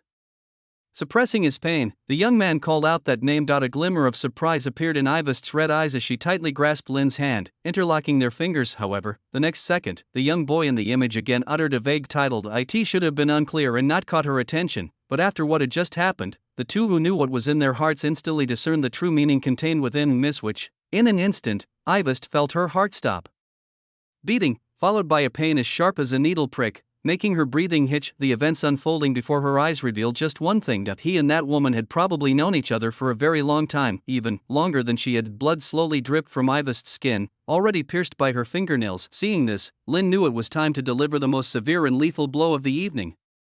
"Your Highness seems to always treat me like your pet," he suddenly said in a gentle tone. "But I'm sorry, I'm a living human, not a little dog to be played with at whim. I hope you can understand that." "Shut up." Ivest, unwilling to hear him speak in that tone, instinctively reached out to cover his mouth. "You don't say anymore. Let's pretend none of this happened tonight, okay?" Her breath was disordered and trembling, her voice even carrying a hint of plea. She no longer had the authority and decorum of the villainous imperial princess, resembling a little girl who had lost something precious and was beside herself with grief. But Lynn disregarded her resistance at that moment. Like an executioner with a heart of stone, he mercilessly delivered the final judgment to Ivest's nearly shattered spirit. "To step back 10,000 steps, even if I am a dog. That would be Miss Witch's dog." Inside the Pantheon, the Miss Witch, chained by several locks, sat as usual on the steps in the center of the great hall, quietly reading the book spread out on her lap. Her expression was very cold, like a perennial glacier, impenetrable. Even the most intense emotions could not stir her slightest interest. Her whole being seemed replaced by divinity. Logically, this should have been the case, but at one moment, her beautiful crimson eyes suddenly became lost, seemingly captivated by a memory image that had crossed 100,000 years. The confusion inadvertently revealed on her face, coupled with her slightly rapid breathing, indicated her unrest at the moment. A short while later, she slowly closed her eyes, as if to mask her unsettled demeanor, lifting the book on her lap to gently cover her face. It is unknown how much time had passed. In the eternally silent grand hall, a soft murmur to oneself faintly echoed, "So cute." Chapter 154, 128. When did I start to become like this? A dog is just a dog. So cute. How could it become human just because it said it didn't want to be a dog anymore? Humans are so filthy and loathsome. It's better to be a carefree dog. Just cuddling and kissing in the master's arms is enough to feel content. Hey, speaking of which, where is my little dog? Where has that adorable puppy gone? Come back. If you carelessly run outside and get taken away by those bad women, master will be very angry. What? You're already someone else's dog. No, that's not allowed. Master is really going to be angry. Source: webnovel.com, updated on New Zero. At that moment, Ivest felt a torrent of disordered thoughts and voices surge into her mind. She didn't know what expression she had worn as she left Lynn's room. She only remembered that after hearing his cold, heartless words, her whole head buzzed, as if she was escaping from reality, blocking out all external information. And when she came back to her senses, she found herself holding a dagger, sitting quietly by the study window, looking at the sharp blade in her hand. She said nothing. All the scenes that had just happened flooded back to her mind. That cute little dog didn't belong just to her alone, and it was very likely that long before, it had already become another woman's plaything. Realizing this, Ivest's slender wrists trembled slightly, wanting to tightly grasp the handle of the dagger, but she couldn't suppress the pain and fatigue coming from within her body. There were not many situations that could make her feel so powerless. Apart from a few instances of deep sleep while dealing with sealed objects, there was only the time when Lynn died before her eyes, and now, there was one more. Moreover, this unprecedented feeling of weakness and disgust even surpassed any experience before. Her past setbacks, no matter how desperate, always allowed one to see a glimmer of light, albeit faint. But this time, Ivest could find no possibility of victory. The future her, the end which Ivest, the thought of the cold, white-haired woman she had seen through Lynn's spiritual world, crossing the river of time, filled Ivest with intense hatred and jealousy. That was her, but not only her, she possessed far greater power, enough to rival the gods. She had a wealth of life experiences, much more mature and dependable than herself. Her personality even seemed more likable. At least her own little dog was so enchanted that he lost his weight out. Of course, the most important point, and the most despair-inducing point for Ivest, was that her future self seemed to have healed the curse mark on her face. That evil curse had been Ivest's psychological shadow from childhood to adulthood. Enjoy news stories from Novgorod. It could be said that most of her current plight was thanks to this curse. Even before Lynn's arrival, the black curse mark on her face had always been a scar buried deep in her heart, one she didn't want to touch, living a life wearing a mask, like a rat that could not be exposed to light, pitiful and sorrowful. And now, her future self had actually cured this curse, becoming so beautiful and noble. By comparison, she was like an ugly duckling despised by everyone except for Lynn. No one else thought she was good-looking. No, maybe even her own little dog's comment that she was truly beautiful wasn't heartfelt, because now that she thought about it, there were doubts in every aspect. He might have already met his future self much Earlier. So who was the subject of that, so beautiful? The answer was self-evident. This was also the last straw that plunged Ivest into collapse. Upon careful comparison, she found she didn't have even a single trait that could match the woman of the future. What's more despairing was that she didn't even have a chance to catch up with or surpass that woman, even when Ivest wanted to change. Every bit of progress and improvement she made only made her more like her future self. This was a thought that filled her with unspeakable fear and breakdown. The witch was the endgame, possessing everything she had, but in the witch's eyes, she was merely a sorrowful past not worth mentioning, or even just an inconsequential moment in the river of time. The gap was just too vast. She couldn't even take revenge or kill that person. No, actually, she could. This was the only thing she could do. Being thoroughly outdone by that despicable woman in every aspect. A glimmer of light momentarily passed through Ivest's crimson yet dim eyes, her breathing quickened slightly as she gazed down at the dagger she held in her hand. If she killed herself here, that despicable woman of the future would cease to exist. Ivest slowly lifted the blade, but then a trace of confusion passed over her eyes. But if she were to die, what would become of her little dog? Without its owner's company, it would surely cry out in distress, wouldn't it? Moreover, her pet was so adorable that it could likely be taken home by another woman in the future. If that were the case, might as well kill it too. Even if buried, they would be buried together, to have it accompany her forever, never to part again. The shallow moonlight flowed in like water from the window, coating the sharp dagger with a silver luster. In a daze, Ivest saw in the mirror-like blade the reflection of a white-haired woman with disheveled hair and a paranoid, dim gaze. That face was both familiar and strange to her, somewhat haggard, somewhat despairing. Ivest instinctively turned her head to look at the wall beside her. There hung a portrait of a dashing woman in military attire, exuding vitality, with eyes sharp as a blade and a majestic, dignified poise, a noble and proud woman of the royal family. Even with a mask on, she inspired awe. That's not right. This is who I am, the third imperial princess of the Saint Laurent Empire, Ivest Laurent Alexini. Despite being underrated by everyone, she was destined to emerge victorious from the king's election, rising against the odds to become the next empress of this decaying empire, bringing hope and renewal to the nation. Looking at her own striking reflection in the portrait, Ivest's hand involuntarily trembled, and the sharp dagger fell to the floor. She stared blankly at her own pale palm. Her skin, which should have been flawless and tender, was covered in scars from her recent acts of self-harm. All over were nail marks. These were the marks of obsession and madness. They were also things her past self would never have done. In the past, whenever she encountered people or things that displeased her, she would simply kill them. Had she ever suppressed those emotions and gradually walked towards self-destruction in this way of self-harm? When exactly did I start to become what I am now? Ivest stared blankly at the dagger on the floor, as if trying to find an answer for herself. Chapter 155, 129, Love, the most illogical thing in the world. Late at night, Milani gently pushed open Ivest's bedroom door. Looking at the white-haired woman sitting at her desk, gazing out the window, Milani took a deep breath and suppressed the many words she wanted to say. In her view, the reason why the princess had summoned her today was simple. It was all about the memories Lin had forgotten.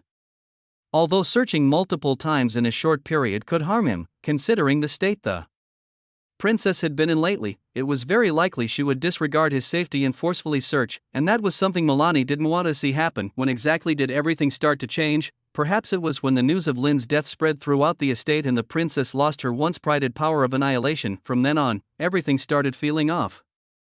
The once vivid and assertive military woman was no longer visible. In her place was a patient who had fallen into paranoia. The double blow had crushed her will, leaving her feeling insecure and left to rely on sick and frenzied methods to maintain this distorted relationship. But a distortion is still a distortion. No matter how prettily it is dressed up, there will eventually come a day of awakening. Source: webnovel.com, updated on Omicron. No Omicron.0. At that time, she would face an even harsher reality. What should she do? Have a seat?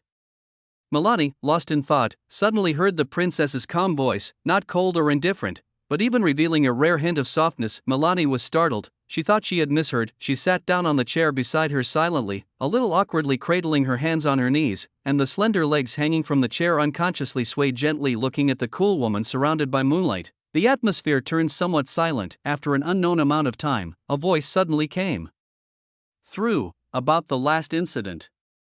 I am sorry.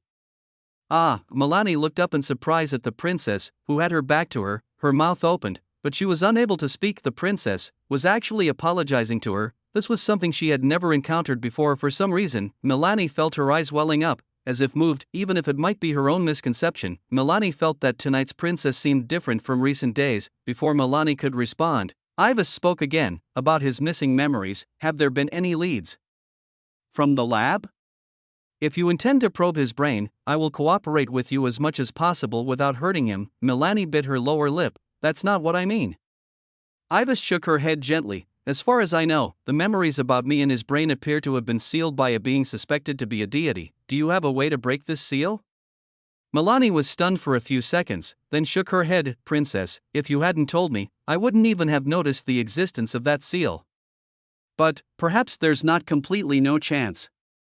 If the god that applied the sealing technique isn't strong, or is in a weakened state, it would be possible to pay a certain price and ask for the intervention of major churches.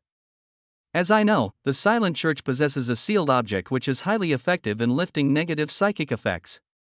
If you need it, then Milani offered her a new line of thought. However, after a moment of silence, Ivis shook her head softly again. No, let's forget about it. This answer confused Milani once more. Based on her understanding of Ivis, given her pathological possessiveness, she would absolutely not tolerate any other being influencing what was hers, especially concerning her memories, unless the things that could happen after unlocking the memories were something the princess couldn't accept. Milani glanced at Ivis with some concerned eye and some sense. Her intuition was really accurate. Even Ivis herself did not realize that her refusal of the proposal was actually due to a subtle fear deep inside. Everything that was happening now could still use the excuse of sealed memories, but once the memories were unlocked, the last fig leaf would no longer exist. Ivis was escaping. She feared that Lin, once his memories were restored, would tell her that in fact, the witch from the future was the master he truly valued. However, at this very moment, both of them in the room forgot something. God, if that being was so confident, why bother using the technique to seal memories? Regrettably, neither Milani nor Ivis realized this. When will the power I've lost gradually recover? After a moment, Ivis asked the question she cared about most. Milani pursed her lips and said softly, according to the results of the physical examination, the core properties of the wish jar inside you have already been cleansed by your power of annihilation, and theoretically, it should have already begun to resurrect gradually. But strangely, no matter what kind of stimuli are used, the power within you remains utterly still. Ivis fell silent for a moment. Do you have any clue about this? Without power, she was like a duckweed without roots. After all, every relationship around her was constructed relying on her own powerful ability. Once that power ceased to exist, everything would crumble.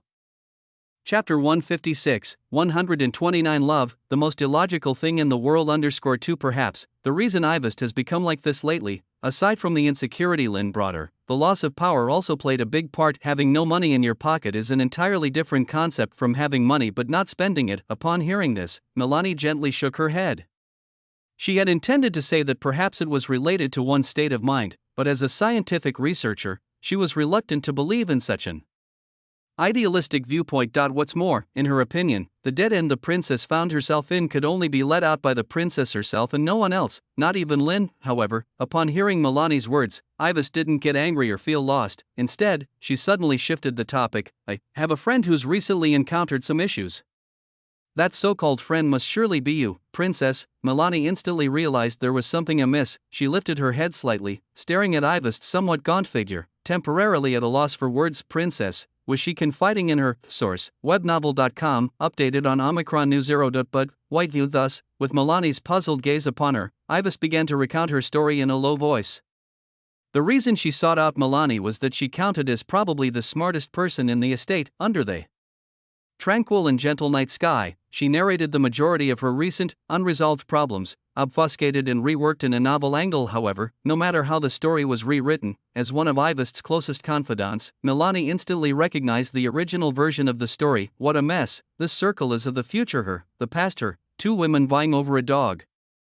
Was this the sweat-inducing situation that Subject 126 was facing lately? Milani suddenly found herself at a loss for words, yet Ivis didn't let Milani off the hook so easily. What do you think about the things I just mentioned? Just say whatever comes to mind, consider it idle chatter. Her voice was soft, betraying no emotion at the moment. After a moment of silence, Milani bit her lip, mustering her courage to say, I think, the little dog, being fought over by the two women, is rather pitiable. They seem to have never considered his feelings, just imposing their own will on him, manipulating him as they please.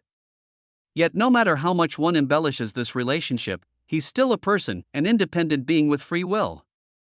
And between people, what's needed is understanding and love. Melanie intended to say this, but she was well aware that, from her upbringing, Ivest really didn't understand what love was. An independent being, Ivest didn't notice her hesitation and merely repeated Melanie's point. Before falling silent after a moment, she softly said, "Let's change the subject." Indeed, it was clear that the princess's pathological views couldn't be corrected with just a few words, but if she stubbornly persisted in the wrong direction, the distance between her and the little dog would only grow. Oh, princess, when will you realize this? Melanie sighed softly to herself. However, Ivest was unaware of her current thoughts. What do you think? How could the woman from the past ever beat her future self even once? She asked softly. Melanie hesitated briefly. In my opinion, there isn't such a possibility.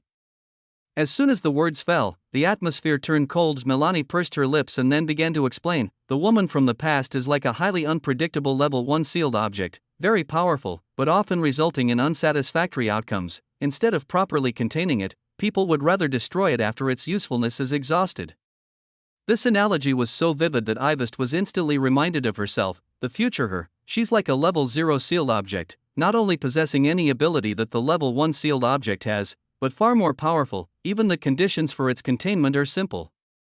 Under such clear conditions of superiority, if one were to choose between the two sealed objects, I think nobody would hesitate. Because logically, it makes no sense to give up the better one for a faulty inferior product. Melanie used an example that was as gentle as possible to avoid hurting her. Ivest unconsciously clenched her fists, falling into silence. If the data of the two were quantified, then the future woman would outright dominate in all aspects. From a mathematical perspective, the past woman would never stand a chance of winning. That's the most logical viewpoint. Melanie answered softly. After Melanie left, Ivest, once again alone, calmly gazed out the window at the scene beyond. The most logical viewpoint. A trace of bewilderment appeared in her crimson eyes. Even the most logic and mathematically driven Melanie had, so rationally, told her that there was no chance of winning. Then it must be true that there was no chance.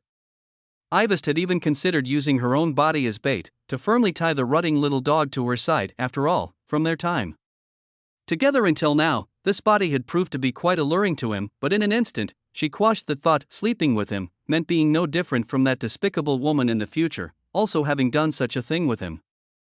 Chapter 157, 129, Love, the most illogical thing in the world. 3 In a sense, this action could bring that despicable woman and him closer, even breaking down some existing distance and barriers between them. However, Ivest was so filled with hatred toward that woman that she couldn't possibly do something that would please her enemy like this. Or perhaps continue to imprison him as before, as long as she didn't give him any chance to escape, even going so far as to amputate his limbs. Then he would belong to her forever, right? No, that was not the way. For some reason, a voice deep within Ivest resonated. In her mind, the image of Lynn's calm and indifferent gaze unintentionally surfaced, that gaze, as if she had always been seen as nothing more than a substitute for the future doomsday, which brought a sharp pain to Ivest's heart just thinking about it. Nearly imprisoning him would never change his gaze.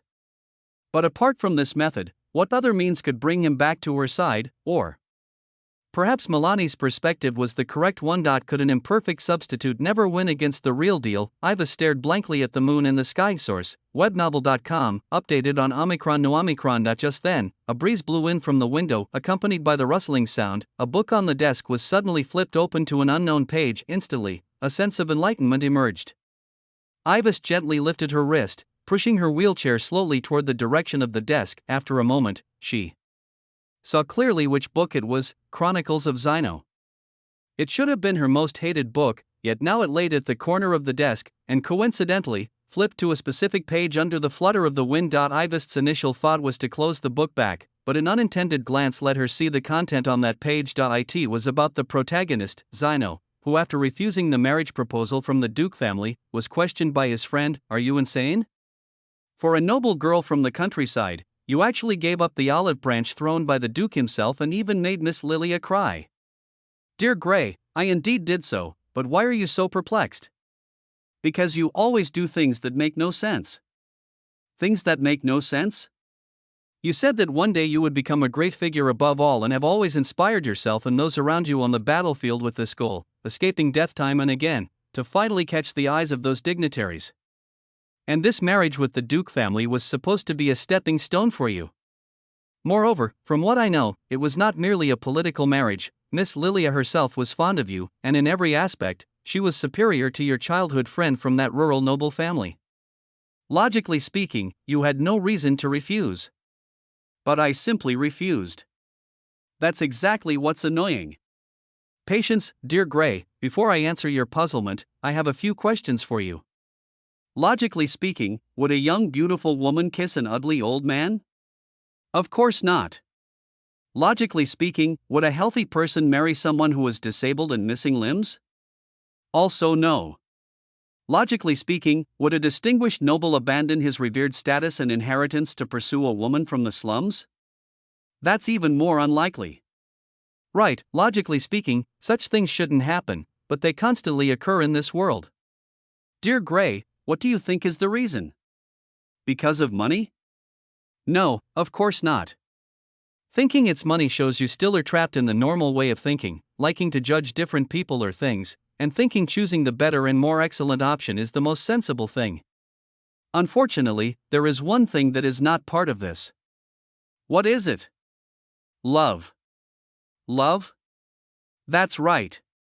It is precisely because of love that a young beautiful woman can cast aside aesthetic and societal views and passionately kiss an ugly old man. It's also because of love that a healthy normal person can offer a lifetime of companionship to a disabled person. You all always talk about what's logical. However, love is the most illogical thing in the world. P.S. The Imperial Princess is about to undergo a super evolution. Chapter 158, 130 Brother, I miss you so much. 3 days had passed since Lin regained his freedom from Princess Ivest's hands. During these 3 days, he moved about the manor as if nothing had happened, explored stories at Nabga while the princess no longer restricted his freedom. That was all there was to it, according to Aphia. Ever since that night, Her Highness seemed to have become reclusive, locking herself in her study all day. It was hard to say whether this change was good or bad due to the aftermath of the disaster in Orn City, and with Duke Tyrus busy with official duties, reportedly because of frequent invasions from the demon clan at the border. Lin actually found himself with some free time. Apart from him, the entire manor was immersed in the hustle and bustle of wrapping up the city's reconstruction work. As a result, the Augusta family's standing in the city council had received an unprecedented boost, and perhaps before long, they might move up from the barons' position. Thus, everyone in the family was deeply grateful for Lin's kindness. At present, aside from Princess Ivest, his status within the manor even surpassed Baron Augusta himself, with everyone showing him sincere admiration. However, Lin had no idle time to lead these people. Though he seemed to be doing nothing, he was actually feeling a bit restless inside, waiting for a response from Ivest. Source: webnovel.com, updated on Omicron. Whether his stagnated fate could start moving again hinged on her decision. Although he was eager to return to the imperial capital, Lin knew that Princess's health was the priority for now. Therefore, like always, he spent his day in Augusta Manor's library, listlessly flipping through books. However, sitting opposite him was a blonde youth diligently devouring a pile of thick alchemy theories. Glaya Augusta, such great knowledge, makes my ass spin round, abba abba abba. Mumbling nonsensical words, he flipped through the pages with a dazed expression. Seeing this, Lin gave him a thumbs up. I'm really envious of you, making the most of your prime years fighting for your education and knowledge. Go for it, young man. Glaya's face turned dark. How about we switch? You want to try this damned Royal Transcendent Academy entrance exam? Forget about it. While picking up a book, Lin propped his boots on the table and leisurely reclined in his chair. Dude, I've been kicked out of the academy already. Going back would be harder than ascending to heaven. Speaking of which, is the stuff you're studying really that hard? Hell yeah. Glaya nearly lost it, not to mention anything else. Just take the written exam. They actually demand you write an essay of no less than 1,000 words in an hour and a half. I'd rather be eaten by a shark. Are all you people from the imperial capital this terrifying? Scratching his head, Lin seemed to be recalling his own illustrious past. Well, I remember I got hung up on that too, and in the end, I only got in through special admissions. How many points did you get on your paper? Lin glanced at him. 0. What? Glaya was shocked. What on earth did you write? At that, Lin pondered. I vaguely remember the topic of that term's paper was how to eliminate racial discrimination, and it turns out I misread the prompt. What did you read it as? I missed the discrimination part.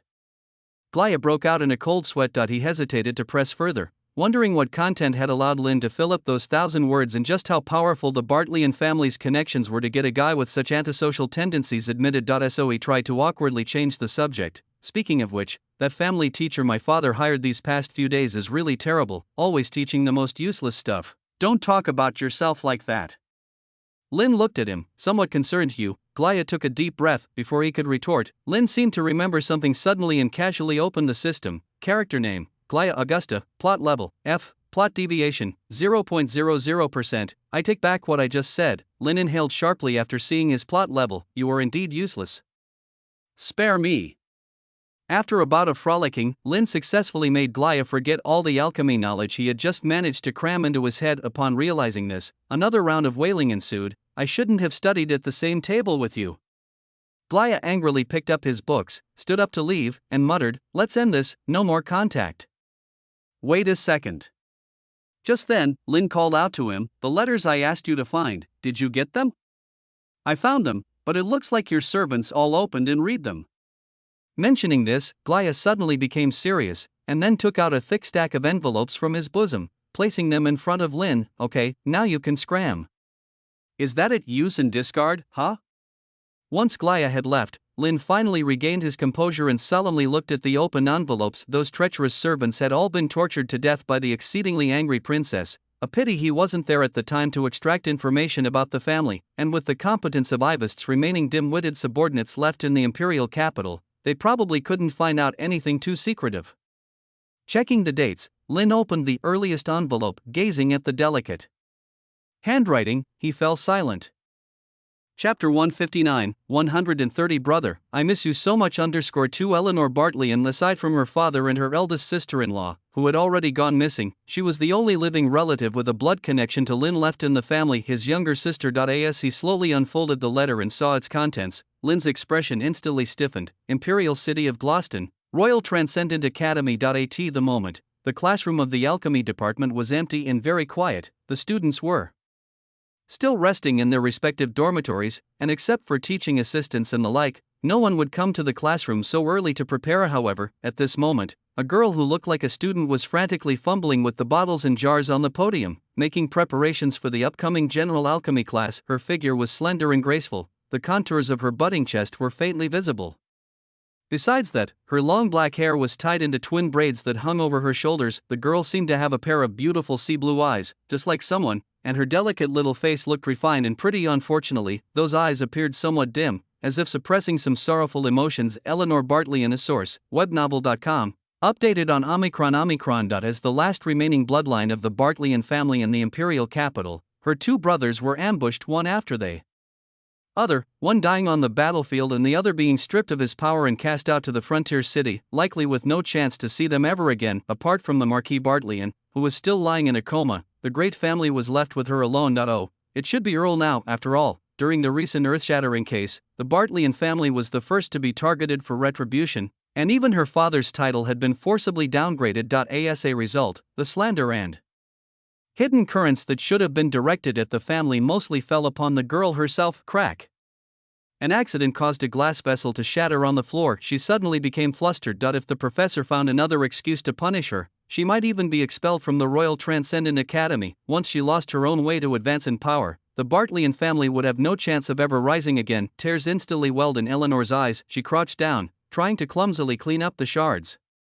But in another mishap, she cut a wound on the delicate skin of her fingertip. The consecutive misfortunes caused the already overwhelmed Eleanor to kneel on the ground. As large tears rolled down from her eyes, she cried silently, as if crushed and completely broken by the successive blows. In a daze, the figures of two brothers appeared in front of the girl. They seemed to be gently stroking her head, comforting her not to be afraid, just like in the past. Unfortunately, everything done by the Moskva family had completely destroyed her once peaceful and beautiful life, turning those memories into nothing but a fantasy. Just then, a series of hurried footsteps came from the doorway. She quickly raised her sleeve, wanting to wipe away the tears from the corner of her eyes, not wanting anyone to see her in such a disheveled state. However, the other party was a step too fast. Seeing Eleanor sitting on the ground amidst the broken glass, crying inconsolably, the group of girls who burst into the classroom suddenly burst into unanimous laughter. Their laughter was full of mockery and disdain. As if mocking the former high and mighty daughter of the Bartleyan family had fallen into such a sorry state, the leader of the girls had prominent cheekbones and looked rather sharp and mean. "Dear Eleanor, why are you hiding here crying all by yourself?"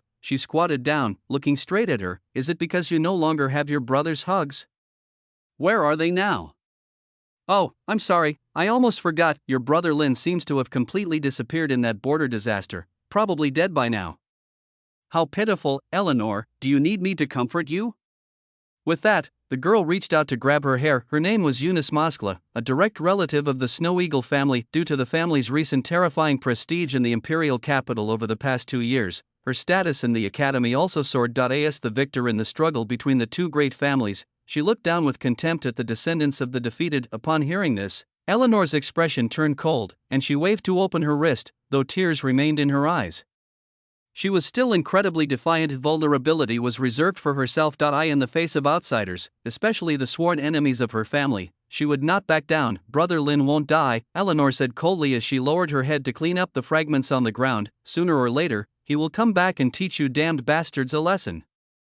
Although she said this, a trace of sorrow flashed through her blue eyes as she lowered her head. Logically speaking, what the woman said was not wrong. Deep down, Eleanor actually harbored the thought that both her older brothers had completely left this world. After all, under the deliberate sealing by St. Laurent Virgin Islands and some of the powerful, every major event that recently occurred in Orange City had erased the young man's figure. Not a single mention of him even in the merit register. Thus, even Eleanor did not know the extent of the terrifying deeds her brother had done on the frontier. Moreover, the news that Lynn was actually alive after his return to the manor had not reached the imperial capital under the deliberate sealing of Duke Tyrus. As for the second prince, who was also privy to this information, having been humiliated himself, how could he loudly proclaim it everywhere if Lynn and the others would not speak of it? So for now, the vast majority of the church and nobility in the imperial capital believed that the young man had indeed died in that Level 0 sealed object outbreak. Only a few were privy to some inside information and sensed the signs that a storm was coming. Perhaps the day the young man returned to the imperial capital would be the opening of a grand play. Noticing the girl's defiance, Eunice's eyes flickered with a hint of coldness.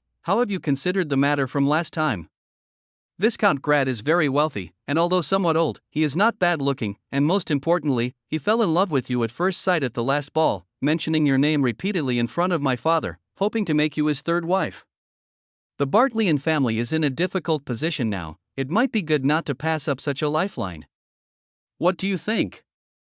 She placed her hand on Eleanor's slender shoulder, gradually exerting pressure, as if she had just made an inconsequential suggestion, just as if she were compelling her to heed the arrangements of the Moskla family. After all, her sister was the renowned Empire's Valkyrie, Irina, and the Bartleyan family had already been thoroughly infiltrated, so they really did have the power to meddle in Eleanor's fate. "Shut up, get lost." Eleanor suddenly grabbed a shard of glass from the ground, heedless of her delicate palm being cut and bleeding profusely, and hurled it forcefully in Eunice's direction. An old and ugly widower dare to covet a Bartleyan family treasure. Despite the loss of past glory and status, the family's dignity was not to be insulted. Damn it. Experience more tales on Navgo.com. Although Eunice managed to dodge the sharp fragments, a cut appeared on her cheek. Looking at Eleanor's desperate demeanor, she nodded coldly. "Very well. Since you don't accept this friendly suggestion from a friend, it's time we talked about our deal. Do you remember the previous contract?" Eunice's lips curled into a malicious smile. "The fourth prince has taken a keen interest in the blood of Bartleyan, so he proposed using your blood in exchange for the family's survival. 1 vial of blood, to ensure the Bartleyan name is not stricken from the imperial capital for a day. But seeing how ungrateful you are acting, I think this contract can be revised. Starting today, the terms change from 1 vial to 10. I wonder how long your small frame can last. Let's wait and see." As she spoke, Eunice cast a venomous glance her way, then left with several henchmen in tow, leaving Eleanor alone, staring at the broken glass scattered around her, silently shedding tears. After a moment, she gently lifted her scarred little hand and pressed it firmly against her chest. In her hollow and numb eyes, a hint of sorrow flickered. "Brother Lynn, I miss you so much." Chapter 160, 131. This imperial princess will make you fall in love with Melon didn't know with what mindset he had read through the letters. When he came to his senses, the last piece of letter paper in his hand was already crumpled with creases. "Brother, I miss you so much." That plaintive phrase, along with the dried tear stains on the edge of the paper, filled Lynn's heart with suppressed anger and resentment. Just what burden must be so heavy as to make that little one, who always followed behind him crying, right to him with such tone. Every line was permeated with the sorrow of the young girl, due to the family undergoing drastic changes. The past was gone, and now she remained the sole support, upholding the crumbling family. As a brother, he truly wasn't qualified. Recalling the contents of the letters, from the oldest to the present, at first were words of venting pressure and sadness, but as they progressed, the writing grew colder and more detached. Of course, he didn't believe that Eleanor harbored resentment against him, her brother, but he knew quite clearly that it was very likely the little rascal had been surveilled by the Moskva family. To the point where the content of the letters was forcibly controlled. Even very likely, those later letters were not written by her. Lynn took a deep breath and then shifted his gaze to another piece of letter paper. Source: webnovel.com. Updated on Omicron New. It contained only a short sentence: "Don't come back." He was very familiar with the handwriting. It was left by his older sister-in-law, who didn't get along with the family. Her marriage to his brother was a political one, their relationship poor, with constant quarrels, and her eccentric behavior was somewhat offbeat. Yet, unexpectedly, in such circumstances, she actually sent him such a letter, and according to the remittance slip, it seemed she had even sent some money. However, according to information from Ivest, for some unknown reason, or perhaps to protect the child in her womb, she seemed to have vanished without a trace in the imperial capital, and many powers were currently searching for her whereabouts. How can I possibly not go back? Staring at the content on the letter paper, Lynn took a deep breath and clenched his fist. He had been prepared to wait for Ivest's response, but after reading the content of these letters, Lynn suddenly felt that he could not wait a moment longer. He wanted to return to the imperial capital immediately, then go and twist the heads off those bastards and kick them around like balls. Just then, the hurried footsteps of a maid came from behind him. "Master Lynn, the princess summons you to her study."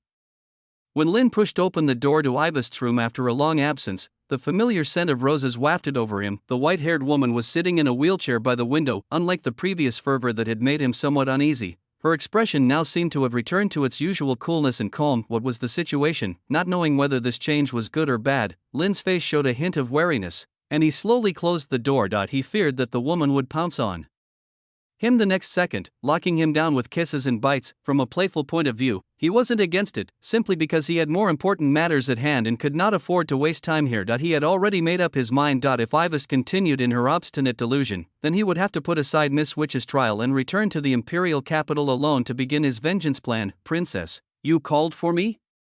Lynn asked tentatively, hearing the young man's voice. Ivest slowly turned her head, her bright red eyes sizing him up. After a prolonged silence, the imperial princess revealed a slight smile. "Why stand so far away?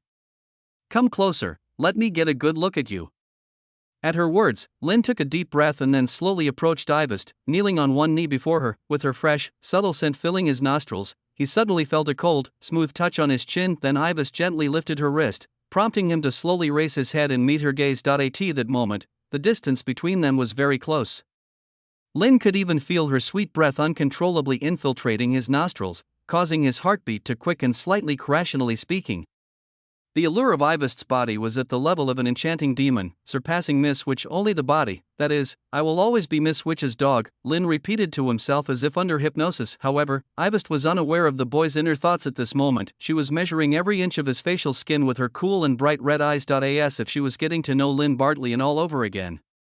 "You are very handsome," Ivest said after a while, gently lifting Lynn's hair from his forehead. "Even not from the perspective of a dog, but as a human being, as an independent individual, you are extremely outstanding. In this world, there are probably many women who would wish for you to become their life partner." As she spoke, Ivest teasingly pinched Lynn's cheek. For some reason, looking into those meaningful, bright red eyes, Lynn's heartbeat missed a beat. Even though the physical contact was, in comparison to the time he was imprisoned, as innocent as one could get, it still gave him a particularly thrilling feeling. He was somewhat puzzled. "If you have something to say, princess, just say it directly." Lynn took a deep breath and slowly shifted his gaze. "Of course, I have something to tell you," Ivest said, gently caressing Lynn's nose. "But before that, I hope you can answer a few questions for me truthfully. Is that woman really that good to you?" "Your Highness, actually, there's no need for you to differentiate between you and her in my eyes. Such talk is only good enough to deceive a young girl." Ivest pressed a cool finger lightly to Lynn's lips, stopping his words. "Besides, I'm well aware of what kind of person I am. With that woman's personality, she must have emphasized to you, you absolutely have to treat us as separate entities." Lynn had expected Ivest to get angry, but to his surprise, he found her unusually calm at the moment. "Holy shit, The princess is divine. Sensing the shock in Lynn's eyes, Ivis didn't speak but after a moment asked her second question, how big is the gap between her and me in your heart? Is this a question that's going to get me killed? Lynn had intended to shower praises on the princess to save his own skin first and foremost, however, feeling Ivis's serious gaze, for some reason, those insincere words became somewhat difficult to utter. All in all, it was a close call between the two. After all, essentially, they were the same person, but Miss Witch had helped him tremendously, even saving his life in critical moments, and with her personality being a bonus, for the amnesic Lynn. She surpassed Ivis, feeling Lynn's evasive gaze. Ivis seemed to understand something. I see. I understand now. What was unexpected, again, was that when she said this, her expression remained calm, as she lightly brushed at her long hair by her ear. Even when sensing Lynn's puzzled gaze, she revealed an unfathomable light smile. Are you curious why I'm not angry? Ivis touched his head, indeed curious. What exactly have you done during these days in the room? Could it be a direct enlightenment on the dragon's field? Lynn was utterly confused. During these days alone in the room, I had had an unusual amount of peace. Ivis slowly started. I thought about many things, and I understood a lot. But first, I have something to say to you. Feeling Ivis's crimson eyes, Lynn's heartbeat involuntarily quickened. Your Highness, regarding your previous answer, I only appeared calm on the surface, but I was furiously angry inside. Saying so, Lynn suddenly felt his cheeks being pinched by her forcefully. Ivis looked intensely into Lynn's eyes with those crimson pupils, as if trying to convey some deep-seated emotions from her heart. After all, you just utterly denied me as your master and also as a member of the opposite sex, forcing me to admit that my position in your heart is inferior to another woman's. It's like saying, Ivis, you're just a pathetic loser. Your Highness, Lynn wanted to argue a few words, but Ivis did not want to give him that chance. But what of it? Her lips suddenly curled into a faint smile. Long before you even appeared at my side, I had already become accustomed to failure, to being labeled a loser by others. Do you think, with such a tiny setback, you can destroy my dignity and self-esteem as the imperial princess? Lynn Bartleyan, don't underestimate me too much. Stay connected through Empire. In an instant, a familiar arrogance and defiance appeared in Ivis's crimson beautiful eyes, as if that villainous princess of yore had returned to her. Under Lynn's astonished gaze, she suddenly gripped his collar, gradually pulling their distance closer. Feeling their noses about to touch, Lynn's heartbeat suddenly accelerated. Is this a kiss? He had thought Ivis was having another bout of her sickness, instinctively wanting to flatter her heat. Unexpectedly, her red lips only grazed his cheek lightly, then stopped at his ear. From now on, I will try to treat you as an independent individual. Treat you as a human, a man whose physiological signs are fully developed, a man capable of reproducing with women. What is she implying with these words? Feeling the hot and sweet breath by his ear, along with the woman's words, Lynn had a vague premonition in his heart. The next second, Ivis's voice cut through his heart like a decisive, sharp long sword. Lynn, I will make you fall in love with me. As a man, fall in love with me as a woman. Lynn stared blankly at the wall behind Ivis, uncertain of what was running through his mind, but she didn't give him the chance to ponder. By the way, did you just think I was going to kiss you? No, congratulations, you guessed right. In an instant, with a warm touch falling upon him, Lynn felt like he plunged into an abyss of sweetness and softness. His brain overheated, seizing up like it had lost the ability to think. At the same time, he understood one thing. Lynn finally realized how Ivis today differed from when she had held him captive. Compared to the feeling of the mucous membrane touch when she's fed him mouth to mouth previously, today he experienced something entirely new from her. Its name was desire. Yun Chang. You've bumped into the princess. Chapter 161, 132. Ivis full firepower. No matter from which angle, Ivis couldn't compare herself to her future self. This was something she was unwilling to admit, but it was an objective reality. However, did that mean a defective product could never win over a gem? There was no such rule in the world. Only love was blind and unreasonable. It was not predetermined who would fall in love with whom. This was the idea that the Chronicles of Xino had instilled in her, since she and her future self could coexist in Lynn's eyes, were two different women. Ivis thought it best to make a clean break. Once she truly did that, the whole nature of the situation changed. Even if everything she did was gradually making her more like her future self, it didn't matter. As long as, in the end, Lynn fell in love with the current her, that was fine. Moreover, Ivis didn't think she was completely without advantages. With her understanding of herself, no matter how unfamiliar her future self might Become, there was one thing that would absolutely never change. Source, webnovel.com, updated on Omicron 0.0. Once she developed a desire for something, she would take it by any means necessary and keep it by her side for a lifetime. Could such a person tolerate her past self doing all sorts of things with that guy, no matter how much she dressed it up? What Ivest possessed were many of Lynn's firsts. The first nudity, the first kiss, the first hug, the first time sharing a bed, yet her counterattack was so weak. Didn't this exactly imply that her future self was in some difficult situation, unable to interfere too much with reality, and could only watch as all this unfolded? Furthermore, he had stayed by her side for a longer time, ultimately with such an unparalleled advantage. She was confident that her cute little puppy would eventually come wagging his tail back into her arms to be coddled. Thinking this, Ivest's pink tongue gently lapped, causing the breaths of the young man in her arms to quicken slightly. A hint of triumph flickered in her bright red eyes. For that person in the future, this moment could very well be considered a kind of live broadcast, couldn't it?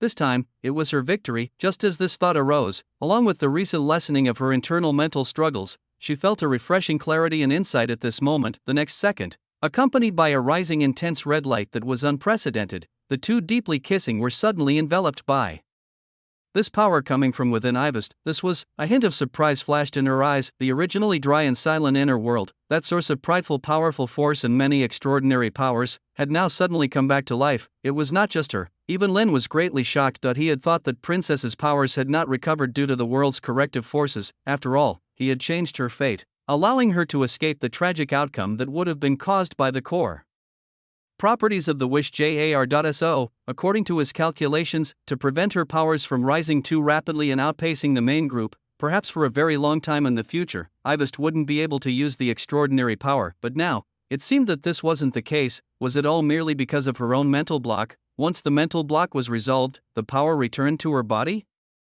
This was truly, Lynn let out a sigh of relief. He had thought that returning to the imperial capital's protection would be diminished because Ivest had lost her power, but now it seemed, the confidence was even greater. Thinking this, Lynn felt that such a serious occasion shouldn't involve this kind of behavior, so he gently pushed the princess away by her shoulders. A princess, congratulations. Before he could finish, Ivest snatched him back by wrapping her hand around the back of his neck, closing the distance once again. Damn it, he was just a subordinate after all, being seduced by a superior. What was that all about? Watching the woman enveloped in the red light, feeling her enchanting and seductive appearance at this moment, Lynn's heartbeat involuntarily quickened slightly. After a long while, as her soft lips gently pulled away, the woman in front of him opened her eyes again. Their proximity was still remarkably close enough to feel each other's heartbeat. Do you love me, even just a little?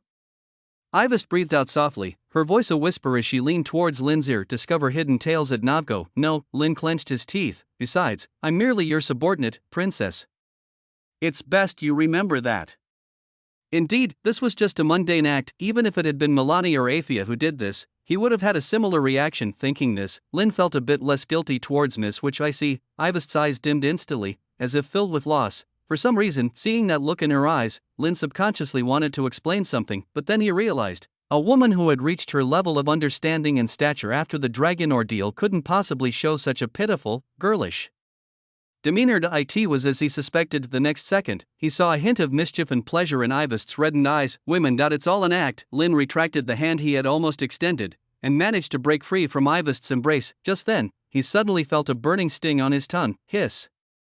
Lynn sharply inhaled, quickly grabbing a mirror from the nearby desk to examine it. He thought he had been bitten by this woman during their kiss. To his shock, under his intense gaze, a visible red mark slowly appeared on the tip of his tongue. What is this?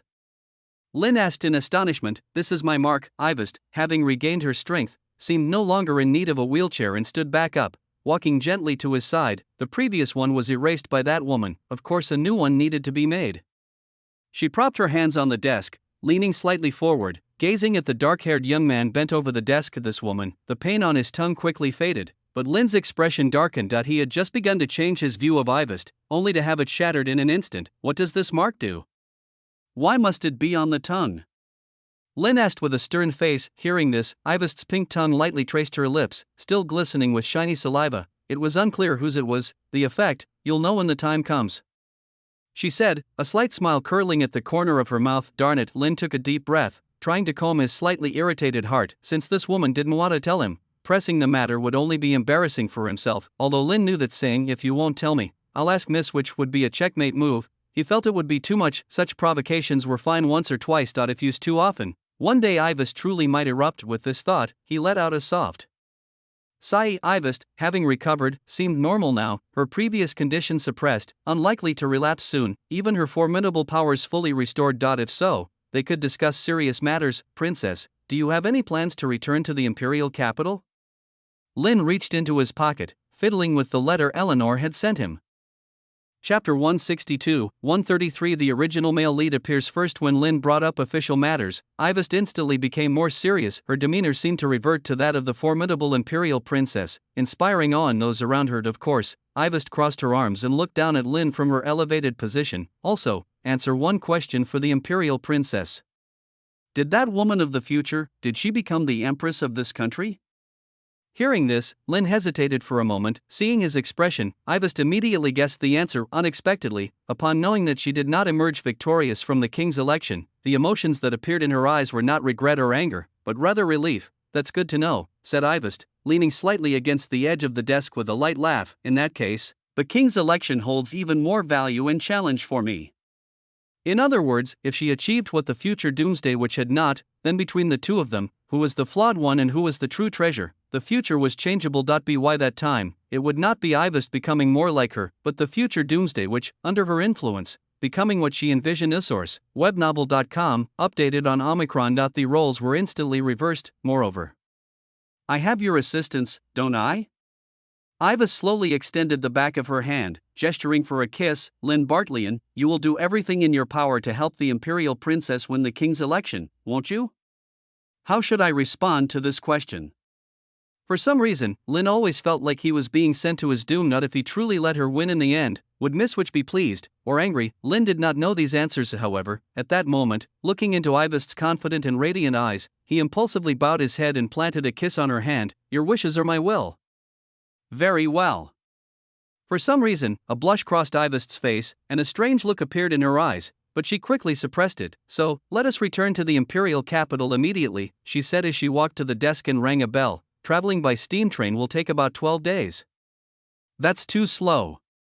Lin shook his head instinctively. He pulled out a letter from his pocket and looked at the date. The last letter, which had arrived about 2 months ago, had been followed by complete silence from the imperial capital. In fact, soon after he had become Ivest's subordinate, he had asked the princess to take care of his family in the imperial capital. However, most of her subordinates were not very capable, and a majority had also been brought to Orange City. Should anything happen, those she left in the imperial capital would be utterly helpless. Lin was supposed to have returned to the imperial capital directly, but was delayed due to dealing with a sealed object. Of course, as described by Miss Witch, the flow of time there was extremely chaotic. A mere hour or two of subjective time could equal a month in reality. It could also happen that several years spent in the Pantheon would only amount to a few seconds in reality. Nevertheless, Lin had not yet experienced this. Hearing his subconscious remark, Ivest wasn't angry but merely observed him thoughtfully. There is a faster way. Please, Your Highness, tell me. Lin asked. Hearing this, Ivest nodded slightly. We can take a steam train to Troy City, the domain of Duke Tyrus.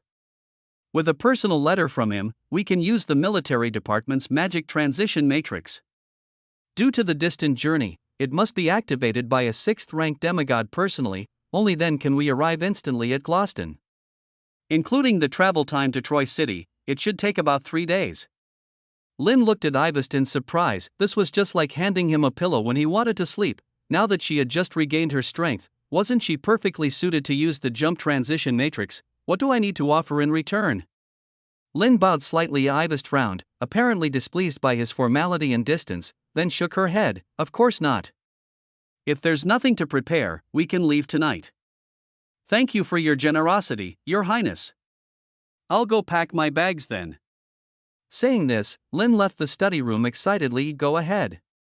Ivest pursed her lips. There was something she hadn't clarified to Lin. Although she had regained her strength, activating the jump transition matrix was still problematic. After all, it was a large-scale long-distance teleportation matrix requiring a massive amount of resources to fill the nodes, and it even drained most of the extraordinary power of a 6th-rank demigod. And since a demigod was a strategic asset in any country, how could they afford to waste their strength on such trivial matters. Thus, even the military department rarely used this kind of matrix. With her current condition, although Ivest could forcefully activate it, it was still somewhat reluctant. Find more to read on Novgo.com when the time came. Under the watchful eyes of many, there were likely to be some aftermaths, for instance, severe muscle weakness and the like, and by then, would her beloved puppy remain indifferent or would he embrace her, declaring his sovereignty under the watchful eyes of those in the imperial capital? She was eager to try even if she lost. It did not matter. Just as she had said to Lin earlier, she was already accustomed to being a loser. Watching the youth joyously leave, a hint of heat and morbidity slowly surfaced in Ivest's crimson eyes. From the moment Lin entered the room, she had been suppressing those emotions in her heart, trying to make herself appear normal so that he would lower his guard. But how could a person's true nature change so easily? You will always be mine. In the woman's hurried breathing, it seemed like affectionate murmurs slowly drifted away. Imperial City of Gloucester, St. Laurent Military Department, Communications Division. New Envel chapters are published on Novgo.c Sigma. The vast office was a mess, with various documents and balls of paper piled up on desks and the floor, almost leaving no space free. At this moment, a middle-aged man with a cigarette in his mouth sat despondently in front of a typewriter, watching the antique rusted mechanical keys bounce around under mysterious powers. With each imprint of ink, pieces of military information from various locations were summarized on the typewriter's paper. This was a special sealed object, roughly equivalent to a fax machine of a previous era. Apart from the man with the cigarette, several colleagues in military uniforms were also on shift in the office. However, perhaps due to the monotonous work and the daily routine of clocking in and out, their passion had gradually diminished. Any new updates from the southern battlefield? PFF, same old things, little frictions ongoing, but no clue when it will escalate to full-scale war. In my opinion, besides the Demon Clan, those monsters from the sea are the real threats to the Empire. Look, just this morning, Gavin Port was attacked by 5th-rank transcendent beings. All sailboats and warships sunk, and the entire town perished in the tsunami. Those Tutankhamun pups on the southwest aren't any good either. Hearing you guys talk like this, I feel like we're going to be drafted to the front lines tomorrow. Hard to say. Several veterans in communication speculated about the national situation. Suddenly, the sealed object typewriter jammed for a moment. It's not broken, is it? The middle-aged man slapped it gently. Moments later, the typewriter resumed functioning. However, the text that was transmitting stopped abruptly, replaced by an urgent message highlighted in red. At 3:15 a.m. Empire time, Captain Shia Solan chased a great demon in the Demon Clan battlefield for 3 days, and with the assistance of 2 teammates, successfully hunted down the Lord of Dead Souls, a 5th-rank legend ranked 38th on the Empire's most wanted list. This decapitation mission was completed successfully.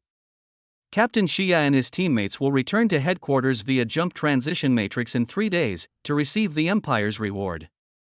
Damn, the middle-aged man gasped sharply. Seeing his reaction, his colleagues immediately gathered around, curious. Then, almost simultaneously, they uttered expressions of shock and awe. Isn't this kid only in his 20s? Barely a 4th rank and he's already hunting down a 5th-rank legend? They say his bloodline traces back to an ancient era. Apparently, the Marshal personally verified it. I heard, he's favored by the gods, hence he has multiple faiths and a far greater number of divine-given factors than average people. He just got promoted to captain not long ago, right? Is he going to be made a major now? Who knows, but we sure can't envy that. The group chatted, their words filled with admiration for the rising star. Actually, if that guy had stayed around, maybe he wouldn't be any worse than Shia. Suddenly, the middle-aged smoker blurted out. The atmosphere instantly grew silent. However, since that incident, the young man had been stripped of his power and expelled from the imperial capital, and his family had declined because of it. This was no secret in the military department. Even certain discord hidden behind it was somewhat known. Unfortunately, due to an order from above, ordinary soldiers were strictly forbidden from discussing the topic. Seeing the reticent expressions around him, the middle-aged man sighed. Then, a second later, another urgent message marked in red was printed. The 3rd Imperial Princess, Ivest Laurent Alexini, will return to the Imperial capital via jump transition matrix in 3 days. Below is the list of personnel accompanying her. As the typewriter slowly jumped, names, both familiar and unfamiliar, gradually appeared on the paper.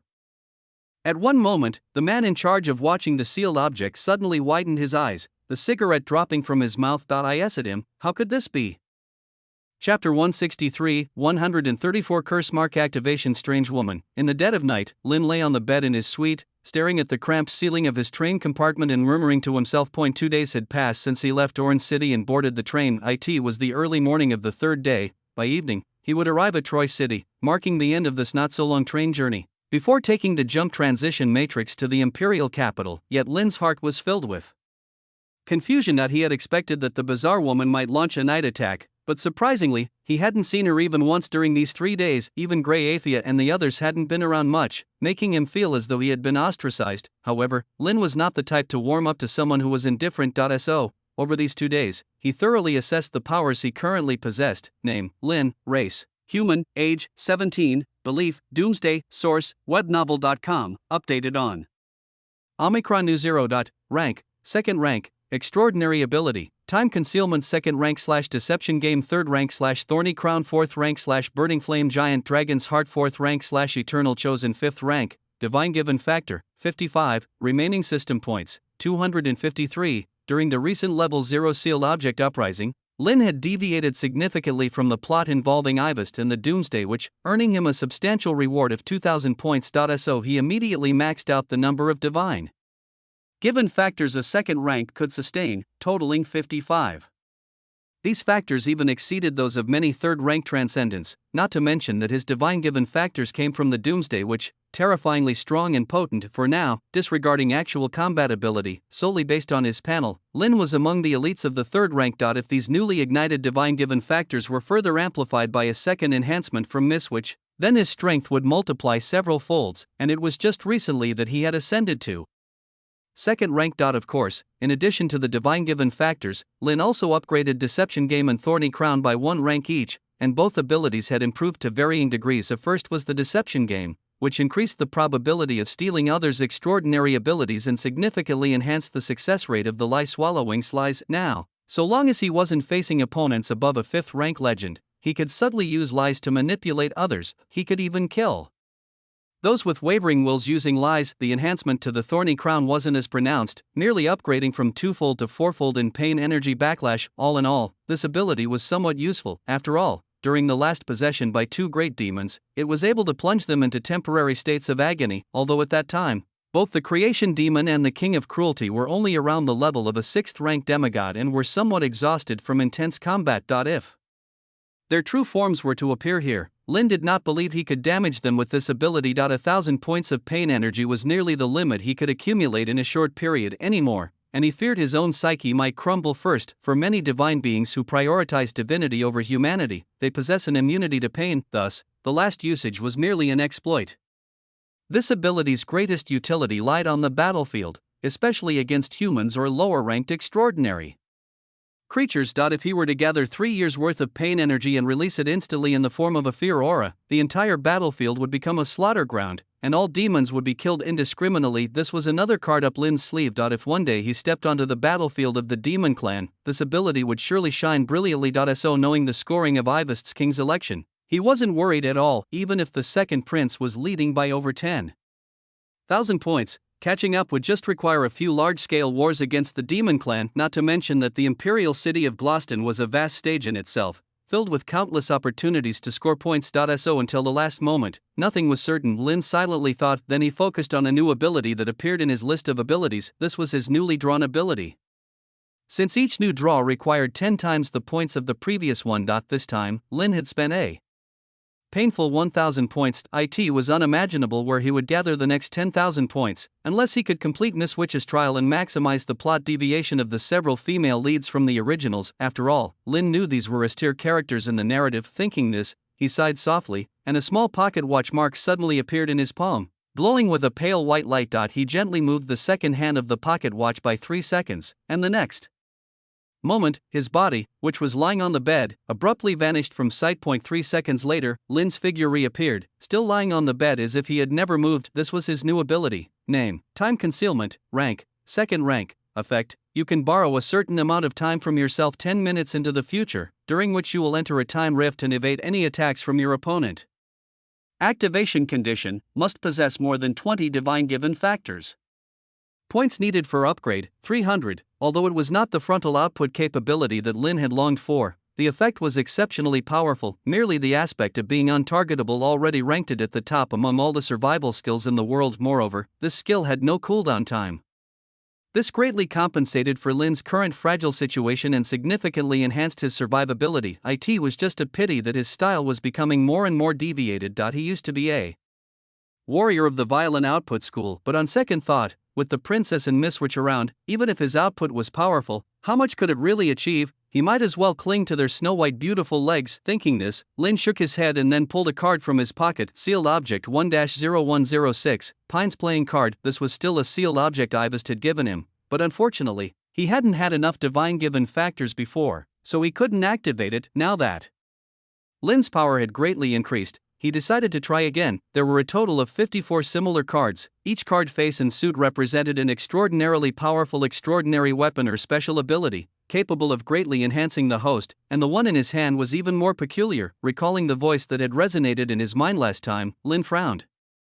This object had numerous connections with the Prisoner of Destiny, just that he didn't know why. Ever since he drew the lie swallowing, he always encountered incidents related to this deity. Moreover, in Milani's eyes, this card seemed to be just a two of spades. Lin had also confirmed this with Grey Athia, and the response was consistent, but only he could see the card face as a joker. Was he the only special one? Lin mused silently, accompanied by the faint red extraordinary power slowly infusing. The card in his hand changed a moment later. 10 black lines appeared out of nowhere in front of Lin, wriggling around like black snakes. Then, under his gaze, the black lines slowly wrapped around his 10 fingers, as if putting on 10 black rings. This is, feeling the cold touch on his skin and a certain agile sensation as if commanding his own limbs, Lin instinctively moved his right index finger. The next second, with a barely perceptible sound of tearing air, the black line wrapped around his index finger suddenly shot out, slicing the whiskey bottle on the table in front of him in two as smoothly as a scalding knife through butter. The entire process hardly made any sound, just like an invisible assassination. Lin was somewhat startled. He felt he hadn't exerted much strength and yet had so easily sliced through an object as hard as glass. What if it had been on someone's neck? Wouldn't the lethality be even greater? And he seemed to be able to control 10 such lines at the same time. Thinking like this, Lin started experimenting with interest. One by one, the black lines sometimes tensed, sometimes turned into soft black snakes, dancing and weaving through the air. What an ungrateful dog. While reading the content on the page, Ivest thought expressionlessly.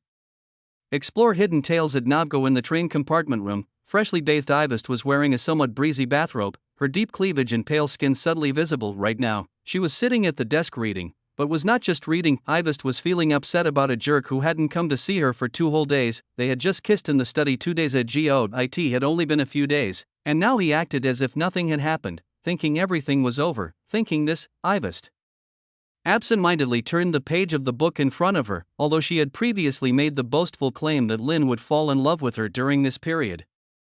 It was more of a decree issued by the future doomsday witch. It did not mean she really had such means. After all, such feelings and experiences, Ivest had only ever felt them with that guy, and it wouldn't be an exaggeration to say she was inexperienced. At that moment, her inadvertent glance caught a sentence in the book: as a woman, you must learn to enhance your worth, not devalue yourself. For men, especially those who are indecisive with you, a hot and cold attitude is more effective than relentless pursuit. Make them realize that it's not that you need them, but that they need you, that you are unique, irreplaceable.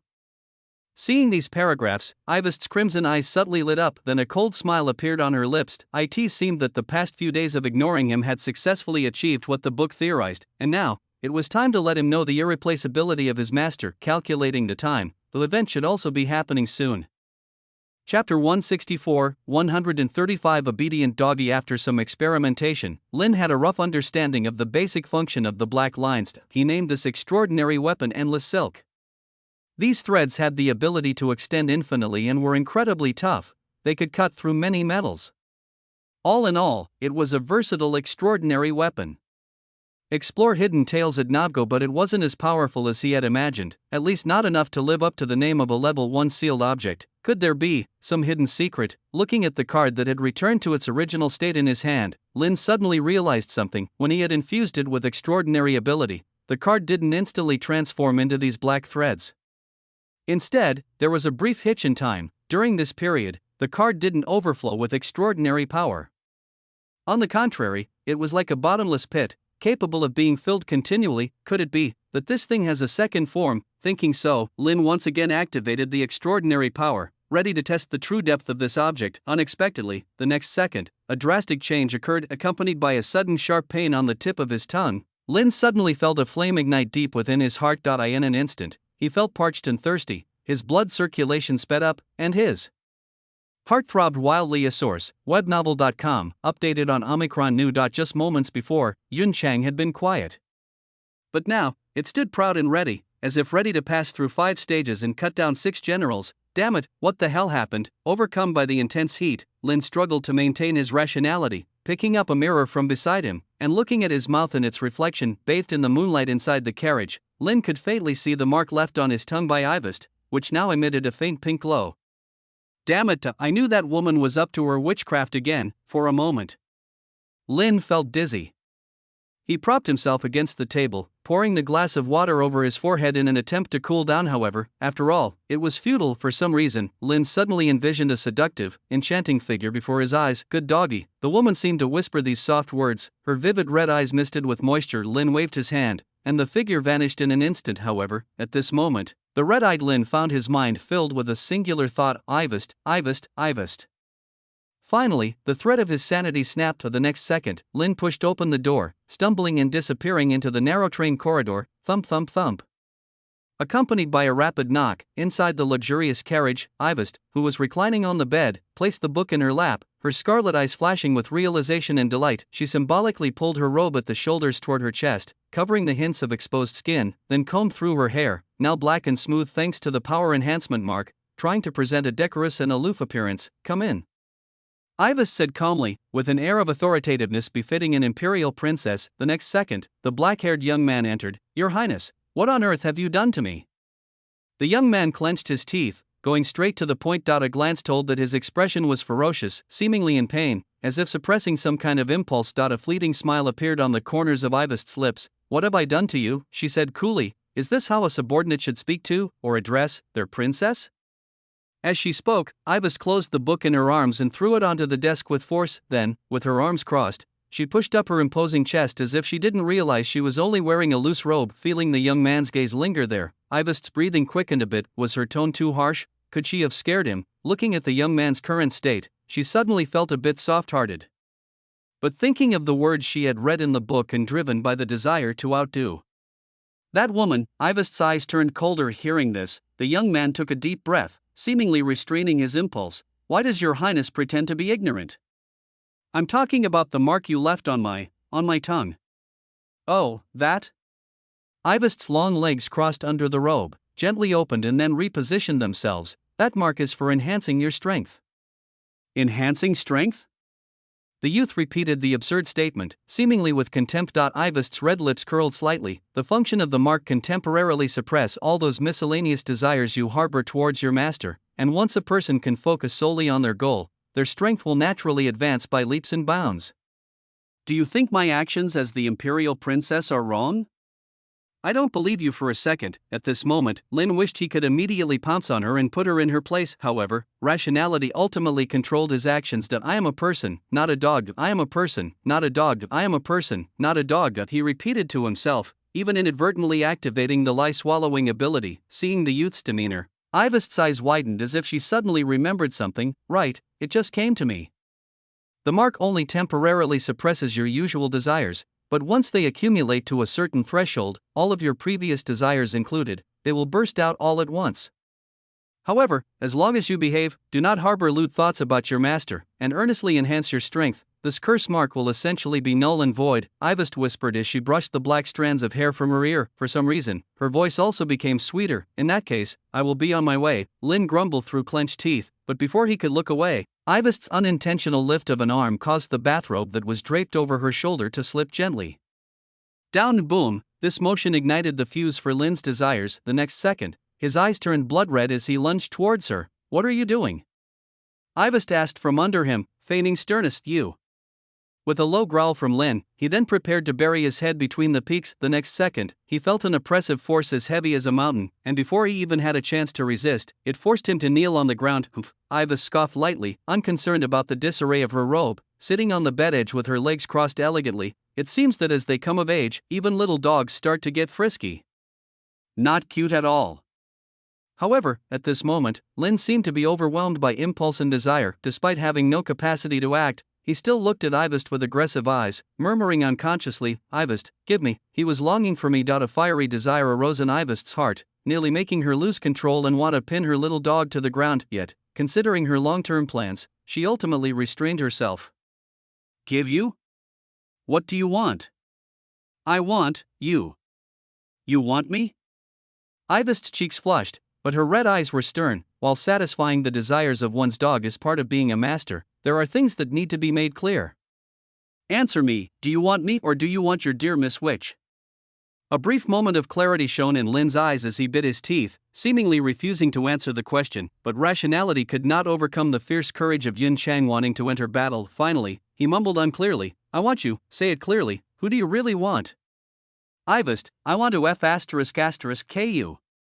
Lin seemed to resign himself to his fate, growling between gritted teeth that he even abandoned all formality, calling her by her name directly. However, Ivest didn't feel offended but revealed a smile of triumph. "You must be watching, right?" she silently thought to herself, unsure who she was addressing. "I've read in the books," Ivest said after a moment, casually kicking off her cotton slippers to reveal a pair of fair and delicate feet. "The easier a man can get something, the less he'll appreciate it. Moreover, even though you respond like that, when it's time to act, you'll probably still be thinking about that woman. So, you should not expect to attain the imperial princess's body so easily. However, I might give you a consolation prize." Saying this, she extended her bare foot towards Linda. In her red eyes, a hint of lust and passion could be discerned. "Use it. P.S. Tomorrow, I'll return to the imperial capital." Chapter 165, 136, The Fury of the Witch. So cute. Feeling the yearning of the boy in her arms, Ivest's heart beat quick and slightly. Not only from the perspective of a dog but even from that of a human male, he was exceptionally excellent and strong. Thinking thus, Ivest occasionally changed postures to coordinate with his movements while slowly reaching out to cradle his face. The boy's fervent breaths and rapid heartbeats all signified his dire state. At this moment, his eyes, as blue as the vast sea, were filled with confusion, his lips unconsciously murmuring something. "Your Highness. Your Highness, I'm here." As if to calm him, Ivest gently brushed the hair from his forehead, responding earnestly and tenderly to each of his calls. "Miss Witch." Upon hearing this barely perceptible call, her face instantly cooled, and her delicate bare feet clutched tightly, making the boy shiver violently. Was it out of fear or pleasure that the atmosphere had completely vanished? "Are you trying to provoke me?" Source: webnovel.com. Updated on Omicron 0. Feeling irritated, Ivest bit her silver teeth and remained silent for a long time. However, after a moment, as if she had suddenly remembered something, the anger in her eyes slowly dissipated, quickly giving way to a smile that was fraught with meaning. "Forget it, there will be plenty of time in the future. After all, the one holding him in her arms right now was her." With this thought, Ivest suddenly looked into Lin's bewildered eyes with a strange gaze. In those eyes as blue as the vast sea, she saw her own reflection, but not just her own. It was as if looking into a mirror, desiring to imprint her current expression deeply into her memory. At this moment, as his master, she was happily playing a game with the cute little dog, and in the future, many of his firsts would be taken by her, one after another, and you could only be like a stray dog, shackled by chains in that inexplicable place. "Are you angry right now? But what can you do? This is the punishment for laying hands on my little dog. If it were the future, you would certainly understand the thoughts in my heart right now, wouldn't you?" Gazing at her own reflection in the boy's eyes, Ivest's lips curved into a mocking smile, imbued with a sensual charm. "This is the desolate ground where all things meet their end, as well as the terminus of time and space. The earth stretched as far as the eye could see, barren and desolate, as if no life would ever emerge here, and even the concept of death ceased to exist. Emptiness was the dominant theme of this world, and nothing was meaningful, and no existence had a tangible concept. It was as if everything had returned to the ignorant era at the beginning of the cosmos. The horizon of what the eyes could see, a grand temple, as if hewn by giants, stood tall, reaching to the skies. It was difficult to imagine what great and terrifying being could reside at the center of this temple. Or rather, from the order chains sporadically emerging around it, and the sealing power from the gods and demons, one could deduce that this was a prison created by a group of immensely dreadful beings to seal away an even more fearsome existence. The temple rooted itself like a nail, and so it had been for tens of thousands of years, without any response. As if the significance it symbolized and the existence sealed within were but a legend from the lips of the gods. Perhaps 10,000 years hence, the temple would still stand silently upon this land, just as it does today. Or, one day, the Dharma sword that hung high in the sky might fall as prophesied, bringing destruction to the fearsome existence sealed within the temple. However, such an event was far too distant and certainly not something that would occur in the immediate future. It should have been so. Boom!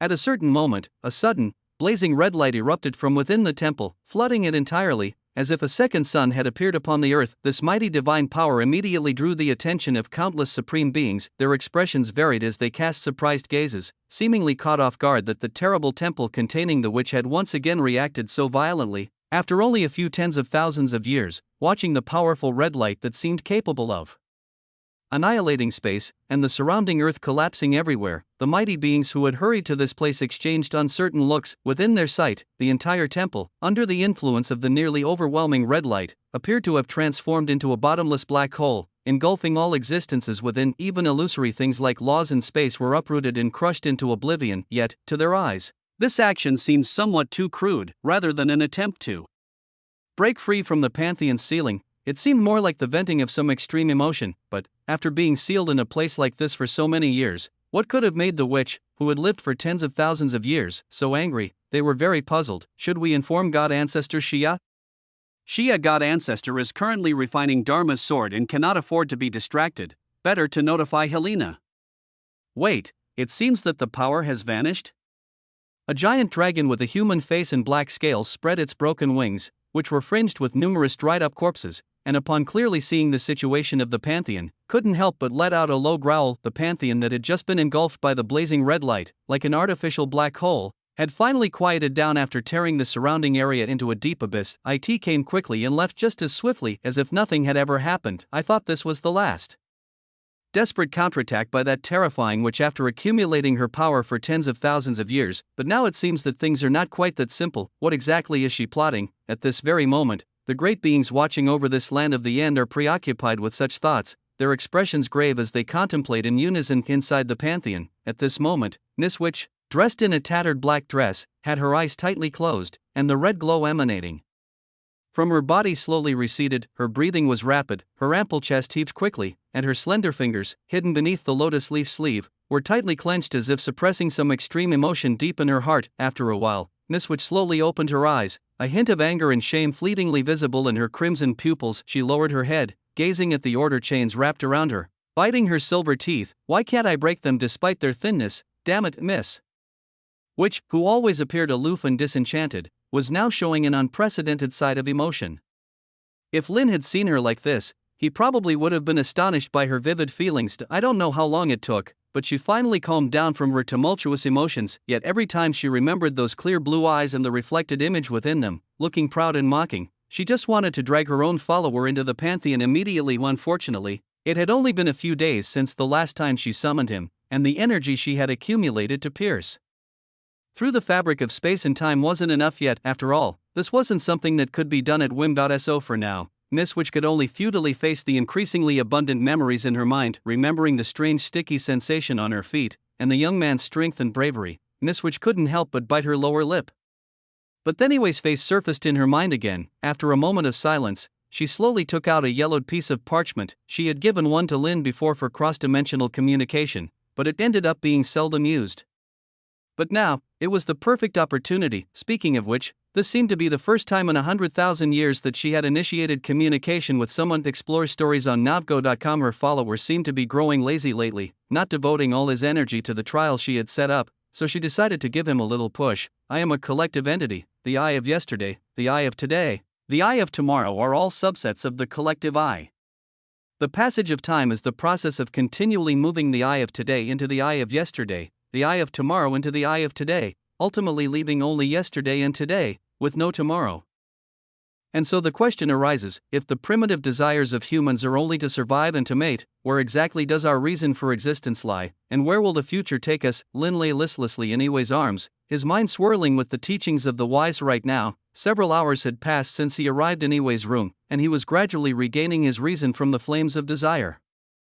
Upon realizing what he had actually done to this woman, Lin could scarcely face reality. It must be a lie, right, Head? When are you going to stop lying there? Iwei's cold voice came through. At this moment, She seemed to have regained her initial aloofness and authority, looking at Lin with a strange expression, like a mother who has discovered her child hiding porn under the bed. Startled by the reprimand from his superior, Lin scrambled to his feet. "Your Highness, sticky and filthy." Yue rolled her eyes, then opened her arms. "I don't want to wear slippers with dirty feet. Carry me to the washroom." Looking at her presumptuous demeanor, Lin instantly recalled the events that transpired during his captivity by her side. That, he sighed, lifting Yue into his arms, feeling the familiar scent of roses. Lin seemed like a sage, unmoved by temptations. "I am just her subordinate. It's simply a mistake any man could make." With these thoughts, Lin headed towards the washroom. But he hadn't gone far when he heard Yue whisper seductively in his ear, "So, have you fallen for me this time? Even just a little bit?"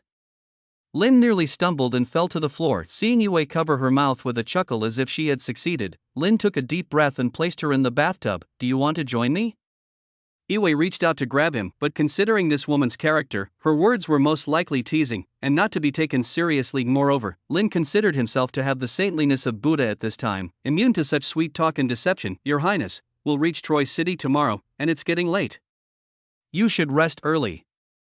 Feeling the parchment in his pocket suddenly heat up, Lin realized that Miss Witch was probably trying to contact him, so without delay, he hastily left Yue's room. Dog of a man. Watching his unperturbed departure after his needs were met, Yue bit her lip, her slender eyes narrowing slightly. "But this makes it more interesting. Come to think of it, if it was the foot this time, what should I play with next?"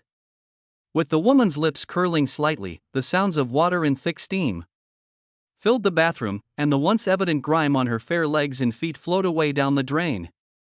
Chapter 166, 137. Great Imperial Princess Helena visits Dam.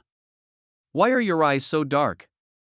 Upon seeing Lin, who arrived late, Glaya couldn't help but exclaim in astonishment. After a 3-day and 3-night train journey, everyone finally arrived at Troy City and, with a personal letter from Duke Tiras, successfully reached the front of the military department's magic jump matrix. "It's nothing, just that the night before last I was up all night, drained by a beautiful sister," Lin said indifferently, uttering words that others might envy. "I don't believe you for a second." Glaya smirked coldly. "Knowing you, that's probably a load of nonsense. Find your next read on Navgo.com. Besides, the only one here who you could call a beautiful sister is the Prin. Cough, cough. Do you think I'd believe that?" "All right." Lin sighed upon hearing this. "I did lie to you. I knew it. Actually, it wasn't the night before last, it was last night." Glaya wanted to say something more, but then he suddenly caught sight of the imposing princess, escorted by a cluster of soldiers, arriving in front of the jump transition matrix. The matrix was established on a high platform, with intricate patterns carved on the ground and hundreds of nodes embedded with various magic stones and extraordinary materials. Source: webnovel.com. Updated on Omicron. New. Omicron, what are you talking about? Bright red eyes glanced over, making Glaya freeze like a startled cicada. Unexpectedly, Lin, usually ready with cheeky remarks, instead seemed somewhat guilty and shifted his gaze away. Hey, don't mess around." His expression made it look as if something really had happened between him and the princess. Glaya felt like he had stumbled upon some secret, excited to the point of almost crying, or rather, from fright. However, what shocked him wasn't over yet, seeing that both remained silent. The princess frowned and then walked over in her high-heeled boots, disregarding the shocked looks of her subordinates, and straightened Lin's somewhat disheveled collar. "We are about to return to the imperial capital, and here you are with this unkempt appearance. Do you want our enemies to mock you?" Ivest casually said after fixing his collar. A subtly intoxicating scent drifted from the tip of his nose. "Enemies?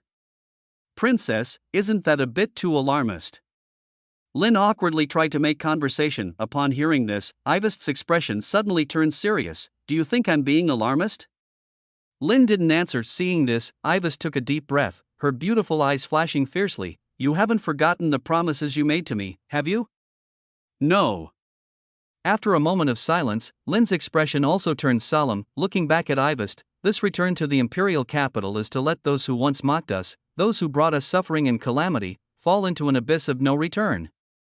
Anyone who dares to stand before the princess is our enemy. And in the face of an enemy, there is only death."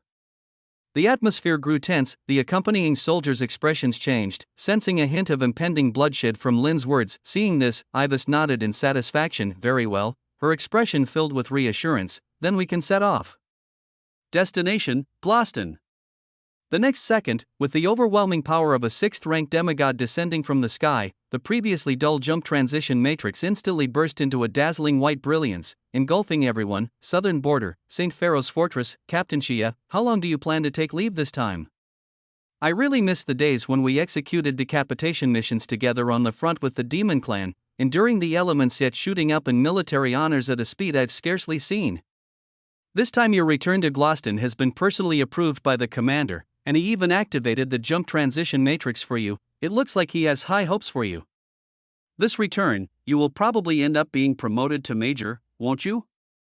In front of the transition matrix, a group of rough men in military uniforms were chatting around a young man with golden hair, their eyes filled with unstoppable admiration. Clearly, this young man held a high reputation in the military, and so many had come to send him off. His respect was earned through strength. To them. He wasn't just a battle hero in the eyes of the populace but also a rising star in the military department and a comrade on whom they could entrust their lives on the battlefield, many of whom had been rescued from desperate situations by his squad. Hearing his comrades chattering, the young man named Shia flashed a moment of irritation, but he still maintained a warm smile out of necessity. I won't be back for long. Shia scratched his head, mainly because Princess Helena urgently summoned me back. As for becoming a major, I'll go with the flow. While he said this, the highly competitive young man was certainly interested in breaking the record for the fastest promotion held by the second son of the Bartleyan family. Moreover, this time, with the assistance of his teammates, he had successfully slain a 5th-rank legend even though the enemy was not in the best condition and he had the advantage of the sealed object. A win was still a win. How to reward this enormous achievement was up to the Empire's administrative department and the Holy Oak organization. According to his understanding, Princess Helena's summons might also be due to this reason. The impact of killing the 5th-rank legend seemed far beyond Shia's expectations, and hence, the Holy Oak organization awarded him a massive 1,000 points.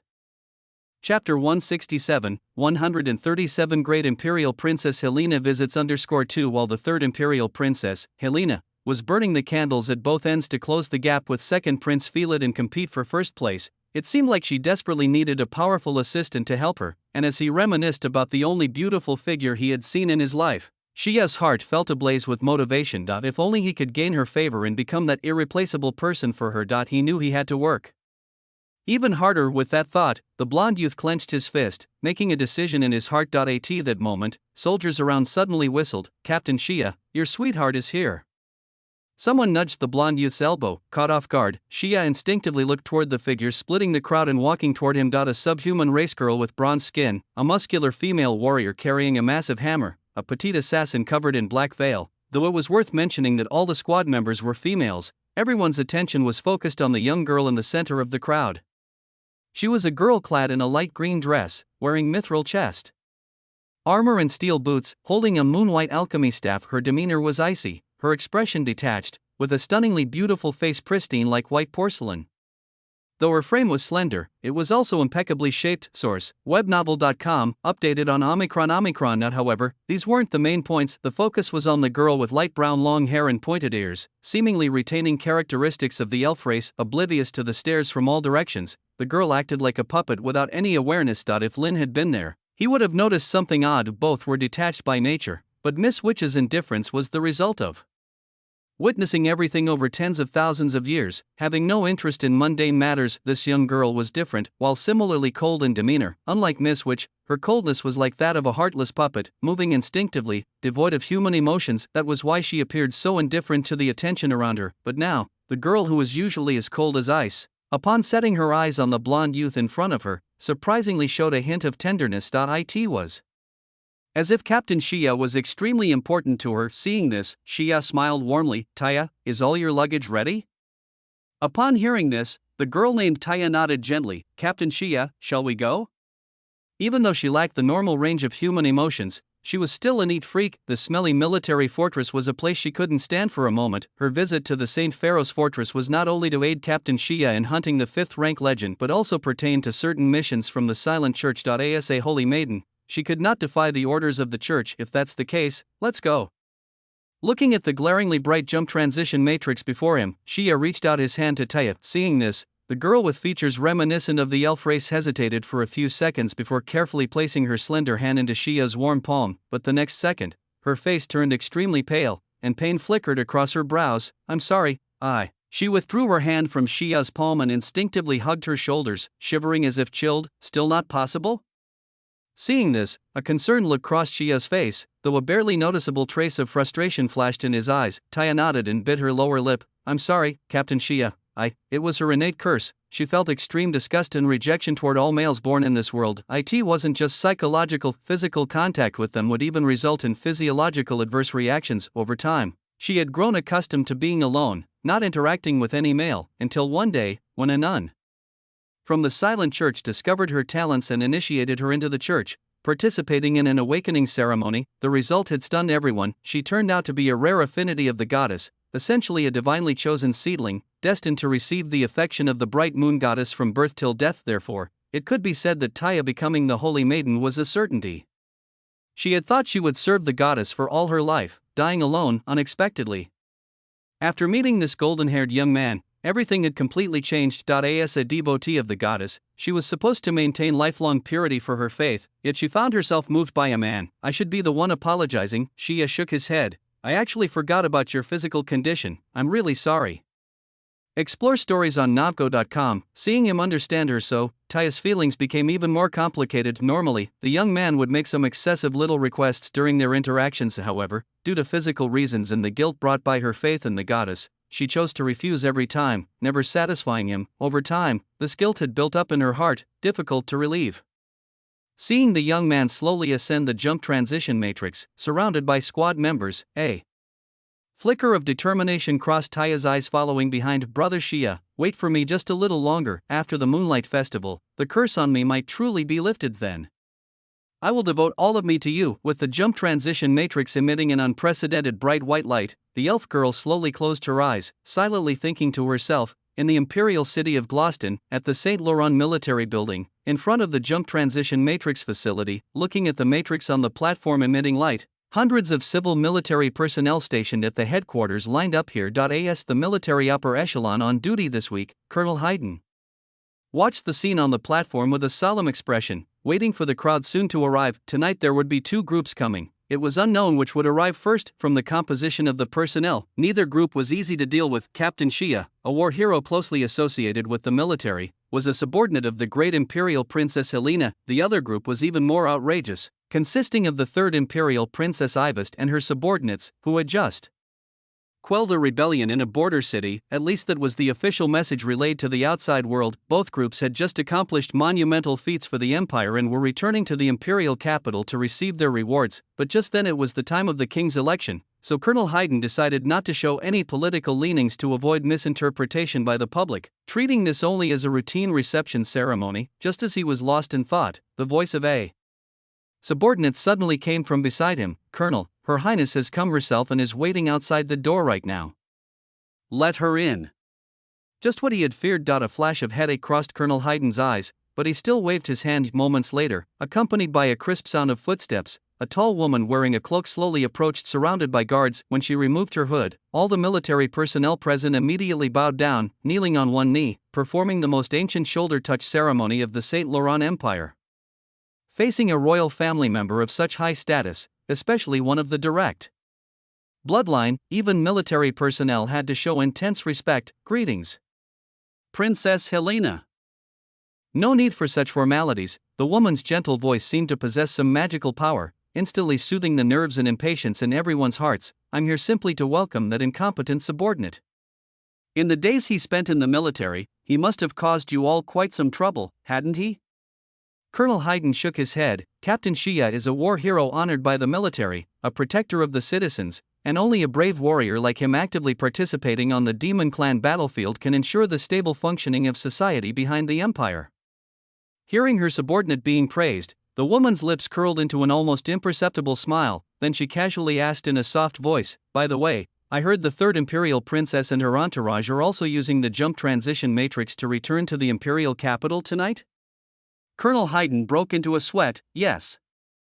Indeed, her real purpose was probably the third prince. He had no idea what the situation would turn into later. Anyway, it didn't concern him now. He silently thought, this victory banquet can't go on without her, the great hero who saved the border. Even Father Emperor will be attending in person.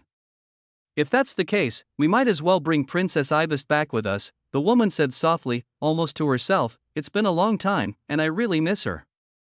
Chapter 168, 138 This is my future royal consort. Explore more stories at Navga. When the blinding white light disappeared in an instant, Shia and others, who had blinked across most of the distance of the empire back to the imperial capital, felt a slight dizziness in their brains. It was a normal reaction after riding the long-distance jump transition matrix, so none of them were overly alarmed. The blond young man leading them steadied himself, then realized he was standing on a high platform.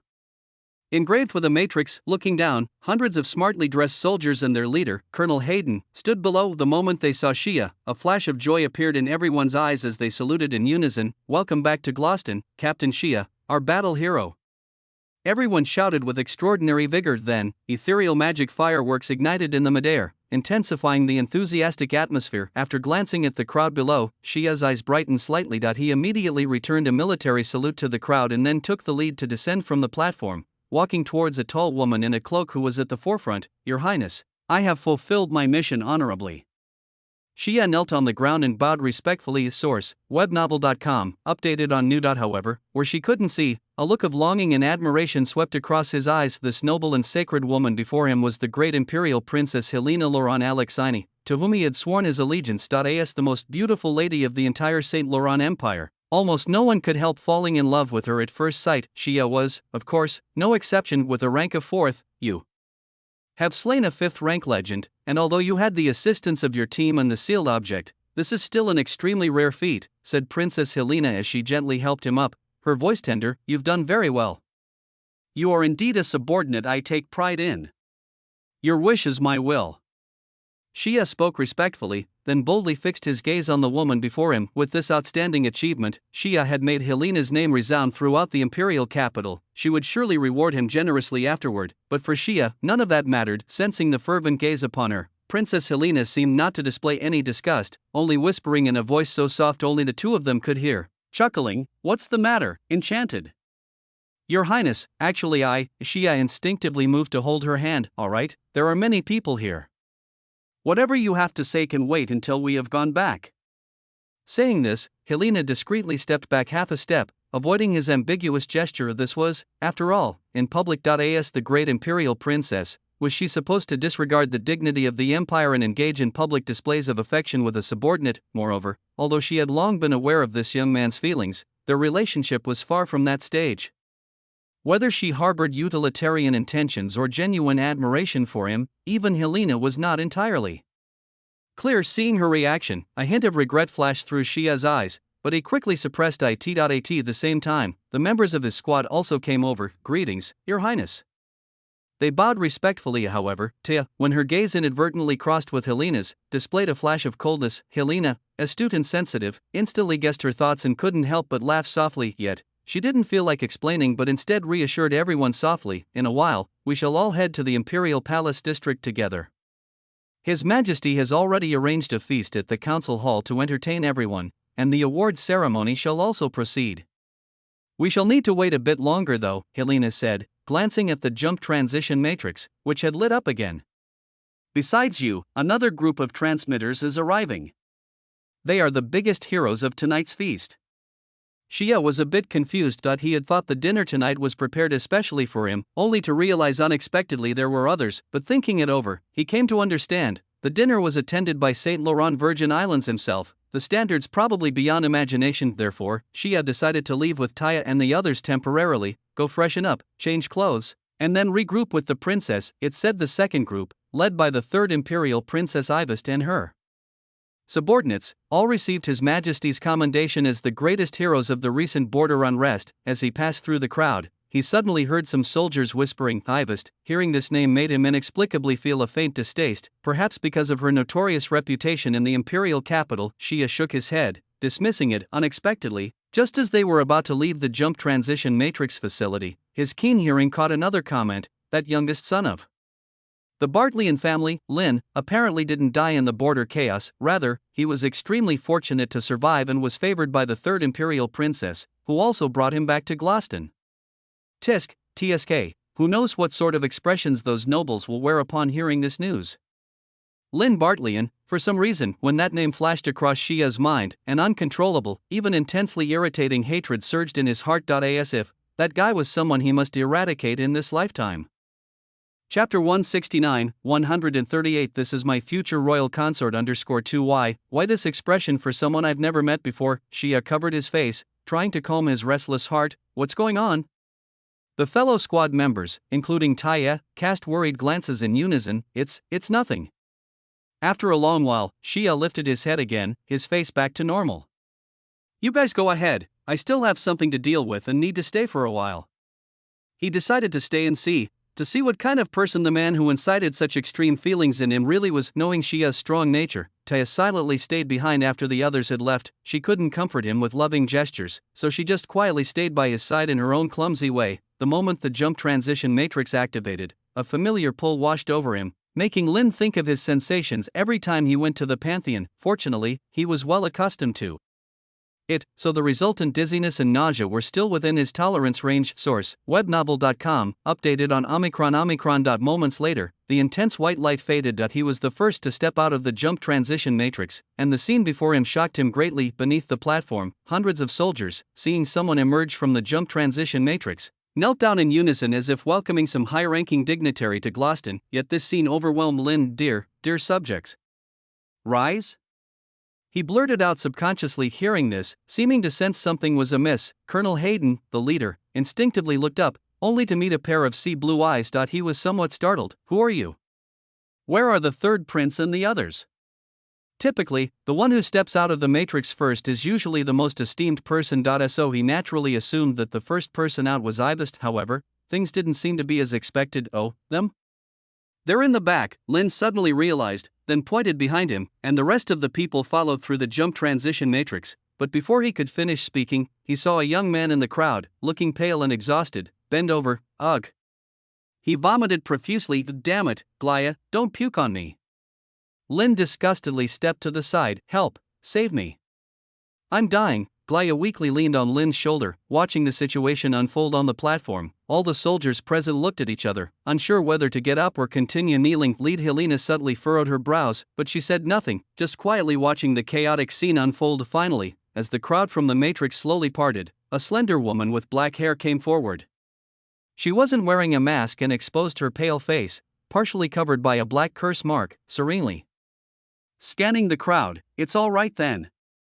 She, as if ignoring everything around her, disregarded Helena's gaze and the kneeling salute of hundreds of soldiers. Having done all this, Ivest finally waved Lin over. Lin walked over somewhat reluctantly. As their eyes met, Ivest's crimson eyes revealed a fragile expression, terribly poignant. As if she were saying, the master, in her eagerness to have you return to the imperial capital, overused her freshly recovered strength and now finds herself utterly helpless.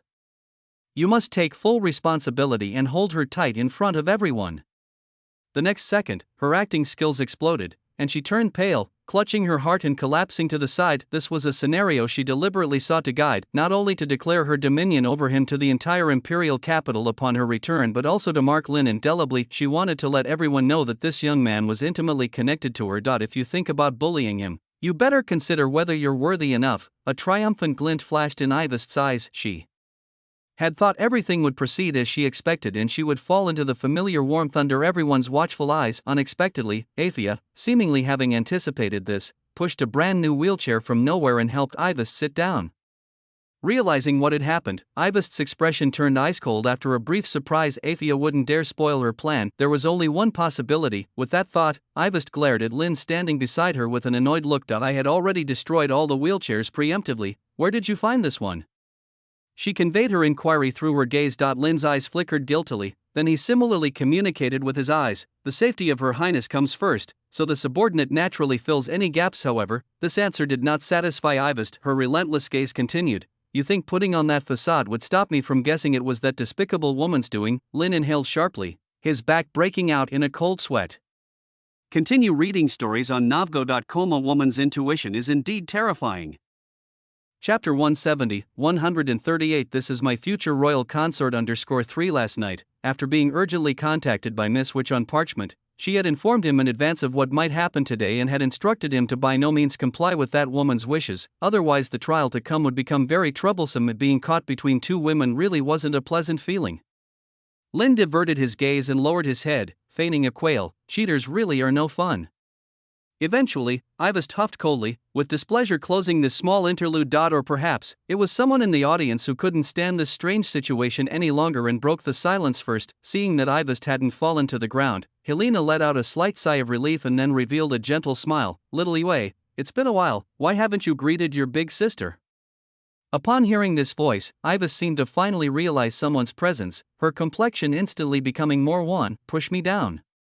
Ivest whispered to Lin. Lin nodded, then carefully pushed her down from the platform, stopping the wheelchair in front of the woman who had spoken. At the same time, his gaze also lingered on her. Such a beautiful woman. A source, webnovel.com, updated on Omicron.0. Gazing at Helena wrapped in a spacious cloak, Lin thought silently to himself. The woman in front of him had wavy platinum blonde hair, which was now elegantly and modestly done up at the back of her head. Beneath the cloak, a tightly fitted gown accentuated her slender waist and a pair of full bosoms worthy of being called divine. Even Ivest could not help but feel inferior in her presence. It was only deserving for the future mother of all spirits. Perhaps only the white hat lady he encountered that day in Orange City could outshine her, and although Helena possessed an extremely voluptuous body, her countenance was of absolute beauty and nobility. Like a sacred goddess, her eyes occasionally revealing a compassion as if embracing everything. Lin subconsciously activated the system. Character name, Helena Laurent Alexini. Plot level, S. Plot deviation, 0.00%. As expected, the S-level plot character, aside from the princess herself, had finally made her entrance. Do you like what you see? Just as Lin was pondering in his mind, Ivest suddenly asked him nonchalantly. Helena imperceptibly frowned but said nothing. With her experience in judging people, the young man's gaze just now couldn't be called disrespectful. It was more rule-abiding than anyone she had encountered, driven merely by curiosity to look at a person of the opposite sex he was meeting for the first time. However, since he was not her subordinate, even if Helena wanted to speak up for him, there was nothing she could do. Knowing her sister as she did, she feared that the young chap was about to suffer. Who would have known that? After hearing Ivest's emotionless words, the young man not only showed no fear but even sighed lightly amid the tense gazes of those around him. Your Highness, I was just curious to see what kind of existence the most beautiful woman in the imperial capital was that could captivate the soul, but to my surprise, she is somewhat beyond my expectations, he said. Indeed, rumors are not to be trusted. You are the most beautiful woman I have ever seen. Helena, the crowd, Ivest, Phi, asterisk, stay tuned to Novgo.com. The ring isn't shining. Looking at her delicate fingers, Ivest's lips curved into a smile, radiant and captivating. He speaks the truth. Thanks to you, Helena, I encountered some wonderful people and experiences at the border. For some reason, seeing Ivest's happy demeanor at that moment, Helena felt it was a bit absurd. It always seemed her troublesome little sister had changed a lot. What on earth had happened? She looked subconsciously at Lin, who was next to Ivest, but noticed that upon making eye contact, he quickly averted his gaze as if he had seen something unsightly. Even the highly composed and well-mannered Helena couldn't help but feel a twinge of frustration. The princess was just about to say a few words. In your defense, such a cunning little fox, but Helena still repressed the feeling, revealing a gentle smile. Won't you introduce us? Ivest casually twirled her long black hair that fell to her waist. Her words, a playful glint appeared in her eyes. The next second, under Helena's astonished gaze, she suddenly took the hand of the young man beside her, fingers interlocking tightly. Since you want an introduction, I might as well give one, Ivest said with a smile as everyone watched. This is my future royal consort, the country's future prince, Lin Bartleyan. Chapter 171, 139, Kill him. Holy shit, this woman. Lin was stunned by Ivest's declaration that sounded almost like a confession made publicly. Not only him, including Helena, everyone was stunned for a moment. Countless eyes filled with various emotions were cast on him, or among them, many people finally recognized Lin's true identity, feeling surprised for a moment, and began murmuring to those around them.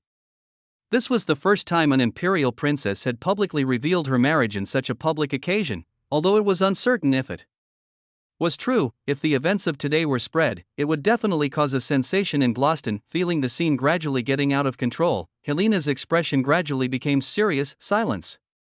She raised her voice slightly, adding a touch of imperial authority to her usually gentle gaze. A moment later, the surroundings finally quieted down. Helena took a deep breath and then looked solemnly at Ivest, who seemed somewhat nonchalant in her wheelchair. Did you decide this matter yourself?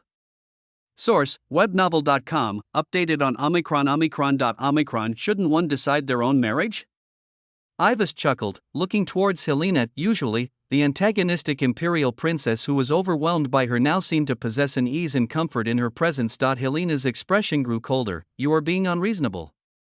The marriages of the royal family should be arranged by the Holy Oak organization. How can we decide it for ourselves? The purpose of the Holy Oak is to maintain the purity and sanctity of the royal bloodline. Hence, every member of the royal family with Saint Laurent blood is not entitled to decide their marriage independently and must undergo the organization's selection to choose a partner with suitable family background, appearance, and personality. Even Saint Laurent Virgin Islands, before he ascended the throne, could not escape this destiny. Retract your words. I will pretend as though I did not hear them and will ensure that no one spreads word of what happened here. Helena asserted her authority as an elder sister. She was actually trying to protect Ibis. If what happened today really got out, ultimately she would be the one punished by His Majesty or even have her scores in the king's election docked. Even Colonel Hayden, who had been silent, was sweating profusely as he interjected, Princess Helena is right. Princess Ibis, please withdraw your statement. The military department will also not spread this. Damn it, I just don't want to mess with things like the king's election. Why do these people always like to stir up trouble for me? Clearly, he also realized the gravity of the issue and had to break away from his stance of keeping himself safely out of trouble. Suddenly, the atmosphere somehow became tense. Iva slightly squinted, glaring at the group who seemed about to stage a coup against her. Then she gently squeezed Lynn's tightly held hand, brewing her emotions slightly, and a trace of lingering pity appeared in her eyes as she looked up at her beloved. Puppy, they are all bullying the owner. Her vivid red eyes seemed to be communicating just that. Hey. Isn't this expression a bit too much? Lynn unconsciously averted his gaze, trying to adopt an indifferent stance. Answer me, Ibis. Helena was very serious and even called out her full name. However, Ibis did not pay heed to her sister and continued to look up at Lynn the entire time. As if she was very certain that this guy would soften his heart and help her. Finally, under this bizarre atmosphere, the youth could no longer bear it and sighed slightly. Ladies and gentlemen, the boy, while being held by the woman in the wheelchair, spoke gravely. I think, rather than focusing on some trivial matters concerning the imperial princess, we should consider what to do after resigning from the military department. Hearing his inexplicable words, everyone was stunned. Resigning from the military department? How did he switch from Ibis's issues to this topic? Even Helena was puzzled about the connection between the two matters and immediately frowned at Lynn. Feeling everyone's astonished gazes, he shook his head. Didn't you understand? You will soon be dismissed from the military department, a bunch of dead fools. Utter nonsense. Colonel Hayden finally lost his patience. If you have something to say, say it directly, there's no need for alarmist talk here. Hearing this, Lynn looked at him, then nodded. In that case, I'll make myself clear. The next second, he lifted his hand and pointed towards a group of people in the distance. There is a spy from the Demon Clan among you. When the black-haired, blue-eyed youth appeared in the jump transition matrix, an odd sensation as though he did not belong in this world suddenly emerged in Shia's heart. It was not him per se, but that guy on the platform named Lynn Bartley, and he seemed like an impurity rejected by the entire world. Experience new stories on Navgo.com. Yet, paradoxically, they were helpless against him, letting him freely navigate through the river of time. The hatred and disgust that originated deep within his heart swept over him again. Shia clenched his fists tightly, forcibly suppressing the urge to kill him on the spot. This was an enemy he had to eliminate. Even though it was their first meeting, a notion inexplicably emerged in Shia's heart. Throughout, the black-haired, blue-eyed youth never glanced at him among the crowd. Chapter 172, 139, Kill him _2. Shia was also taking advantage of this opportunity, secretly regarding him with a gaze filled with hatred. Behind him was Third Imperial Princess Ibis, an existence he inexplicably found repulsive, though not to the same extent as the young man. Despite seemingly having weakened in power, she was nonetheless a 6th-ranked demigod. If he wanted to kill that guy, he would definitely make an enemy of her. It would be best to find an opportunity to assassinate her. Unnoticed. As Shia stared at Lynn, he formulated a plan in his mind. Just as his thoughts were engrossed, he suddenly saw a black-haired youth in the distance pointing this way. In an instant, everyone's gaze converged on his face. What's the situation? Shia was stunned. Lynn's words were like a giant stone thrown into a calm lake, instantly stirring up thousands of waves. Source, webnovel.com. Updated on Omicron News 0. Looking at the young military officer Lynn was pointing to, everyone wore expressions of disbelief. After a brief silence, murmurs gradually began to arise. People started looking at Lynn as if he were a fool. Colonel Hayden sneered, Do you even know whom you are pointing at? Who? Lin was curious. He's the man who personally decapitated the 5th-tier legendary demon Lord of Dead Souls in the battle at St. Pharaoh's Fortress, Shia Solon.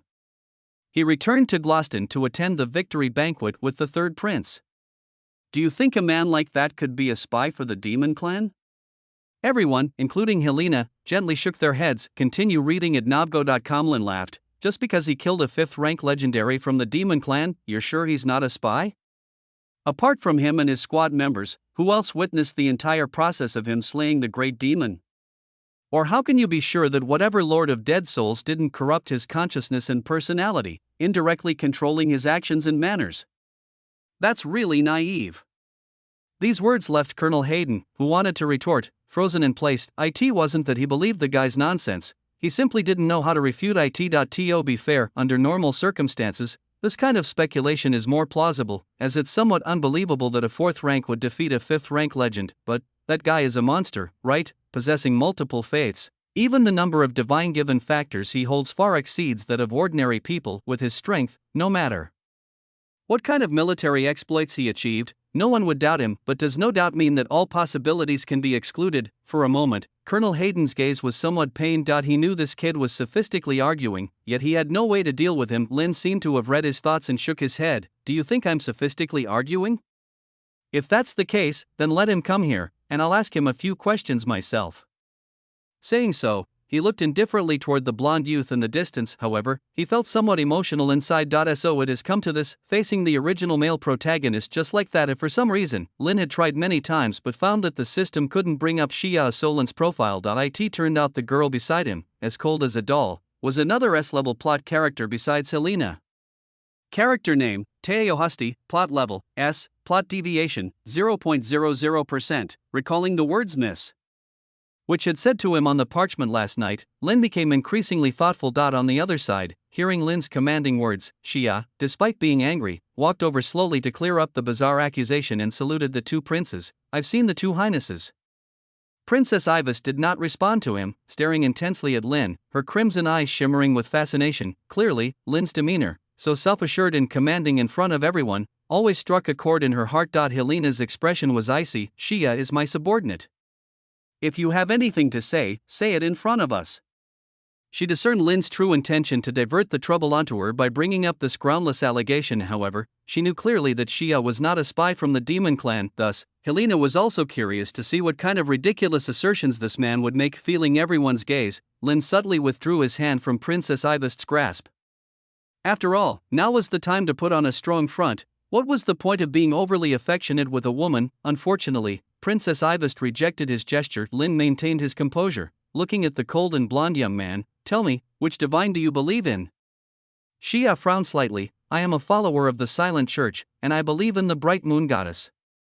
Though he claimed so, he actually had other beliefs, including the Heavenly Principle Church, the Fertility Church, and even the War God Church. In short, he was a religious dabbler. However, Lin didn't bother to correct these details but simply asked indifferently, since that is so, can you swear to your gods that you will answer all my following questions truthfully?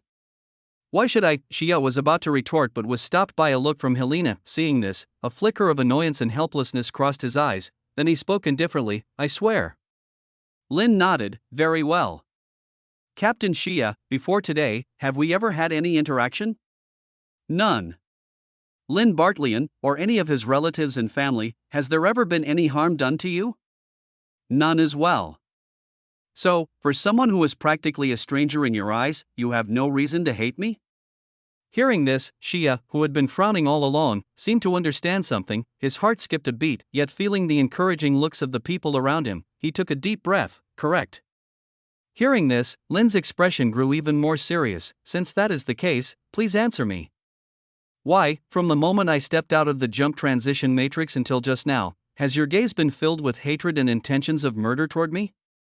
Or perhaps, can you deny in front of everyone here that what I am describing is completely fabricated? Princess Ivas glanced at the lie detector ring on her hand, seemingly waiting for his response. Shia stared at the composed Lin, then showed a hint of scorn. I thought you were looking for some sort of excuse. To accuse me, someone you've met for the first time, of being a spy for the demon clan just because you find them disagreeable? That is absolutely absurd, he said, shaking his head. Lin's gaze suddenly took on a teasing tone. So you admit that you have developed baseless hatred and intentions of murder toward a stranger upon first meeting? Shia's eyes grew icy. What of it? It matters not. Lin's lips curled into an enigmatic smile. Of course, you are free to have such thoughts toward any stranger you meet for the first time. However, that stranger could not be Lin, nor could it be Lin, who had been targeted by Kushistan with a demon assassination order, and even now hosted a vile curse in his spiritual world. The reason he had not asked Miss Witch to remove that curse was precisely to handle potential situations like this in the future. After all, having survived the hands of two great demons and returned to the imperial capital, he was bound to be investigated and interrogated by various forces. So he had left himself a way out. I'm done asking, Lin said, lowering his head to Princess Ibis softly. Throughout it all, her ring had not emitted the slightest red-like meaning. Every word Shia spoke was true. Princess Ibis nodded, then casually instructed the subordinates behind her, kill him.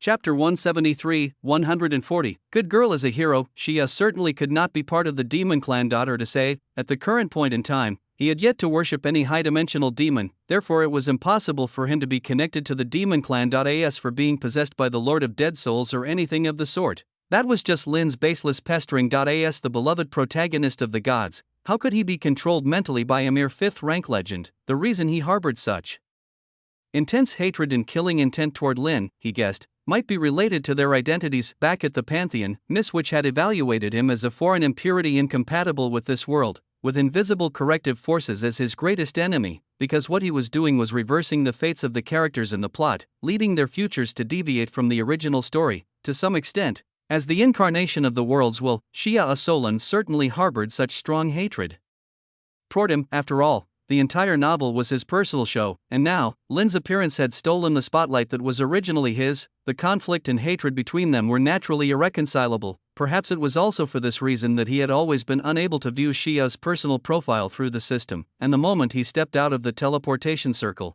Lin sensed his presence. So he had been thinking all this time. Source: webnovel.com, updated on Omicron New. Since the conflict had reached a point where it could not be resolved, why not strike first, kill him?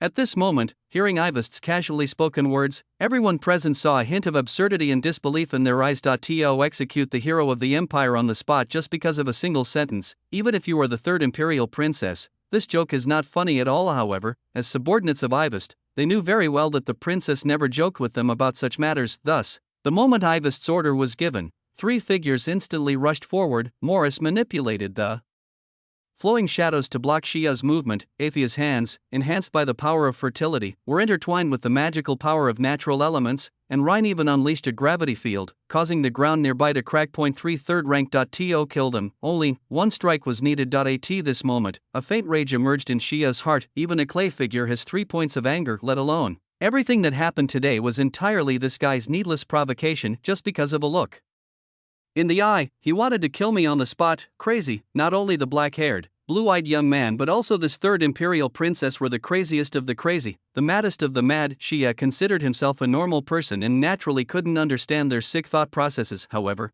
although he always seemed approachable on normal days, it didn't mean he had a good temper. On the contrary, one of his multiple faiths from the very beginning was war.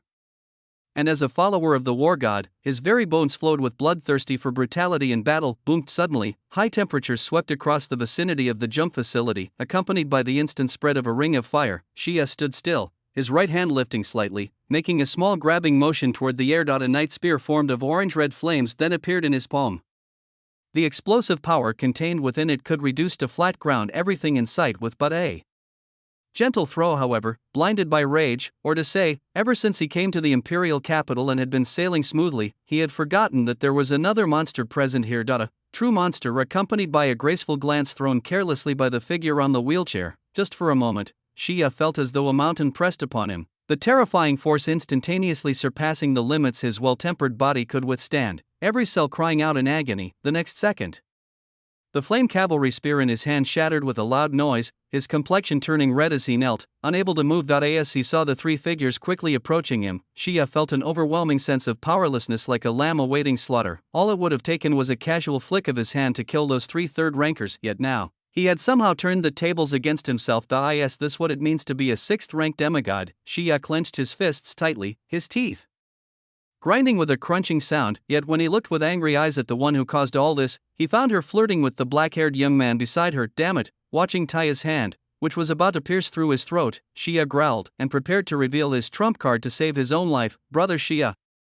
A frantic call from the silent saintess Taya came from behind. The elf girl stared at Lin and the others with icy contempt before raising her magic wand without hesitation, her body radiating a moonwhite glow. The atmosphere was charged, a confrontation imminent. Just then, with the sound of rapid high-heeled footsteps, Helena hurried to Shia's side, seemingly unable to endure her sister's reckless behavior any longer, and chose to intervene. She lifted her snow-white, delicate wrist, revealing a copper bell tied to it. With a flick of her index finger, ding, the crisp sound transformed into invisible waves of law, spreading in front of the jump transition matrix. Extraordinary phenomena were prohibited here. In an instant, including Morris, everyone felt as if the extraordinary power within them had been wiped out of existence, and their abilities disintegrated accordingly, stopping in their tracks with expressions of shock. Seeing this, Lin sighed in his heart. So it wasn't possible to just kill off the protagonist here after all. No surprise, really just unexpected that she would be the one to defuse the situation. It seemed that the great imperial princess's fondness for Shia was quite high. As they observed Helena stand protectively in front of Shia with a cold expression,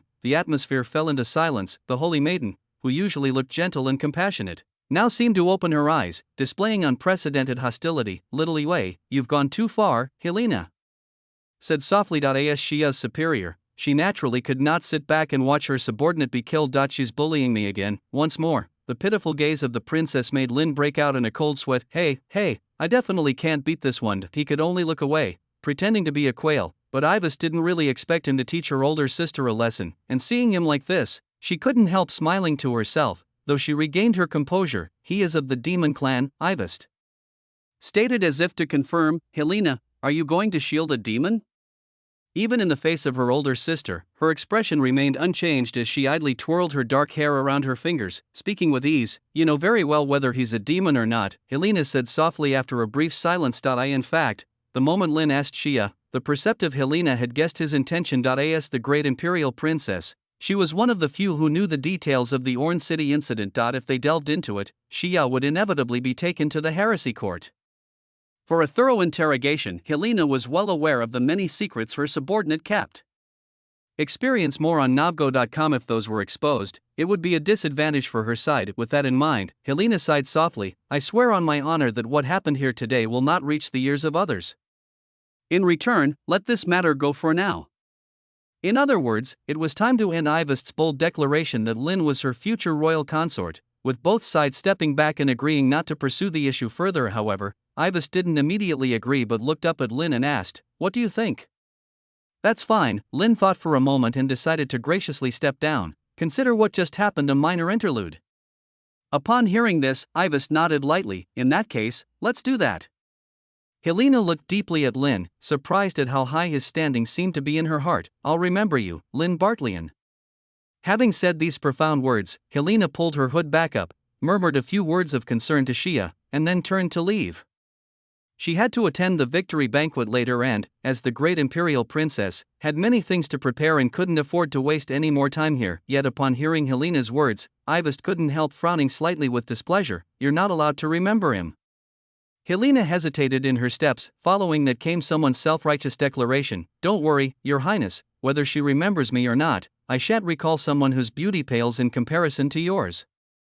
Good boy. Helena stumbled a few steps. Stay calm. Why get angry with a child? Thinking back to the image of the black-haired, blue-eyed youth, Helena couldn't explain the sudden pain in her chest, driven mad by this pair of nutcase master and servant. Chapter 174, 141, There are cows. There are cows, Your Highness, Lin said as the third imperial princess hurried away, his hand tightly held by Ivist. Now we can go our separate ways. No, Ivist frowned and insisted, come with us to the victory banquet. After all, this honor rightfully belongs to you. With me there, no one will dare to point fingers at you.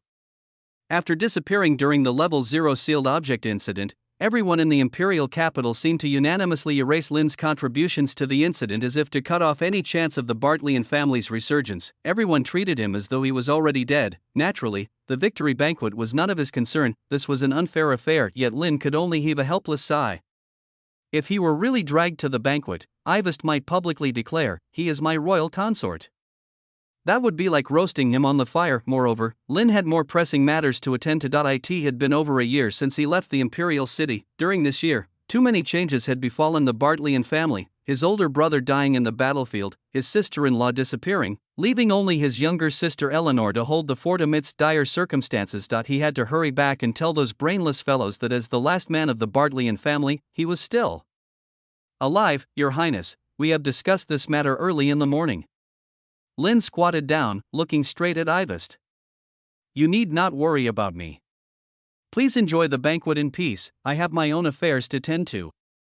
Source: webnovel.com, updated on Omicron New.0. "Then, leave these people behind," Ivest said, touching his head. "If something happens, have someone notify me." "As you command." Watching as the others left, Lin remained silent. Perhaps it wasn't really time to part ways for good. Maybe it wouldn't be long before they met again. It was just uncertain what the situation would be like by then. "Xia, are you alright?" Taya, enduring the repulsion and dizziness that suffused her being, gently supported Xia's body. At this moment, the golden-haired boy's palm was bloodied, his flesh torn by his clenched fist. Unprecedented defeat and humiliation enveloped Xia, filling him with anger. "I'm fine, thanks to you just now, Taya." After a short breath, he inhaled deeply, managing a faint smile to comfort Taya's tense emotions. Seeing this, the elf girl sighed with relief and gently let go of his arm. "Sorry."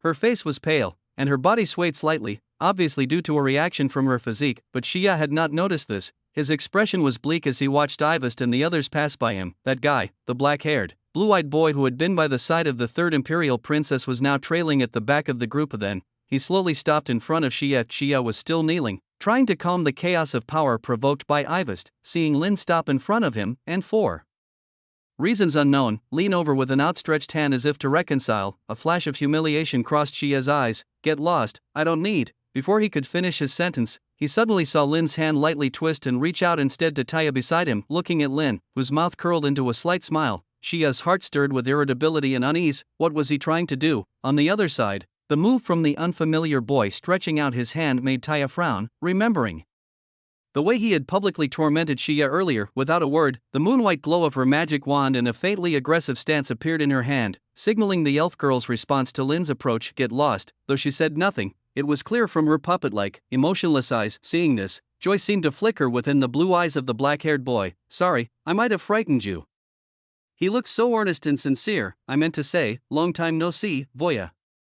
Continue your saga on Nabgo.com. "Voya, who was that?" Xia sneered inwardly, dismissing this pitiful figure who had framed him as nothing but a clown. He didn't even know the girl's name and came running up to chat. In the end, he was sure to bring humiliation upon himself, for with Taya's temperament, how could she possibly feel any affection for a man other than him? Thinking this, Xia rose from the ground and was about to help Taya up, but when he turned his head, he found her magic wand, which had gleamed with a moonlight light, had gone out at some point. She knelt on the ground, stunned, as a trace of astonishment emerged in her green eyes, as if she had heard something unbelievable. "How do you know that name?"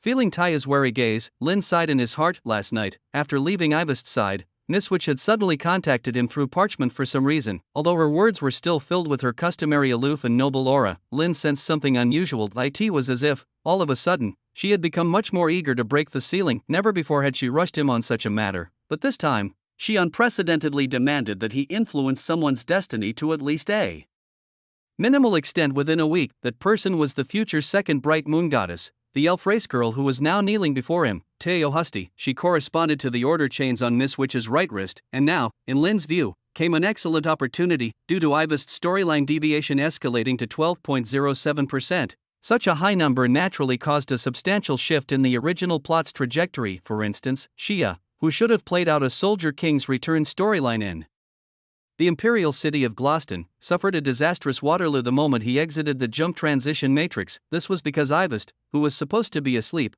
took to the stage of the imperial capital too early, before Xia and the others had the chance to level up. The large disparity in strength had the original male protagonist eating humble pie harshly. This was an event not mentioned in the book. Thus, the current situation of the enemy being weak and he being strong was actually the best time for Lin to complete the witch trial, and for a proud male protagonist of a power fantasy, what is the most intolerable thing? Of course, it's that the woman who should belong to him has an unexpected development with the man opposed to him. Answer my question.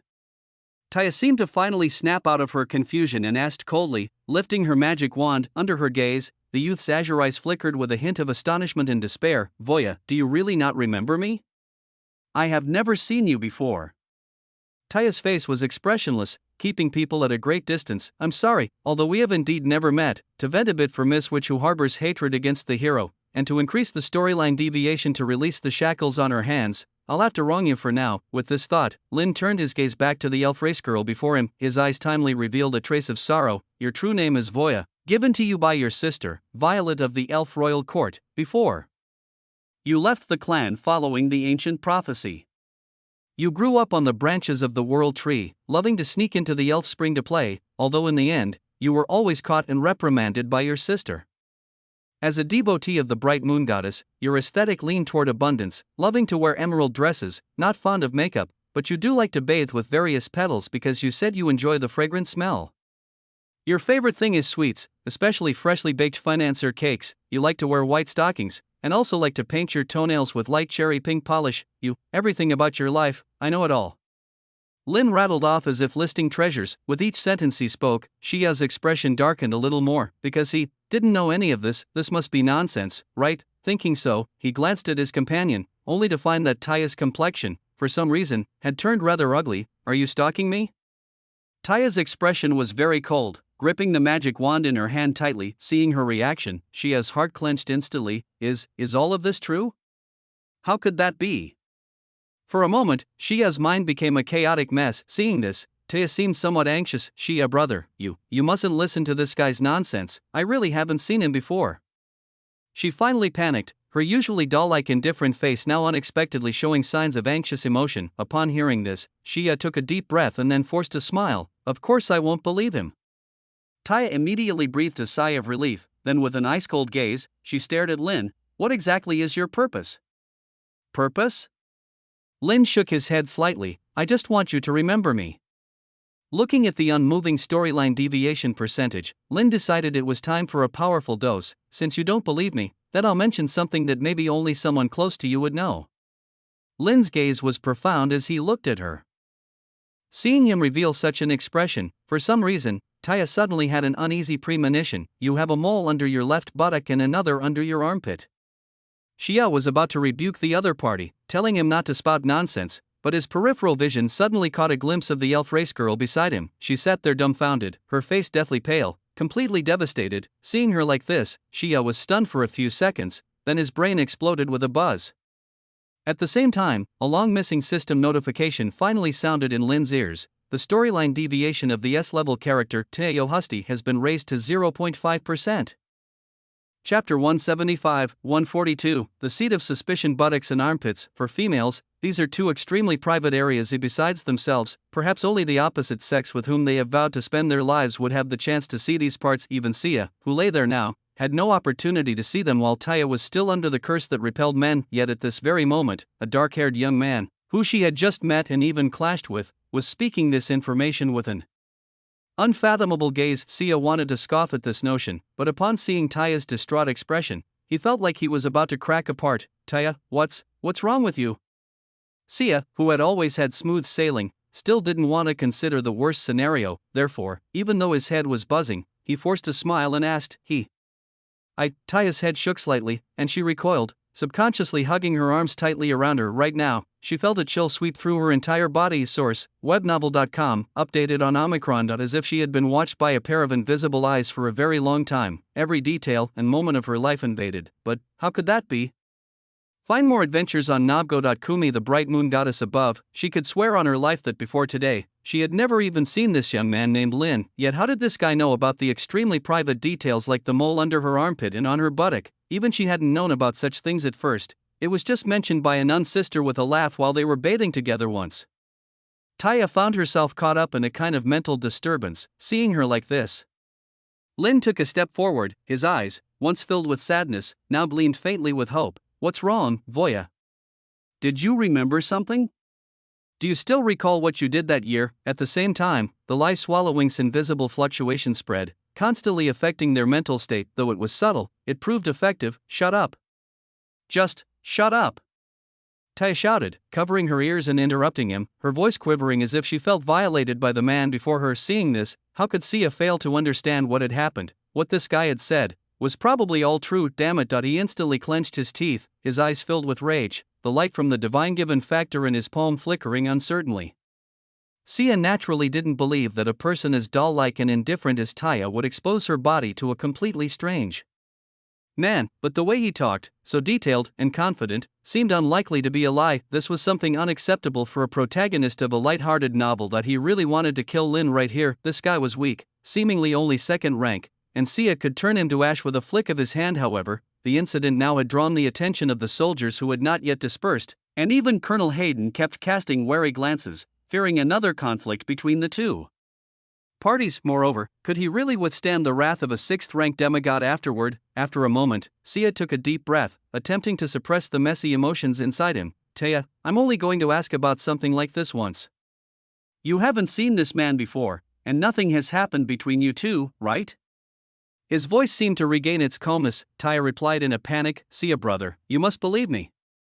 I've never seen this jerk, and I don't know what's happened between us, but, she wanted to say it with certainty, but there was a lack of confidence, because everything he said about her life's details and hobbies all matched. Moreover, there was something she had never told Sia. Despite being born into the elf royal court and being the holy maiden, deep inside, she harbored a secret. Her life's memories were defective, not complete. At least to Taya's own mind, she lacked any memories before the age of 12, as if she had appeared out of thin air. Could it be that this guy was someone she had met during that blank period of her memories, and during that time, had she exposed her body to him? No, impossible. The one I have always liked and will always like is only Sia brother. Taya instinctively denied this notion in her mind. On the other side, Sia seemed to sense her current anguish. If that's the case, then let's never bring this matter up again. I believe you. Saying so, he patted his companion's head as a sign of comfort. However, when looking at Lin, a deep and indelible darkness still lingered in the depths of Sia's eyes. Ever since he had made his appearance, he was always the one stepping on others and hitting others in the face, and such an extremely frustrating feeling was something new to him. Sia clenched his fists tightly, restraining the murderous intent bubbling in his heart. Hearing Sia's words, the elf maiden was deeply moved, warmth surging in her heart. Sia brother, thank you. She wiped away her tears and, disregarding her constitution, with a pale face, grasped Sia's hand. For a moment, it seemed as though all animosities had melted away between them, but was that really the case? System notification. The narrative deviation of S-class character Taya Yohusti has increased to 0.55%. Hearing the system notification in his ear again, Lin let out a chuckle. Some matters can't be truly forgotten, simply by claiming indifference. At least with Sia's stubborn and self-righteous nature, even veering on arrogance, he wouldn't easily forget about this incident. The seeds of doubt had already been sown. Even if this time, they managed to get by on the trust between them, but what about the second or third time? After all, for a woman, infidelity is either never or countless times, and for a man, doubt is the same. However, Taya's deviation from the plot exceeded Lin's expectations. Compared to Ivest, it seemed easier to increase. Lin didn't know whether this was just his illusion. Perhaps it was because the nature of their roles was different. Ivest was equivalent to the villain in the original story, and to change her fate was to battle against the whole world. However, for Taya, her mission in the original story seemed to be merely to showcase her feminine charm and then be conquered by Shia, the protagonist, falling into his arms. Of course, it might also be because Lin had transgressed a major taboo of wish fulfillment novels. In such novels, the male lead can suffer setbacks, even die for the female lead, as these are nothing more than dramatic maneuvers. But if a woman who belongs to the male lead had a history of infidelity, or was seen naked by another man, it would be an unforgivable cardinal sin in harem novels, worthy of readers' outrage. Therefore, Lin's action was undoubtedly a confrontation with both the original male lead and the will of the world, and indeed, it had reaped impressive results. Shia brother, I don't want to see this guy, can we leave here first? Taya said softly, seemingly reluctant to face the dark-haired youth any longer. Okay? Shia replied, there was a celebration feast to attend later, and they couldn't waste time here. He glanced at Lin with an indifferent expression and then averted his gaze, and Lin timely adopted the look of a pathetic loser, his eyes slightly reddening as if his beloved girl had been taken from him. Don't show that expression, I don't even know you. Taya was immensely irritated. After a moment of silence, she said coldly, Lin Bartleyan, that's the name, isn't it? I swear upon my honor as the silent saintess, the next time we meet, I will surely kill you. She was clenching her magic wand tightly, feeling profound shame about what had happened to her that day. Perhaps only by killing the fellow before her could she dispel the turmoil in her heart. Voya, if you wish, you can kill me right now. Lin didn't seem to be scared by such threats, shaking his head. You know, I never refuse your requests, no matter what they are.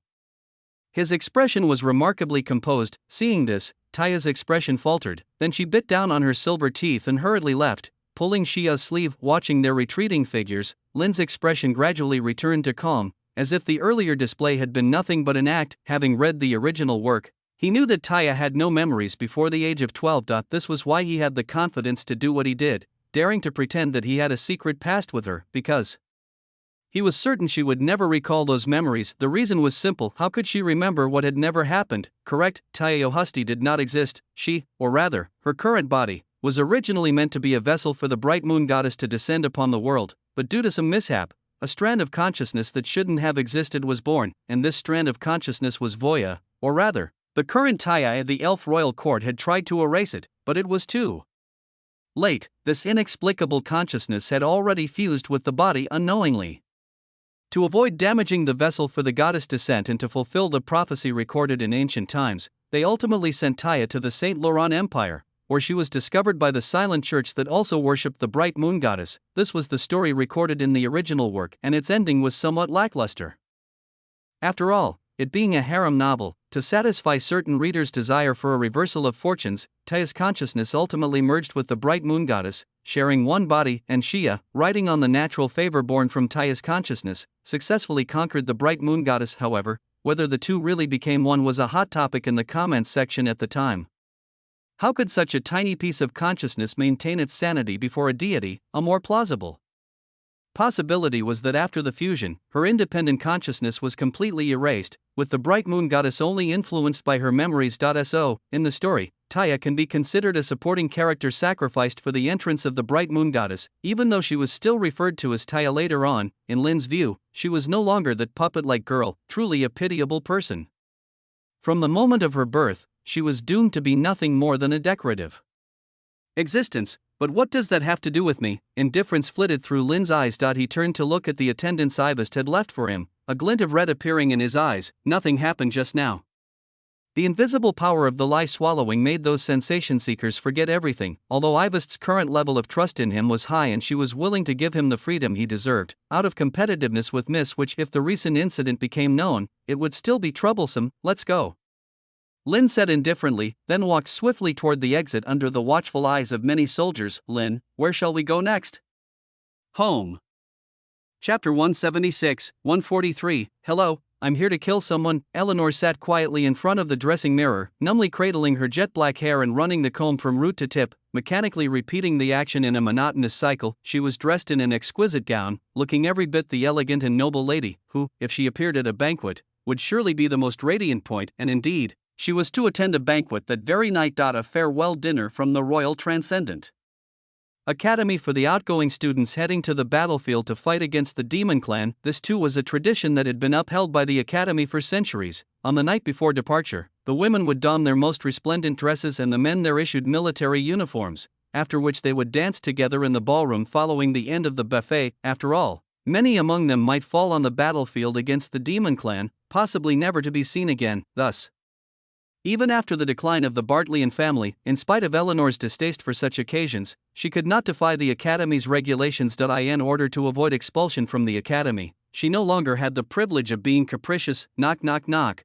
With a series of knocks at the door, Eleanor was pulled from her reverie back to reality. Source, webnovel.com. Updated on Omicron. After a moment of silence, she frowned and said, "Come in." Fortunately, upon the door being pushed open, Eleanor saw a freckled, braided maid Serlin tiptoeing into her room. Seeing this, she let out a slight sigh of relief, although her eyes remained dull. "Serlin, why is it you?" Hearing this, the maid put a finger to her lips. "Shush, Miss Eleanor, please speak softly. I came here secretly behind the chief maid's back." Then she quickly walked over to Eleanor's side. Seeing her mistress's once delicately adorable face now more gaunt, a trace of distress flickered in maid Serlin's eyes. She gently took the comb from Eleanor's hand, brushing her hair while whispering, "Miss Eleanor, I have just received word that Viscount Wilson's family seems willing to offer you asylum. He once served as an aide under the Marquis, and should be quite trustworthy." "Uncle Wilson?" Eleanor's eyes lit up at the mention of the name. Given her current strict surveillance by the Moskva family, with nearly all servants and subordinates around her replaced with new faces, one didn't need to guess to know it was the doing of those people. On ordinary days, her actions were hindered at every turn, not at all reminiscent of a nobleman's daughter, but more like a prisoner without freedom.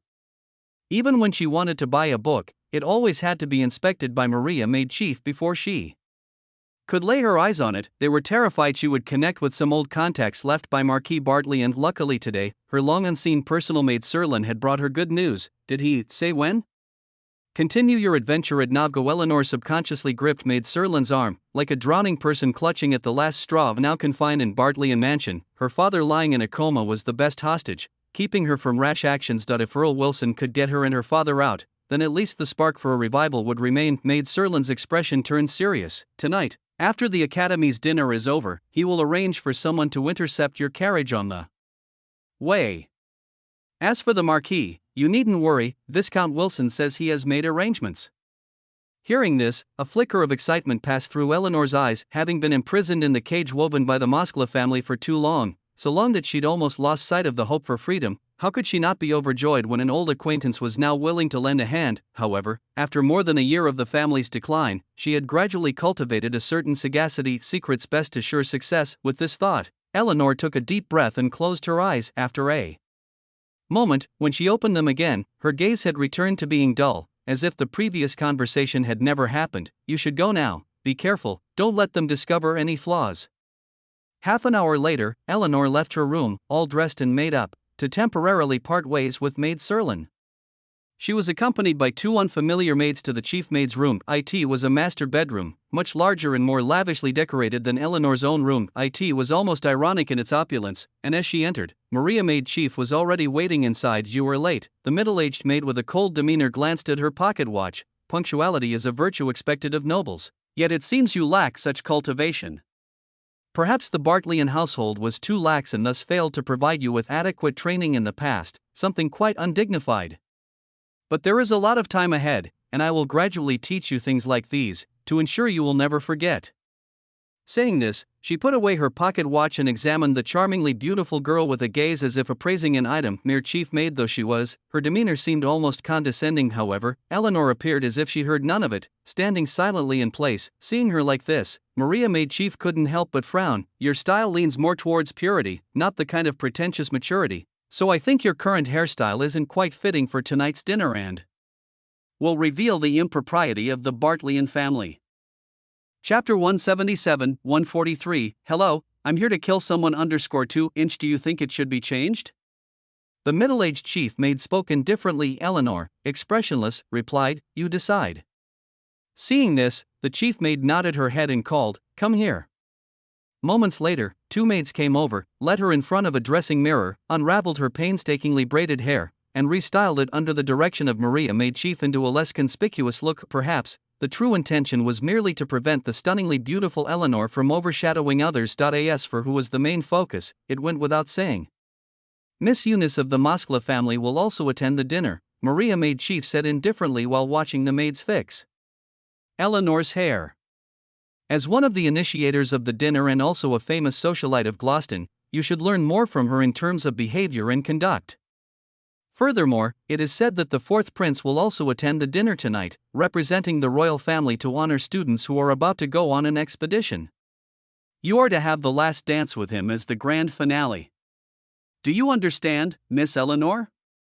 Although it was a question, Maria maid chief's words carried an undeniable authority. Since they had been sent over by the Moskva family, they had indirectly taken control of the mansion. After all, the owner of the mansion, Marquis Bartleyan, was currently in a coma, utterly reliant on others like a vegetative patient. Source, webnovel.com, updated on Omicron 0. With such a leverage, they weren't worried Eleanor would make any defiant moves. Hearing her words, Eleanor subconsciously covered the needle marks on her wrist with her sleeve, a hint of anger flashing through her clear blue eyes. Since her last clash with Eunice, the demand for her blood from the fourth prince had indeed increased, from 1 vial to 10, but how could she possibly allow herself to be exploited like this? She had immediately terminated the deal. However, the fourth prince seemed to have a particular interest in her, or rather, the blood of the Bartleyan family. Thus, to force her into agreeing to the deal, various Issues had been hurled at her continuously, even the Grand Court had decided to resume its investigation of the Bartleyan family. Continue your journey on Novgo. This had left Eleanor feeling utterly disheartened, even to the point of thinking that dying might not be so bad. Fortunately, today, Maid Serlin had brought her some rare good news. I understand.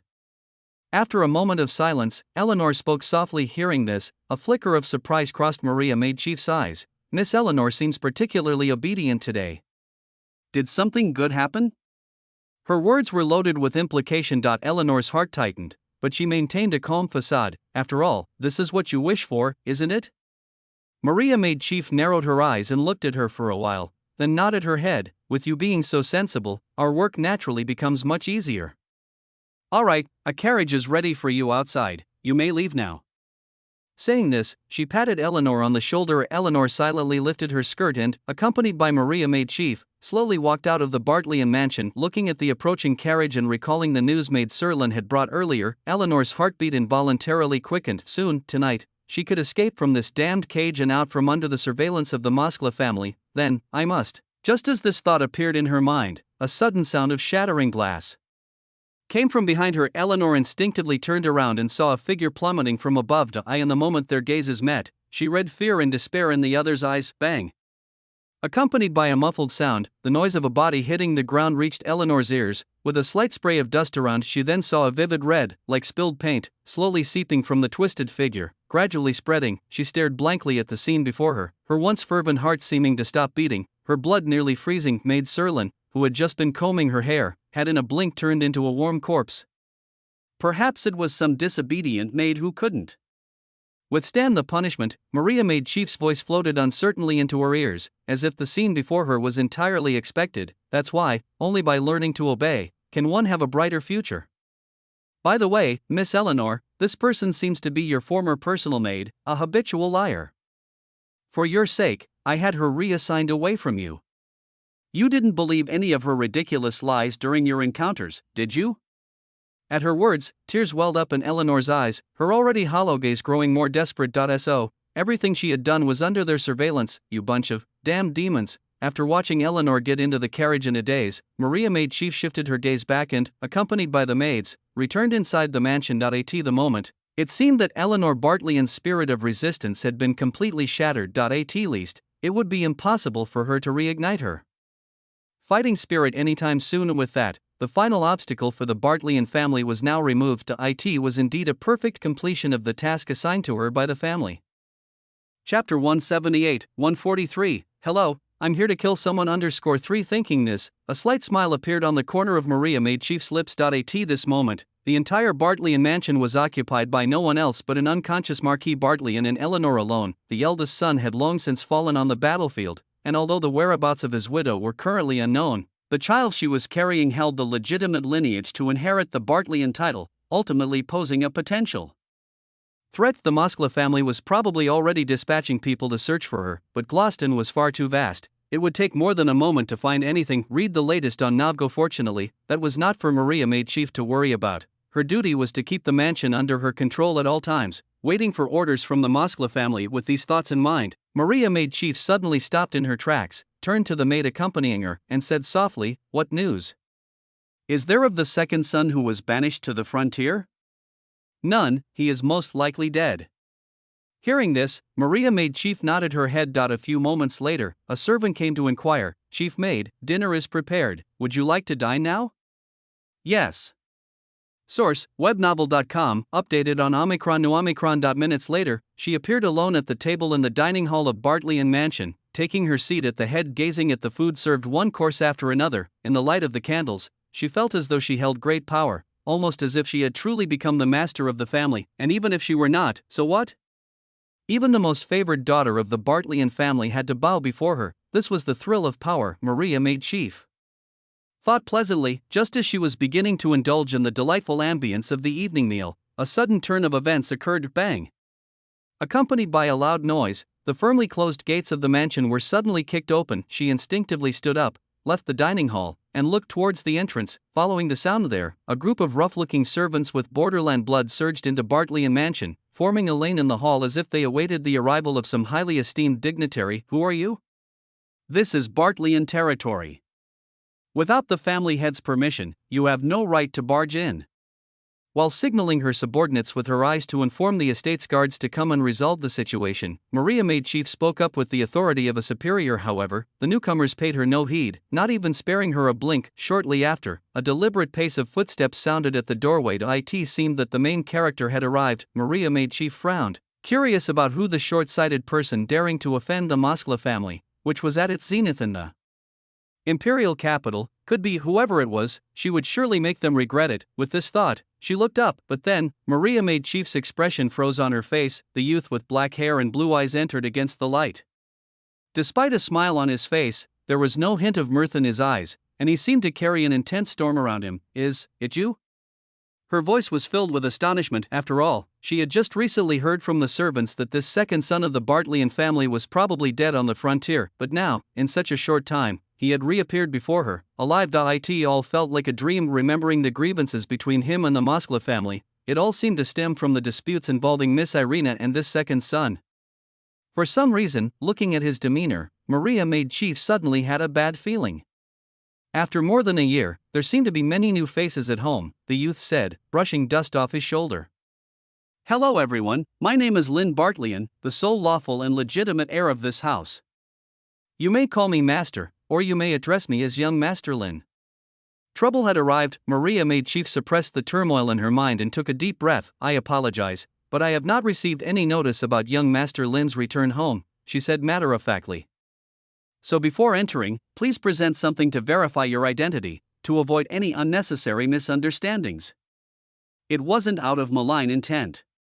She was merely stalling for time, having already notified the Moskva family, waiting for someone to come. She had no authority to deal with Lynn herself, so this was her only option. However, Maria Maid Chief seemed to have underestimated one thing. Upon hearing her words, Lynn sighed for some reason. Being polite before resorting to force really isn't my style. Forget these formalities. He shook his head, gesturing to the borderland servants. Kill them, no, capture them first. Then help me inquire about Eleanor's whereabouts. P.S. It's the end of the month, don't forget to give a monthly ticket. Chapter 179, 144, The Grand Play begins. Dad, you really are something, Lynn said. You've been loyal to the Emperor your whole life, and when trouble hits, they can't even be bothered to protect you. Look at you now, bedridden and unable to move, causing our entire family to fall apart. You should learn from your son, me. I know I'm not all that capable, so I clung to a strong leg early on. Who cares about the outcome? At least I'm alive for one more day, right? Alright, enough bullshitting with you. Though I don't know if you can hear me now, I promise you, don't worry, I'll try to keep the family going. In the bedroom, Lynn sat by the bed, rambling on, staring at Marquis Bartleyan lying on the bed with his eyes tightly shut, who should now be called an earl. Lynn sighed softly. He who should have been in the prime of his life, now had white hair and a withered frame. If it weren't for the occasional rise and fall of his chest, even Lynn might have thought he was already dead. Just then, there was a knock at the door. Lynn tidied the covers around his stepfather and quickly left the bedroom, facing the border servant leader's respectful demeanor. Lynn's expression was impassive. Well, did you get anything out of them? The leader nodded. Just as you expected, Mr. Lynn. Most of these people are spies that the Moskva family has planted over the past year, trying to covertly control your family.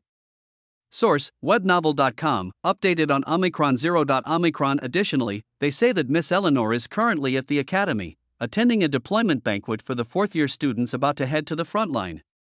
A deployment banquet, Lynn thought carefully.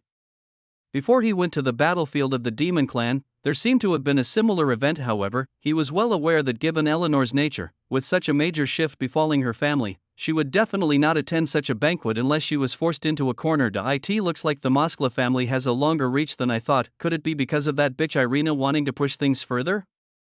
Lynn pondered for a moment. After a while, he spoke. I'm going to change my clothes. Get the car ready, and take me to the academy later. Saying so, Lynn prepared to turn and leave. However, the leader seemed troubled. Mr. Lynn, what should we do with these people? Lynn glanced at him. Tie them up properly and bring them along. Outside the mansion, night had fallen. A grand play seemed to be about to begin. Royal Transcendent Academy, Opal Hall. As the largest public building in the entire academy, The hall was now brightly lit and splendid. Students with delicate makeup and dresses both luxurious and elegant walked in pairs into the hall to attend tonight's grand ceremony. Although most of the students appeared youthful, their noble lineage gave them an extraordinary demeanor and a dignified aura. Coupled with the high standards of the banquet, there was almost a touch of the upper-class social atmosphere of Gloucester.at this moment. In the first floor hall, groups of students held drinks and champagne, talking and laughing about campus anecdotes, or occasionally discussing the border wars. Most of them would one day enter the administration corps of the empire or the military, following their father's footsteps and becoming the foundation of the country. Indeed, there were many last names that would evoke a natural reverence when mentioned, yet, just for tonight, the most dazzling person in the hall was not any of the aforementioned esteemed individuals. She had just killed a 5th-rank legendary demon on the battlefield of the Demon Clan. That must have broken the Academy record, right? Indeed, reaching 4th rank at just 20 years old, and also capable of fighting across ranks, such a person is rare in the history of the Academy. Rare, so there are others? Are you new here? Apologies, Senior. I just transferred here not long ago and am still not very familiar with things in the Imperial capital. Oh, that's understandable. Apart from Shia, in my memory, there should be 2 others comparable to him. Which 2? Continue your journey on Navgo. One of them is the current Empire's Valkyrie. At the age of 24, she was promoted to 5th rank legendary. She's now stationed at the border, commanding a legion, although it seems to involve some insider secrets. Insider secrets? Yes. It's said that the Valkyrie's achievements today are related to another individual, her former fiancé, who I'm about to mention. If Shia hadn't achieved the feat of a 4th rank killing a 5th rank legendary before this, it would have been hard to compare with that guy. 17 years old, 4th rank, with 136 divine given factors. If that incident hadn't happened, by now, TSK.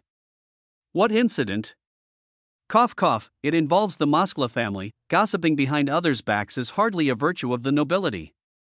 As 2 students were eagerly chatting, a cold voice suddenly interrupted them from behind. The student who had been spreading gossip jumped in shock, quickly turning his head to see who it was. A girl in luxurious attire with fiery red lips stood behind them, seemingly having overheard their entire conversation. Now looking somewhat displeased, the girl's features were only average, with slightly high cheekbones giving her a somewhat sharp and unkind appearance. However, under the guise of her opulent clothing and the aura of nobility she had cultivated over the years, she also exuded a certain degree of authority. The 2 whispering students immediately broke out in a sweat. Eunice Sr. Their expressions were full of fear. They had encountered the host of the evening's gathering and had been overheard gossiping by her. Given the power and status of their families, if she were to take account, it would spell certain doom. The big fish eat the little fish, as it has always been. Fortunately, it seemed that she didn't intend to pursue the matter further and merely left them with a cold instruction to clean up and leave. Before she continued forward, escorted by a male companion, the 2 students scurried away from the hall, as if granted a reprieve. Damn it, Eunice kept up appearances with those around her, but a glint of gloom flashed through her eyes as she recalled the whispers. Just then, her male companion spoke up. Actually, they're not wrong. If it weren't for using such tricks to absorb the status and wealth of the Bartleyan family, if Irina hadn't transplanted that boy's divine given factor, your Moskla family would never have reached the position you have today. And even so, such a position seems to me to be built on air, fragile and impermanent. Hearing this, Eunice felt her heart tighten, and her hand on her companion's arm stiffened. The youth by her side seemed serious. His demeanor was not one of levity but of a seriousness bordering on solemnity. His hair was meticulously combed, glasses perched on his nose, giving him an air of refined gentility. As the 2 made their way through the hall, they were met with a variety of gazes. Of course, most of those eyes were fixed on the man beside Eunice, 4th Prince Joshua Laurent Alexei. As the 4th-ranked individual identified by the Holy Oak organization, he was one of the hot contenders in the king's election. Though he was significantly behind the 2nd Prince Philid in the rankings, there were reasons for that. As the head of the St. Laurent Research Institute, 4th Prince Joshua had shown little interest in mundane affairs like the king's election, dedicating himself instead to scientific research. It was his team that had successfully pioneered the transplantation of the divine given factor, earning him more than 3,000 points in recognition. Most of his points were awarded for the various patents his research had developed, although there were rumors that he covertly abducted vagrants and orphans to use as experimental subjects, discarded after use. It never seemed to affect him. It was a consensus in the imperial capital that the fourth prince had no interest in the throne. But was that really the case? At least, the Moskva family, which had started being marginalized by the second Prince Philip, found a new ally in him after the Level 0 sealed object incident. They had helped him collect the blood of the Bartleyan family for this reason. Hearing the fourth Prince Joshua's unsentimental remarks, Eunice managed a strained smile. "Your Highness jests, why discuss such disheartening fellows on such a lively night?" "Indeed." Fourth Prince Joshua replied indifferently. At that moment, a petite figure in a light blue gown flitted from a distant corner and disappeared. Fourth Prince Joshua paused mid-step, his eyes betraying a flicker of unusual emotion. "By the way, how is the situation with Eleanor coming along? Your Highness seems to have a particular fondness for her?" A shadow passed through Eunice's eyes. As Eleanor's contemporary, she had always lived in her shadow when the Bartleyan family was still in its heyday, overshadowed in both appearance and talent. And yet, even now, with her own family ascendant and Eleanor's in decline, she found herself losing to her yet again. She had spent hours preparing for this evening, hoping to dazzle the prince, but the tactless man had hardly spared her a glance all night. Her words, a glint of avarice flashed through fourth Prince Joshua's eyes. "Yes. Such perfect material, it's a shame it's gone to waste on the outside. I want to seize it firmly in my grasp, then dissect it piece by piece, on the experimental table, to reveal every hidden secret of the Bartleyan family for all to see." For some reason, Eunice felt a sudden chill, shivering uncontrollably. Chapter 145, Siblings Meet. Though the banquet was of a high standard, in essence, it was the same familiar proceedings that one would have already become accustomed to. Thus, in the eyes of some, everything about tonight seemed somewhat unremarkable. In the ballroom, the young men in their crisp military uniforms led elegantly dressed academy girls in a graceful dance, the tapping of heels and the billowing of skirts bursting with the youth and vitality unique to the young, the fourth prince. Joshua idly sipped champagne, utterly bored. Meanwhile, after a long silence, Eunice, by his side, voiced the confusion in her mind. The secrets of the Bartleyan family? Clearly, it was the first time she had heard such a reason. The fourth prince glanced at her. "In our circles, it's hardly a secret. As one who grew up alongside Eleanor and others, aren't you at all curious? The Bartleyan family, though few in number, seems to have every child who grows up show remarkable innate talent in the field of transcendency. Eleanor's two brothers were prime examples. The eldest son William may have died on the battlefield, but left a legendary name in the military department, holding many records, and he most likely would have entered the realm of a fifth-rank legend sooner than Irina had he not met his demise. As for the second son Lynn, his monstrous life needed no explanation. Even Eleanor, at her current age, was not far behind her two brothers, becoming an unmatched presence in the academy, even though she is only second rank now. She is just 14 years old this year, having become a transcendent merely a year ago. Source, webnovel.com, updated on Omicron. No Omicron. Not how many believers of noble birth are just managing to pass the first rank trial at her age. After all, children's bodies are not fully developed and cannot withstand the washing of extraordinary power, hence generally speaking, 13 years old is recognized as the best time for awakening. That's the power that comes from the bloodline, the fourth prince. Joshua said with a faint smile, "Such cases are quite rare. And had not the Bartleyan family just happened to fall into decline, I wouldn't have been able to find a suitable sample." Shia, the new subordinate of Sister Helena of the Moskva family, also has a similar bloodline, but purer than that of the Bartleans. A pity she treasures him too much and won't let me take a single drop of blood. So for now, I have to settle for second best. For some reason, after listening to Joshua's calm narrative, as Eunice looked at the petite figure in the corner, a trace of sympathy actually appeared in her eyes, and she had already pronounced her doom in her heart. "It's about time to show my face at the banquet," said the fourth prince, emptying his glass with a swig. "I have to go to the council hall later. The emperor is awarding honors to the victorious heroes returning from war. I hear my foolish third sister got lucky and bagged some military merit on the frontier too. How amusing."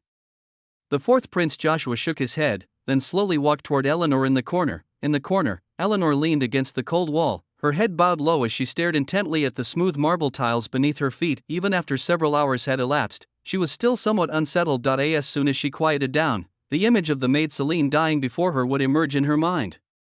This inflicted a great trauma on her psyche. Or Celine, who had silently been by her side. during the most difficult times, had become as much a family member, yet so easily, her life was taken by those demon-like individuals. Eleanor's blue eyes were dull and lifeless, as if they could see no hope. What should she do? She weakly covered her face with her hands, feeling an urge to cry, yet not a single tear would fall. Just then, out of the corner of her eye, she suddenly noticed a figure approaching and offering her a handkerchief. Eleanor quickly collected herself, took a deep breath, and apologized. "Sorry, But as she looked up to see the newcomer, her expression instantly turned ice cold. "May I have the honor of dancing the final dance of the evening with you?" Seeing that she didn't need his handkerchief, the fourth prince Joshua smiled indifferently, tucked the handkerchief back into his pocket, and then extended his hand toward Eleanor. He seemed to be merely asking her for a dance, but that outstretched hand also seemed to represent something else entirely. Behind him, Eunice sent a suggestive look full of threats. With the Bartleyan family's fate entirely in the hands of the Moskva family, even the Marquis's life was in their grasp. With such a safeguard, Eunice didn't believe Eleanor would dare disobey her command. Sensing Eunice's gaze, Eleanor was overwhelmed with despair. She clearly understood, once she accepted the olive branch the fourth prince offered, what awaited her would surely be never-ending human experiments, probably never to walk out of the research institute unharmed in her life. But if she didn't do so, what about her father, languishing in bed, her missing sister-in-law, and her brother, whose fate at the frontier was unknown? It was a choice to trade her own life for her family's survival. However, Eleanor knew all too well that striking a deal with these demon-like individuals was merely quenching thirst with poison. If she accepted the fourth prince's proposal, could her father and brother really live in peace and safety? It was obvious to anyone with half a brain that this was impossible. At that moment, Eleanor found herself in an impossible dilemma. Her dull eyes became even more vacant as her wrist hidden under the sleeve shivered slightly. Noticing this, the fourth prince frowned. He hadn't expected the girl to still be dreaming of a reunion with her family. "Let me offer you a piece of intelligence," the fourth prince suddenly spoke. "After returning from the frontier, Felid approached me and told me something quite interesting. On the Orange City Memorial for the Fallen, he seemed to have seen a familiar name. Guess whose name it was?"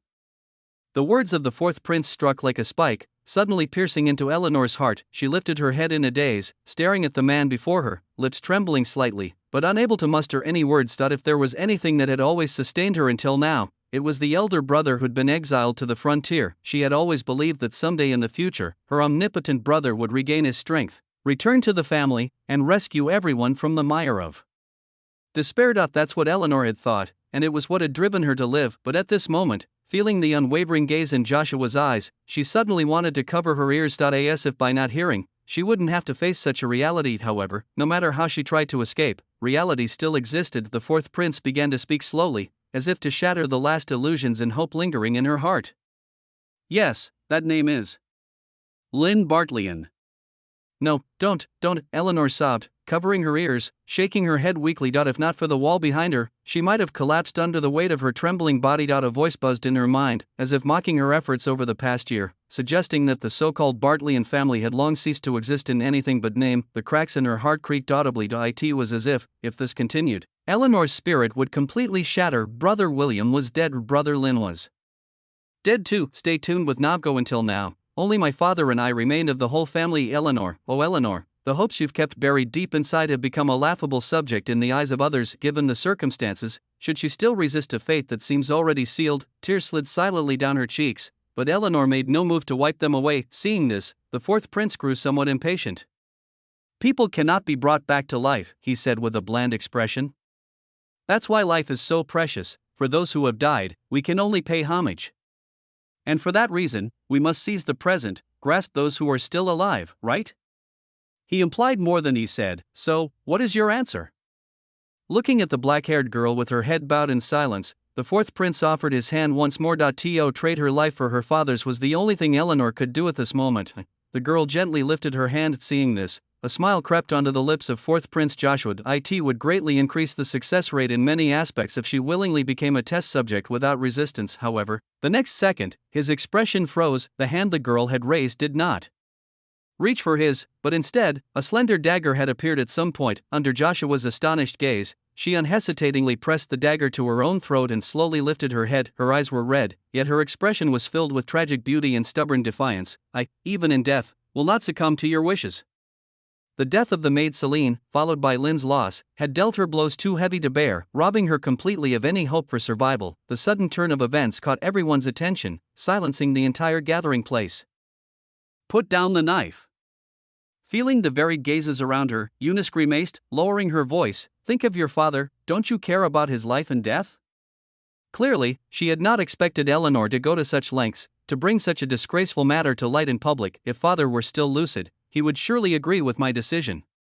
Even in death, she would uphold the dignity of nobility to the end, not to become a pathetic test subject, at the mercy of others. Hearing this, Eunice's face grew even more embarrassed. She carefully looked towards the fourth prince. "Your Highness, it doesn't matter." The fourth prince glanced at Eleanor. "I know what you're scheming. Unfortunately, I, the prince, have never cared for reputations. Guards! Seize this criminal who attempted to assassinate the prince." He raised his voice suddenly the next second, for guards appeared out of nowhere. An invisible extraordinary power instantly immobilized Eleanor's movements. 4 Third rank transcendence. Despair flashed in Eleanor's eyes. "The world is such a helpless place," the fourth prince said slowly, his gaze on the motionless black-haired girl. "Sometimes, what you want to do isn't something you can simply do on a whim. Can't I even choose to end my own life?" Eleanor's heart felt as cold as ash. She slowly closed her eyes, ready to meet her final fate. PCHT. In an instant, accompanied by the sound of flesh being pierced, countless black threads shot out like arrows from all directions. "She can certainly do anything she wants. That's how I, as her brother, tolerate her whims. Do you have any objections, Fourth Prince Joshua?"